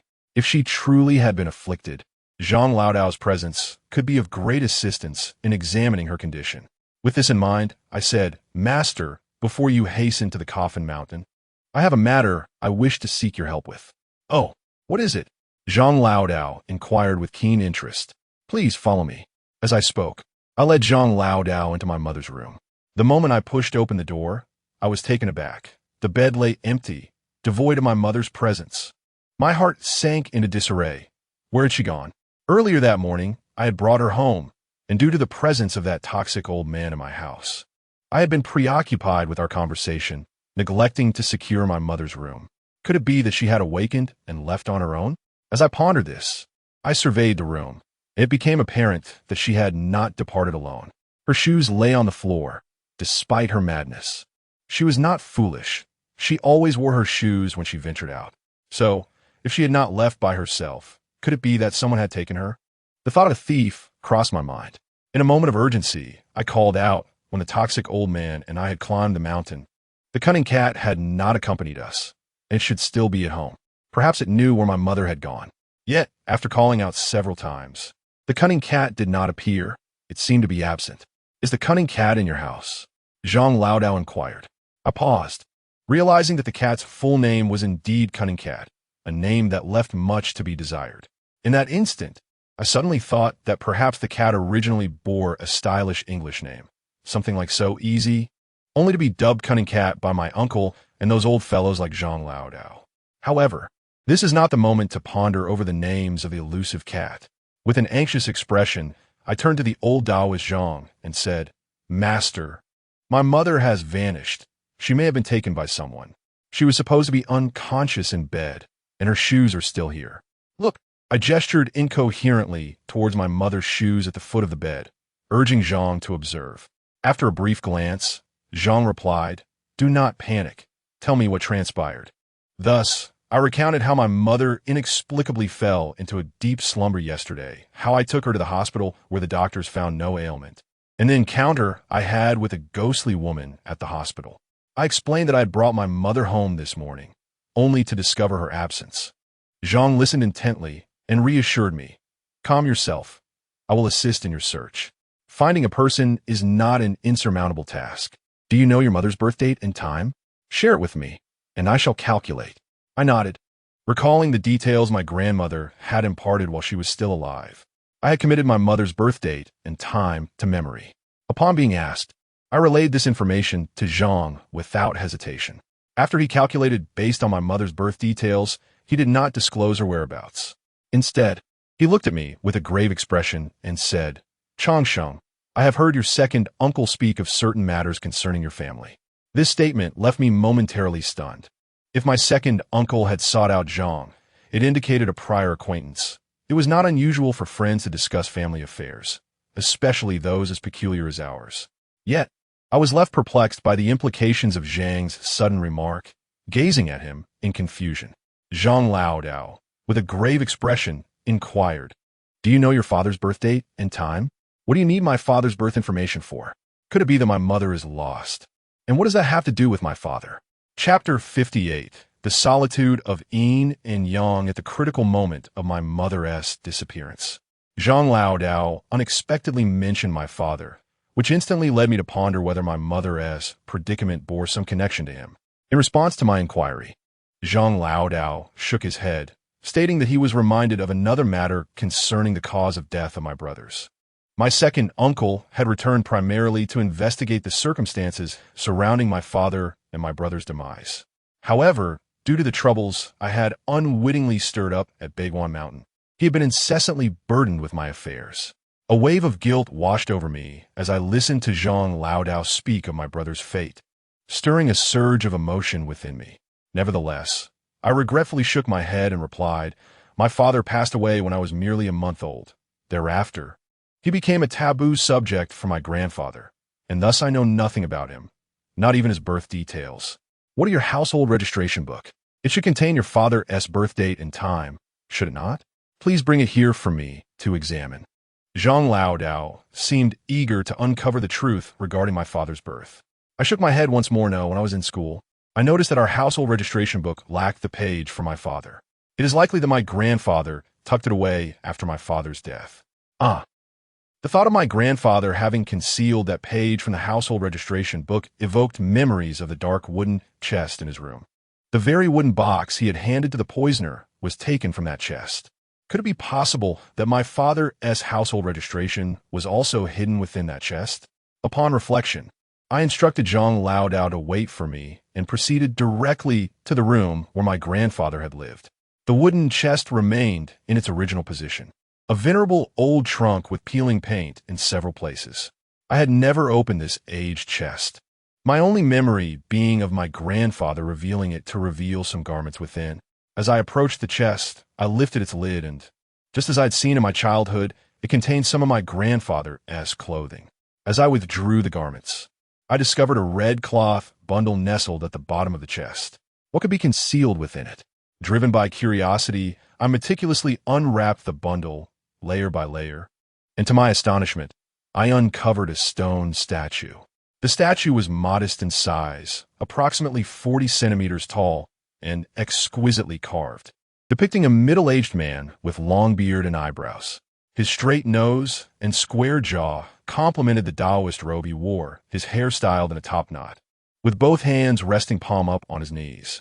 At first glance, the statue bore a striking resemblance to the Yuqing Yuanshi Tianzuan, yet upon closer inspection, it revealed significant differences. Throughout my life, I had encountered numerous deities, and nearly all the righteous gods exuded a dignified and serene demeanor, evoking a profound sense of solemnity. However, the statue my grandfather had concealed, while appearing to be a Taoist figure, bore an expression of haughty aloofness, radiating an air of superiority, as though he alone towered above the world, gazing down upon humanity with disdain. Who, I wondered, could this divine entity be? Tilting my head in contemplation, I found the stone statue somewhat familiar, as if I had encountered it before, yet I could not recall where. "Have you found it?" inquired Zhang Laodao, standing at the entrance, noticing my prolonged silence. I hastily returned the statue to its place and rummaged through the box, ultimately shaking my head in disappointment. No, perhaps my grandfather feared nostalgia and disposed of it. Zhang nodded thoughtfully. "Very well. I shall inquire with your second uncle later. I hope he possesses some knowledge." "What knowledge?" Just as Zhang's words fell, the voice of the old poisoner resonated from outside as he returned, cradling a water jar in his left hand and a small plastic bag in his right. "Back so soon?" I marveled at the old poisoner's efficiency. I had anticipated that they would at least take until dusk to procure those items. As I spoke, I glanced toward the courtyard but did not see my second uncle, prompting me to ask, "Where's my second uncle?" The old poisoner placed his findings upon the table and replied, "Your second uncle and I searched separately. He has made many acquaintances over the years and possesses extensive connections. He was tasked with locating the soul-binding silk and the guardian's essence, while I was responsible for finding the Een water and vermilion. Interestingly, I discovered an old well at the foot of the mountain to the north of our village, which has never seen sunlight and is perpetually shrouded in darkness. One summer night, a woman, in a fit of rage after quarreling with her husband, ran out bare and drowned herself in that very well. After that, rumors began to circulate that the well was haunted. On sweltering days, more than one person claimed to have seen a woman dressed lightly, drawing water with a ladle to offer to passers-by. Whether these accounts were true or not remains uncertain. Regardless, since that woman's death, several individuals have drowned in the well one after another.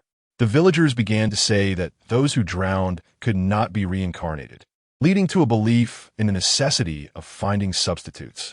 Consequently, they sealed the well with blue stone slabs. Today, I pried open one of those stones and fetched a jar of water, then went to Qin San's home to procure some cinnabar before returning. The old poisoner, having sought out the water and cinnabar, inquired with curiosity, "What were you discussing just now? Does your second uncle know something?" "It pertains to the birth date of Changsheng's father. I wish to ascertain when he was born," Zhang the Taoist replied candidly. "What do you need that for?" The old poisoner's curiosity seemed to deepen, his eyes widening in surprise. Zhang the Taoist explained, "I have discovered something that requires verification." "What is it?" The old poisoner pressed, relentless in his inquiry. "I have come to realize that Changsheng's mother possesses a pure yang destiny. Thus I wish to ascertain whether Changsheng's father embodies a purely Een four pillars," Zhang the Taoist elucidated. Upon hearing Zhang, the Taoist's words, the old poisoner's expression shifted, becoming grave as he asked, "And what if that is the case?" Zhang the Taoist glanced at him, chuckling softly. "Could it be that you already know the 8 characters of Chongqing's father?" The old man nodded and said, "To be frank, I am indeed aware. As you have surmised, the father of Huayu possesses a completely Yin constitution in his 4 pillars. In Taoist philosophy, there is a saying, lonely Yin does not give rise, and lonely Yang does not thrive. This implies that individuals with entirely Yin or Yang constitutions often encounter tumultuous fates, unfortunate marriages, and may ultimately lead to a life of solitude, with men becoming widowers and women remaining single, living in desolation. The father of Huayu, knowing that I possess some understanding of Yin and Yang, approached me when Huayu reached the age of marriage, inquiring if there was a remedy for a man of pure Yin. I informed him, based on the principle that Yin diminishes while Yang replenishes, that it would be quite simple. He merely needed to find a wife with a completely Yang constitution to achieve a harmonious balance.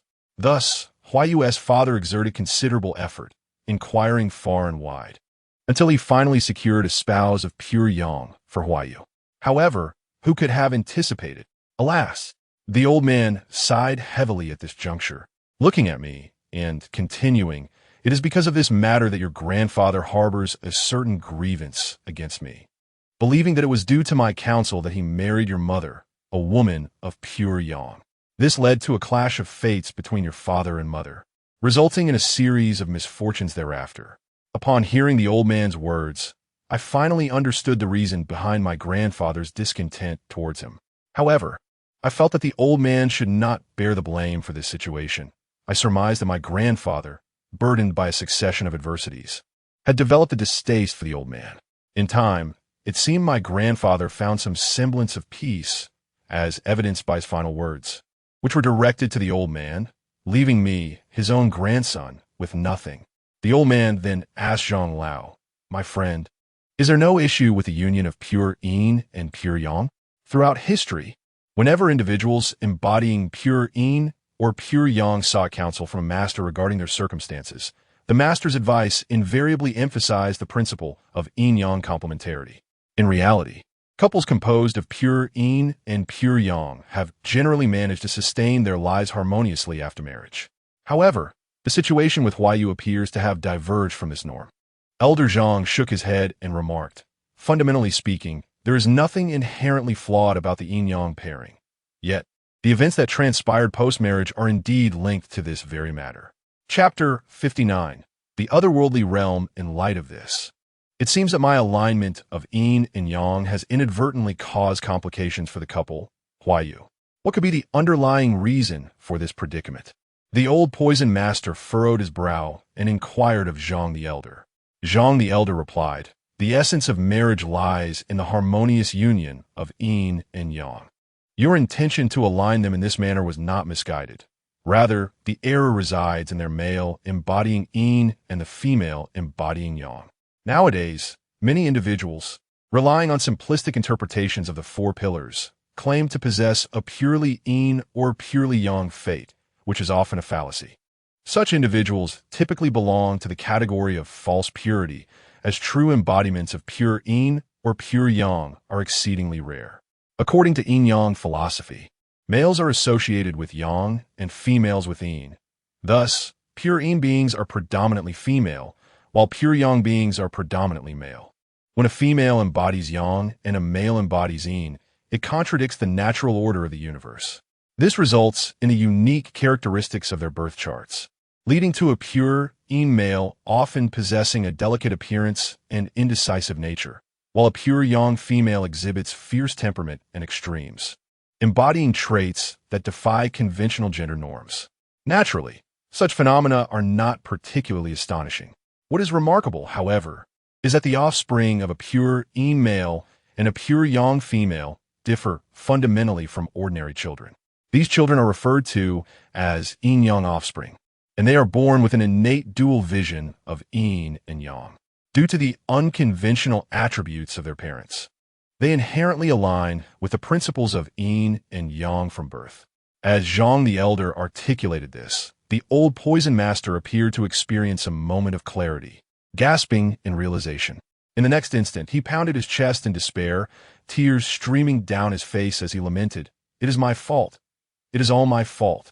Huayu, Qingwan, I am deeply sorry for you both, and for the children. I have wronged you." He Qinghuan is my mother's name, and I was perplexed as to why the old poison master was weeping.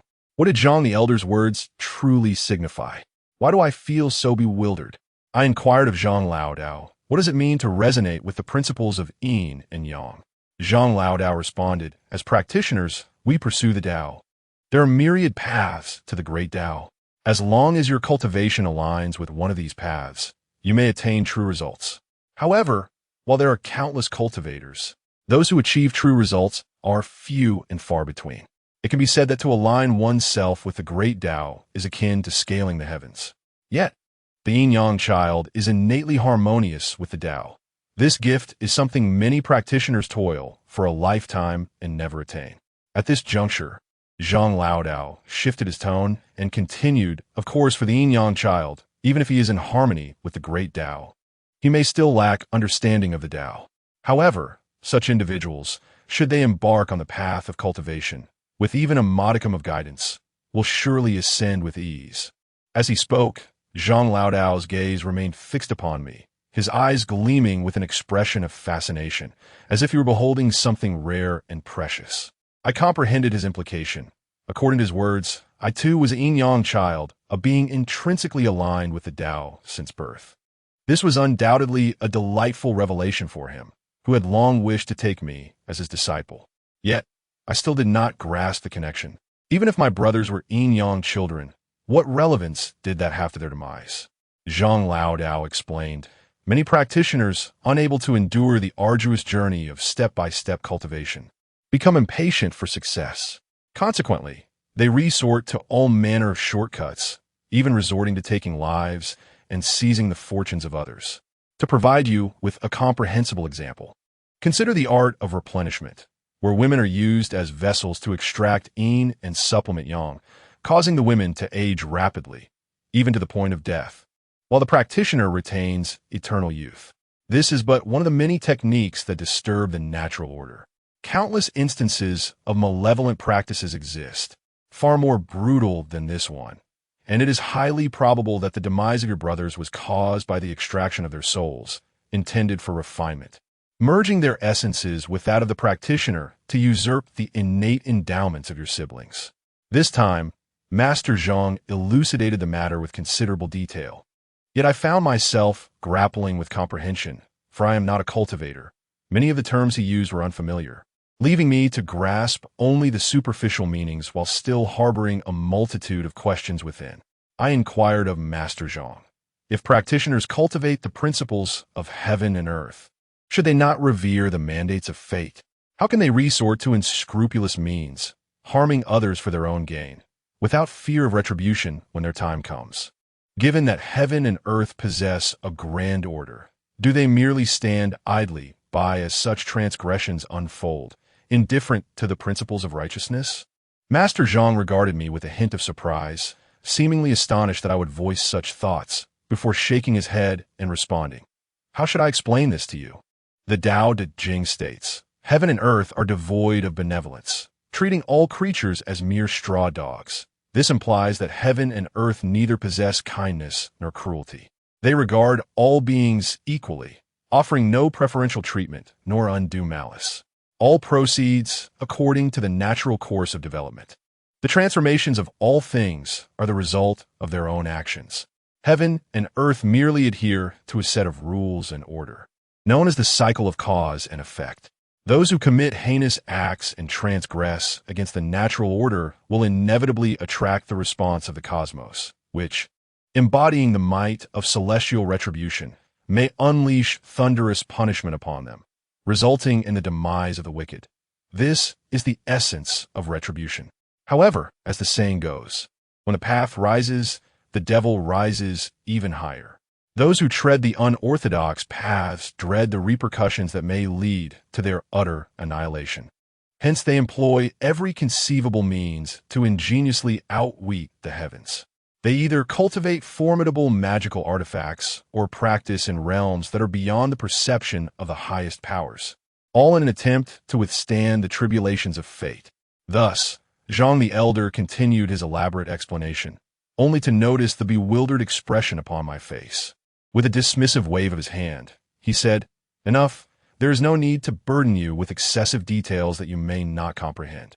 Moreover, the profound principles of the universe cannot be elucidated in mere phrases.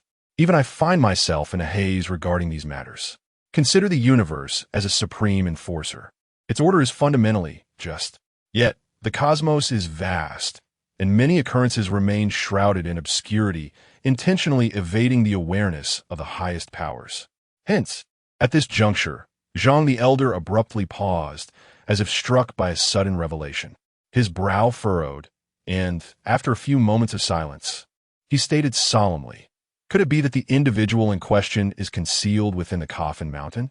I understood that the person Zhang referred to was the perpetrator responsible for the harm inflicted upon my brothers. As soon as these words left his lips, the poisonous elder ceased his lamentations, wiping away his murky tears, and inquired, "Friend, have you stumbled upon a clue? Where in the Coffin Mountain might that individual be? By the heavens, if I catch him, I shall rend him asunder and obliterate his very being." The poisonous elder cursed vehemently, delivering a powerful blow to the wall, producing a resounding thud that made me wince in sympathy. Zhang the Elder remarked, "I am merely speculating. I cannot ascertain his exact location." "What leads you to such a conjecture?" The poisonous elder pressed further. Old Zhang did not directly respond to the poisonous old man's inquiry. Instead, he posed a question. "Are you aware of the 3 places where the thunderous might of heaven does not strike?" The poisonous old man nodded, stating, "Indeed, the first is a location densely populated by people. In such places, the descent of lightning would inevitably implicate the innocent. Thus, during the tribulations faced by demonic beasts, many are known to flee into crowds to evade the wrath of thunder.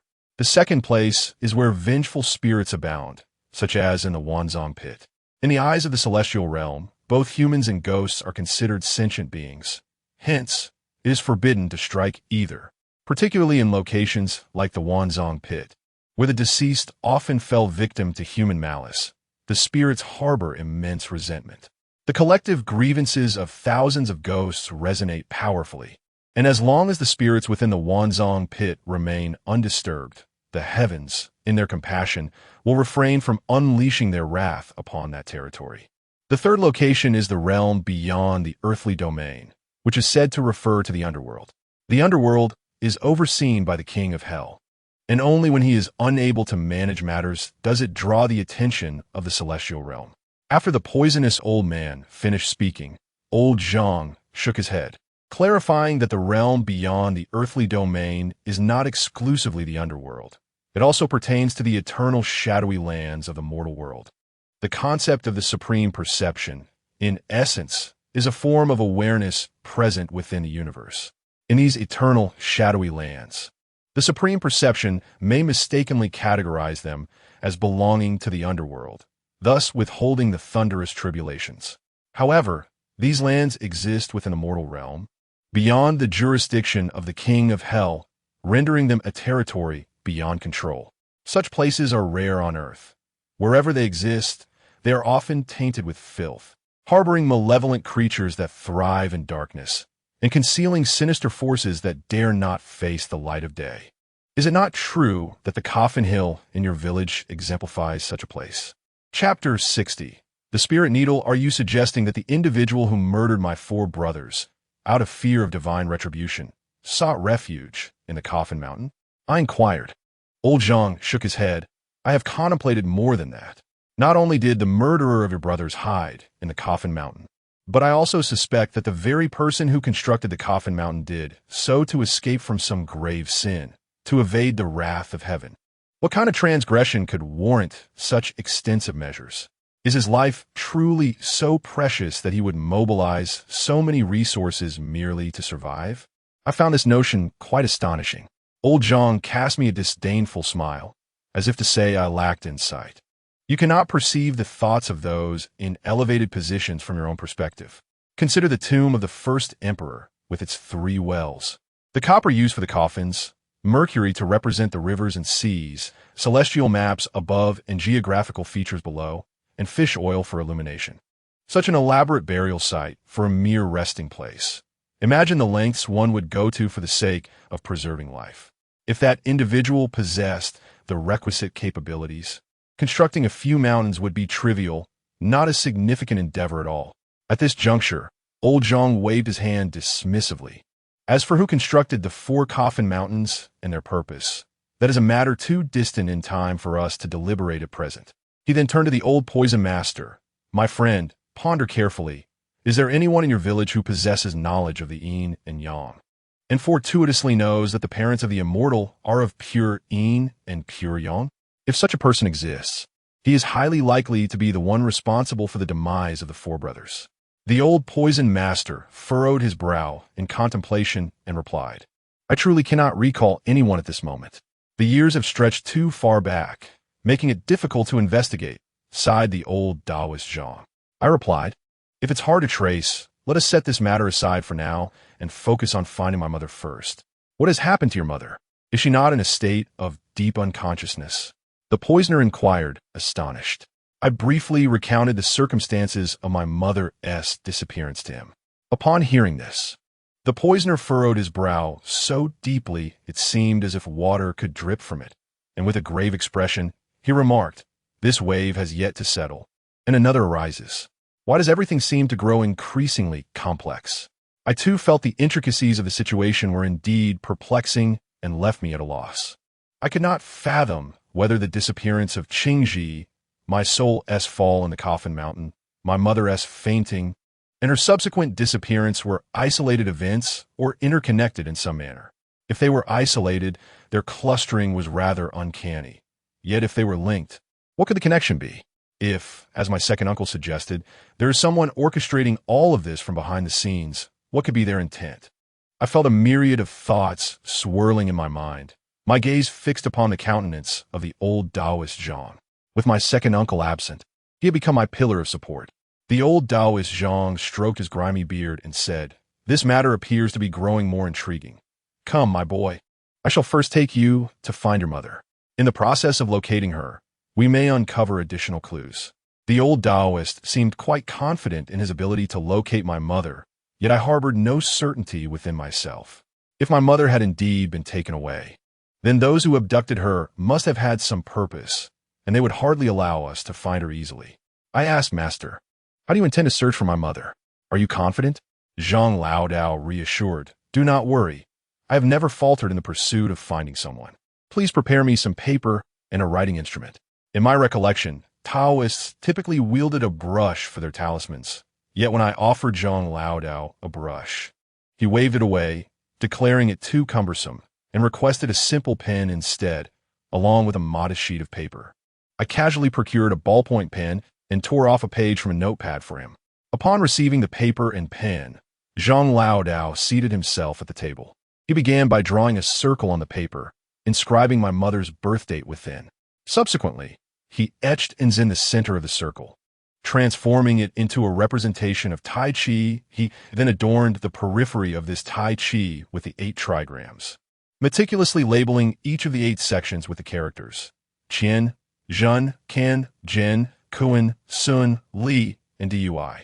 After completing this intricate work, he rose and made his way directly into my mother's chamber. Curiosity piqued, I followed closely behind him. Upon entering, Zhang Laodao bent down to search beneath my mother's pillow, and after a considerable time, he retrieved a strand of her hair. Holding the hair in one hand, he reached into the treasure pouch nestled within his robes, rummaging around momentarily before producing a silver needle. Truly, this Zhang Laodao possessed an array of remarkable items. I marveled internally, my eyes fixed on his actions, uncertain of his intentions. Next, Zhang Laodao threaded my mother's hair through the eye of the silver needle and returned to the table.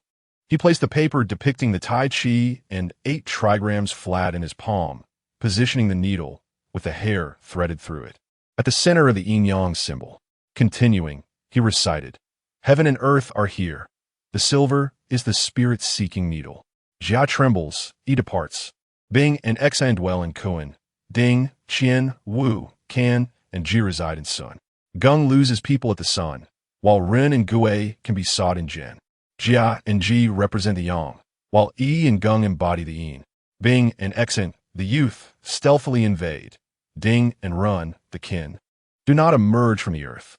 Zi Wu, Mao, and you lie along the path, while Yin, Shun, Si, and Hai return to their homeland. Chun, Su, Cho, and Wei remain motionless. The texts are intricate and require thorough exploration. Jia and Ji span 5 miles. Yi and Gung extend to 1,000 miles. Bing and Xin cover a complete 10 miles, while Ding and Ren conceal within 3.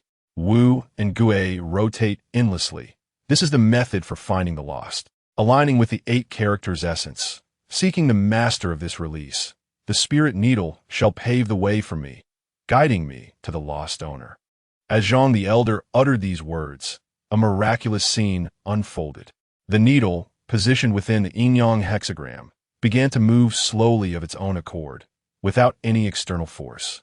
I stared in astonishment, once again feeling that the art of Tao truly is a wondrous phenomenon. Zhang the Elder glanced at my expression and, with a triumphant smile, asked, "What do you think? Is it entertaining? If you wish to learn, I can teach you." I understood that Zhang the Elder was subtly attempting to take me as his disciple. However, becoming a disciple is no trivial matter, and considering my precarious situation, I could not afford to entertain such thoughts. Instead, I scratched my head and inquired, why did the needle move? What is the principle behind it?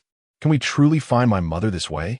Zhang the Elder, while carefully holding the yin-yang hexagram and the silver needle, laughed heartily and said, "The principle, the Tao, cannot be explained in mere terms. As for this needle, known as the spirit-seeking needle, it is an ordinary silver needle that has been imbued with power.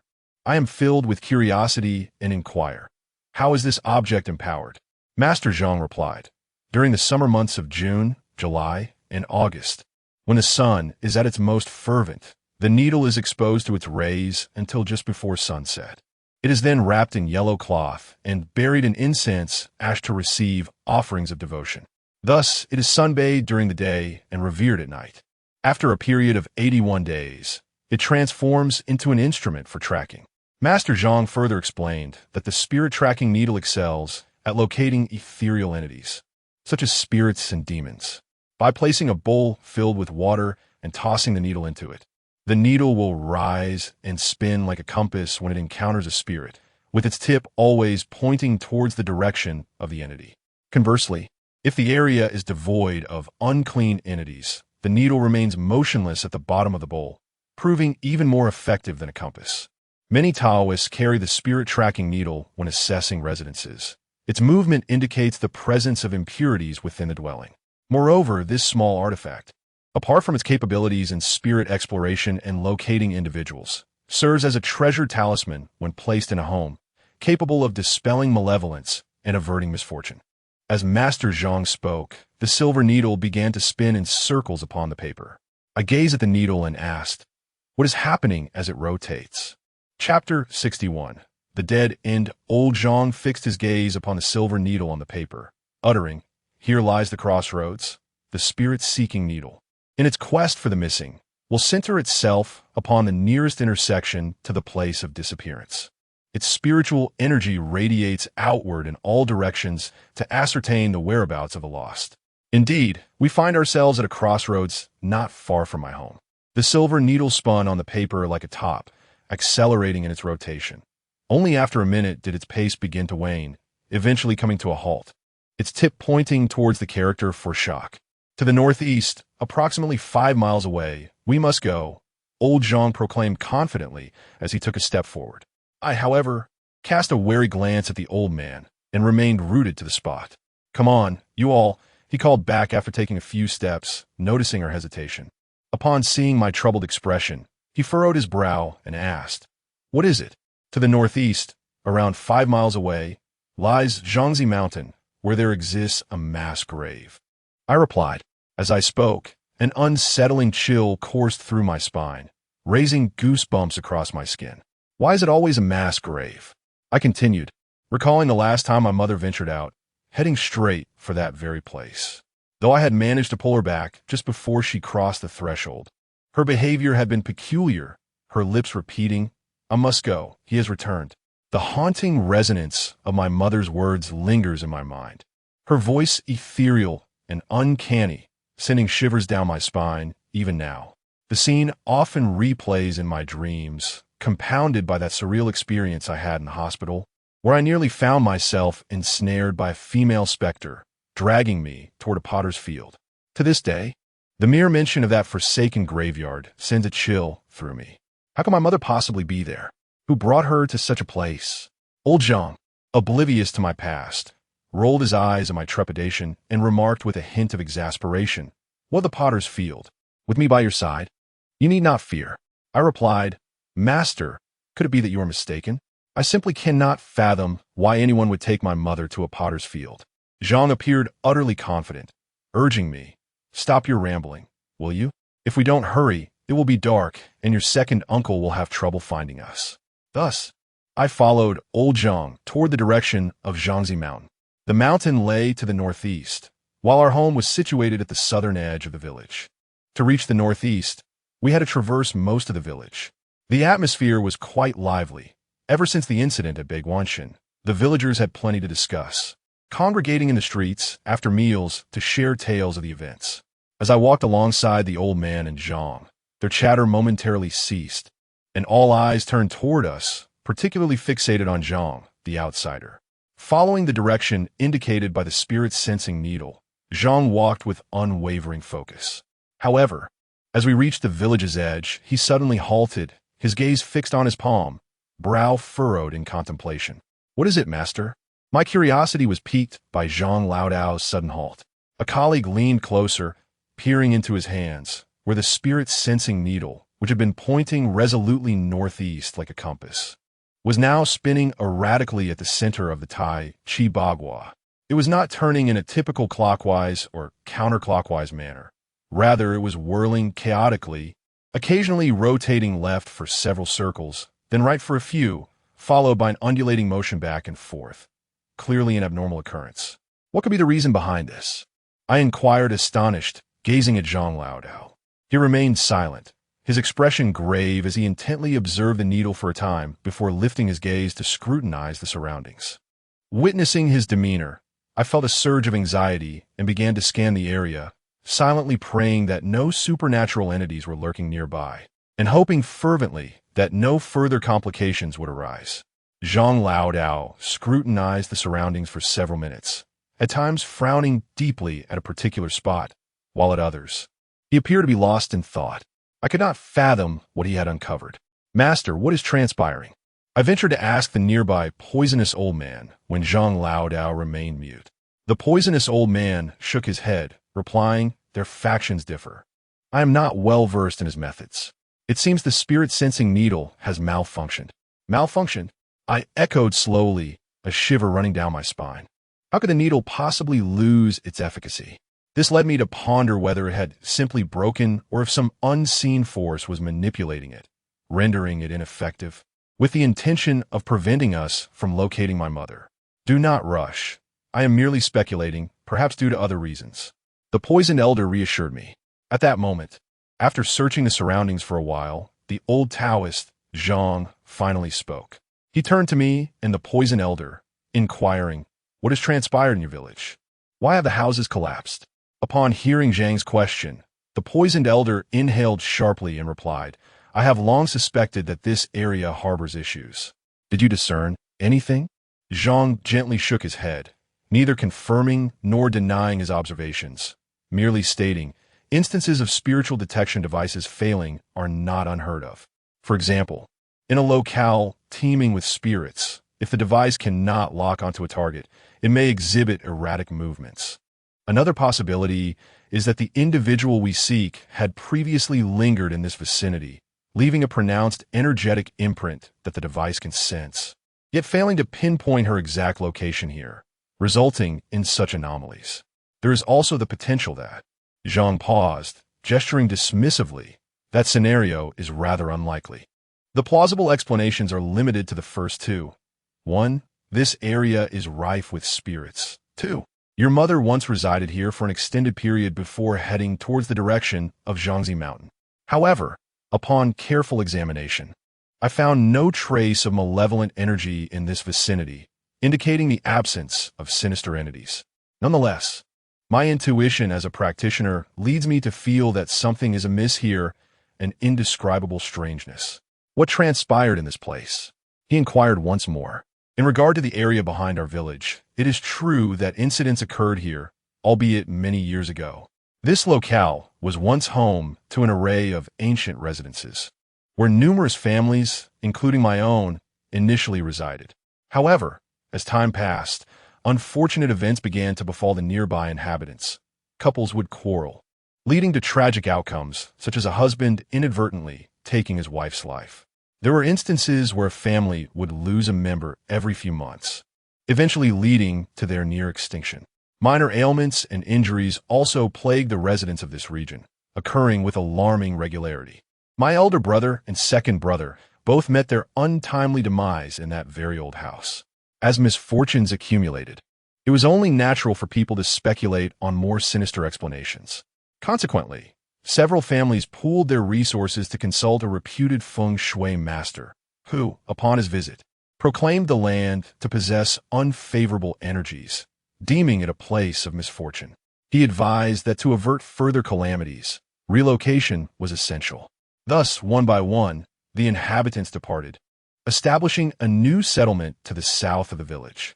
Whether the feng shui master's assertions were grounded in truth remains uncertain. However, following the exodus of the other families, the frequency of misfortunes diminished significantly, except for my own household, which continued to experience an unrelenting series of sorrowful events. Of course, these tales were recounted to me later, as I was not present during the initial occurrences. By the time I began to form memories, only a handful of families remained in the area behind the village. It appears that there was one family, skeptical of superstition, who lingered until their own tragic fate unfolded, leading to their eventual departure from the mountains, the destination of which remains unknown. There are still a few elderly individuals, too advanced in age to construct their homes, who will inevitably pass away in a few years. Consequently, this area has become desolate. Over time, the houses have crumbled, leaving behind a scene of shattered walls and ruins, evoking a profound sense of desolation. Upon surveying the surroundings, Elder Zhang inquired about the events that had transpired, as he must have discerned something significant. Chapter 62.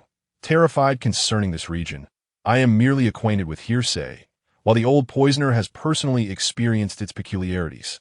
He recounted the circumstances of yore to the old Taoist Zhang. After his narration, he added that initially, he too sensed something amiss in this place, and had wandered here a few times, yet could discern nothing of significance. Subsequently, the residents gradually departed, and he ceased to pay attention. Upon hearing the old poisoner's explanation, the old Taoist Zhang pointed towards a dilapidated house amidst the ruins and remarked, "All the other houses have collapsed, yet that one remains standing. Surely, someone still resides within?" The old poisoner nodded in affirmation. Indeed, a house fears emptiness. During a certain period, when it was constructed, it thrived with inhabitants. Those devoid of vitality have since crumbled. Now, this singular house is all that remains. Oh, why is that family not vacated? The old Taoist Zhang inquired with keen interest, fixated on the solitary house that stood resilient amid the desolation. The old poisoner shook his head in confusion. I find this matter perplexing as well. It was not only the old poisoner who was bewildered. I believe everyone in our village must share this curiosity. Mao Daji is not without means, so why does he not erect a few houses elsewhere, choosing instead to reside in the ancestral home of the Mao family? Indeed, that solitary house was the former residence of Mao Yuanshan's father. Years after his father's death, Mao Qingshan adopted Mao Daji and brought him back to the countryside, raising him in the old family home. When Mao Daji was initially taken in, several households still occupied the vicinity, but gradually he was left alone. Remarkably, he exhibited neither fear nor inclination to leave. Someone once inquired of him, "Why not renovate the house if you're not moving away?" The dilapidated structure appears on the verge of collapse with the slightest breeze. Are you not afraid of being trapped within it one day? Mao Daji replied, what is the point of renovations? My father plans to buy me a villa elsewhere in the future. For now, I shall make do. This state of making do has persisted for many years. Yet there has been no sign of the villa promised by Mao Qingshan. Others have encountered misfortunes in this area. Has nothing ever happened to your family? Asked Zhang Laodao. The old man replied, indeed, there have been mishaps. Back when Mao Qingshan had yet to venture into business, he resided in this old house with his newlywed wife. Tragically, during childbirth, his wife faced complications and passed away. It was said that after her death, the child within her still moved. Mao Qingshan, in despair, used a knife to perform a cesarean, extracting the child, who was reportedly a boy, but he did not survive. This incident profoundly impacted Mao Qingshan. After handling his wife's funeral, he left to work elsewhere and later adopted Mao Daji, who was then fostered in this old house. Some speculate that Mao Qingshan's decision to raise the adopted child in this home serves as a psychological solace, as he yearns for his own child. His infrequent visits to see the boy over the years stem from his unwillingness to confront the past. He compensates with financial support instead. After explaining this, the old man added, but who truly knows the affairs of the Mao family? This remark carried a significant weight, reminiscent of the tone my second uncle employed when discussing the Mao family. Come, let us pay a visit to his home. Zhang Laodao appeared to harbor a keen interest in the residence of Mao Daji, leading the way toward the old house without hesitation. I, however, was reluctant to follow. This endeavor was solely to locate Mao Qingji, and I had already embroiled myself in enough trouble related to his family. Moreover, my immediate priority was to find my mother. The old rascal Zhang Laodao, with his erratic manner, seemed rather unreliable as he meandered along, striking up conversations here and there. I implored, sir, could we not prioritize finding my mother? Once we locate her, I can certainly bring you back here. Yet, Zhang Laodao dismissed my plea, insisting, we shall merely take a quick glance inside. It won't take but a few moments. Before I could protest further, we found ourselves at the doorstep of Mao Daji's home. Zhang Laodao raised his hand to push the door open, only to be halted by the quick-witted and astute poison old man, who interjected, my friend. Is it not a tad abrupt to enter unannounced? Should we not concoct some excuse to justify our intrusion? We cannot simply wander about without cause. Let us ask for a sip of water, Zhang Laodao replied nonchalantly, attempting to push the door once more. At that moment, the door creaked open unexpectedly. Mao Yuanshan stood before us, his expression frozen in shock upon seeing us at his threshold. Clearly taken aback, he furrowed his brow and demanded, what are you doing at my doorstep? I had harbored an aversion to Mao Yuanshan since childhood, and under such sudden scrutiny, uttering the words, asking for water, was out of the question. I held my head high, glancing at the poison old man and Zhang Laodao. Zhang Laodao, who had been quiet while seeking water, stretched his neck to glance into the courtyard. Fortunately, the cunning old man reacted swiftly and chuckled. Aren't we curious about the events that transpired at Beiguanshan? Since we have some idle time and happen to pass this way, we thought we might inquire with Daji about what you experienced after entering the mountain. Mao Yuanshan, a man notoriously suspicious and difficult to trust, clearly exhibited disbelief in the old man's words. He narrowed his eyes and scrutinized the three of us for a full half-minute before responding. You should refrain from prying into matters that do not concern you. Daji is unwell. You ought to leave. With that, he stepped out through the door. I noticed he was holding a padlock, and I thought to myself, Mao Daji must not be home. If he were, Mao Yuanshan would certainly not be locking the door. Just as this thought crossed my mind, a voice filled with terror echoed from within the house, pleading, do not kill me, do not kill me. Uncle, take me away. Do not leave me behind. In the midst of this, a disheveled figure stumbled out from inside, rushing towards the entrance. It was Mao Daji, transformed after 2 days of absence, clad in wrinkled garments, unshaven, his face a mask of fear, with eyes reflecting profound terror, as if he had been through a harrowing ordeal. Upon seeing Mao Daji emerge in pursuit, Mao Yuanshan not only ignored him, but hastened to close the door, swiftly locking it behind him. Mao Daji pounded on the door with fervent desperation, pleading, Uncle, please don't abandon me. I'm so frightened." Mao Yuanshan replied from within. "Do not fear. I shall fetch a doctor for you. Remain at home and stay calm." After uttering a few words, he turned to us and advised. "That day in the mountains was distressing. I urge you to refrain from inquiring further into those matters. We must depart swiftly, for any further provocation may drive him to madness," as the doctor warned. Upon finishing his words, Mao Yuanshan did not leave, but stood there, seemingly awaiting our departure. "Let us go, Grandpa," I urged, tugging at the sleeve of the elder Zhang. He acquiesced with a nod, and we continued our journey northeast. After walking 200 or 300 meters, I glanced back and noticed Mao Yuanshan still standing at his doorstep, watching us intently. The echoes of Mao Daji's frantic cries reached my ears as he alternately shouted for us not to come closer and then screamed about ghosts, indicating that he had indeed been profoundly disturbed. "Changsheng, do you sense that something is amiss with Mao Yuanshan?" the old poisoner inquired, his brow furrowed in concern. Chapter 63. Taking separate actions, I felt an overwhelming urgency to locate my mother, oblivious to any abnormalities around me. It was difficult to accept that someone like Mao Daji had lost his sanity so suddenly. Zhang Laodao inquired of the old poison master, "Have you discerned anything?" The old poison master, savoring his tobacco, replied, "Today, Mao Yuanshan has spoken far too much. You must understand, this man rarely utters a word in his daily life." Indeed, the old poison master was correct. Mao Yuanshan was not known for his loquacity. He seldom engaged in conversation and possessed a knack for silencing others within mere exchanges, leaving them speechless. It was said that his temperament had transformed after the death of his son, as if the world owed him a debt of sorrow. Although Mao Yuanshan spoke less today than usual, it was still considerably more than what we had come to expect. The most striking anomaly was his lack of rebuke towards us. Instead, he explained that Mao Daji had fallen ill due to a fright, asserting that excessive stimulation could drive him to madness. Could it be that he deliberately intended for us to hear this? Was he attempting to deter us from approaching Mao Daji?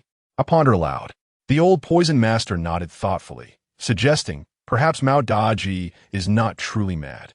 His emotional upheaval may stem from an entirely different cause. I mused that the incidents within the Coffin Mountain were likely the greater catalyst for his madness. After all, did you not mention that when he descended the mountain to deliver news, he was so frightened that he wet his pants? Given such terror, a slight mental aberration could be comprehensible. The old poison master shook his head, saying, "I cannot shake the feeling that the situation is far more complex than it appears."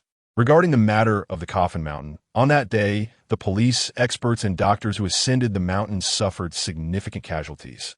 Yet the members of the Mao family emerged unscathed.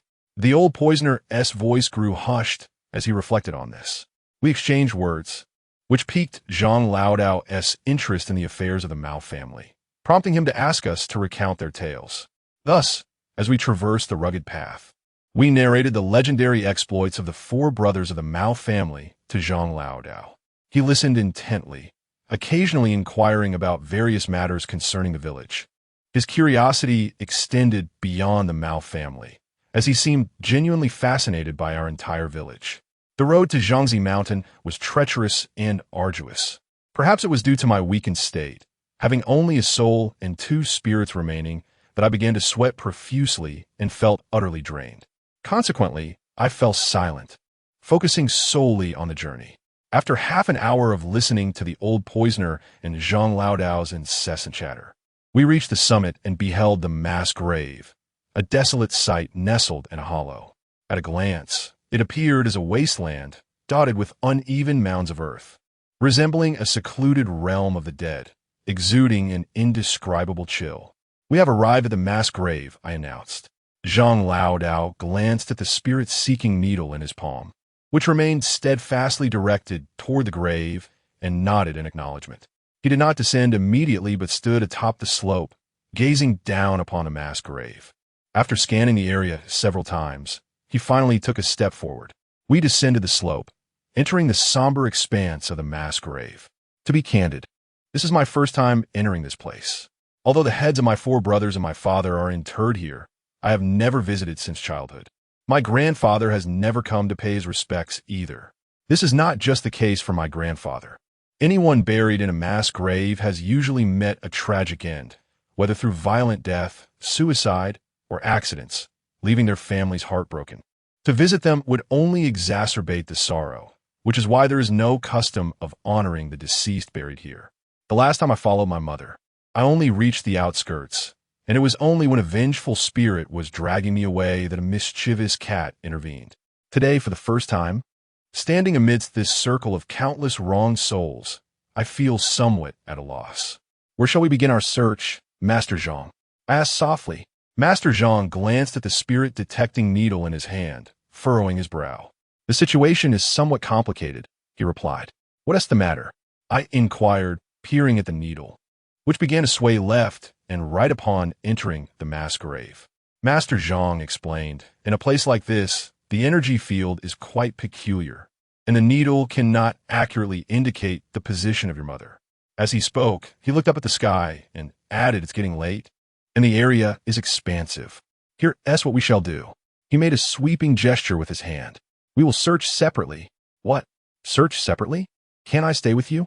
I replied, wearing a disheartened expression as I looked between Master Zhang and the old man, pleading for an alternative. Zhang Laodao sought my father's birth date and fortune, and as he made his way to the home of Mao Daji, time slipped away, and dusk was fast approaching. With the two of them by my side, I felt a semblance of courage. However, the prospect of searching separately filled me with trepidation as I stood amidst the chaos of the burial grounds. The mere thought sent shivers down my spine and raised goosebumps all over my body. Zhang Laodao, with a sly grin, firmly stated, "It's not yet dark. What are you afraid of? This vast expanse requires us to split up. Otherwise, it will be even more troublesome to search once night falls."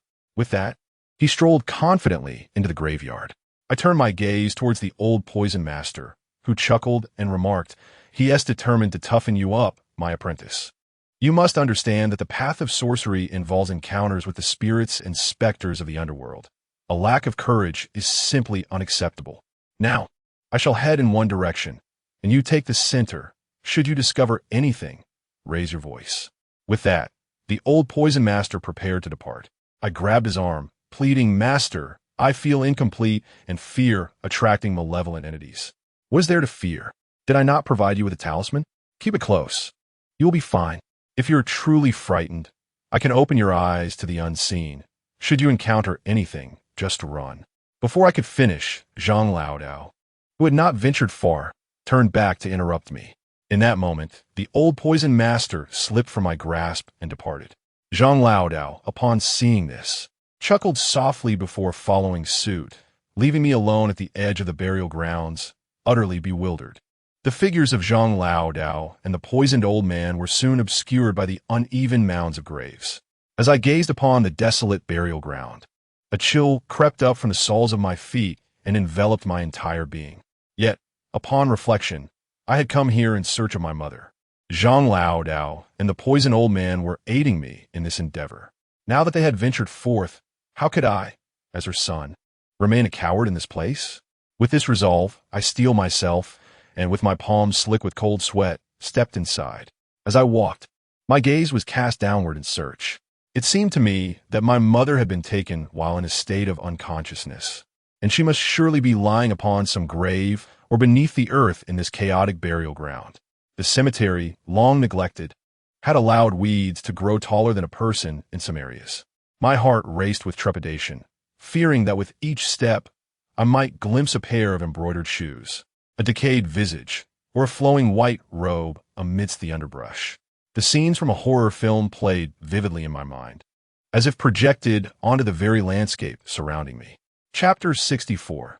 The grave of my father. The more I pondered, the greater my fear grew, and the deeper my anxiety delved into uncontrollable spirals of imagination.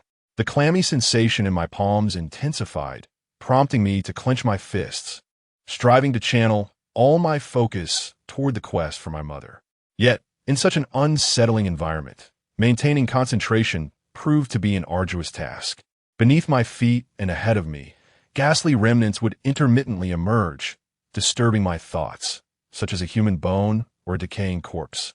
In a place like a mass grave, The circumstances surrounding the deceased varied widely. Some were utterly forsaken, wrapped merely in straw mats, and carelessly discarded into any available hollow, or hastily buried in shallow pits without a second thought. Over time, exposure to the elements would reveal their remains. As the mats disintegrated, the bodies would re-emerge. Others lay without even a mat, left to rot in the wilderness, their bones scattered and fragmented by wild dogs or other beasts. Moreover, some graves had been excavated by unknown creatures, leaving gaping, shadowy voids that seemed to stretch into infinity. It was precisely because of this inscrutable darkness that I felt an unsettling presence, as if unseen eyes were fixated upon me from the depths. Some graves had long been neglected, collapsing to reveal the corner of a coffin or rotting with fragments. As I ventured deeper, the darkness thickened, and I could no longer discern the figures of the old poisoner and Zhang the Taoist. They had seemingly vanished. In this desolate expanse, it felt as though I was the sole inhabitant, accompanied solely by an overwhelming tide of fear. My heart raced fervently. The talisman bestowed upon me by the old priest Zhang had long been soaked by the clammy sweat pooling in my palm. An overwhelming urge to flee surged within me. Yet I stifled it with sheer willpower. However, I sensed that in this harrowing environment, my endurance would soon falter and collapse. "Mother, where art thou? Mother, please come forth." I fervently prayed within, yearning to locate my mother and escape this wretched place. Thus, engulfed in profound fear, I searched for nearly half an hour. My gaze fixated on every grave I passed, terrified of overlooking one and missing the chance to find her. As dusk descended, shrouding the world in an ethereal haze, I scanned my surroundings, only to be met with disheartening disappointment. I traversed the entirety of the disordered burial ground, yet failed to catch even a glimpse of my mother. "Well, young man, have you discovered anything?" Just as despair settled upon me at the edge of the graveyard, a voice unexpectedly pierced through the silence. The sudden sound startled me to the core, and I instinctively let out a terrified cry, whirling around to behold the old priest Zhang reclining atop a modest grave. His hands resting behind his head, legs crossed casually, a blade of grass nestled between his lips as he regarded me with a grin. The tension that had gripped me dissipated in an instant upon sighting him. My legs weakened, and I collapsed to the ground like a noodle, pounding my racing heart as I shouted at Zhang, "What are you doing? Do you not realize that scaring someone can be deadly?" Seeing my genuine anger, Zhang refrained from further jesting, returning to a serious demeanor and inquired, "Have you not found your mother?" "No." Upon mentioning this matter, my heart sank into a profound abyss, and with a hint of irritation, I retorted, "Is that wretched spirit-seeking needle of yours truly effective? Why does it claim my mother is here, yet we have found nothing?" In response to my vexed inquiry, the old Taoist, Zhang, remained unperturbed and replied, "Why the haste? The poisoned elder has yet to emerge. Perhaps he has discovered something we have not." No sooner had Zhang concluded his statement than the voice of the poisoned elder resonated from the depths of the graveyard. "Commanding, where are you? Come here quickly." Zhang and I exchanged a glance, and in unison, we sprang to our feet, hastening towards the source of the voice. Before long, we located the poisoned elder, who stood before a modest grave, his expression grave as he fixated on the tombstone. I initially assumed he had summoned us because he had found my mother, yet upon surveying the area, I discerned nothing. He merely gazed intently at the lowly grave. Confused, I inquired, "Master, what is it that you wish for us to do?" The poisoned elder gestured towards the grave with a nod of his chin, asking, "Do you know who lies within this grave?" "Who is it?" Zhang asked. "Is it an old acquaintance of yours? Do you wish for us to clear the weeds and refill the earth, given its neglected state?" With a soft sigh, the poisoned elder replied, "My friend, what manner of jest is this at such a time?" His gaze then turned towards me, and he spoke somberly, "Changsheng, this is your father's grave." My father. This was indeed the grave of my father. I stared at the modest tomb, momentarily rendered speechless. Then the old man, with a sinister demeanor, extended his hand and pointed to a smaller grave nearby, saying, "Within that tomb lies a large urn containing your four brothers." Sighing deeply, he continued, "Alas." I gazed upon the two graves, one large and one small, unable to articulate the tumult of emotions within me. Our family, spanning 3 generations, had 5 members interred in this potter's field, all having met untimely ends. 2 decades have elapsed, and while the graves have weathered into mere mounds of earth, the truth remains elusive. If my father and brothers were aware from beyond the grave, they would surely find no peace. "Is this what the Taoist friend summoned us to reveal?" inquired Zhang, the old Taoist of the sinister man. The old man shook his head and replied, "Certainly not. Those 4 children, along with the head of Huayu, were buried with my assistance. Today, as I passed by, I could not help but glance, and in doing so, uncovered something unexpected." "What sort of revelation?" both Zhang and I inquired in unison. As Zhang questioned, his gaze swept the surroundings, ultimately fixating on another grave nearby.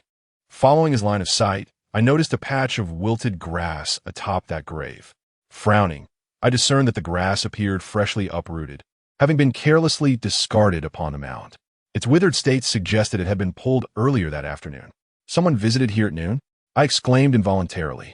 The old man nodded affirmatively, saying, "You should go and inspect behind that grave." At this moment, old Zhang, with his hands clasped behind his back, was chewing on something as he turned toward the low grave. After a short while, I heard him gasp in surprise. I hurriedly followed in his footsteps, and, upon focusing my gaze, I discovered that the grass behind my father's grave had been pulled up, revealing freshly turned earth in an area approximately 1 square meter in size. Who could have come to clear the grass from my father's grave?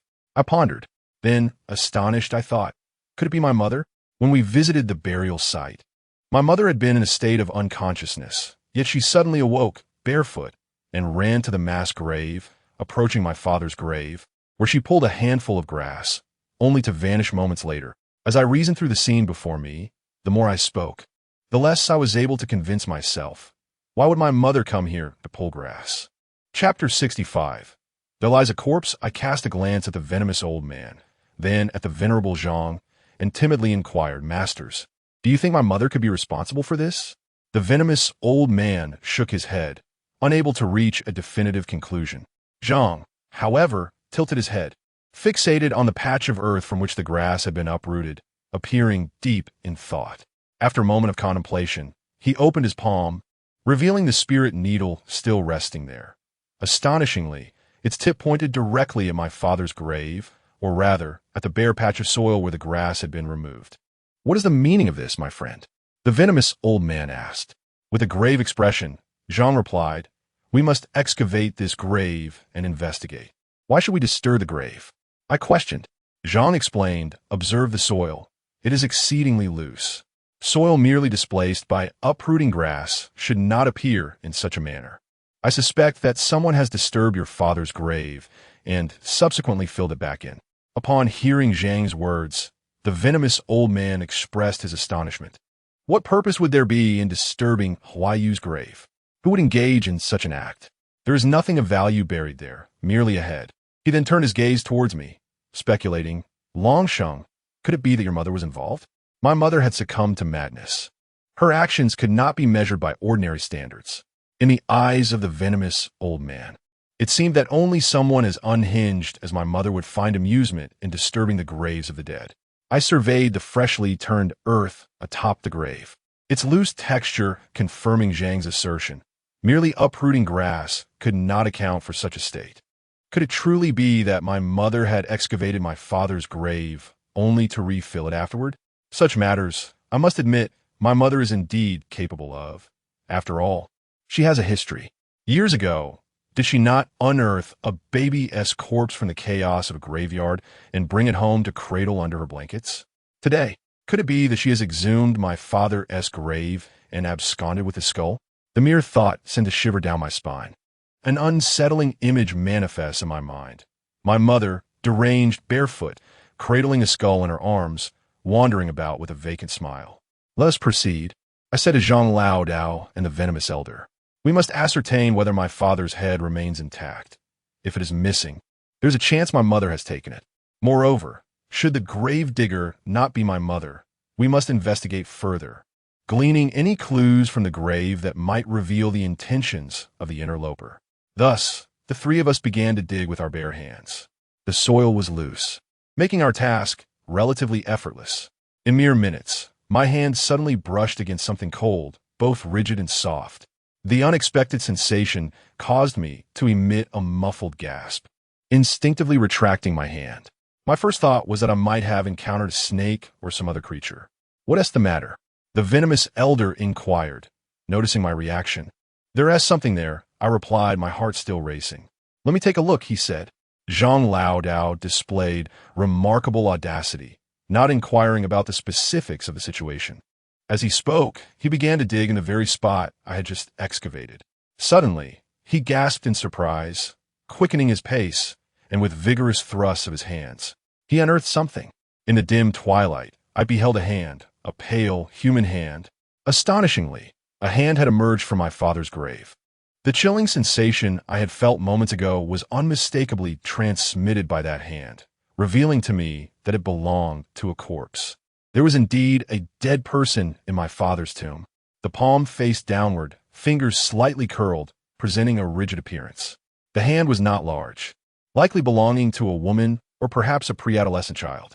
Gazing upon that hand, my heart raced uncontrollably, and a dreadful premonition took hold of my mind. Though I dared not contemplate it further, I glanced helplessly at the old poisoner and then at Zhang Lao Dao. Both seemed equally taken aback by this unforeseen development, and for a moment, the three of us exchanged bewildered looks, the atmosphere thickening with an oppressive silence that made it difficult to breathe. After what felt like an eternity, the old poisoner nudged me aside. He then exchanged a glance with Zhang Lao Dao, and without uttering a word, they resumed their excavation of the hand. I stood by, utterly at a loss, my heart constricting into a tight knot, my body trembling involuntarily. I clenched my fists, my nails digging deeply into my palms.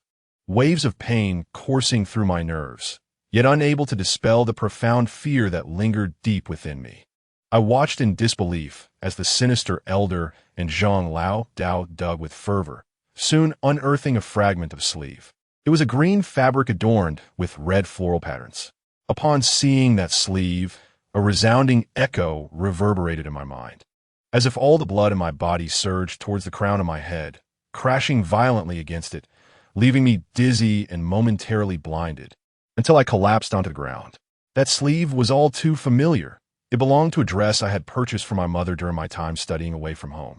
By contemporary standards, it was rather unfashionable. Yet my mother possessed another dress with a similar pattern, a gift from my father that she cherished dearly. It had worn thin from use, discarded by my grandfather, only for her to retrieve it once more. I had expended considerable effort to buy her a comparable piece. The sinister elder glanced back at me, and upon seeing my expression, he seemed to grasp the situation with a fair degree of certainty. His lips moved as if to utter something, yet he hesitated.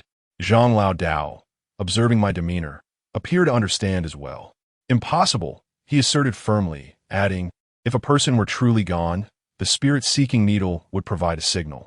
Nonetheless, his words held no persuasive power in that moment. The truth lay before us. What was there left to deem impossible? In a bid to validate his assertion, Zhang Lao Dao hastened his digging, and before long, strands of hair emerged, followed shortly by an entire head. Unfamiliar with my mother, Zhang Lao Dao exchanged a glance with the sinister elder, who nodded gravely in acknowledgement. At that moment, I finally regained my composure, attempting to rise, yet my legs bore no strength.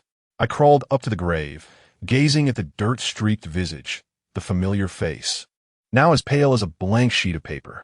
My heart twisted in agony, and tears cascaded forth as I wept uncontrollably. This all came too abruptly, too unfathomably. I had believed my mother was merely missing, that finding her would resolve everything. Yet I had not anticipated that finding her would mean she could never return. "Mother, what has happened to you? How did it come to this? Who has wronged you? Why? Why must it be this way?" I knelt before my mother, crying out to the heavens, my mournful wails echoing across the desolate landscape.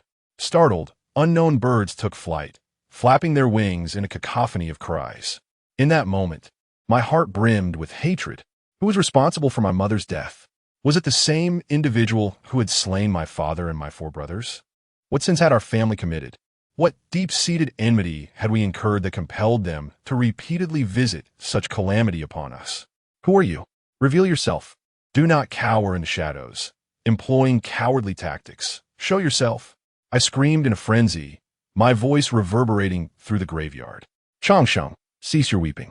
Your mother may not have been murdered, suddenly interjected the old Taoist Zhang. Upon hearing his words, I was momentarily taken aback. How could it be that she was not a victim of foul play? Chapter 66. Buried alive, my mother was discovered in my father's grave. How could her death not be the result of foul play? Was it possible that she willingly crawled into the grave herself? I cast a puzzled glance at the old Taoist Zhang, who was gazing at my mother's hand. My gaze then fell upon her hand, which bore traces of dirt and blood, the source of which was a mystery to me. Witnessing that scene, my eyes welled with tears, and I could not help but weep. Ever since my mother married my father, she had scarcely enjoyed a moment of peace, bereaved of both son and husband. The unbearable weight of life had relentlessly crushed her spirit. Yet, despite her madness, she had been remarkably nurturing during my childhood. My grandfather once told me that it was my mother who raised me, although she was mentally unwell. She cared for me with the fervor of a hen protecting her chicks. As long as I was by her side, she would become especially tranquil, nourishing me, changing my diapers, and even singing lullabies to soothe me to sleep. She fulfilled nearly every role a mother could, but should anyone attempt to separate me from her, she would fiercely defend me. My mother continued to guide me through primary school, after which her protectiveness began to wane. My grandfather explained that her exceptional care during my early years stemmed from the trauma of losing her 4 sons, leading her to see me as a replacement for them. She had raised my brothers until they were 3 or 4 years old. The imprint of nurturing young children was deeply etched in her being, and even later, she retained a fondness for children, often trying to snatch them up when she encountered them. It is precisely due to my mother's meticulous care that I have grown quite dependent on her. Although she differs from a typical mother, and children my age often mock me for her condition, I have always felt that with her presence, our home retains its essence. Her existence lends significance to all my endeavors, particularly after my grandfather's passing, when she became my sole spiritual refuge. I had never contemplated that she would leave me so abruptly. As I gazed at her half-buried form, covered in earth, my heart ached with an unbearable sorrow. At that moment, Master Zhang spoke again. Do not let your grief consume you just yet. Look at your mother's hands. Besides the dirt, there is a hint of green. That is the residue of the grass she has pulled. Observe her fingers. Her index, middle, and ring fingers are all chafed, while her thumbs and pinkies are caked in soil, remnants of her labor in the earth. This indicates that it was your mother who tended to the grass on your father's grave and excavated the site. At this point, Master Zhang fell silent. I grasped my mother's cold hand and examined it closely, discovering that, indeed, her fingers bore the marks of toil as he had described. I was incredulous. Could it be true that my mother had dug the grave, entered it, and then covered herself with earth? In that instant, a vivid image flooded my mind. My mother first excavating a space in my father's grave large enough for a person to fit, then crawling backward into the grave, using her hands to shovel the surrounding dirt, effectively burying herself alive. No, this cannot be possible. The agonizing sensation of asphyxiation is one that many have unfortunately experienced firsthand. The inability to draw breath, the systemic deprivation of oxygen to vital organs and tissues, culminating in their gradual necrosis. Such a prospect is profoundly dreadful. Among those who choose to end their own lives, methods vary widely. Some leap from precipices, others plunge into rivers, some slash their wrists, while still others ingest lethal doses of sedatives. Yet, it is exceedingly rare to hear of someone deliberately suffocating themselves to death. This is because few can endure the torment of feeling air slowly dissipate from their bodies, the excruciating pain of succumbing to asphyxiation. Moreover, my mother was not a sound mind, lacking unwavering resolve. While she might have been capricious enough to exhume my father's grave, perhaps driven by a desire to see him, I doubt she could have withstood the agonizing process of suffocating to death. Could it be that my mother did indeed uproot the grass and excavate the grave, only to be ambushed and murdered while thus engaged? I speculated. No one could provide an answer, as no one had witnessed my mother's final moments. After a moment of contemplation, Zhang Laodao said, "Let us refrain from conjecture for now. We should exhume the body and assess the situation." Subsequently, the three of us exhumed my mother's corpse from my father's grave. In the process, we unearthed the decaying remains of a coffin. To ascertain whether my father's skull had been disturbed, we sifted through the decayed wood until we discovered a skull, now reduced to bone. My father's skull was intact. Upon examination, it was found that my mother's body bore no injuries, save for those on her hands. Zhang Laodao gazed intently at my mother's lifeless body and remarked, "If she were harmed by another, there would surely be signs of struggle or wounds upon her. However, your mother bears no injuries, and her expression is serene. There are no indications of distress or agony. Could it be that she was administered a narcotic?" I inquired. Zhang Laodao shook his head, pondering. "It is difficult to ascertain. But have you considered this? If your mother was indeed murdered, why would the assailant choose to bury her in a grave rather than simply abandon her in a mass grave? Does this not seem rather superfluous? To suggest that she buried herself." The old man's gaze fell upon her body, and it was evident that he too found the notion of her suicide rather implausible. A long silence ensued. After a moment, Zhang Laodao spoke again. "Perhaps this was your mother's own decision." Upon regaining consciousness, she reflected on her life, feeling a profound sense of despair, and resolved to end her own existence, wishing to rest alongside her husband in death, thus opting for this method. As he finished speaking, he shook his head, seemingly unable to convince himself of this explanation. After a brief contemplation, he murmured, "It is strange. Why is it that my spirit-sensing needle offers no response in the presence of death? One would expect that if the seeker has departed this world, the needle would point towards the gate of death within the 8 trigrams. This is exceedingly peculiar. Night had fallen, and my mother's body appeared increasingly indistinct in the twilight. Kneeling before her, I wept, reflecting upon the enigmatic circumstances surrounding her demise. The old poison master and Zhang Laodao accompanied me for an hour. Afterwards, the old poison master squatted beside me, gently patting my shoulder, and spoke earnestly. "Changsheng, life is a long journey. Along the way, some will accompany you while others will depart. The inevitability of life and death is something we all must confront. This is the fate of every individual. Alas, your mother is gone. The road ahead must still be traversed. You must find solace in your grief." I nodded, comprehending the wisdom in his words, yet my emotions proved difficult to contain. The thought of facing the future without my mother, without my grandfather, with only my second uncle and myself remaining from our family, overwhelmed me with sorrow. Zhang Laodao seemed to perceive my inner turmoil and remarked, "Young one, you still have me, your master. I will take good care of you. It is getting late. How do you intend to handle your mother's affairs? Will you bring her body back for burial, or shall she rest beside your father?" I expressed my desire to have a coffin made for my mother, allowing her to be interred alongside my father. "Since she passed in your father's grave, it seems fitting they should be laid to rest together. Yet, it troubles my heart that she would be buried without even a modest coffin," I confessed. "Such matters are merely formalities," Zhang Laodao replied. The old poison master interjected, saying, "Let the child do as he wishes. I will prepare everything and later conduct a ritual for your mother, to help her transcend this life of suffering and be reborn into a better family in the next." Chapter 67.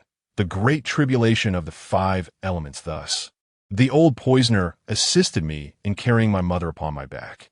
He then removed his garments to wrap my father's head, and together we departed from the desolate burial ground, making our way homeward. Silence enveloped us throughout the journey. By the time we reached home, the sky had succumbed to darkness, and the house lay in a shadowy gloom, indicating that my uncle had yet to return. It appeared that the soul-entangling silk and the guardian gecko were not so easily found. As I crossed the threshold with my mother on my back, the old poisoner halted me, stating, "Leave her outside." I comprehended his implication. In many traditions, it is believed that those who pass away outside must not be brought into the home. It is said that the deceased within the household should only be carried out, for bringing the dead inside is deemed inauspicious and unfavorable for the descendants. Those who die in the open are not permitted to have their mourning hall established within the home, necessitating the construction of a shelter outside for the body. I hesitated momentarily, but ultimately resolved to carry my mother into the courtyard. I was the only descendant of our family. What significance did notions of auspiciousness hold? There was no rationale to deny my mother entry into her own home. The old poisoner did not insist on barring my way. Instead, he entered the house ahead of me, retrieved the bedding my mother had used in life, and proceeded to lay it out in a dry spot in the courtyard. "Let's place her here for now," he remarked. "I shall bring my coffin later, so your mother may use it for the time being. It seems I shall not require it anytime soon." In our locality, once an individual surpasses the age of 60 and has lost both parents, they may prepare their own coffin. Almost all elderly men and women in the village, aged 60 or 70, have arranged their coffins in advance. I nodded gently and placed my mother upon a mat. The old poisoner instructed me to assist my mother in changing her attire before summoning Zhang Lao Dao to venture outside.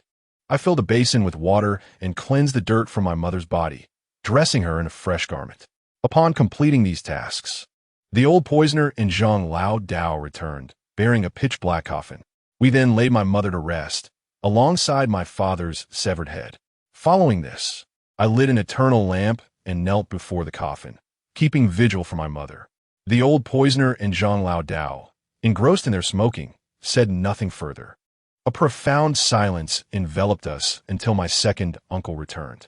As he stepped through the door, he was taken aback by the sight before him, his eyes widening as he exclaimed, "What on earth is happening here?" I remained silent as the old poisoner pulled my second uncle aside, recounting the events that had transpired. After listening, my second uncle too succumbed to the heavy silence that had befallen us. "Where has that rogue gone?" Zhang Lao Dao finally broke the stillness. "When we went to the coffin mountain, it was at home. Perhaps it knows something?" After a moment, my second uncle shook his head, stating, "Though the rogue followed me, it is free to come and go as it pleases. I cannot say where it has gone." "What are your thoughts on this matter?" Zhang Lao Dao inquired of my second uncle. After a moment of silence, my second uncle spoke. "I do not believe that my sister-in-law took her own life. Over the years, she and my father coexisted peacefully at home, and the moment I returned, she passed away. I suspect that this incident may be directed towards me, much like 20 years ago when I began to investigate the matters concerning my 4 nephews, which angered the perpetrator, leading to my brother's murder. Consequently, my father, fearing for our safety, urged me to leave, even at the cost of his own life. Now, as I prepare to delve into the events of that time once more, my sister-in-law has died. Perhaps this is a clandestine warning from the murderer, advising me to abandon my inquiries. At this point, my second uncle let out a deep sigh. I dread that things would evolve into such a scenario, and yet it has come to pass. I feel remorse for my brother and sister-in-law. Do not be too hard on yourself. Perhaps the truth is not as you perceive it, comforted Zhang Lao Dao. He then inquired, "You mentioned that you offended the murderer back then. How exactly did that transpire? What do you truly know about those events? Are you aware that your brother and sister-in-law represent opposing forces, one of pure yin and the other of pure yang? Huili, I must say, it is not wise to keep everything bottled up inside. Share your thoughts, and we can devise a solution together."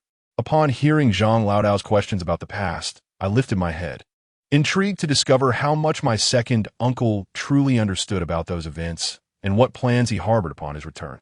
Sadly, he had always remained reticent, but with Zhang Lao Dao's sincere inquiry, perhaps he would finally divulge his thoughts. My second uncle nodded and remarked, "I am aware that my brother and sister-in-law possess pure yin and yang destinies, yet my knowledge regarding the events of that year is rather limited." He then proceeded to recount the occurrences from 2 decades ago, stating that during his first venture away from home, his understanding and abilities were still quite rudimentary. At that time, my 3 older brothers had already passed away, and my uncle found their deaths somewhat suspicious. However, lacking any clues, he could only regard their demise as an unfortunate accident. It was not until the 5th year of his travels that he encountered an elderly man, also a wanderer who provided fortune-telling services, that a turning point emerged. Individuals like my uncle, who traverse the world in search of wisdom, often do not do so for monetary gain. Rather, they embark on these journeys as a means of cultivation. During their time together, my uncle inadvertently shared the tale of his brothers with the old man. After listening intently, the elder pondered for a considerable time before inquiring, "Do your parents possess any peculiarities in their destinies?" My uncle then revealed the unique aspects of his parents' fates to the old man. The elder, furrowing his brow, subsequently asked, "Have you noticed whether the bodies of your deceased nephews showed any signs of decay?" My uncle shook his head, replying, "I do not know. The children have already been buried, and it would be imprudent to exhume them merely to check for decomposition." After a moment of further contemplation, the old man advised, "You should return home and investigate. If the bodies of those children have not decayed, it may indicate that they have fallen victim to malevolent forces." Upon hearing the elder's words, my uncle, astonished, inquired, "The children are so young, and our family has no grievances with anyone. Who could possess such malevolence as to wish harm upon them? Surely, there must be a rationale behind such cruelty." The elder then proceeded to elucidate the concept of the yin-yang child. He conveyed that, in ancient times, the fates of yin-yang children were often dire, as certain Taoist sects believed that children born with such a peculiar fate, attuned to the cosmic principles of heaven and earth, were invaluable treasures for their cultivation. To discover a yin-yang child was immensely beneficial to them. Thus, they would often capture pure yin males and pure yang females, compelling them to procreate, so that the offspring could be exploited for their purposes.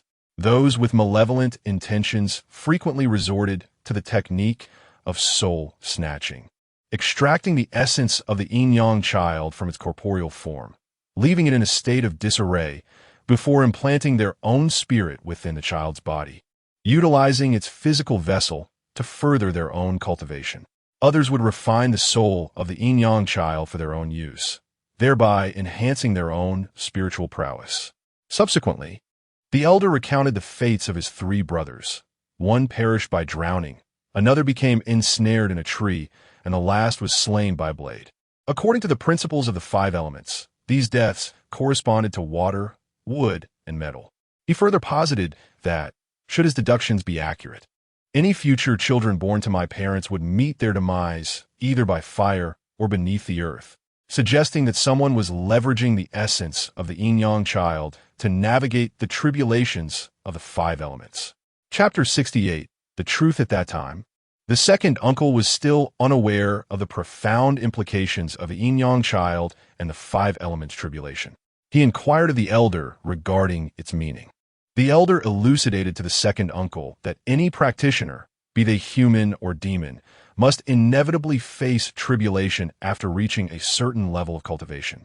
This is due to the fact that cultivation involves seizing energy from the heavens and the earth, defying the natural order.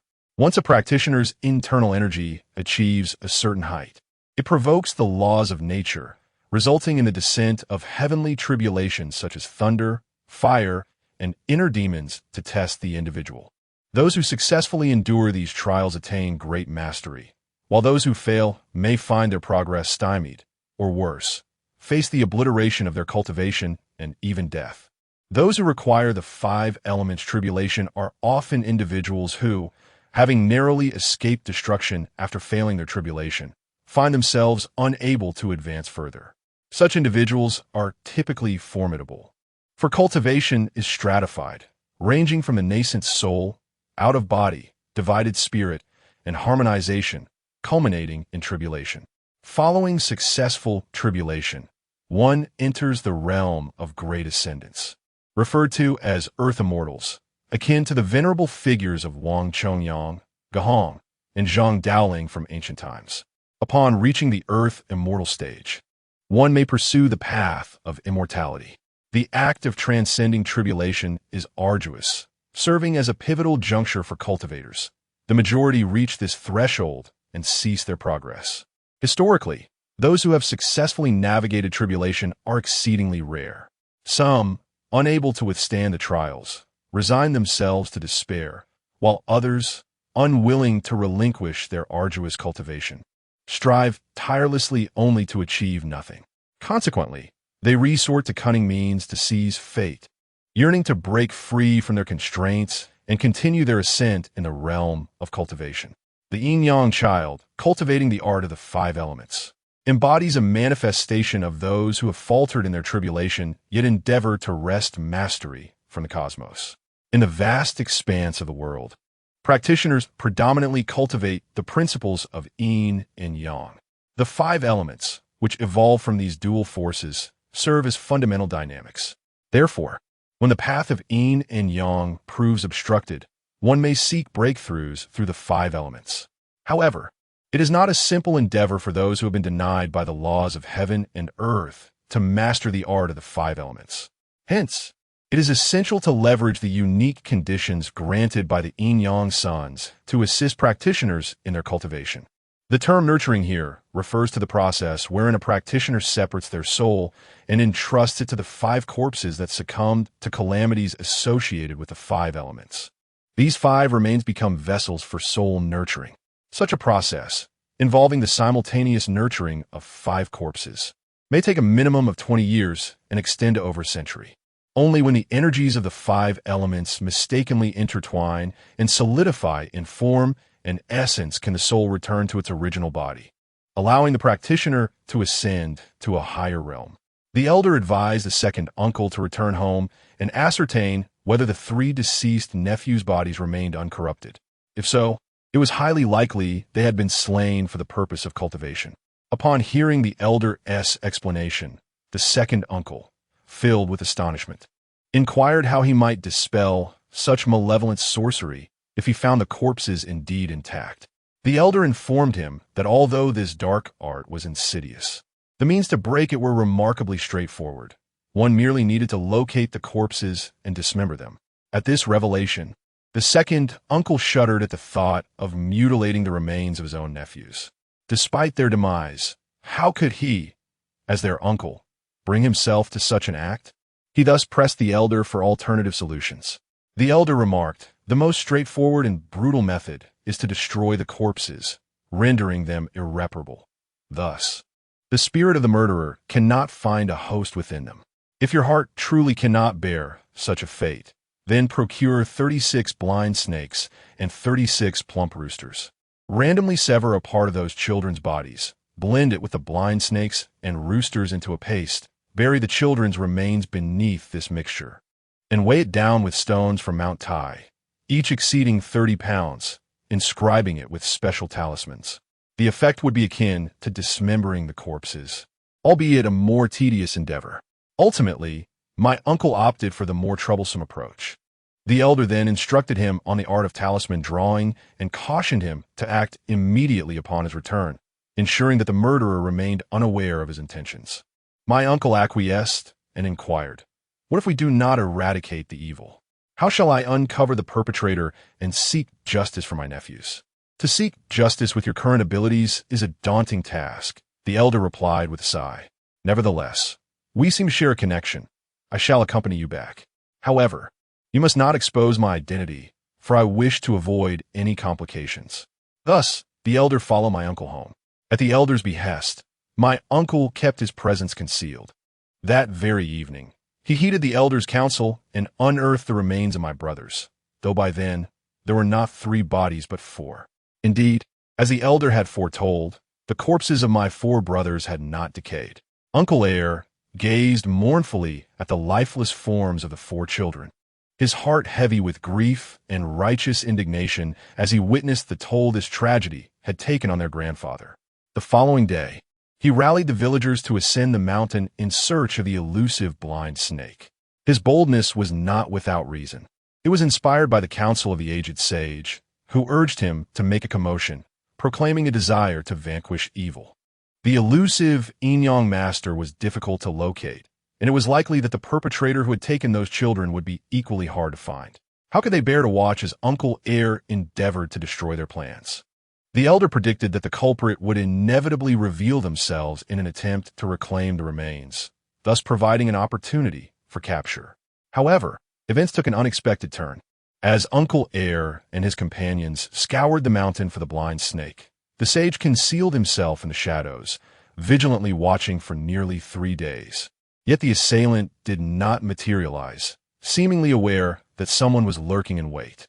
Eventually, the malevolent force was dispelled, yet as long as the murderer remained at large, a heavy weight pressed upon Uncle Air's heart, a constant fear of potential retribution. Seeking strategy, Uncle Air consulted with the sage, who appeared intrigued by the situation and resolved to take refuge in our village for a year, patiently awaiting the birth of my parents' next child. 4. According to the elder's assessment, the reason the assailant refrained from appearing despite witnessing their schemes unravel may have been due to some physical limitation.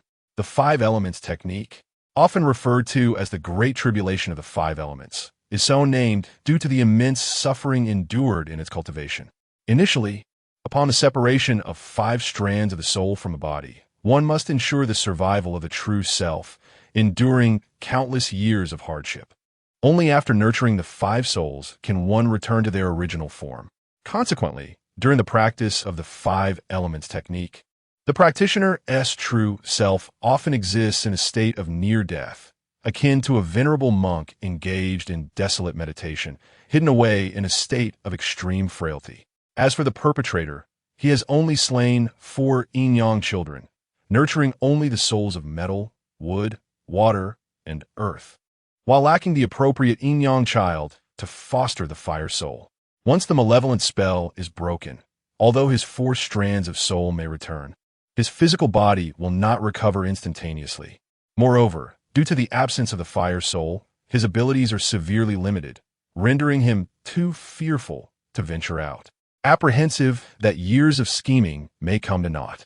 Should the predictions hold true upon the birth of the next yin-yang child, the antagonist will undoubtedly re-emerge, orchestrating the child's demise through fire and subsequently absconding with the body to cultivate the fire soul, at which point he may be apprehended.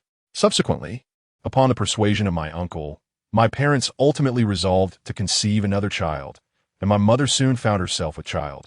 On the day of my birth, the individual who assisted my mother in delivering me was not my uncle, but rather an elderly sage of profound power, whose mastery of the mystical arts was unfathomable. On that fateful day, he chose not to reveal himself. Instead, his spirit departed from his corporeal form and entered my uncle's body, delivering me in his stead. As he had foreseen, that very night, a malevolent assailant was eager to take my life. However, he was thwarted in his attempt, as the old sage engaged him in a silent battle, resulting in the assailant sustaining injuries. The anguished cries outside and the bloodstains left upon the ground were the remnants of the assailant's presence. Yet regrettably, his life was spared. Chapter 69. We seek him at the moment of my birth. I found myself inadvertently entangled in the struggle between the assailant and the elder. This disturbance caused my soul to waver, prompting the elder to employ a soul-fixing needle to anchor my spirit within my body. He instructed my second uncle to perform a spell to stabilize my soul, while he ventured into the village in search of the perpetrator. In the elder's words, since the assailant was aware that several of my brothers were yin-yang children, it was highly likely that he was familiar with the birth dates of my parents. It was probable that he was somewhat acquainted with our family, residing either in our village or in a nearby one. The elder also mentioned that during their confrontation, the assailant had sustained severe injuries and was on the brink of death. Thus, it was an opportune moment to eliminate him to prevent future repercussions. While the elder scoured the neighboring villages for the assailant, my second uncle and I remained at home, filled with anxious trepidation, fearing that the assailant might evade capture and survive his grievous wounds. He repeatedly inquired of my grandfather, "Has anyone died in the village?" After 3 long days, a death was finally reported in the village. It was that of a child, which ruled out the possibility of the assailant being a mere child. My second uncle realized that something was amiss. By then, my condition had stabilized, and my second uncle entrusted me to my father before hastily departing. During those days, he and the elder toiled without rest, investigating the whereabouts of the assailant in several nearby villages. However, the assailant proved to be exceptionally cunning, leaving no trace of his presence, and, in the shadows, claimed the lives of 4 more children. The manner in which those 4 children perished bore an uncanny resemblance to the fate of my 4 elder brothers, each succumbing to the elements of metal, wood, water, and earth. The elder remarked that these children had become substitutes for my brothers. Although they were not yin-yang children, they were pure yang boys, their souls possessing the capacity to fortify the spirit of the perpetrator, preserving the life of the assailant. Upon the demise of the 4 children, the elder sighed, stating, "There is no need to search further. The murderer, having committed his heinous act, has surely retreated to some secluded place for quietude, and will not reveal himself for the time being." From that moment forth, my second uncle's heart remained in a state of unrest, fearing that one day the assailant would recover and seek vengeance, employing any means necessary against our family. He dared not disclose the truth to my grandfather or my father, fearing the psychological burden it might impose upon them. Instead, he silently resolved to never leave the village again, vowing to safeguard his family. The elder, too, departed with a heavy heart, lamenting the failure to apprehend the murderer. The subsequent events are well known. My second uncle initially believed our family would find respite. Yet on the day of my full moon celebration, my father's head was severed and displayed at our doorstep. My uncle could not ascertain whether the individual who killed my father was indeed the same fiend who had caused the demise of my 4 brothers. For the elder had stated that the assailant would require a protracted period to recuperate. He understood that a wounded spirit does not heal swiftly. However, if it were not the murderer who had taken my father's life, who else would employ such an ancient and sinister method to slay him? Our family had made no enemies. Thus, my father's death became an enigma. After my father's demise, I harbored suspicions that my uncle had caused the demise of the grandfather of those children. Suddenly, I came to realize that the situation might not be as I had perceived. It seemed as though someone was deliberately targeting our family. We had always been law-abiding, and if anyone was likely to stir up trouble, it would undoubtedly be my uncle. In light of the series of events that unfolded after his return home, my grandfather became convinced that my uncle had offended someone of great power. Fearing that further misfortunes might ensue, my grandfather insisted that my uncle depart. At that time, my uncle indeed contemplated leaving the village, but not merely for himself. He wished to take our entire family with him. With the enemy lurking in the shadows, if the assailant intended to harm us, we would be utterly defenseless. The only option was to leave our home for the sake of survival. However, during that tumultuous period, my deranged mother vehemently refused to abandon the village, holding me tightly and forbidding anyone from laying a finger on me. Unbeknownst to the circumstances, my grandmother insisted that my mother return to her family home, believing that a mad woman, bereaved of her husband, would face great inconveniences following her younger brother-in-law. Moreover, my grandfather, for reasons unknown, adamantly opposed leaving the village, stating that our fates were now in the hands of destiny and urging my uncle to depart swiftly, vowing that he should never return to the village in his lifetime. Uncle Air was reluctant, prompting grandfather to declare that if Uncle Air did not leave, he would. He intended to seek out my grandmother, who had passed away several years prior. Reluctantly, Uncle Air acquiesced to grandfather's wishes, embarking on a journey that would span 2 decades. Throughout these 20 years, the deaths of my brother and father weighed heavily on his heart. During this time, he apprenticed to acquire skills, hoping to recover the lost remains of my father. He also conducted discreet inquiries in the village, yearning to unearth the identity of the murderer. Alas, over the course of these 2 decades, the perpetrator remained as elusive as a specter, leaving no trace behind, while my father's body and soul seemed to vanish entirely from this world. It was not until grandfather's passing that Uncle Air resolved to return home and investigate the matter. Lacking any leads regarding the murderer, he devised a plan to lure the culprit out. He boldly announced a search for the remains, declaring to the murderer that he had returned, the one who had thwarted their wicked deeds. He proclaimed that grievances would be avenged and called for the perpetrator to confront him. However, the murderer did not materialize to seek out Uncle Air. Instead, a series of misfortunes ensued, beginning with Qingji's disappearance, followed by my soul's separation from my body, culminating in my mother's demise.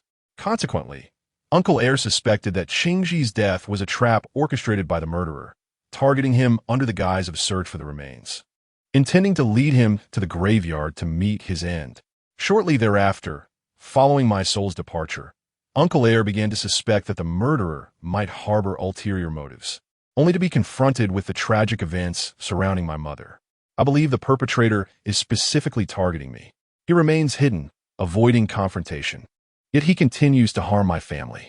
He lurks in the shadows, watching as I frantically navigate these troubles, utterly bewildered. This is his torment, a revenge for my previous thwarting of his malevolent sorcery.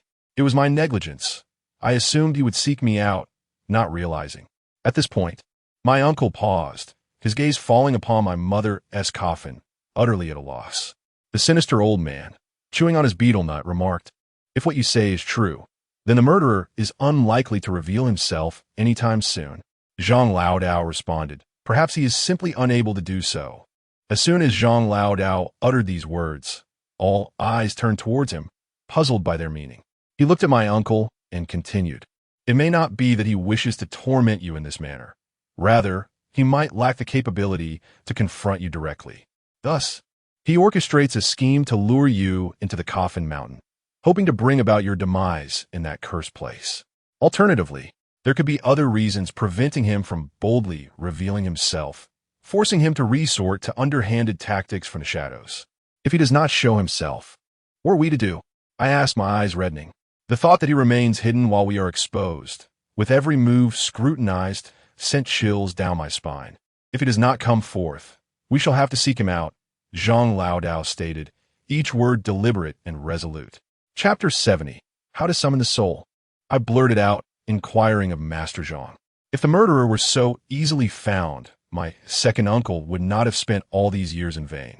Master Zhang replied, "While we may be unable to locate him, there are those who can. Let us take a shortcut to uncover the truth." As he spoke, his gaze fell upon my mother's coffin. What shortcut? My second uncle and the poisoner both perked up at Master Zhang's words, asking in unison. I too turned my attention to Master Zhang, uncertain of what scheme he had devised, feeling a wave of discontent rise within me. If he had a way to discover the murderer, why had he not mentioned it sooner? Summoning the soul. If the perpetrator from years past truly caused the death of Chongqing's mother, we could summon her spirit and inquire directly. The identity of the murderer would be revealed without ambiguity. As Master Zhang spoke, it seemed he sensed my dissatisfaction, for he added, "However, all shortcuts carry inherent risks, and summoning a soul is no exception. If the spirit is en route to the underworld, calling it back may hinder its reincarnation. Furthermore, there exists the possibility of attracting malevolent spirits. Yet, faced with our current state of desperation, this may be our only viable option." Upon hearing Master Zhang's words, the poisoner clapped his hands together, exclaiming, "What a splendid idea! How did I not think of it before? Quickly, let us summon Qinghuan's soul and ask her who the wretch was that harmed her." My second uncle nodded in agreement, endorsing the summoning. Only I remained there, kneeling in stunned silence. The practice of summoning souls is quite prevalent in rural areas, particularly among children. When a child is frightened, their spirit may become unsettled, leading to fever, disorientation, and lethargy. In such cases, medication and injections often prove ineffective, prompting family members to perform a soul-calling ritual. I have heard of several methods for summoning souls, such as using a broom. The child, who has lost their spirit, is made to rest their head on the broom while their name is called, accompanied by a specific incantation to bring their soul back. Another method involves threading a needle and pinning it to the child's collar while invoking their name, or directly conversing with the household stove god, beseeching him to return the child home. Remarkably, the child often recovers. However, these methods are limited to summoning the spirits of the living. To summon the spirits of the deceased and inquire about matters seems rather illogical. Being in the company of these three elderly gentlemen, I find my worldview being constantly challenged. They are in complete agreement regarding the soul-summoning practice. Subsequently, Zhang Laodao instructed my uncle to accompany the old poisoner to procure incense, candles, and paper money, as well as a few pounds of rice and a rooster, preparing for the soul-calling ritual. The old poisoner and my uncle nodded in acknowledgement and departed. Zhang Laodao, noticing that I was still kneeling before the coffin, beckoned me to rise, saying, "Come, come, no need to kneel. Soon you will see your mother. For now, I need you to assist me with some tasks."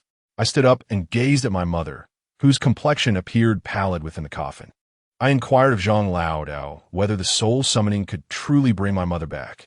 Would she, in her confused state, even be able to identify those who had caused her harm? Zhang Laodao reassured me that, aside from those afflicted with lifelong ailments or madness, all other souls are inherently pure. In other words, aside from those afflicted with congenital diseases, souls will return to their normal state before their next reincarnation, except for individuals who were abnormal in their previous lives. Regardless of the ailments or psychological traumas they endured, as long as they are not missing limbs, their souls will revert to a state of normalcy upon the death of their physical bodies. Those who remain abnormal are often suffering due to the karmic repercussions of their past misdeeds. Listening to Zhang Laodao's earnest discourse, I found myself convinced. The thought of soon encountering my mother in her normal state filled me with excitement, prompting me to inquire when Zhang Laodao would commence the summoning of souls and whether there was anything required of me. He informed me that the summoning must take place at midnight, and since it was not yet time, he would first inscribe a soul-locking talisman for me, emphasizing that my one soul and two spirits must not be lost again. Afterward, Zhang Laodao instructed me to find a clean pot and pour the dark water brought back by the old man into it for boiling.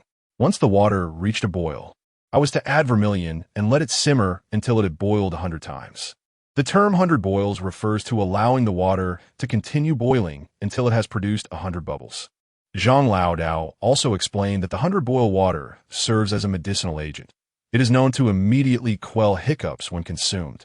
In many traditional Chinese medicinal prescriptions, this concoction acts as a crucial ingredient. Following Zhang Laodao's instructions, I kindled a fire and brought the water to a boil, then added the vermilion. After the 100 boils, I was left with half a pot of water reduced to a mere half bowl, a deep crimson hue reminiscent of blood.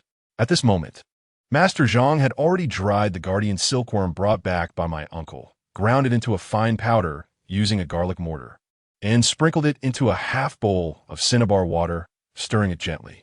He then retrieved the soul-binding silk, which my uncle had wrapped in 3 layers of tissue paper. This was my first encounter with the century-old spider silk.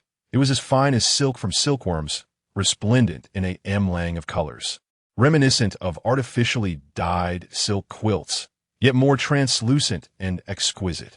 Master Zhang handed me the soul-binding silk, encouraging me to pull on it.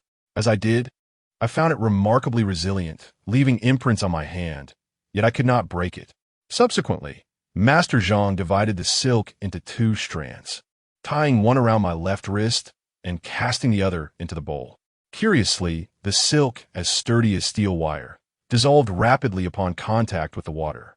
At that point, Master Zhang instructed me to remove my shirt, while he cleaned his brush and dipped it into the crimson liquid, beginning to draw on my chest. As he painted, he recited, "The heavens are clear, and the heart is naturally untroubled. Embracing the void in tranquility, a return to simplicity. Separation and reunion are fleeting. Emotions converge in the vessel. I am akin to Bodhi, even as I dissolve into the void. First, I draw the sky as clarity. Second, I depict the earth as tranquility. Third, I ensure the soul remains unscattered. Fourth, I illustrate the unity of spirits. Awaken the tumult of this world. Purify the peace of tomorrow. By my decree, may souls find ease. Even if we traverse different paths, we converge in the end. I follow the celestial order. My soul attains meditation. My heart unifies." Master Zhang's recitation was slow and deliberate. I could hear the words clearly, yet their meaning eluded me. I watched in astonishment as he performed a peculiar dance before me, reciting incantations while tracing enigmatic symbols on my chest. Before long, an unsightly talisman took form upon my skin. I lowered my gaze, intrigued by its oddity. It appeared to be both painted on and fused with my flesh. Unable to resist, I reached out to wipe it away, but it remained steadfast. I tried again, yet it persisted, resembling a tattoo etched into my very being. I widened my eyes in disbelief.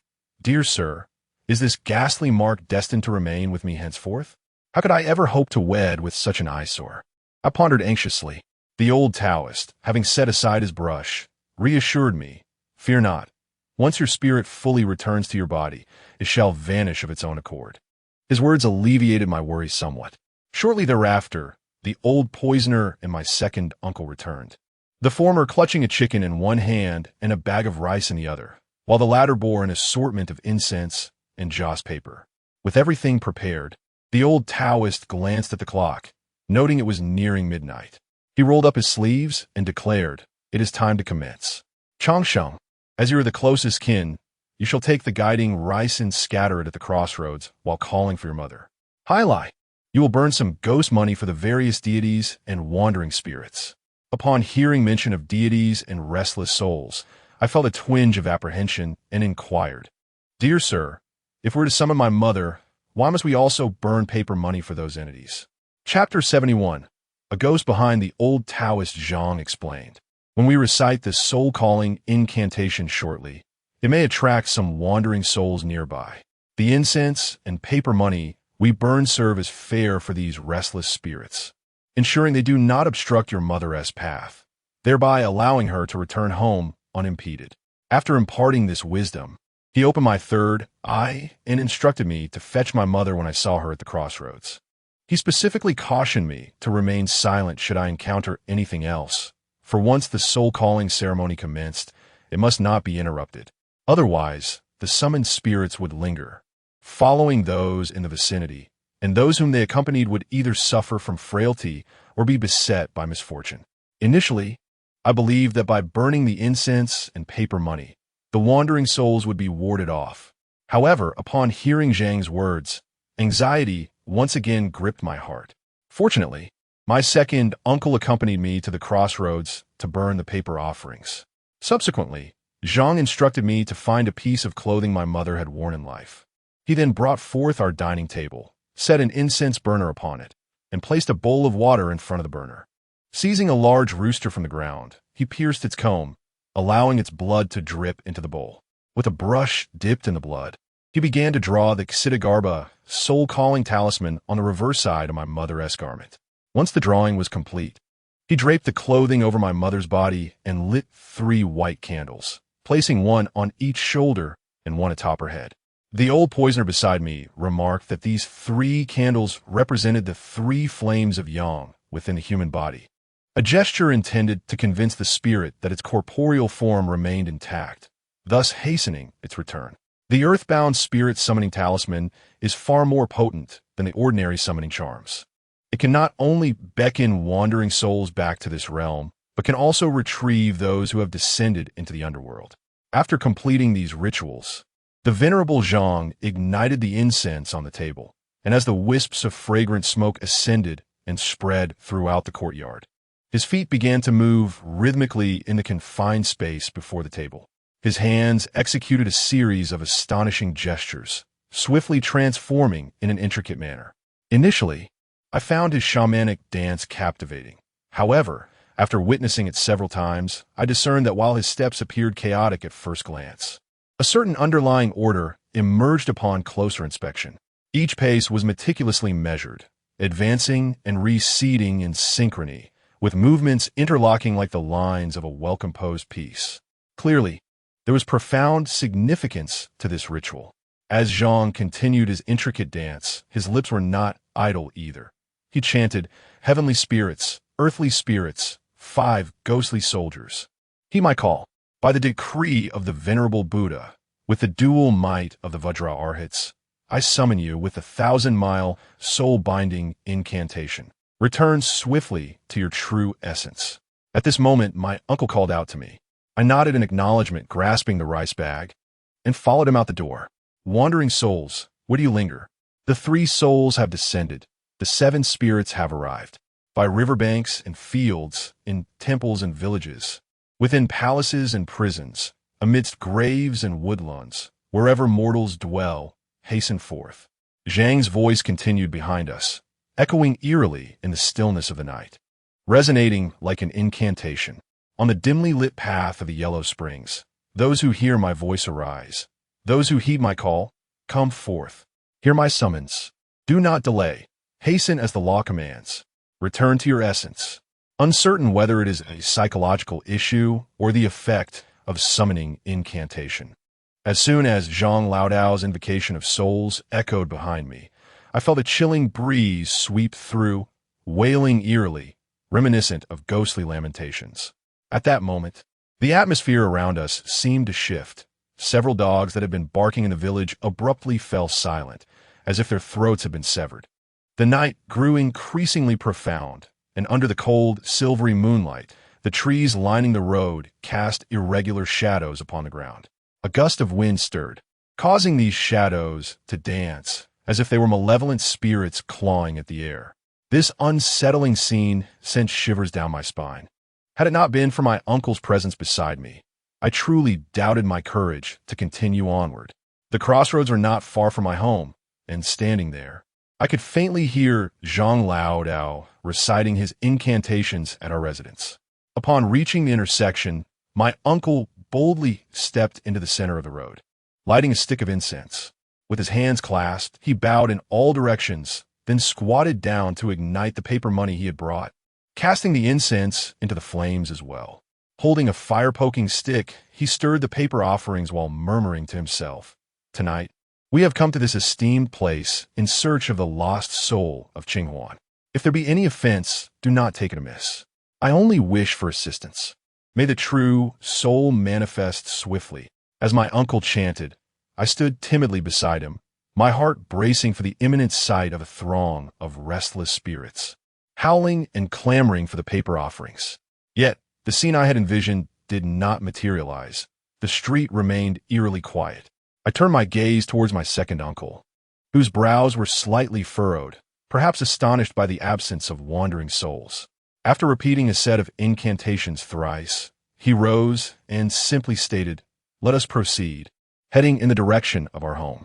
I followed closely behind him, scattering rice as I went. The act of scattering rice held significant meaning. Although it was merely ordinary grains, each one had to be meticulously selected. Long grains pointed at both ends and entirely unblemished. As for the method of scattering, the old man had instructed me prior to our departure. I was to cast the rice in accordance with the cardinal directions, and under no circumstances was I to look back while doing so. When scattering towards the rear, I was to grasp handfuls of rice and throw them behind me without hesitation. Adhering to the old man's guidance, I flung the rice in all directions while chanting, "Mother, I am Changsheng, come home with me, mother." As this was my first attempt at such a ritual, my voice faltered, and I found myself contemplating the elder's remarks about the presence of spirits. Why was there nothing in sight? Was it possible that the summoning had failed? Such thoughts weighed heavily on my heart, and a sense of disappointment crept in. However, amidst this turmoil, my nerves began to ease, relieved by the lack of ghostly apparitions. Yet just at that moment, an unexpected chill swept over me, a gust of cold wind that brushed against my back and surged my chest. I shivered violently, every hair on my body standing on end, as an intense feeling of unease engulfed me.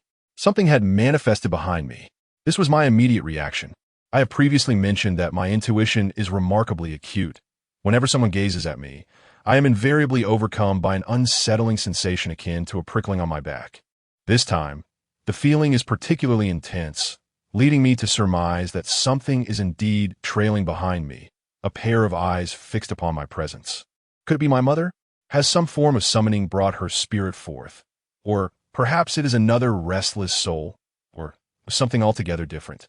It is the unknown that instills the deepest fear, for the uncertainty of what lurks behind me amplifies my dread. I yearn to glance back, yet the admonition of the old man, cautioning me against turning around, echoes in my mind. However, the compulsion to refrain from looking only heightens my disquiet.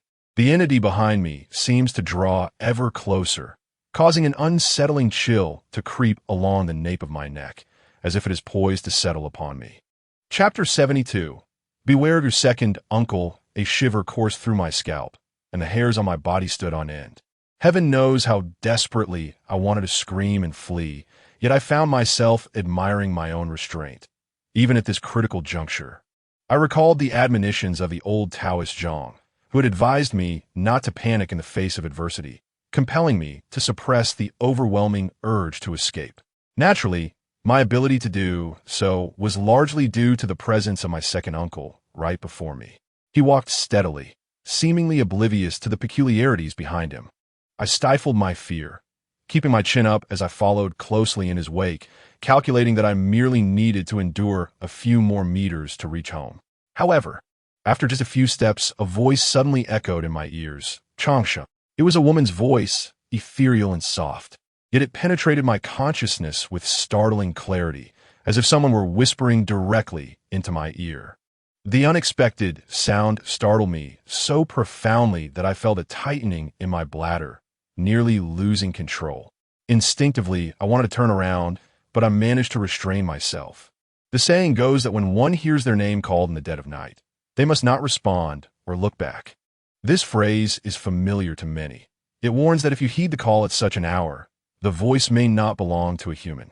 And given the weakened vitality of one's spirit at night, responding could lead to your soul being ensnared. As for why one cannot look back, the answer lies in the three lights that reside within a person.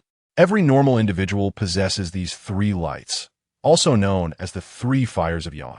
One is situated atop the head, while the other two rest upon the shoulders. Should one hastily turn around, they risk extinguishing the lights upon their shoulders.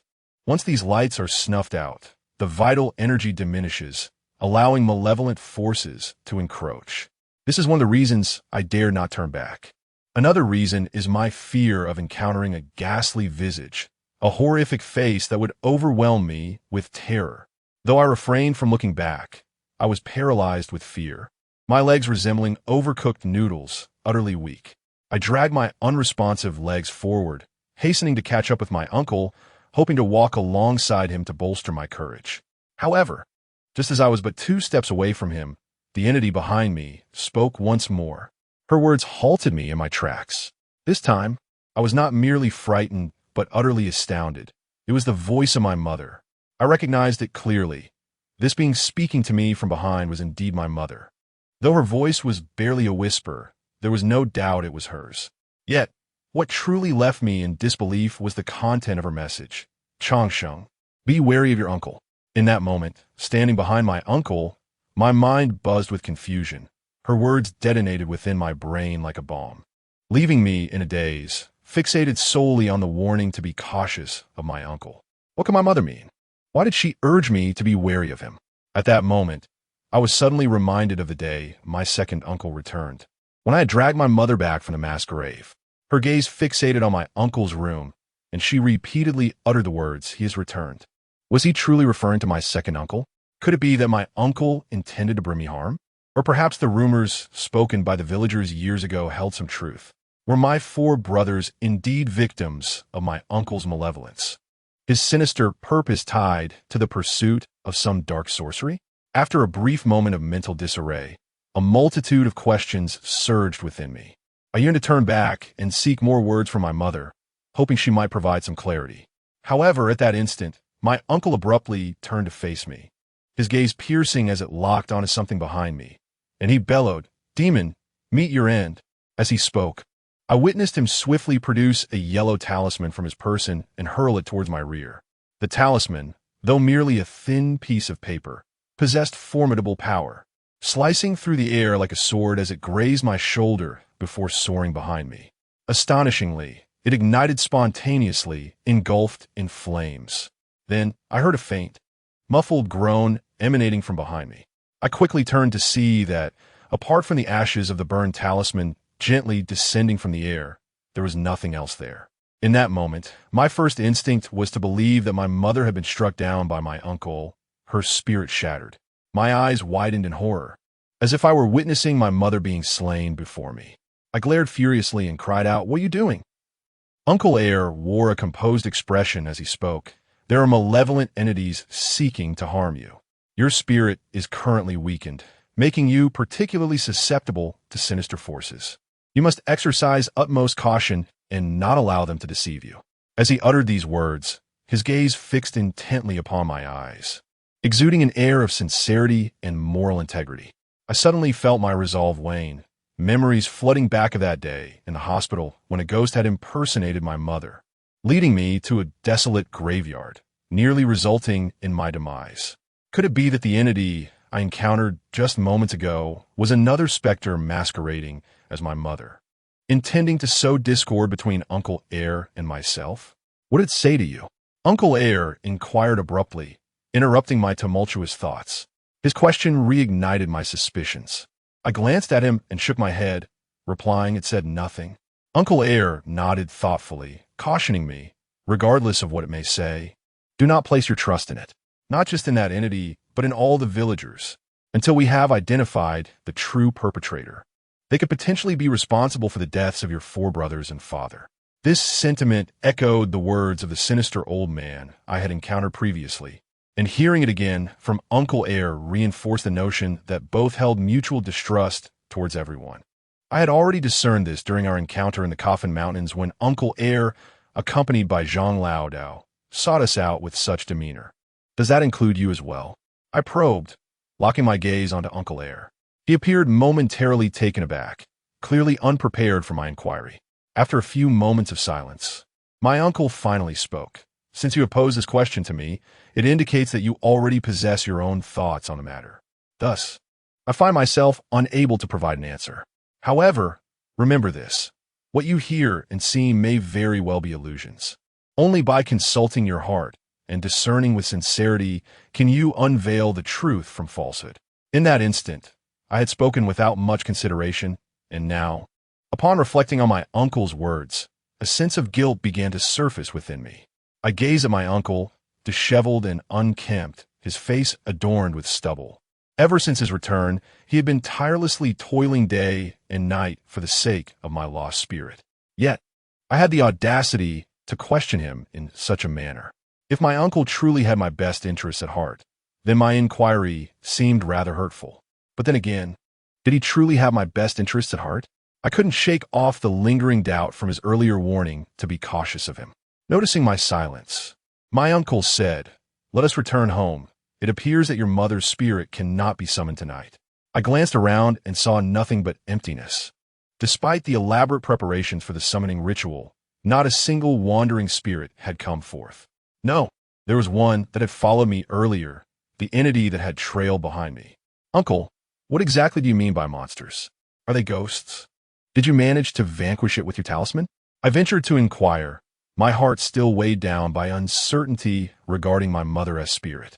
Chapter 73. The nightmare spirit uncle shook his head, stating, I only caught a glimpse of shadow, unable to discern what it truly was.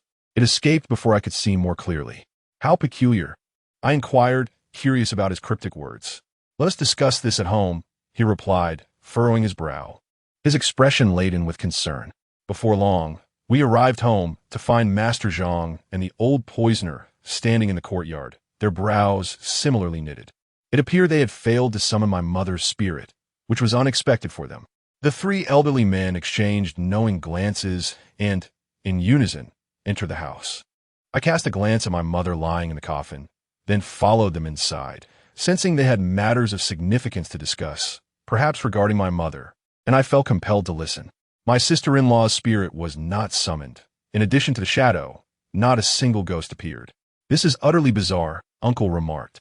At that moment, I comprehended that Uncle's perplexity stemmed from the absence of spirits. I had prepared myself for an encounter with the supernatural, yet not a single ghost manifested, which was rather surprising, considering the meticulous preparations undertaken by Master Zhang and his companions, all brimming with confidence. Nevertheless, the lack of spirits was a reality we had to accept. Yet, why did Uncle describe it as bizarre? What is so strange about it? I questioned. Master Zhang then elucidated the divine covets offerings, while the spirits crave the currency of the afterlife.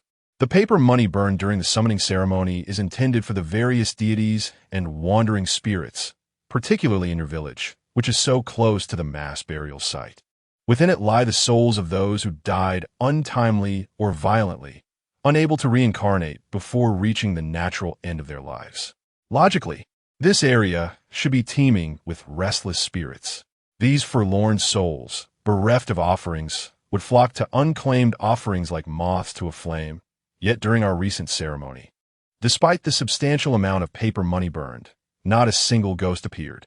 In other words, it seems this region is devoid of spirits. Is this not a blessing? I find myself perplexed. Why should we be so troubled by the absence of ghosts? Old Zhang shook his head, saying, "You do not comprehend. A place inhabited by humans devoid of spirits is an extraordinary anomaly. This includes the soul of your mother.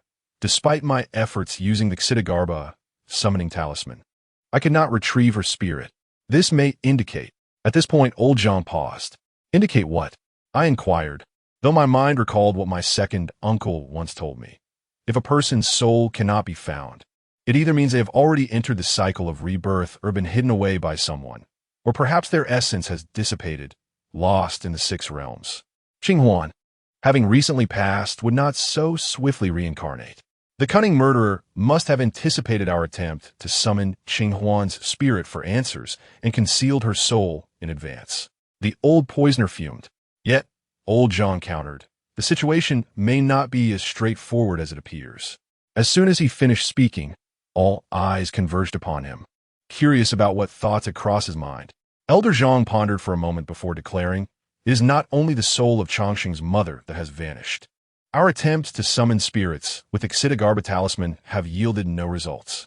I suspect that the people of your village, and perhaps even those from neighboring villages, are truly gone." I found myself perplexed by Elder Zhang's words. The old poisoner and my second uncle gasped in astonishment upon hearing this. At that moment, Elder Zhang turned to my second uncle and then to the old poisoner, inquiring, "Have you encountered any ghosts in this village?" My second uncle shook his head, replying, "My time at home has been limited. I have not seen any." He then glanced at the old poisoner. The old poisoner's brow furrowed like a gnarled locust tree, not as he murmured, no wonder I have always sensed something amiss in the village. Yet I could never pinpoint what it was. Today, upon your mention, I suddenly realized that I have never encountered a ghost here. Despite my long absence from matters of yin and yang, my third eye remains intact, yet I have not seen a single spirit in this vicinity. This is exceedingly abnormal. Indeed, it is remarkably abnormal. Your village is steeped in malevolence. As Elder Zhang spoke, his gaze drifted beyond the door, distant and profound, as if contemplating something significant. At this moment, I began to grasp the true meaning behind Elder Zhang's assertion that gone truly means gone. In my childhood, the old man who regaled me with tales once imparted a profound thought. He said that death is not the end, but rather a new beginning, much like flowers that bloom and wither, only to bloom again, or like trees that turn yellow and green, and then yellow once more, akin to the unceasing cycle of the seasons. When a person dies, they merely exist in another form, entering the cycle of reincarnation, experiencing life and death anew. However, when a ghost perishes, it is truly the end of all existence. Thus, when a Taoist captures a ghost, unless it is one of the most heinous, they offer it a chance for redemption, for the sin of slaying a ghost is graver than that of taking a human life. At the time I heard these words, I regarded them merely as a story, yet upon reflection, I believe the old man spoke the truth. Perhaps the tales he shared were drawn from his own experiences. For all these years, I've been unable to find my brother's spirit. Could it be that, contrary to my beliefs, he is not hidden away by the murderer, but like my sister-in-law, has simply vanished after death? If so, does that mean my father and mother, too, have lost their spirits? My uncle softly spoke, and I noticed his hand gripping the armrest of the chair tightly, his knuckles turning pale. I cannot accept the notion that my mother and grandfather have passed on without even a chance to become ghosts.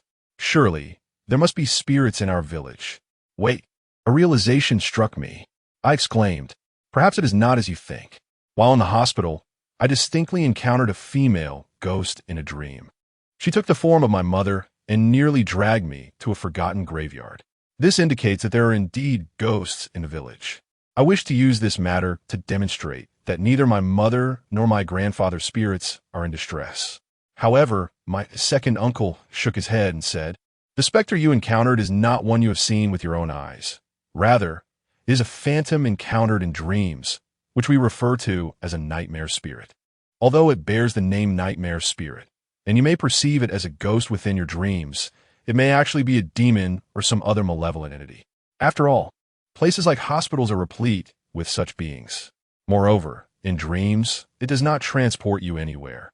It merely exploits your innermost fears, complemented by external actions such as choking your neck or gripping your wrists, thereby crafting a dreamscape that blurs the lines between reality and illusion, leading you to despair within the dream, feeling as though you are doomed to perish. Consequently, you may indeed meet your end.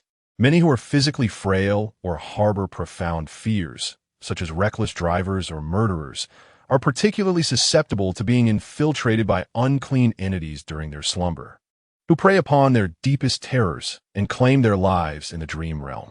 Such individuals often succumb to sleep in a manner so grotesque and horrifying, leaving them in a state of utter distress, as if they had encountered vengeful spirits in their dreams, leading to their demise. It is not those they have harmed who frighten them to death, but rather the nightmares conjured by the nightmare spirit, or one might say, they perish at the hands of their own inner demons. There exists another category of individuals who fall prey to the nightmare spirits, namely those who harbor profound longing in their hearts, often referred to in folklore as the lovesick. Many of these individuals ultimately succumb to suicide, as it is commonly believed that their demise stems from an affliction of yearning. However, the truth may lie elsewhere. They might have encountered a nightmarish spirit. In their dreams, they are reunited with the object of their incessant thoughts, who beckons them forth. They follow this spectral figure to the rooftop or the water's edge, and as they leap into what they perceive to be the embrace of their beloved, they are often met with a serene smile upon death.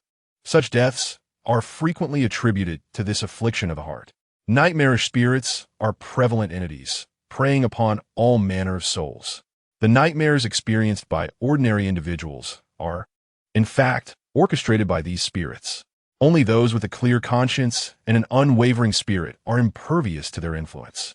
After my uncle shared his insights, I contemplated the matter and found merit in his words. During those days, I felt as though my spirit had been lost, my body weakened, and I was haunted by the sights of the mass grave and the coffin hill, leading to a succession of nightmares. I had assumed these were merely manifestations of my daily thoughts, but perhaps I had indeed fallen victim to the nightmarish spirits. I inquired if that is the case. Then surely there are no ghosts in our village. Where have all the spirits of the deceased gone? The answer to that question eludes us, but it is said that extraordinary occurrences often conceal malevolent forces. Observing this region, the most sinister presence appears to emanate from the four coffin hills. As articulated by the old Taoist, each word weighted with significance. Chapter 74. Save me once again. We find ourselves discussing the enigmatic and eerie Four Coffin Mountains. What connections lie between them? What secrets do they conceal within? The situation has suddenly grown more intricate, and a profound silence envelopes the room, with no one daring to speak. After a considerable pause, the old poison master lifted his gaze to everyone and inquired, "Should we continue our investigation into this matter?" My second uncle replied, "Uncle, if you do not wish to pursue this, you may withdraw. This affair does not concern you, and I do not want you to be implicated in the dangers associated with the Coffin Mountains." His words struck me as rather harsh, suggesting that he had never intended for the old poison master to be involved in this situation. Rather, it seemed the old man had insisted on inserting himself into the matter. The old poison master, perhaps oblivious to the implications in my uncle's words, replied gently, "Huali, you misunderstand my intent. I merely wish to ascertain where we should begin our investigation if we are to continue. The danger is secondary. The primary concern is the lack of a starting point." He was indeed correct. Without the return of my mother's spirit, how could we proceed with our inquiries? Her departure was so sudden and inexplicable that, in this moment, we found ourselves at a loss for where to begin. The only possibility now lies with the thief, who might possess some knowledge. Jean the old Taoist remarked, "But where has he gone? What if he has also encountered misfortune?" My second uncle suddenly said, his voice tinged with anxiety. Upon hearing this, my own heart began to race. In my preoccupation with my mother's affairs, I had inadvertently overlooked the fate of the cunning cat. Where could it have vanished? Although my time with the cunning cat was brief, it appeared quite aloof, yet fundamentally, it was a rather dependable feline. When my uncle entrusted it with my care, It ventured a great distance to the hospital to rescue me from the clutches of a nightmare. On the day, I accompanied the old poisoner to the Coffin Mountain. The cunning cat did not follow us. I presumed it was at home awaiting my Uncle S. return. However, upon discovering my mother's disappearance, I realized that it too was missing. Now that my mother's body has been recovered, the cunning cat remains elusive. If my mother was murdered, could it be that the cunning cat has also fallen victim to the perpetrator? I noticed my uncle's face was etched with anxiety, evidently sharing my thoughts. In contrast, Master Zhang dismissed our concerns with a wave, stating, "You need not worry about that cunning thief. It has survived great calamities and is resourceful. Perhaps it is pursuing the culprit and will soon return with good news." "I hope that is the case," my uncle replied. The old poisoner, however, was more preoccupied with my well-being, remarking, "As for the cunning cat, we cannot solely rely on its return. In my view, we must deliberate carefully regarding your mother's situation. The immediate priority is to devise a method to extract her soul from the ghostly stone." Master Zhang and my uncle nodded in agreement. Yet the question remained, how could we achieve this? It was evidently a formidable challenge. After a moment of contemplation, Elder Zhang proposed, "Let us do this. After we lay Chongqing's mother to rest tomorrow, we shall venture into the 4 Coffin Mountains to examine them. Perhaps we might glean some insight into the original intentions of those who constructed this place, or discover the connections among the 4 mountains. If we succeed, we may find a way to extract Chongqing's spirit from that ominous stone." That night, the attempt to summon souls ended in failure, and the conversation ceased. The old poisoner bid farewell to my second uncle and the others, agreeing to meet again the following day, and returned home. Elder Zhang also retired for the night. My second uncle insisted on keeping vigil with me, but I declined. Ever since the day my spirit had separated from my body and he sought help, he had not rested, and he appeared utterly worn out. Tomorrow, he would again risk himself for my sake at the Coffin Mountain.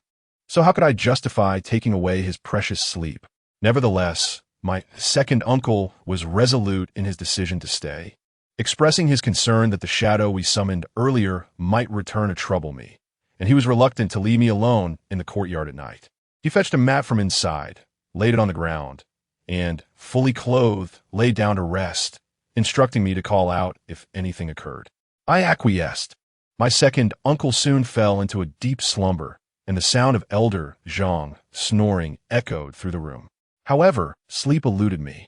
In the stillness of the moonlit night, my mind drifted to chaotic thoughts. At one moment, I recalled my mother's warning to be cautious of my second uncle, and at another, I reflected on all that he had done for me upon his return. In a moment, I shall recount a tale told by my uncle, a narrative that transpired 2 decades ago. I can assert with certainty that the voice that reached my ears on the road to summon souls was unmistakably that of my mother, a voice I have known since childhood, and there is no possibility of error. Could it be that malevolent spirits are capable of mimicking one's voice so perfectly? Or perhaps my uncle is weaving a web of deceit, harboring ulterior motives for his return. The talisman he cast was directed at my mother, and his intention in doing so was to prevent her from revealing anything to me. As I gazed at my uncle lying on the ground, I pondered whether his insistence on keeping vigil with me that night stemmed from genuine concern for my safety, or if it was rather a fear that my mother might return. At that moment, deep within my subconscious, I found myself yearning for that voice to resurface. I longed to hear what more she might have to say. Yet, observing my uncle curled up and peacefully asleep on the ground, I felt a pang of guilt for doubting him. He had returned without incurring any loss, showing genuine care for my affairs, while I remained unable to quell my suspicions. Each incident, each detail, what is true and what is false? Whom should I trust? My uncle advised me to have faith in myself and to believe in my own judgment. However, having never encountered significant events, I found myself utterly bewildered when faced with such complexity. The more I pondered, the more chaotic my thoughts became, leading to a throbbing headache without any resolution in sight. Ultimately, I resolved to cease my musings. If my spirit cannot be reclaimed, I have but 40 days left to live. What purpose does overthinking serve? I shall leave it to fate. I sought solace within myself, leaning beside my mother's coffin, raising my gaze to the heavens and letting out a gentle sigh. The rural night was exquisitely beautiful, with a clear breeze and a luminous moon. I beheld the countless stars twinkling above, and a vague, ineffable sensation stirred within my heart. Time slipped away imperceptibly, and amidst that inexplicable feeling, I drifted into slumber. Upon awakening, the dawn had barely broken, a sheet draped over me, and my uncle had vanished, leaving only a mat beside me. From the kitchen wafted the enticing aroma of rice porridge, as my uncle prepared a simple breakfast. The old man had arrived at our home early, and due to the peculiar circumstances, my mother would not remain in repose for 3 days. After breakfast, the four of us bore the coffin up the mountain, opting not to visit the chaotic burial ground. My uncle sought a secluded place, where my mother was laid to rest alongside my father. Once these solemn duties were fulfilled, the old priest instructed me to return home, advising me to stay put and refrain from wandering, while they ventured into the Coffin Mountain for further exploration. This time, I refrained from insisting on accompanying them. Despite my curiosity about the Coffin Mountain, I understood that my presence would be of no consequence, should any trouble arise. It would only burden them to protect me. Thus, I made my way home alone, in silence. As I descended the mountain and approached the ruins of our village, I could not help but glance back at Mao Daji's home several times, pondering his condition. Although he lived comfortably under the care of the Mao family, a deep sense of pity welled within me. If he were to succumb to madness, would the Mao family continue to support him? If he ceases to care for himself, devoid of relatives, illiterate, and lacking any skills, what shall become of him in the future? Ah, how thoughtless people can be! My mind was preoccupied with the chaotic thoughts of Mao Daji when suddenly his front door was flung open. Instantly, Mao Daji burst forth, his eyes wide with panic as he scanned his surroundings, finally landing upon me.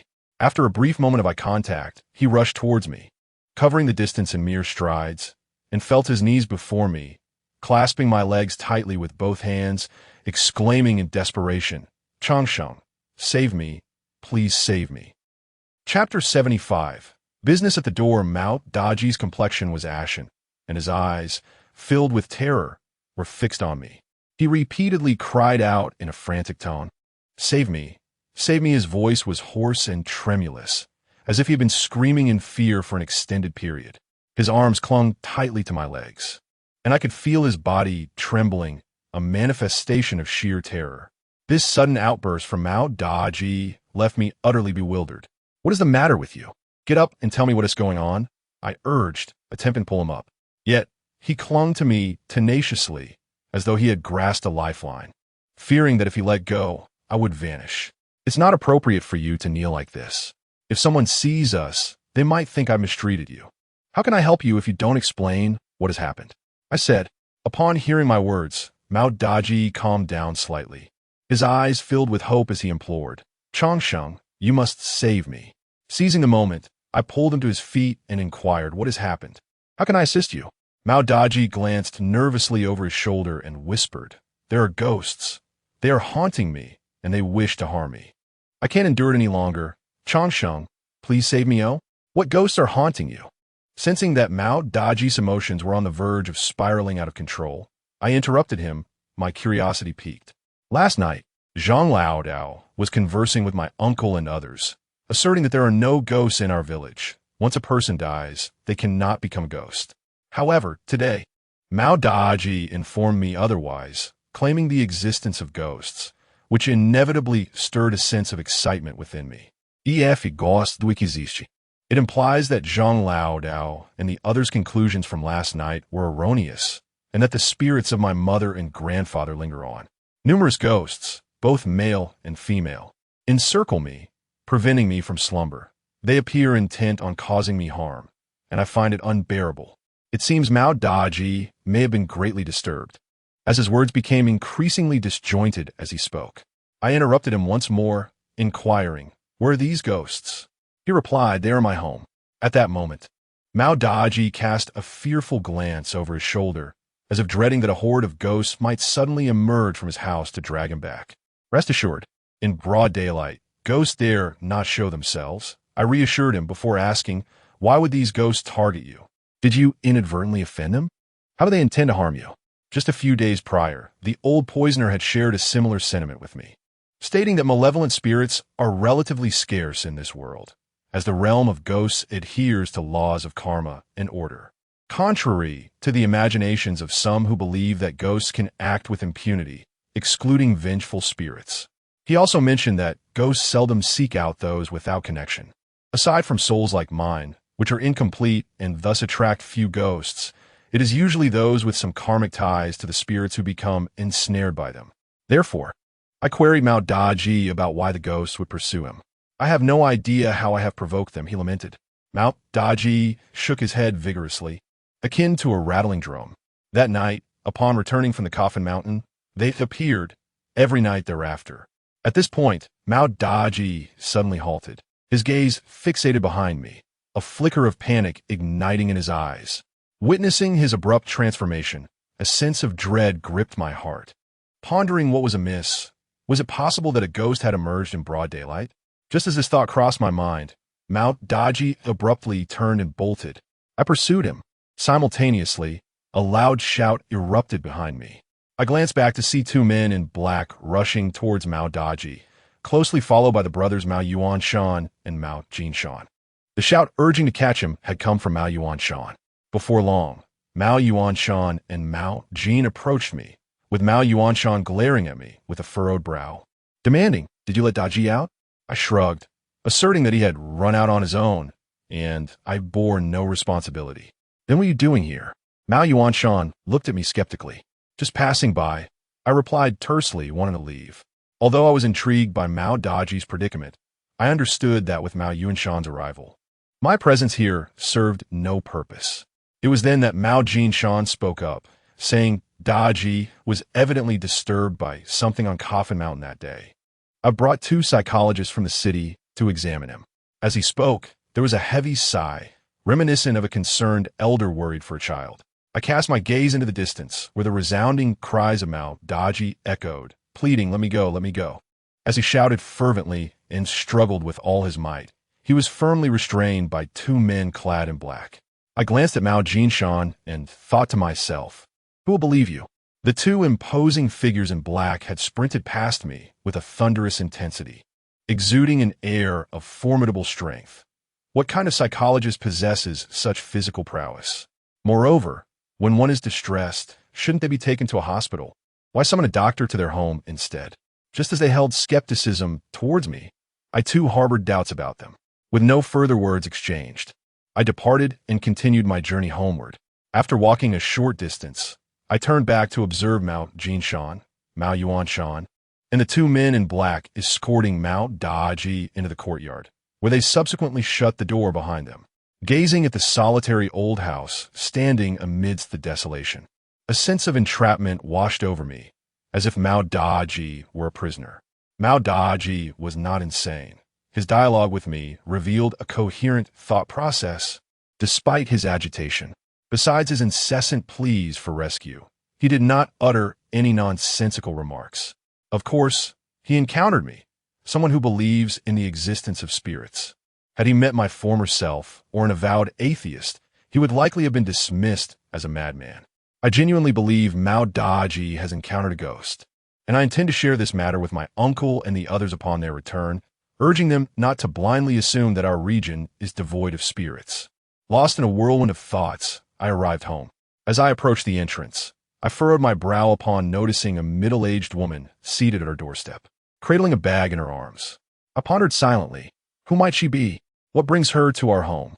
At that moment, the woman caught sight of me, rising to her feet and hurriedly closing the distance between us, inquiring, "Are you Jiang Changshan?" I nodded, regarding her with suspicion, for I had no recollection of ever meeting this woman. How did she know my name? Sensing my bewilderment, she continued, "I am looking for Jiang Huaili. Is he present?" Upon hearing her words, I couldn't help but scrutinize her closely. She appeared to be in her 40s, possessing an appealing figure and a lingering charm. Though her attire was quite simple, her fair complexion suggested she was not from the countryside, but rather had come from city. A city woman traveling such a distance to seek my uncle. Could she possibly be my aunt? Noticing my silence, the woman grew anxious and asked again, Is he not here? I shook off my wandering thoughts and replied, My uncle has stepped out. I am unsure when he will return. Please, come inside and wait for him. She nodded in agreement. I opened the door, and she followed me into the house. Once inside, I poured her a bowl of water and, as I handed it to her, tentatively inquired, I am Jiang Huili's nephew. How should I address you? The woman clutched her bag tightly in her arms, appearing both reserved and somewhat anxious. When I posed my question, she was momentarily taken aback before shaking her head and responding, You may address me as Annie. I have come to seek your uncle's assistance in locating my daughter. As she spoke, tears began to stream down her face. It was then that I realized my misunderstanding. She had come to seek my second uncle's help in finding a corpse. Chapter 76. Monetary Matters. My uncle, a seeker of the deceased, often finds that those who come to him are primarily in search of bodies. How long has she been missing? I inquired of the woman. How did you come to find this place? She spoke in impeccable Mandarin, clearly not a local. My uncle's signboard had only recently been displayed, and he had yet to recover a single body. It could not have been his burgeoning reputation that attracted her here.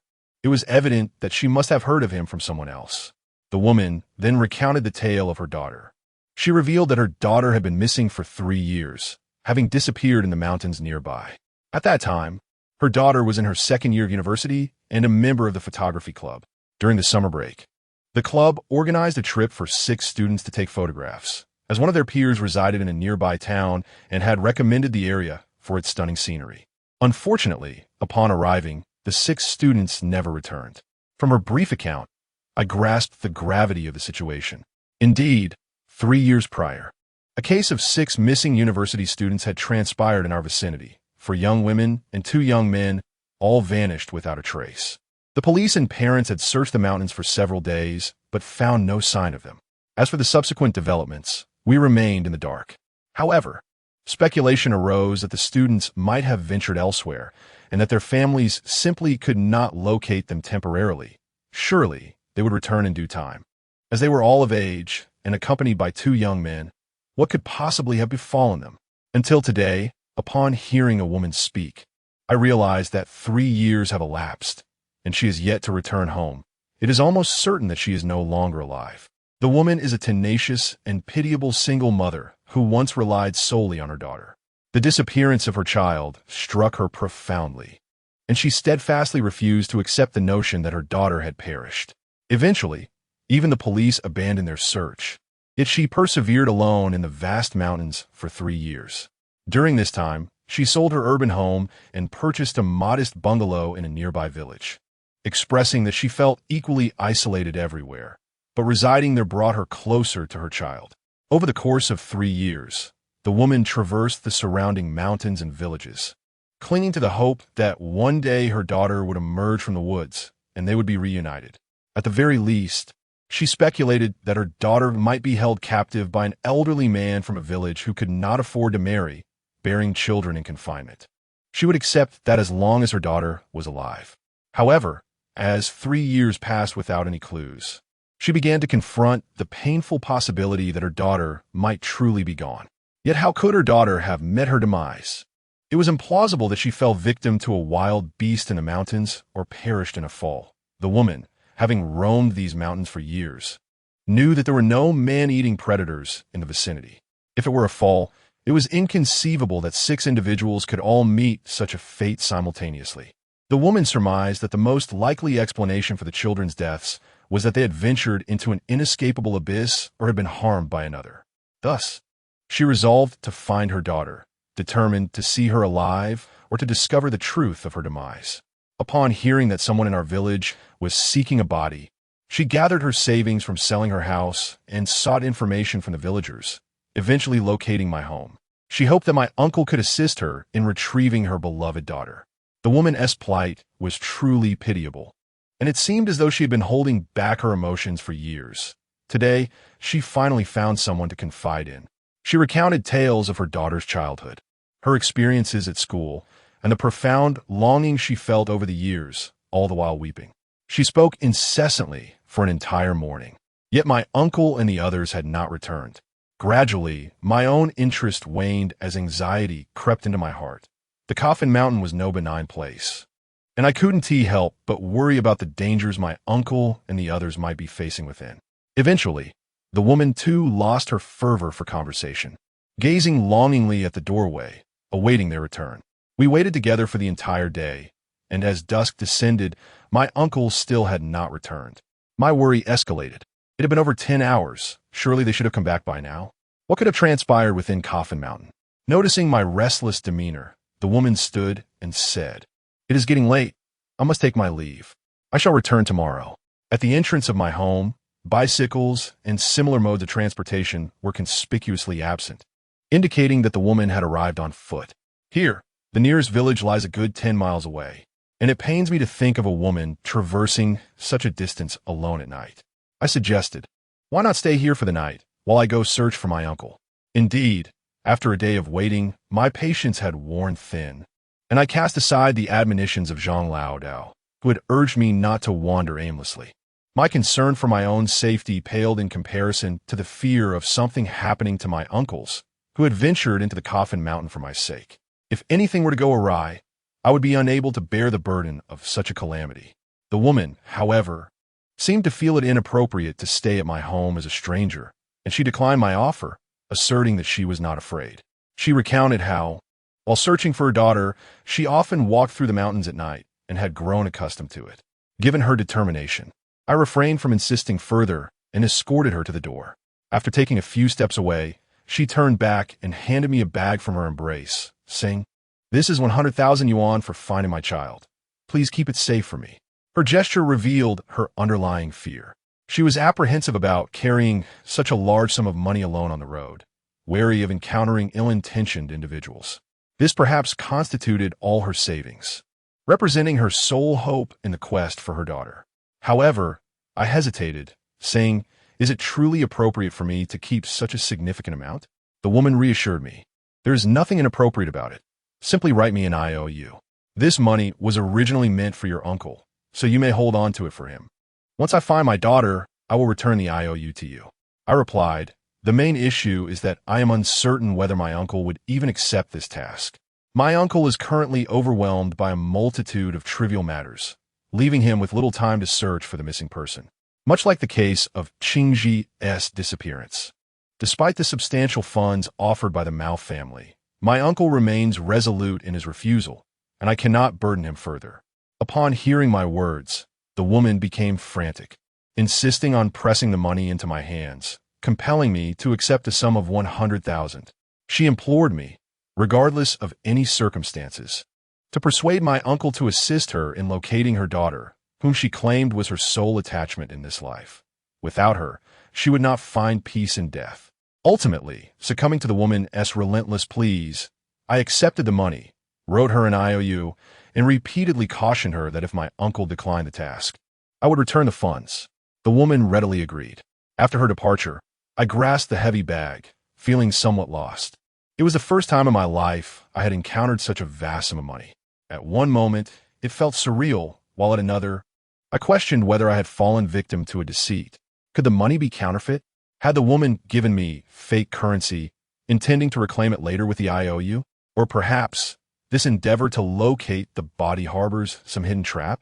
After all, we have endured too many unsettling experiences recently. Was it merely a coincidence that this woman sought her daughter at such a critical juncture? Chapter 77. The rules of the grave digger regret washed over me as I hastened to catch up, contemplating returning the money to the woman. Yet under the moonlight, her figure had vanished. Perhaps it was best to wait for my uncle's return to discuss the matter. If he declined the task, I could simply return the money to her tomorrow, for she would undoubtedly come back. Concerned about leaving such a substantial sum at home, I decided to take precautionary measures. I slung my bag over my shoulder, retrieved a flashlight, and stepped outside with a sense of trepidation. My intention was to wait at the base of the mountain for my uncle and the others.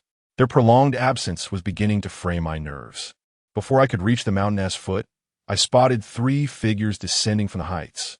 Raising my flashlight, I illuminated them only to be met with Zhang Laodao, who shielded his eyes and scolded, "You little rascal, didn't I tell you not to wander about?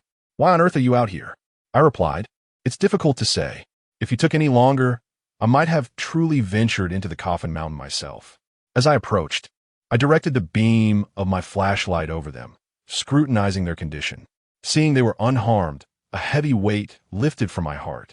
Why did it take you so long to return? Did you encounter something unusual inside? I inquired, curiosity piqued. Zhang Laodao responded nonchalantly. The coffin mountain is labyrinthine. We lost track of time wandering about. There was nothing particularly strange within.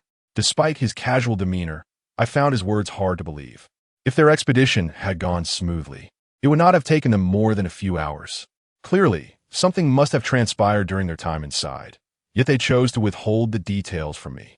I glanced at my second uncle and the old poisoner. My uncle remained silent, his expression tranquil. The old poisoner pointed at my neck and exclaimed, "What on earth are you carrying like some woman's bag? What do you intend to do?"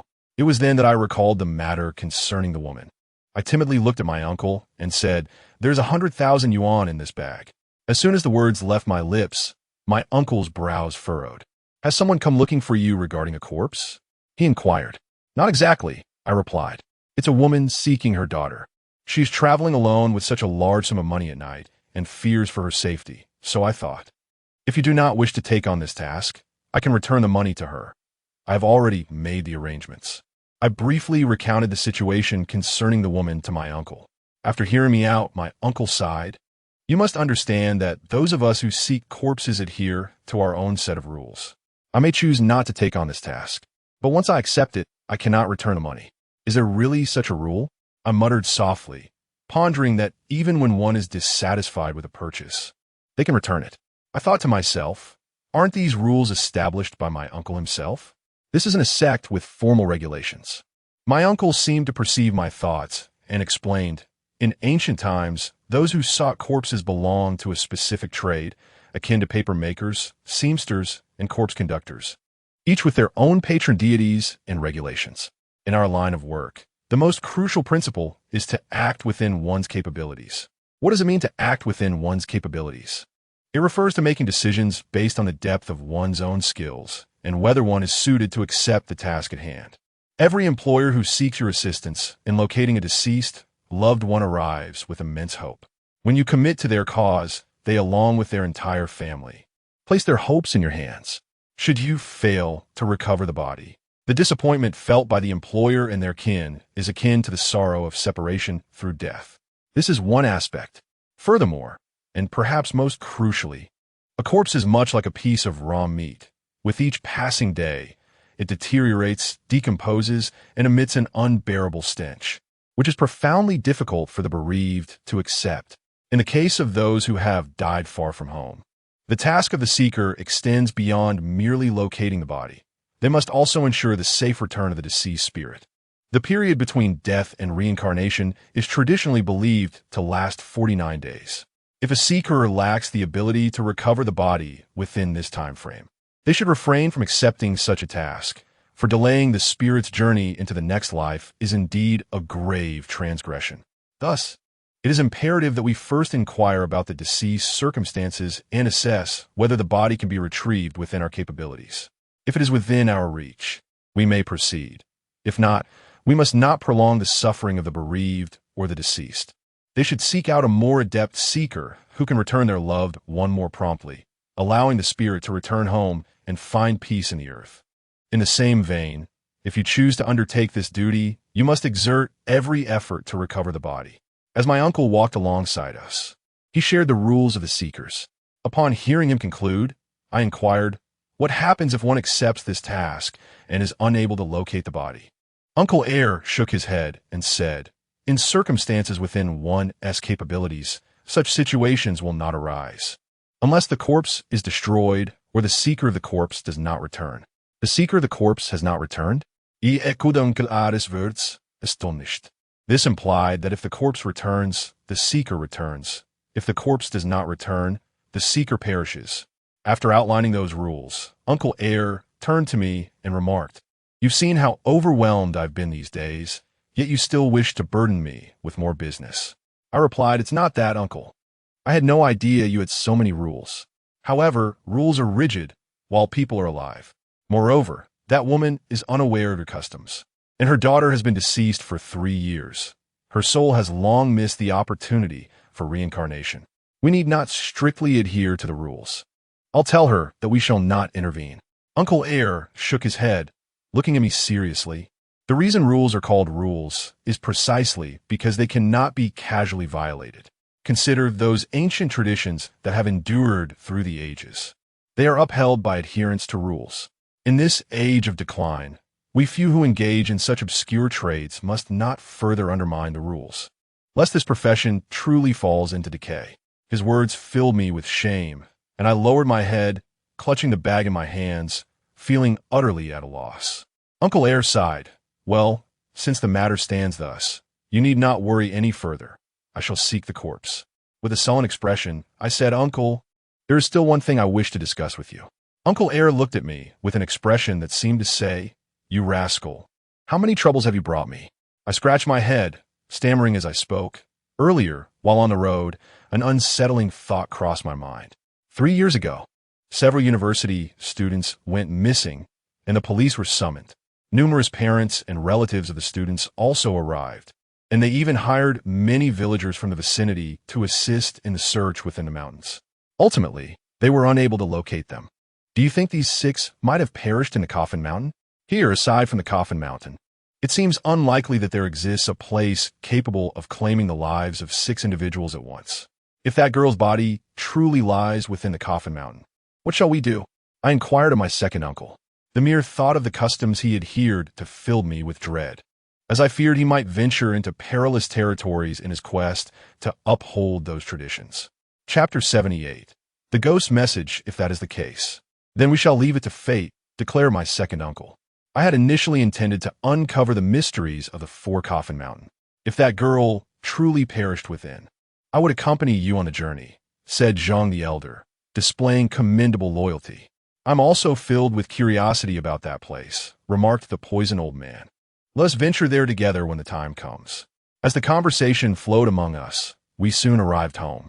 Upon entering, Zhang the Elder surveyed the empty kitchen, lamenting, "We 3 have toiled all day, hoping to return to a warm meal, yet we find no hot food, and you have brought your uncle a heap of trouble." With that, he shot me a reproachful glance. Feeling somewhat embarrassed, I chuckled nervously and hurried to the kitchen. As the child of a poor family, I had learned to cook at a young age. Before long, I had prepared 2 simple dishes and boiled a pot of noodles. When the food was served, the 4 of us devoured it ravenously. I watched them closely. They were particularly silent as they ate, not engaging in any discussion about the events of the day. I had hoped to hear their reflections, yet they spoke scarcely a word, their expressions remarkably calm. After the meal, the poisoned old man took his leave, and Zhang the Elder bid us good night, each retiring to their own rest. Left alone, I began to clear the table, pondering the unusual demeanor of the 3. In the past, they would speculate endlessly over trivial matters, yet today they were astonishingly quiet. Had something transpired that they had conspired not to reveal to me before their return? Filled with a myriad of perplexities, I returned to my room after tidying up, and it was nearly 11 o'clock. I lay in bed, tossing and turning for what felt like an eternity before finally succumbing to sleep. Yet, the slumber I found was far from restful. It was shallow, plagued not by nightmares but by frequent awakenings, as my mind wandered through a chaotic array of thoughts, only to drift back into slumber amidst the turmoil. Just as I managed to achieve a semblance of restful sleep, I was summoned by Zhang Laodao to prepare breakfast. After our morning meal, my uncle and Zhang Laodao chose to remain at home rather than venture out, awaiting the arrival of the woman. During this time, I recounted the bizarre incident involving Mao Daji and his confinement by Mao Jinshan and his cohorts. My uncle advised me to refrain from meddling in matters concerning the Mao family.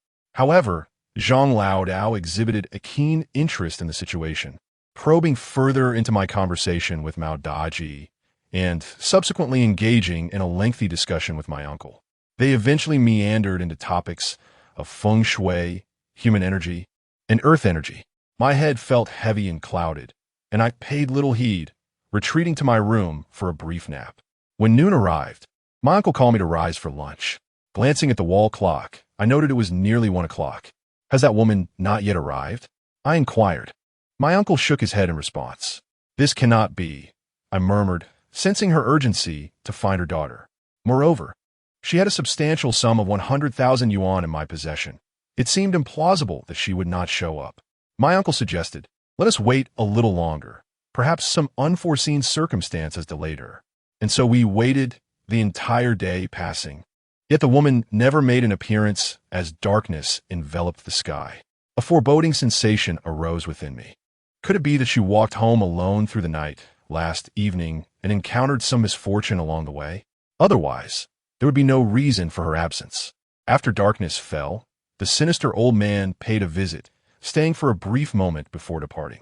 None of us mentioned dinner, and we sat in silence until well past 10 o'clock. My uncle glanced at the clock and declared, let us not wait any longer. She is likely not returning tonight. The old Taoist remarked, we cannot simply linger at home awaiting her return. Matters concerning longevity still require our attention. At this juncture, he turned to me and said, tomorrow, we shall venture to Ziguanshan.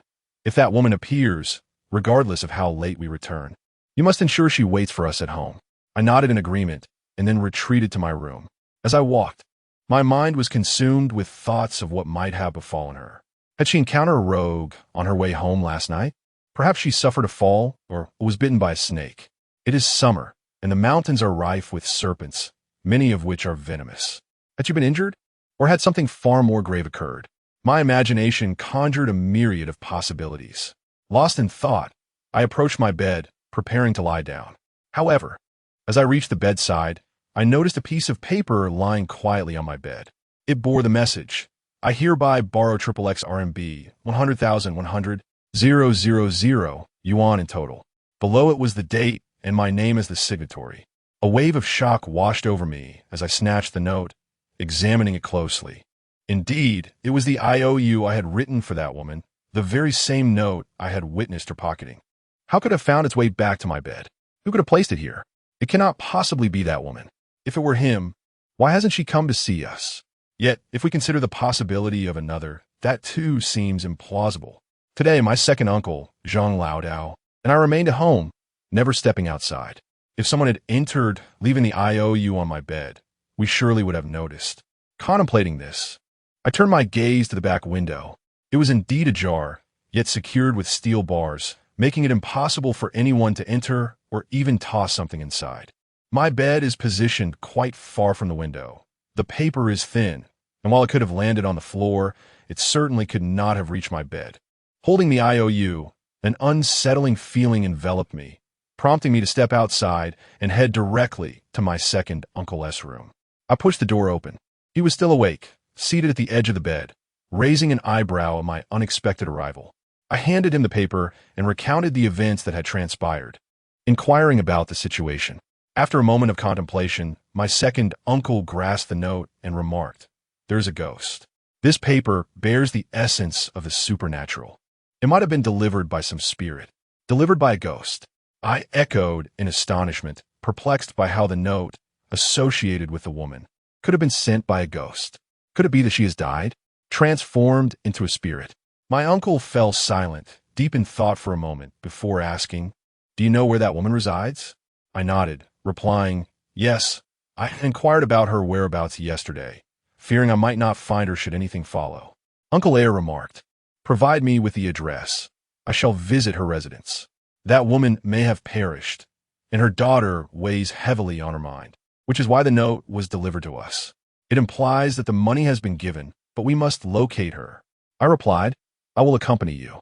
A twinge of regret surged within me. Why had I allowed a woman to traverse the dark, solitary road alone for over 10 miles late yesterday? If she were to meet her demise en route, how could I find peace within myself? Uncle Air shook his head, stating there is no need. Your presence would be of little consequence. I have other matters to attend to at her home. To locate a body, we will require certain items from her. Should she indeed be deceased, complications may arise. As he spoke, he rose, tucked the IOU into his pocket, noted the woman's address, and exited. Zhang Laodao, having overheard our conversation, emerged from his quarters just as we were leaving and inquired, where are you headed? Uncle Air succinctly relayed the situation, to which Zhang Laodao nodded and cautioned him to be careful on the road. Once Uncle Air departed, I remained seated at the table, fervently praying that the woman would not have succumbed. Unable to sleep? Zhang Laodao asked, observing me.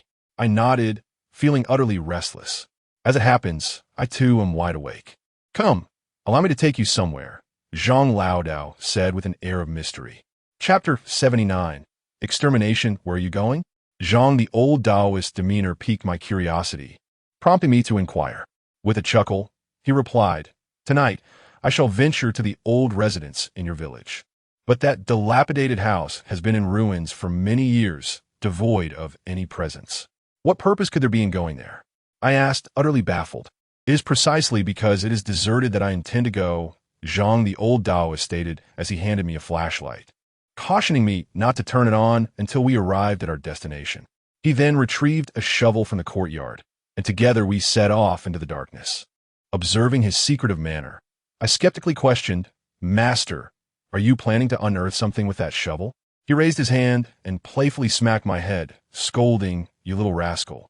Why do you perceive me as sneaky? Is that truly the image I project in your mind? Pretty much, I retorted. Zhang, the old Taoist, raised his hand again, but I dodged it and pressed on, What exactly are we going to do? You'll find out when we arrive, he teased, maintaining an air of mystery. Could it be that the deceased from the old residence left behind treasures, and you intend to excavate them under the cover of darkness? A sudden realization struck me, and I blurted out my thoughts. As soon as the words left my mouth, I convinced myself. I recalled that 2 days prior, when we passed by that old residence, Zhang, the old Taoist, lingered there for quite some time, surveying the surroundings and questioning us about the place. In hindsight, it was evident that he was scouting the area. Upon reflecting on this, my eyes sparkled with excitement, and suppressing my exhilaration, I lowered my voice and said, Master, if we truly unearth some treasure, wouldn't we strike it rich? Zhang Laodao cast me a sidelong glance, remaining silent. However, my excitement only grew as I trailed closely behind him, relentlessly inquiring, Am I not correct, Master? Zhang Laodao tilted his head to scrutinize me, exclaiming, I have just realized, you are quite the avaricious one. I replied, This is not about greed. It is simply that the thought of discovering gold and silver stirs my heart with anticipation. Amused, Zhang Laodao regarded me and cautioned, Do not be overly excited just yet. While your guess is somewhat accurate, what I intend to excavate is not gold or silver. Not gold or silver. Could it be antique jade or perhaps a treasure map? My mind raced as I contemplated every valuable item I could think of, nearly exhausting my guesses. Zhang Laodao, growing impatient with my incessant speculation, remarked, Cease your wild conjectures. Tonight, I am here to eliminate a menace for your village. Eliminata menace? What could possibly pose a threat in our village? The fleeting disappointment of no treasure to be found quickly vanished as my curiosity piqued regarding the dangers lurking in our community. Zhang Laodao did not answer my question directly. Instead, he countered with another. Is your village impoverished? Indeed, I replied. Is that even question? It is an evident truth at first glance. Are there any among you who have earned substantial wealth outside the village? Zhang Laodao pressed on. I pondered this issue for a while. In this day and age, earning a living from the soil yields meager returns, prompting many to seek employment elsewhere. However, it seems that in our village, aside from the Mao family, I have yet to hear of anyone striking it rich beyond our borders. I shook my head and informed Zhang Laodao no. He nodded thoughtfully and inquired further. How is the harvest of crops and the growth of livestock in your village? I scratched my head, contemplating the state of the harvest. It is contingent upon the whims of the weather, and given the peculiarities of our soil, the yield is rather mediocre. As for livestock, considering your proximity to the mountains, raising cattle and sheep should be promising, no? Unfortunately, it is not quite so. Perhaps it is an issue of the local environment. Our chickens, ducks, pigs, and sheep, along with the fish in the water, tend to be smaller in size and grow slowly. As for the cattle, I cannot quite fathom the reason, but the cows raised in this region are notably frail, lacking the strength to plow and yielding scant meat when sold. Consequently, the households that once nurtured them found themselves merely feeding them, leading to a decline in cattle rearing. And what about the people? Zhang Laodao asked. What do you mean by that? I retorted, perplexed by his sudden inquiry into such peculiar matters. Could it be that he has taken an interest in our area, perhaps considering engaging in livestock farming and assessing the local social dynamics? However, his subsequent question made me realize that it might not be the case. He asked, "How was the general health of the villagers?" I shook my head and said, "I am uncertain about the youth, but the elderly generally suffer from poor health. After all, they have toiled in the fields their entire lives, and as they age, it is common for them to experience ailments in their waist and legs." Zhang Lao Dao nodded in agreement, refraining from further inquiries. I then asked him, "Elder, why do you wish to know these things?" "I seek to confirm a certain matter," Zhang Lao Dao replied. "What matter?" I pressed. He shook his head and said, "It remains uncertain at this moment. I dare not speak too soon. You shall know shortly." Zhang Lao Dao was unwilling to elaborate, leaving me in a state of anxious curiosity. Reluctantly, I quickened my pace towards the old residential area. Before long, we arrived at the dilapidated houses. In the moonlight, the crumbling walls appeared even more desolate. Zhang Lao Dao halted at the edge of the collapsed structure, surveying the surroundings before his gaze settled upon the dwelling of Mao Daji. From a distance, we could see a light still burning in his home. It seemed he was too frightened by the disturbances of the night to extinguish his lamp and sleep. "Let's first visit his home," Zhang Lao Dao suggested as he made his way towards Mao Daji's residence. I followed closely behind, and as we drew nearer, we could faintly hear voices emanating from within. Mao Daji's old house was constructed entirely of stone, with the courtyard walls made from irregular stones, revealing numerous gaps. I searched for a spot to peer inside and noticed the door was closed. I could discern the sound of a man's voice, yet nothing was visible. Zhang Lao Dao glanced around before beckoning me to follow him. We quietly circled to the back of the house. As it was summer, with the rear window ajar, I caught a whiff of alcohol before approaching, indicating that someone inside was indulging in drink. Upon reaching the base of the window, the conversations within became distinctly audible. A man's voice, thick with inebriation, boisterously proclaimed, "Brother, do you really believe this cursed place is haunted at night?" Observing his animated demeanor, I wondered if he had indeed been spooked. Another male voice retorted, "Do you still buy into that nonsense? Having lived over 30 years, I have seen it all, except for ghosts. If there truly are spirits here, let them come find me. A female ghost would be even better, so the two of us could share a drink and enjoy ourselves afterward." His laughter erupted heartily. The second man chimed in with enthusiasm. "Exactly. After all, women can be rather predictable. I wonder what a female ghost might be like. Their flippant banter, laced with an air of bravado. Let me to speculate that they were likely the two individuals brought by Mao Jinshan the previous day. Their swaggering tone suggested they were nothing more than local ruffians, likely stationed here to keep an eye on Mao Daji and prevent his escape. I glanced at Zhang Lao Dao, silently inquiring what our course of action should be. He subtly shook his head and cast a glance toward the window, signaling me to continue listening. After 2 more minutes, their dialogue grew increasingly distasteful, and I could bear it no longer. Stealing a glance at Zhang Lao Dao, I discovered he was wearing a mischievous grin, seemingly harboring some ill intent. Chapter 80, Fragrant Dream. I quietly inquired, "Master, what are you planning to do? Why do you wear such an eerie smile?" "Just wait and see the spectacle," Zhang Lao Dao replied, while rummaging through his pocket.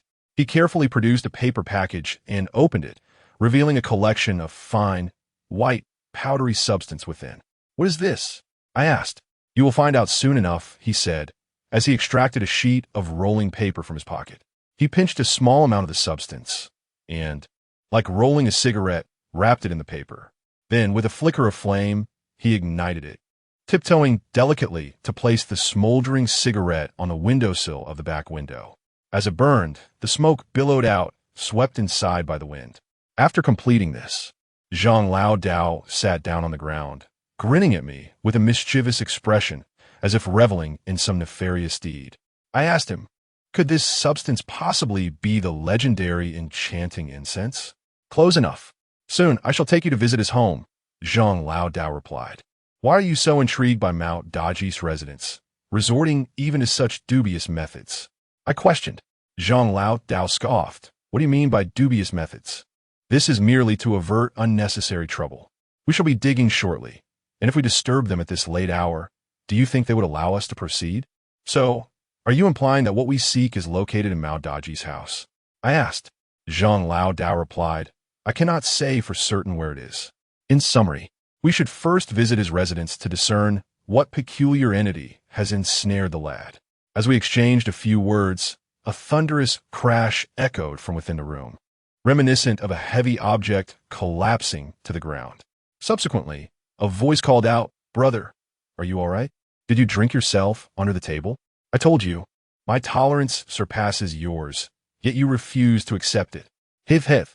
Oh dear, am I feeling dizzy as well?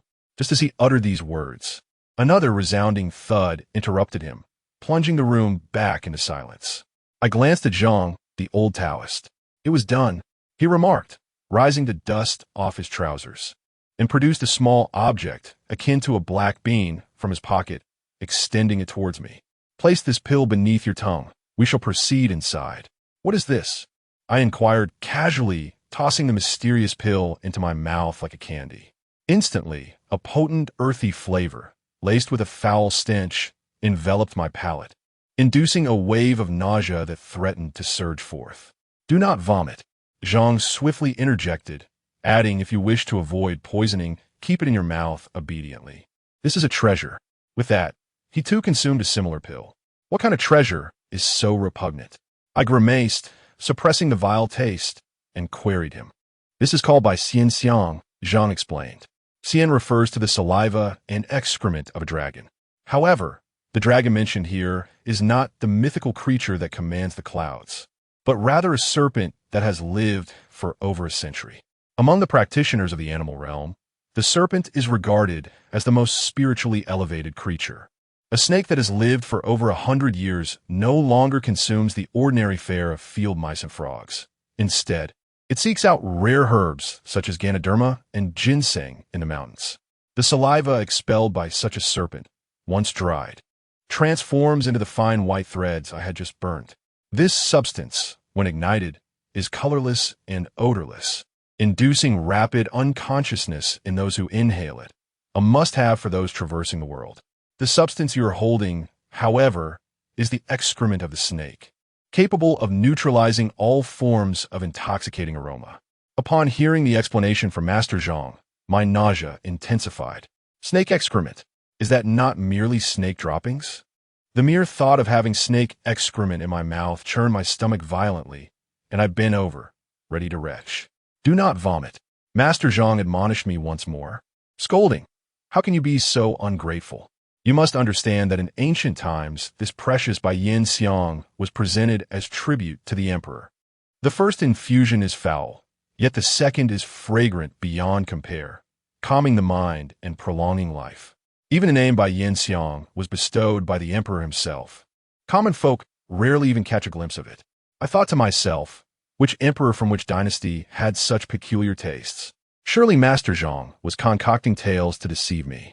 Yet wait, why the taste of the snake excrement in my mouth transformed? It had acquired a refreshing medicinal aroma.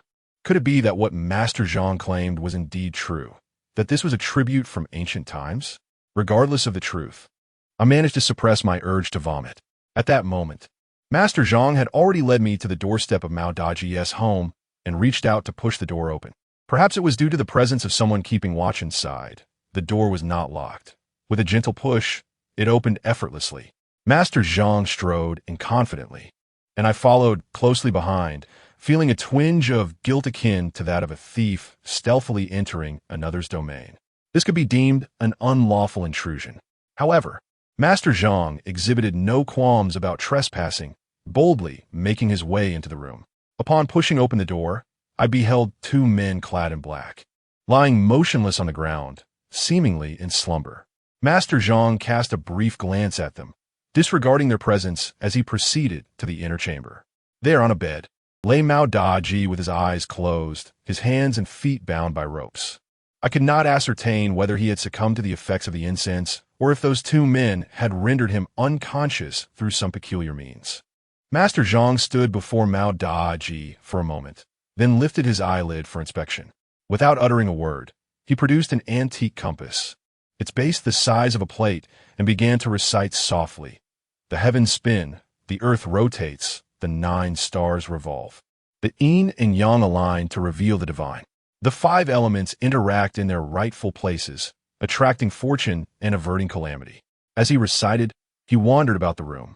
I was perplexed by Master Zhang's intentions and craned my neck to glimpse the intricate layers of inscriptions on the compass, which left me feeling dizzy. I yearned to inquire about his actions, yet his solemn demeanor deterred me from interrupting him. Instead, I merely trailed closely in his wake. Zhang Laodao traversed both the inner and outer rooms, seemingly without any revelations. Holding a compass, he strolled into the courtyard and meticulously circled it twice. A slight furrow appeared on his brow as he murmured, curious, before exiting the gate of Mao Daji's home and making his way to a nearby dilapidated structure, where he began to meander among the pile of rubble. After a few minutes of wandering, he suddenly halted, drawing a circle on the ground with the tip of his shoe, declaring, "Here, dig." Upon uttering the word dig, Zhang Laodao handed me the iron shovel in his possession and leaped onto a half-collapsed wall, dangling his legs in a relaxed manner. Observing the comfortably seated Zhang Laodao and glancing at the shovel in my hands, I raised an eyebrow and quipped, "Master, it seems you brought me along merely to serve as your laborer?" Zhang Laodao chuckled heartily, replying, "As my years accumulate, my strength wanes.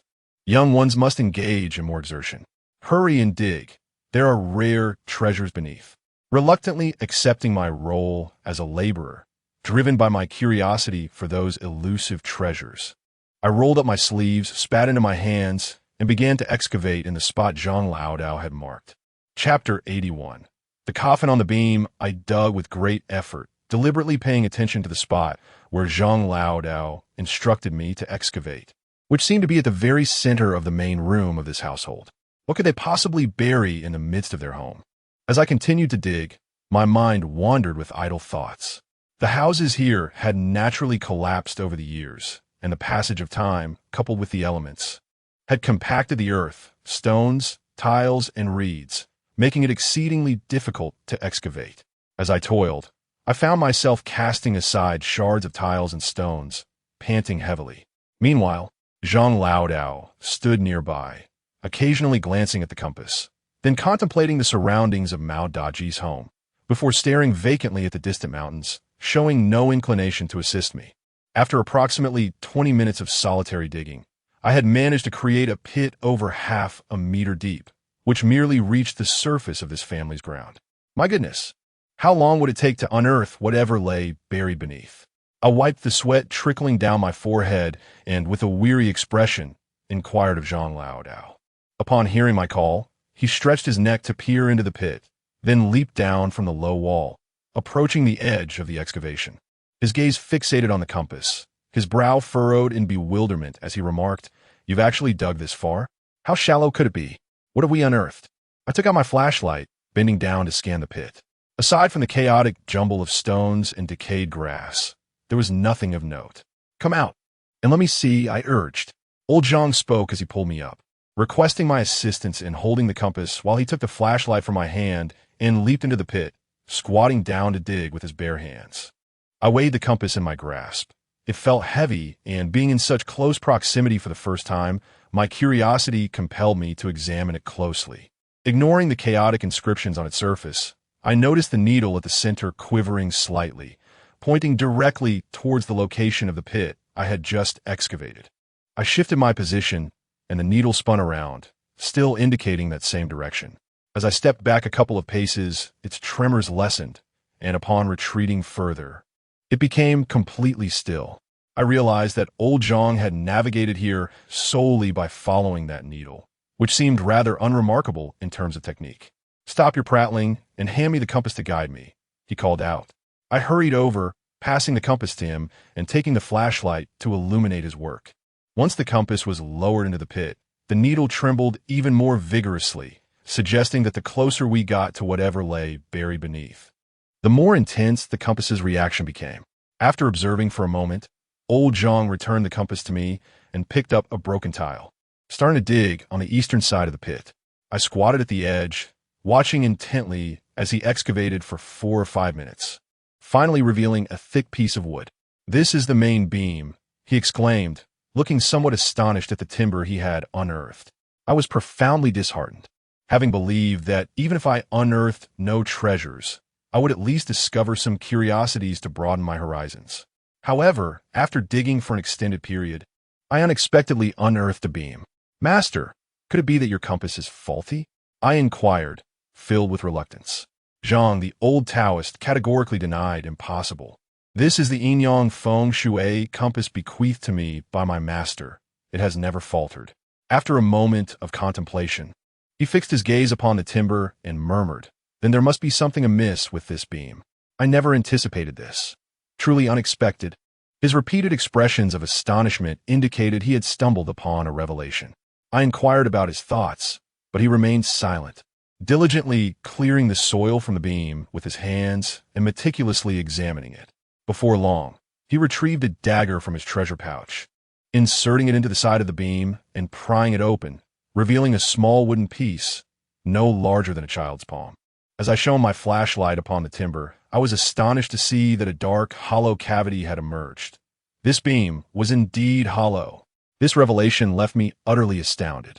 The ancient texts declare, "The beam above is akin to a crown upon a head." There is also a popular saying, "With a beam atop the house, there is grain within. Without a beam, livestock shall not thrive." This underscores the significance of beams in construction, which is why any household raising a beam must conduct a grand ceremony to commemorate the occasion. Certainly, the selection of beams is a matter of great significance. The trees must stand tall and straight, their age neither too young nor excessively old, and their form should ideally maintain a consistent diameter from base to apex. Many families, when choosing timber, also consider the surrounding small trees. An abundance of these signifies a blessing of many descendants. Conversely, a solitary tree, regardless of its perfection, is often disregarded. Moreover, when the chosen timber is to be felled, tradition dictates that it must fall towards the south. Any other direction is deemed inauspicious. Having elaborated on this, it is paramount to acknowledge the importance of beams in the construction of homes and the attention bestowed upon them in our culture. It is absolutely unacceptable to hollow out a beam. However, how could it be that the beam unearthed by Zhang the Elder is indeed hollow? Could it be that the tree was inherently flawed, or has it succumbed to the ravages of time and pests? Yet, that large cavity does not suggest insect infestation. Is it possible that this family, lacking in discernment, deliberately hollowed out the beam to conceal something within? Time has indeed taken its toll on the beam, and as I ponder these thoughts, Zhang the Elder deftly pried open a sizable section, revealing an unobstructed view. To my astonishment, I discovered that the beam harbored a hidden object, resembling a wooden box. The mere sight of the box ignited a surge of excitement within me, for it was evident that something was indeed concealed within. This family had ingeniously hidden their treasure within the very beams of their home. As long as the beam remains intact, it is likely that this secret shall endure undetected for a lifetime. Hurry, hurry, let us unveil what treasures lie within. I urged Zhang Laodao, aware that such a well-concealed item must hold significant value, perhaps even a treasured heirloom of this household. Zhang Laodao remained silent, furrowing his brow as he retrieved the box and leapt from the pit with an agility that surpassed my own. However, I was too preoccupied to commend him. My flashlight illuminated the box, prompting him to hasten and reveal its contents. Zhang Laodao did not rush to open it. Instead, he wiped its surface with his sleeve and inquired, "Changsheng, does this box not strike you as somewhat familiar?" "Familiar?" I echoed his words, scrutinizing the box closely. It measured approximately 20 centimeters in length and was palm width, its cylindrical body a deep black adorned with intricate carvings. I scratched my head, attempting to recall any box that resembled it, aside from the one my grandfather entrusted to the poison master before his passing. I realized I had not encountered a similar box. Yet, I was certain this was not the one my grandfather left behind. That box was square, while this one was elongated. Shaking my head, I replied, "I do not recall such a box." "Look more closely. Does this box not resemble something?" Zhang Laodao asked, turning the box upright for my examination. I furrowed my brow and peered intently. One end of the box was larger than the other, the lid slightly domed. This shape seemed oddly familiar. It resembled a coffin. A sudden realization struck me, and I exclaimed, Chapter 82. The ghostly painting of the residence. Indeed, upon closer inspection, that box, albeit slightly smaller, bore an uncanny resemblance to a coffin. The old Taoist remarked, "Yes, this is a small coffin. What significance does this hold?" I stammered, sensing an unsettling feeling within. A coffin is, after all, meant to contain the deceased and is inherently inauspicious. If this household were to harbor treasures, it would be improbable for them to craft a treasure box in the shape of a coffin, let alone conceal a coffin within the main beam of their home. The old Taoist remained silent, attempting to pry open the coffin lid with his hands. The lid was firmly nailed shut, with several nails securing the diminutive coffin. Having been sealed within the wooden beam for an extended period, it was remarkably well preserved and sturdy. After exerting some effort, the lid remained unyielding. Ultimately, he resorted to using a dagger to remove a few nails before he could finally lift the lid. As the lid opened, the first sight to greet my eyes was a rectangular piece of white cloth. Beneath it, something was protruding. The old Taoist lifted the white cloth, revealing 4 small figures crafted from white fabric. These figures were exquisitely made, complete with arms, legs, facial features, and hair. It was evident that there were 2 males and 2 females, arranged in order of height. Each figure lay within the coffin, and upon their chests, a gleaming sewing needle was inserted. I stood there, transfixed by the objects within the small coffin. The beam of the flashlight illuminated the pale figures against the dark wooden coffin, creating a striking contrast, further accentuated by the needles. The entire scene exuded an eerie and sinister aura. "Is this the art of witchcraft?" I swallowed hard and quietly inquired of the old Taoist John. Though I had never personally witnessed such practices, I had encountered references to witchcraft in various television dramas and literature, often associated with curses, effigies, and the application of poisons. In ancient times, these practices were prevalent, utilized in everything from palace intrigues to petty grievances among common folk, as individuals believed that witchcraft could inflict harm upon their adversaries. Eventually, even the law explicitly prohibited such practices. For instance, during the Han Dynasty, if a household was found to be engaging in witchcraft, causing death through effigies, the perpetrator would face severe punishment, and their family would also suffer the consequences, being exiled for 3,000 miles. Similar regulations were enacted during the Tang Dynasty, where those who employed witchcraft faced banishment, and those causing death through such means were executed. The historical prohibition of these practices suggests that witchcraft might indeed bring harm to others. Yet, to modern individuals, it feels as distant as a mere legend.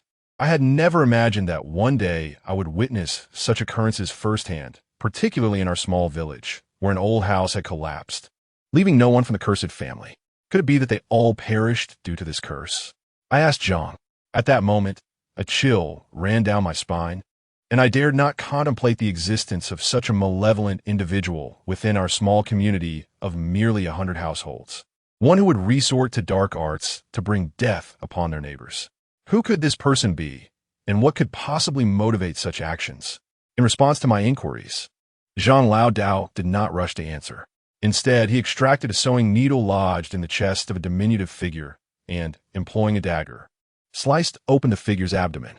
From within, he retrieved a small roll of yellow paper, which he briefly examined before discarding it upon the ground. He then picked up the white cloth that had previously covered the figure, glanced at it, and with a cold snort remarked, "What a peculiar object this is." I casually picked up the paper that Zhang Lao Dao had discarded and noticed a series of numbers inscribed upon it. Judging by the format, it appeared to be the birth chart of an individual, reminiscent of the practices depicted on television, where such malevolent arts necessitate the victim's birth data. I cast the paper aside and again took up the white cloth for inspection. To my shock, I hastily tossed it away, for upon it was illustrated a ghostly figure with disheveled hair, a green face, and menacing fangs. "Suppressing techniques. Your village indeed harbors hidden talents," Zhang Lao Dao observed, gazing towards our village with a reflective demeanor. "We're suppressing techniques. Is this not akin to witchcraft?" I queried. Zhang Lao Dao elucidated, suppressing techniques, also known as the art of curses, entail using spells to subdue individuals. This ancient practice bears similarities to witchcraft, albeit with differing lineages. While witchcraft is rooted in the Miao region, suppressing techniques are said to derive from the teachings of the Venerable Luban. However, some assert that its origins lie within the 13 methods of blessing and cursing. Old Zhang, upon reaching this point, gestured towards the white cloth on the ground depicting a female ghost, and remarked, "This is a technique from the art of suppressing malevolent spirits, known as the Yang residence ghost painting. This technique is categorized into different levels. For instance, if one were to create an image of a horse pulling a gold ingot and place it within the walls of a house, that household would inevitably face financial ruin and incessant disputes. Conversely, if an image of a bow and arrow aimed inward is drawn, the inhabitants would experience unrest in their home and persistent misfortunes. Each painting corresponds to distinct calamities. The lighter consequences may include household discord and minor injuries, or entanglements in legal disputes. The graver outcomes could involve severe illness, catastrophic events, or even the untimely demise of children. Such ghostly illustrations concealed within a coffin and placed upon the main beam of a house represent the most malicious of practices. It is imperative to understand that these paintings are created with human blood, and this small coffin is crafted from genuine coffin boards excavated from graveyards. This constitutes a death curse, which can lead to the utter ruin of the cursed individual's family. At this juncture, Old Zhang pointed to the small figures within the coffin, stating, "From these figures, one can discern that this is a family of 4, parents and their 2 children, a boy and a girl, all of whom have fallen victim to this ghostly painting. It is indeed treacherous, truly treacherous. I too perceive the malevolence of this method.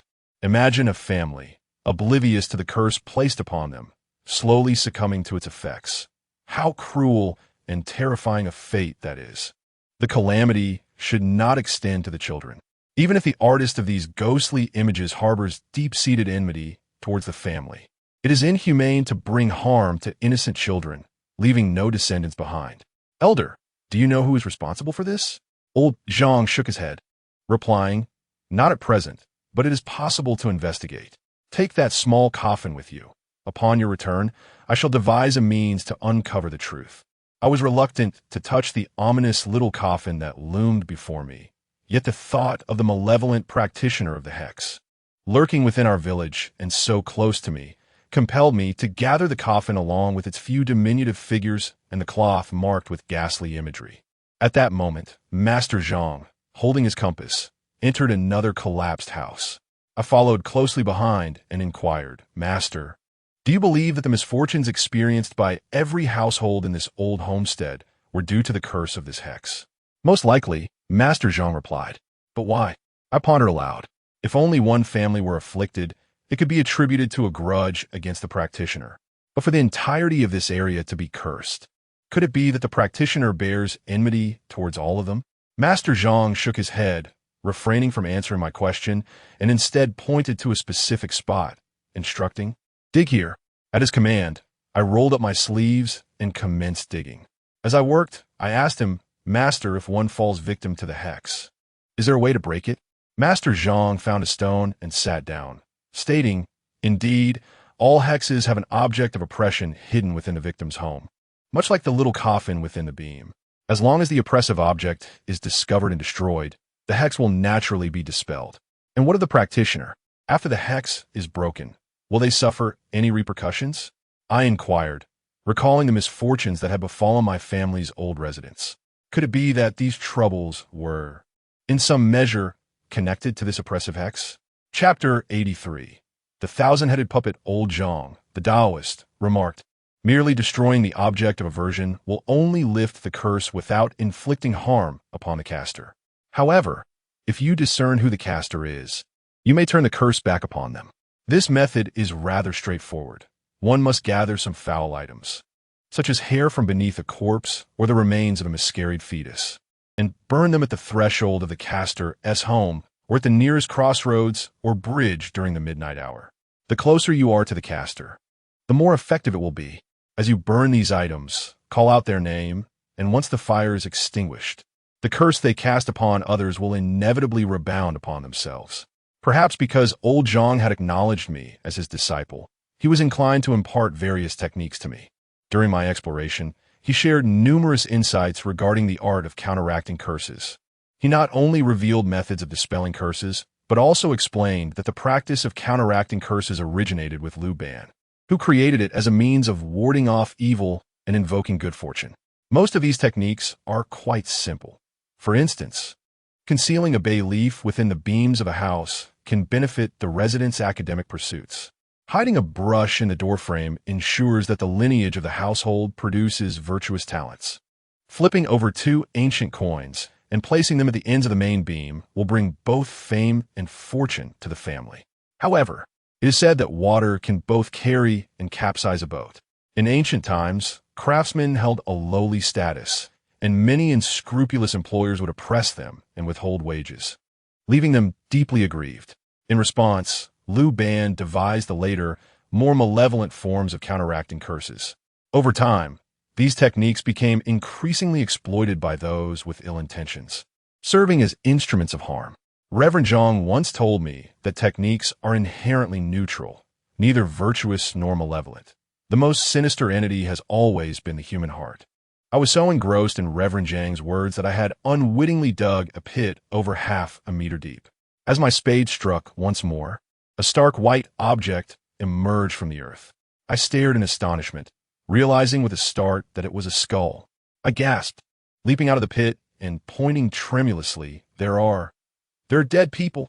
Reverend Zhang took the flashlight from my hand without a word and jumped into the pit, picking up the skull to examine it. I watched from about a meter away. The skull was quite small, about the size of a fist. "Is it an infant's skull?" I asked, my heart pounding. The shock from Liang Zhongwan's coffin had been immense enough. Now, unearthing human remains, the perpetrator was truly malevolent. "It's not human bone," Reverend Zhang stated. As he spoke, he crouched down and resumed digging in the pit. Hearing that it wasn't human bone, I felt a measure of relief. I approached the pit and looked down, seeing Reverend Zhang unearthing more bones, slender ones, like those of some animal. Reverend Zhang surveyed the area and declared, "These are cat bones. It's not a curse, but an evil art capable of causing death." "A cat can cause death?" I asked, surprised. Coffins and vengeful spirits were inherently sinister, and I could believe they could cause harm, but cats were ubiquitous in the countryside, aside from being a bit of a nuisance.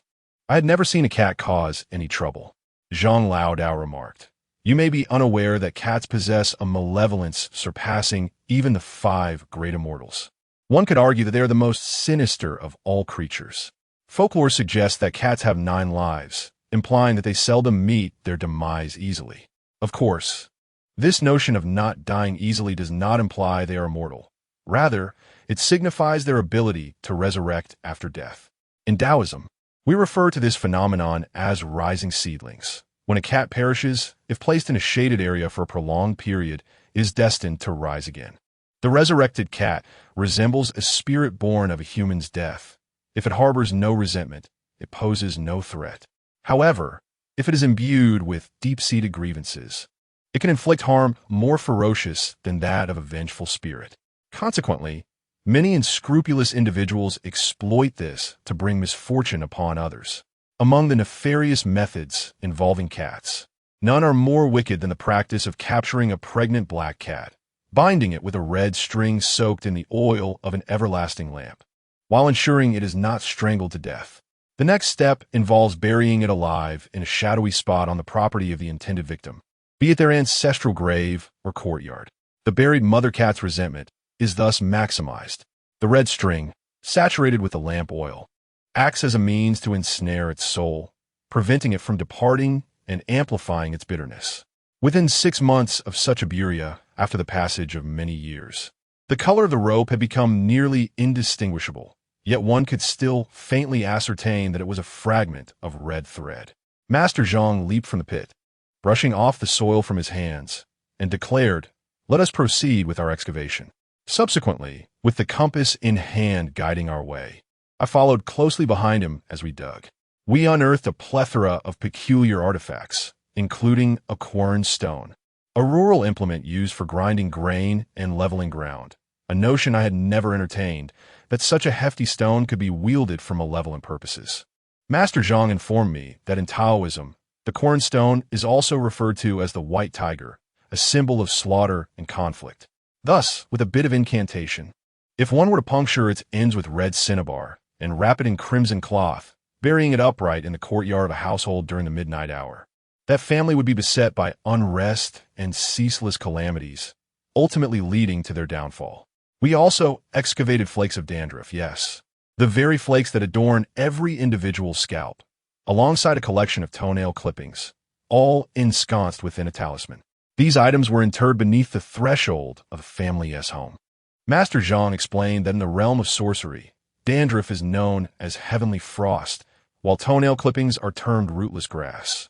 When these two elements are combined and buried beneath the front door, the inhabitants, as they tread upon this cursed ground, would find themselves rootless beneath their feet and shrouded in frost above, signifying the disintegration of their familial bonds. The frost overhead symbolizes a curse wherein the elderly are mourned by the young, leading to the premature demise of the younger generation, ultimately culminating in the family's ruin. Moreover, we discovered a short sword wrapped in a mourning cloth, along with figurines pierced with daggers. This entire dilapidated neighborhood seemed to harbor nefarious relics within nearly every household we excavated. Later, we arrived at my family's old residence. Inside the house, I unearthed a peculiar doll. The body of the doll was unremarkable, yet it bore 9 heads atop its neck, each devoid of facial features, with a silver needle piercing the crown of each head. Holding this eerie doll, I inquired of Zhang Lao what it signified. He explained that it is known as the 1,000-headed doll. Although the doll possesses only 9 heads, the number 9 is significant, representing the 9 heavens and the 9 layers of the earth, symbolizing infinity. Thus, this doll is also referred to as the 1,000-headed doll. In this context, it represents my entire family. The absence of facial features on the doll reflects the notion that a person without 7 orifices is unable to communicate effectively. The needles embedded in the heads serve as a means that can lead to death or injury. Such an extreme and malevolent method, in its singularity, could be fatal. However, the amalgamation of so many methods renders it a potent curse of death. If your grandfather had not relocated early on, your family might have already perished, Zhang Lao remarked. Chapter 84. A Night's Rest. Who in the world has done this? We are all from the same village. No family should interfere with another's livelihood. Why must one bring such ruin upon another? I expressed my indignation. Old Zhang shook his head, saying, "This is a perplexity for me as well. It is essential to understand that whether employing counterspells or malevolent sorcery, a significant amount of time is requisite, at least a year, and possibly 3 to 5 years, or even longer. The practitioner must possess a specific purpose for inflicting harm over such an extended period. But what could that purpose be?" As he spoke, his words drifted into a murmured contemplation. "Grandfather, do you not have a means to uncover the perpetrator? Let us find them and inquire about their motives," I suggested. Old Zhang merely shook his head, softly reciting, "Do you not see the governor of Shu during the Qin dynasty, carving stone to establish 3 rhinoceroses? Though there have been counterspell methods since ancient times, the rivers are destined to flow eastward. Grandfather, what time is it? Do you still have the leisure to compose poetry?" I inquired. He replied, "This poem speaks precisely to the matter of counterspells. The line, 'Though there have been counterspell methods since ancient times, the rivers are destined to flow eastward,' implies that while counterspell techniques may be formidable, certain fates are ordained by heaven and cannot be altered by mere sorcery. For instance, a person's lifespan is predetermined from birth. To forcibly take a life through malevolent means is a transgression against the natural order, which invites retribution, the gravest being the shortening of one's own life. After all these years, it is likely that the wrongdoer has long since departed this world. Yet, even if they have passed, we must ascertain their identity." I gazed upon the remnants of crumbling walls before me and resolutely declared, I must uncover who, with what motive, has targeted half the villagers, rendering this place a desolate wasteland. Master Zhang, the Taoist priest, replied, "Very well, I shall assist you in locating the nefarious individual. However, tonight, you must aid me in a task. a task that serves the entire village. If successful, it will be a commendable deed on your part. What say you? What task? I inquired. Master Zhang glanced skyward and then gestured toward the dwelling of Mao Daji, stating, "It is now approximately midnight, the hour when restless spirits are most active. You are to spend the night in Mao Daji's abode and discern what specter has ensnared him." Upon hearing Zhang's words, I widened my eyes and retorted, "Why did he go instead? Such a monumental deed should not be mine to claim. I am a practitioner of the Tao, and my aura differs from that of ordinary folk. If I were to venture there, the spirit may not reveal itself," Master Zhang said with utmost seriousness, leaving me uncertain of his sincerity. Noticing my skeptical gaze, he assured me, "Fear not, I shall stand guard outside to protect you." I responded, "But why must you involve yourself in the affairs of the Mao family? If they are haunted, let them deal with it. What concern is it of ours? Moreover, how does this predicament pertain to the entire village?" Master Zhang, seeing my reluctance, tilted his head and asked, "Do you not wish to uncover the practitioner behind this? To unveil the truth of the matter? Do you suspect the Mao family?" Zhang Laodao nodded and remarked, "In this entire old residential area, nearly every household has fallen victim to malevolent sorcery. However, during my recent search at the Mao family, their home appeared remarkably untainted." I responded, "Is this the sole reason for your suspicion? Could it be that you are mistaken? After all, their household has also witnessed tragedy. Mao Qingshan's wife and son perished there, prompting him to leave the village." Zhang Laodao replied, "It is not merely that incident. There are other issues at play. Enough of your prattle. Further delay may cost us precious time." Losing his patience, Zhang Laodao grasped my sleeve and half-dragged, half-led me toward the home of Mao Daji. Reluctantly, I followed, as he repeatedly assured me that I would be safe under his protection, urging me not to fear. He insisted that Mao Daji merely experienced a fright, nothing of great consequence. Thus, we returned to Mao Daji's residence, where the two figures clad in black still lay on the ground. Anxiously, I inquired of Zhang Laodao when they would awaken, anxious that they might regain consciousness and confront us. He reassured me, stating, "A mere whiff of Baijinshan will suffice. They will not rouse for at least 3 hours, which translates to 6 hours, certainly not before dawn." "What must I do?" I asked. Zhang Laodao replied, "Your task is exceedingly simple. Just lie down on Mao Daji's bed and sleep for the night." As he spoke, he pushed open the door to the inner room, dragging the slumbering Mao Daji to the edge of the bed, and with a nod of his chin, he urged, "Go on, it's your turn." Slipping into bed with a strapping young lad in the dead of night was undeniably awkward. I suppressed my unease and climbed into the bed, lying down gingerly. Thereupon Zhang, the venerable Taoist, produced his spirit-seeking needle and pricked Mao Daji's finger with it. As he withdrew the needle, a bead of blood welled forth.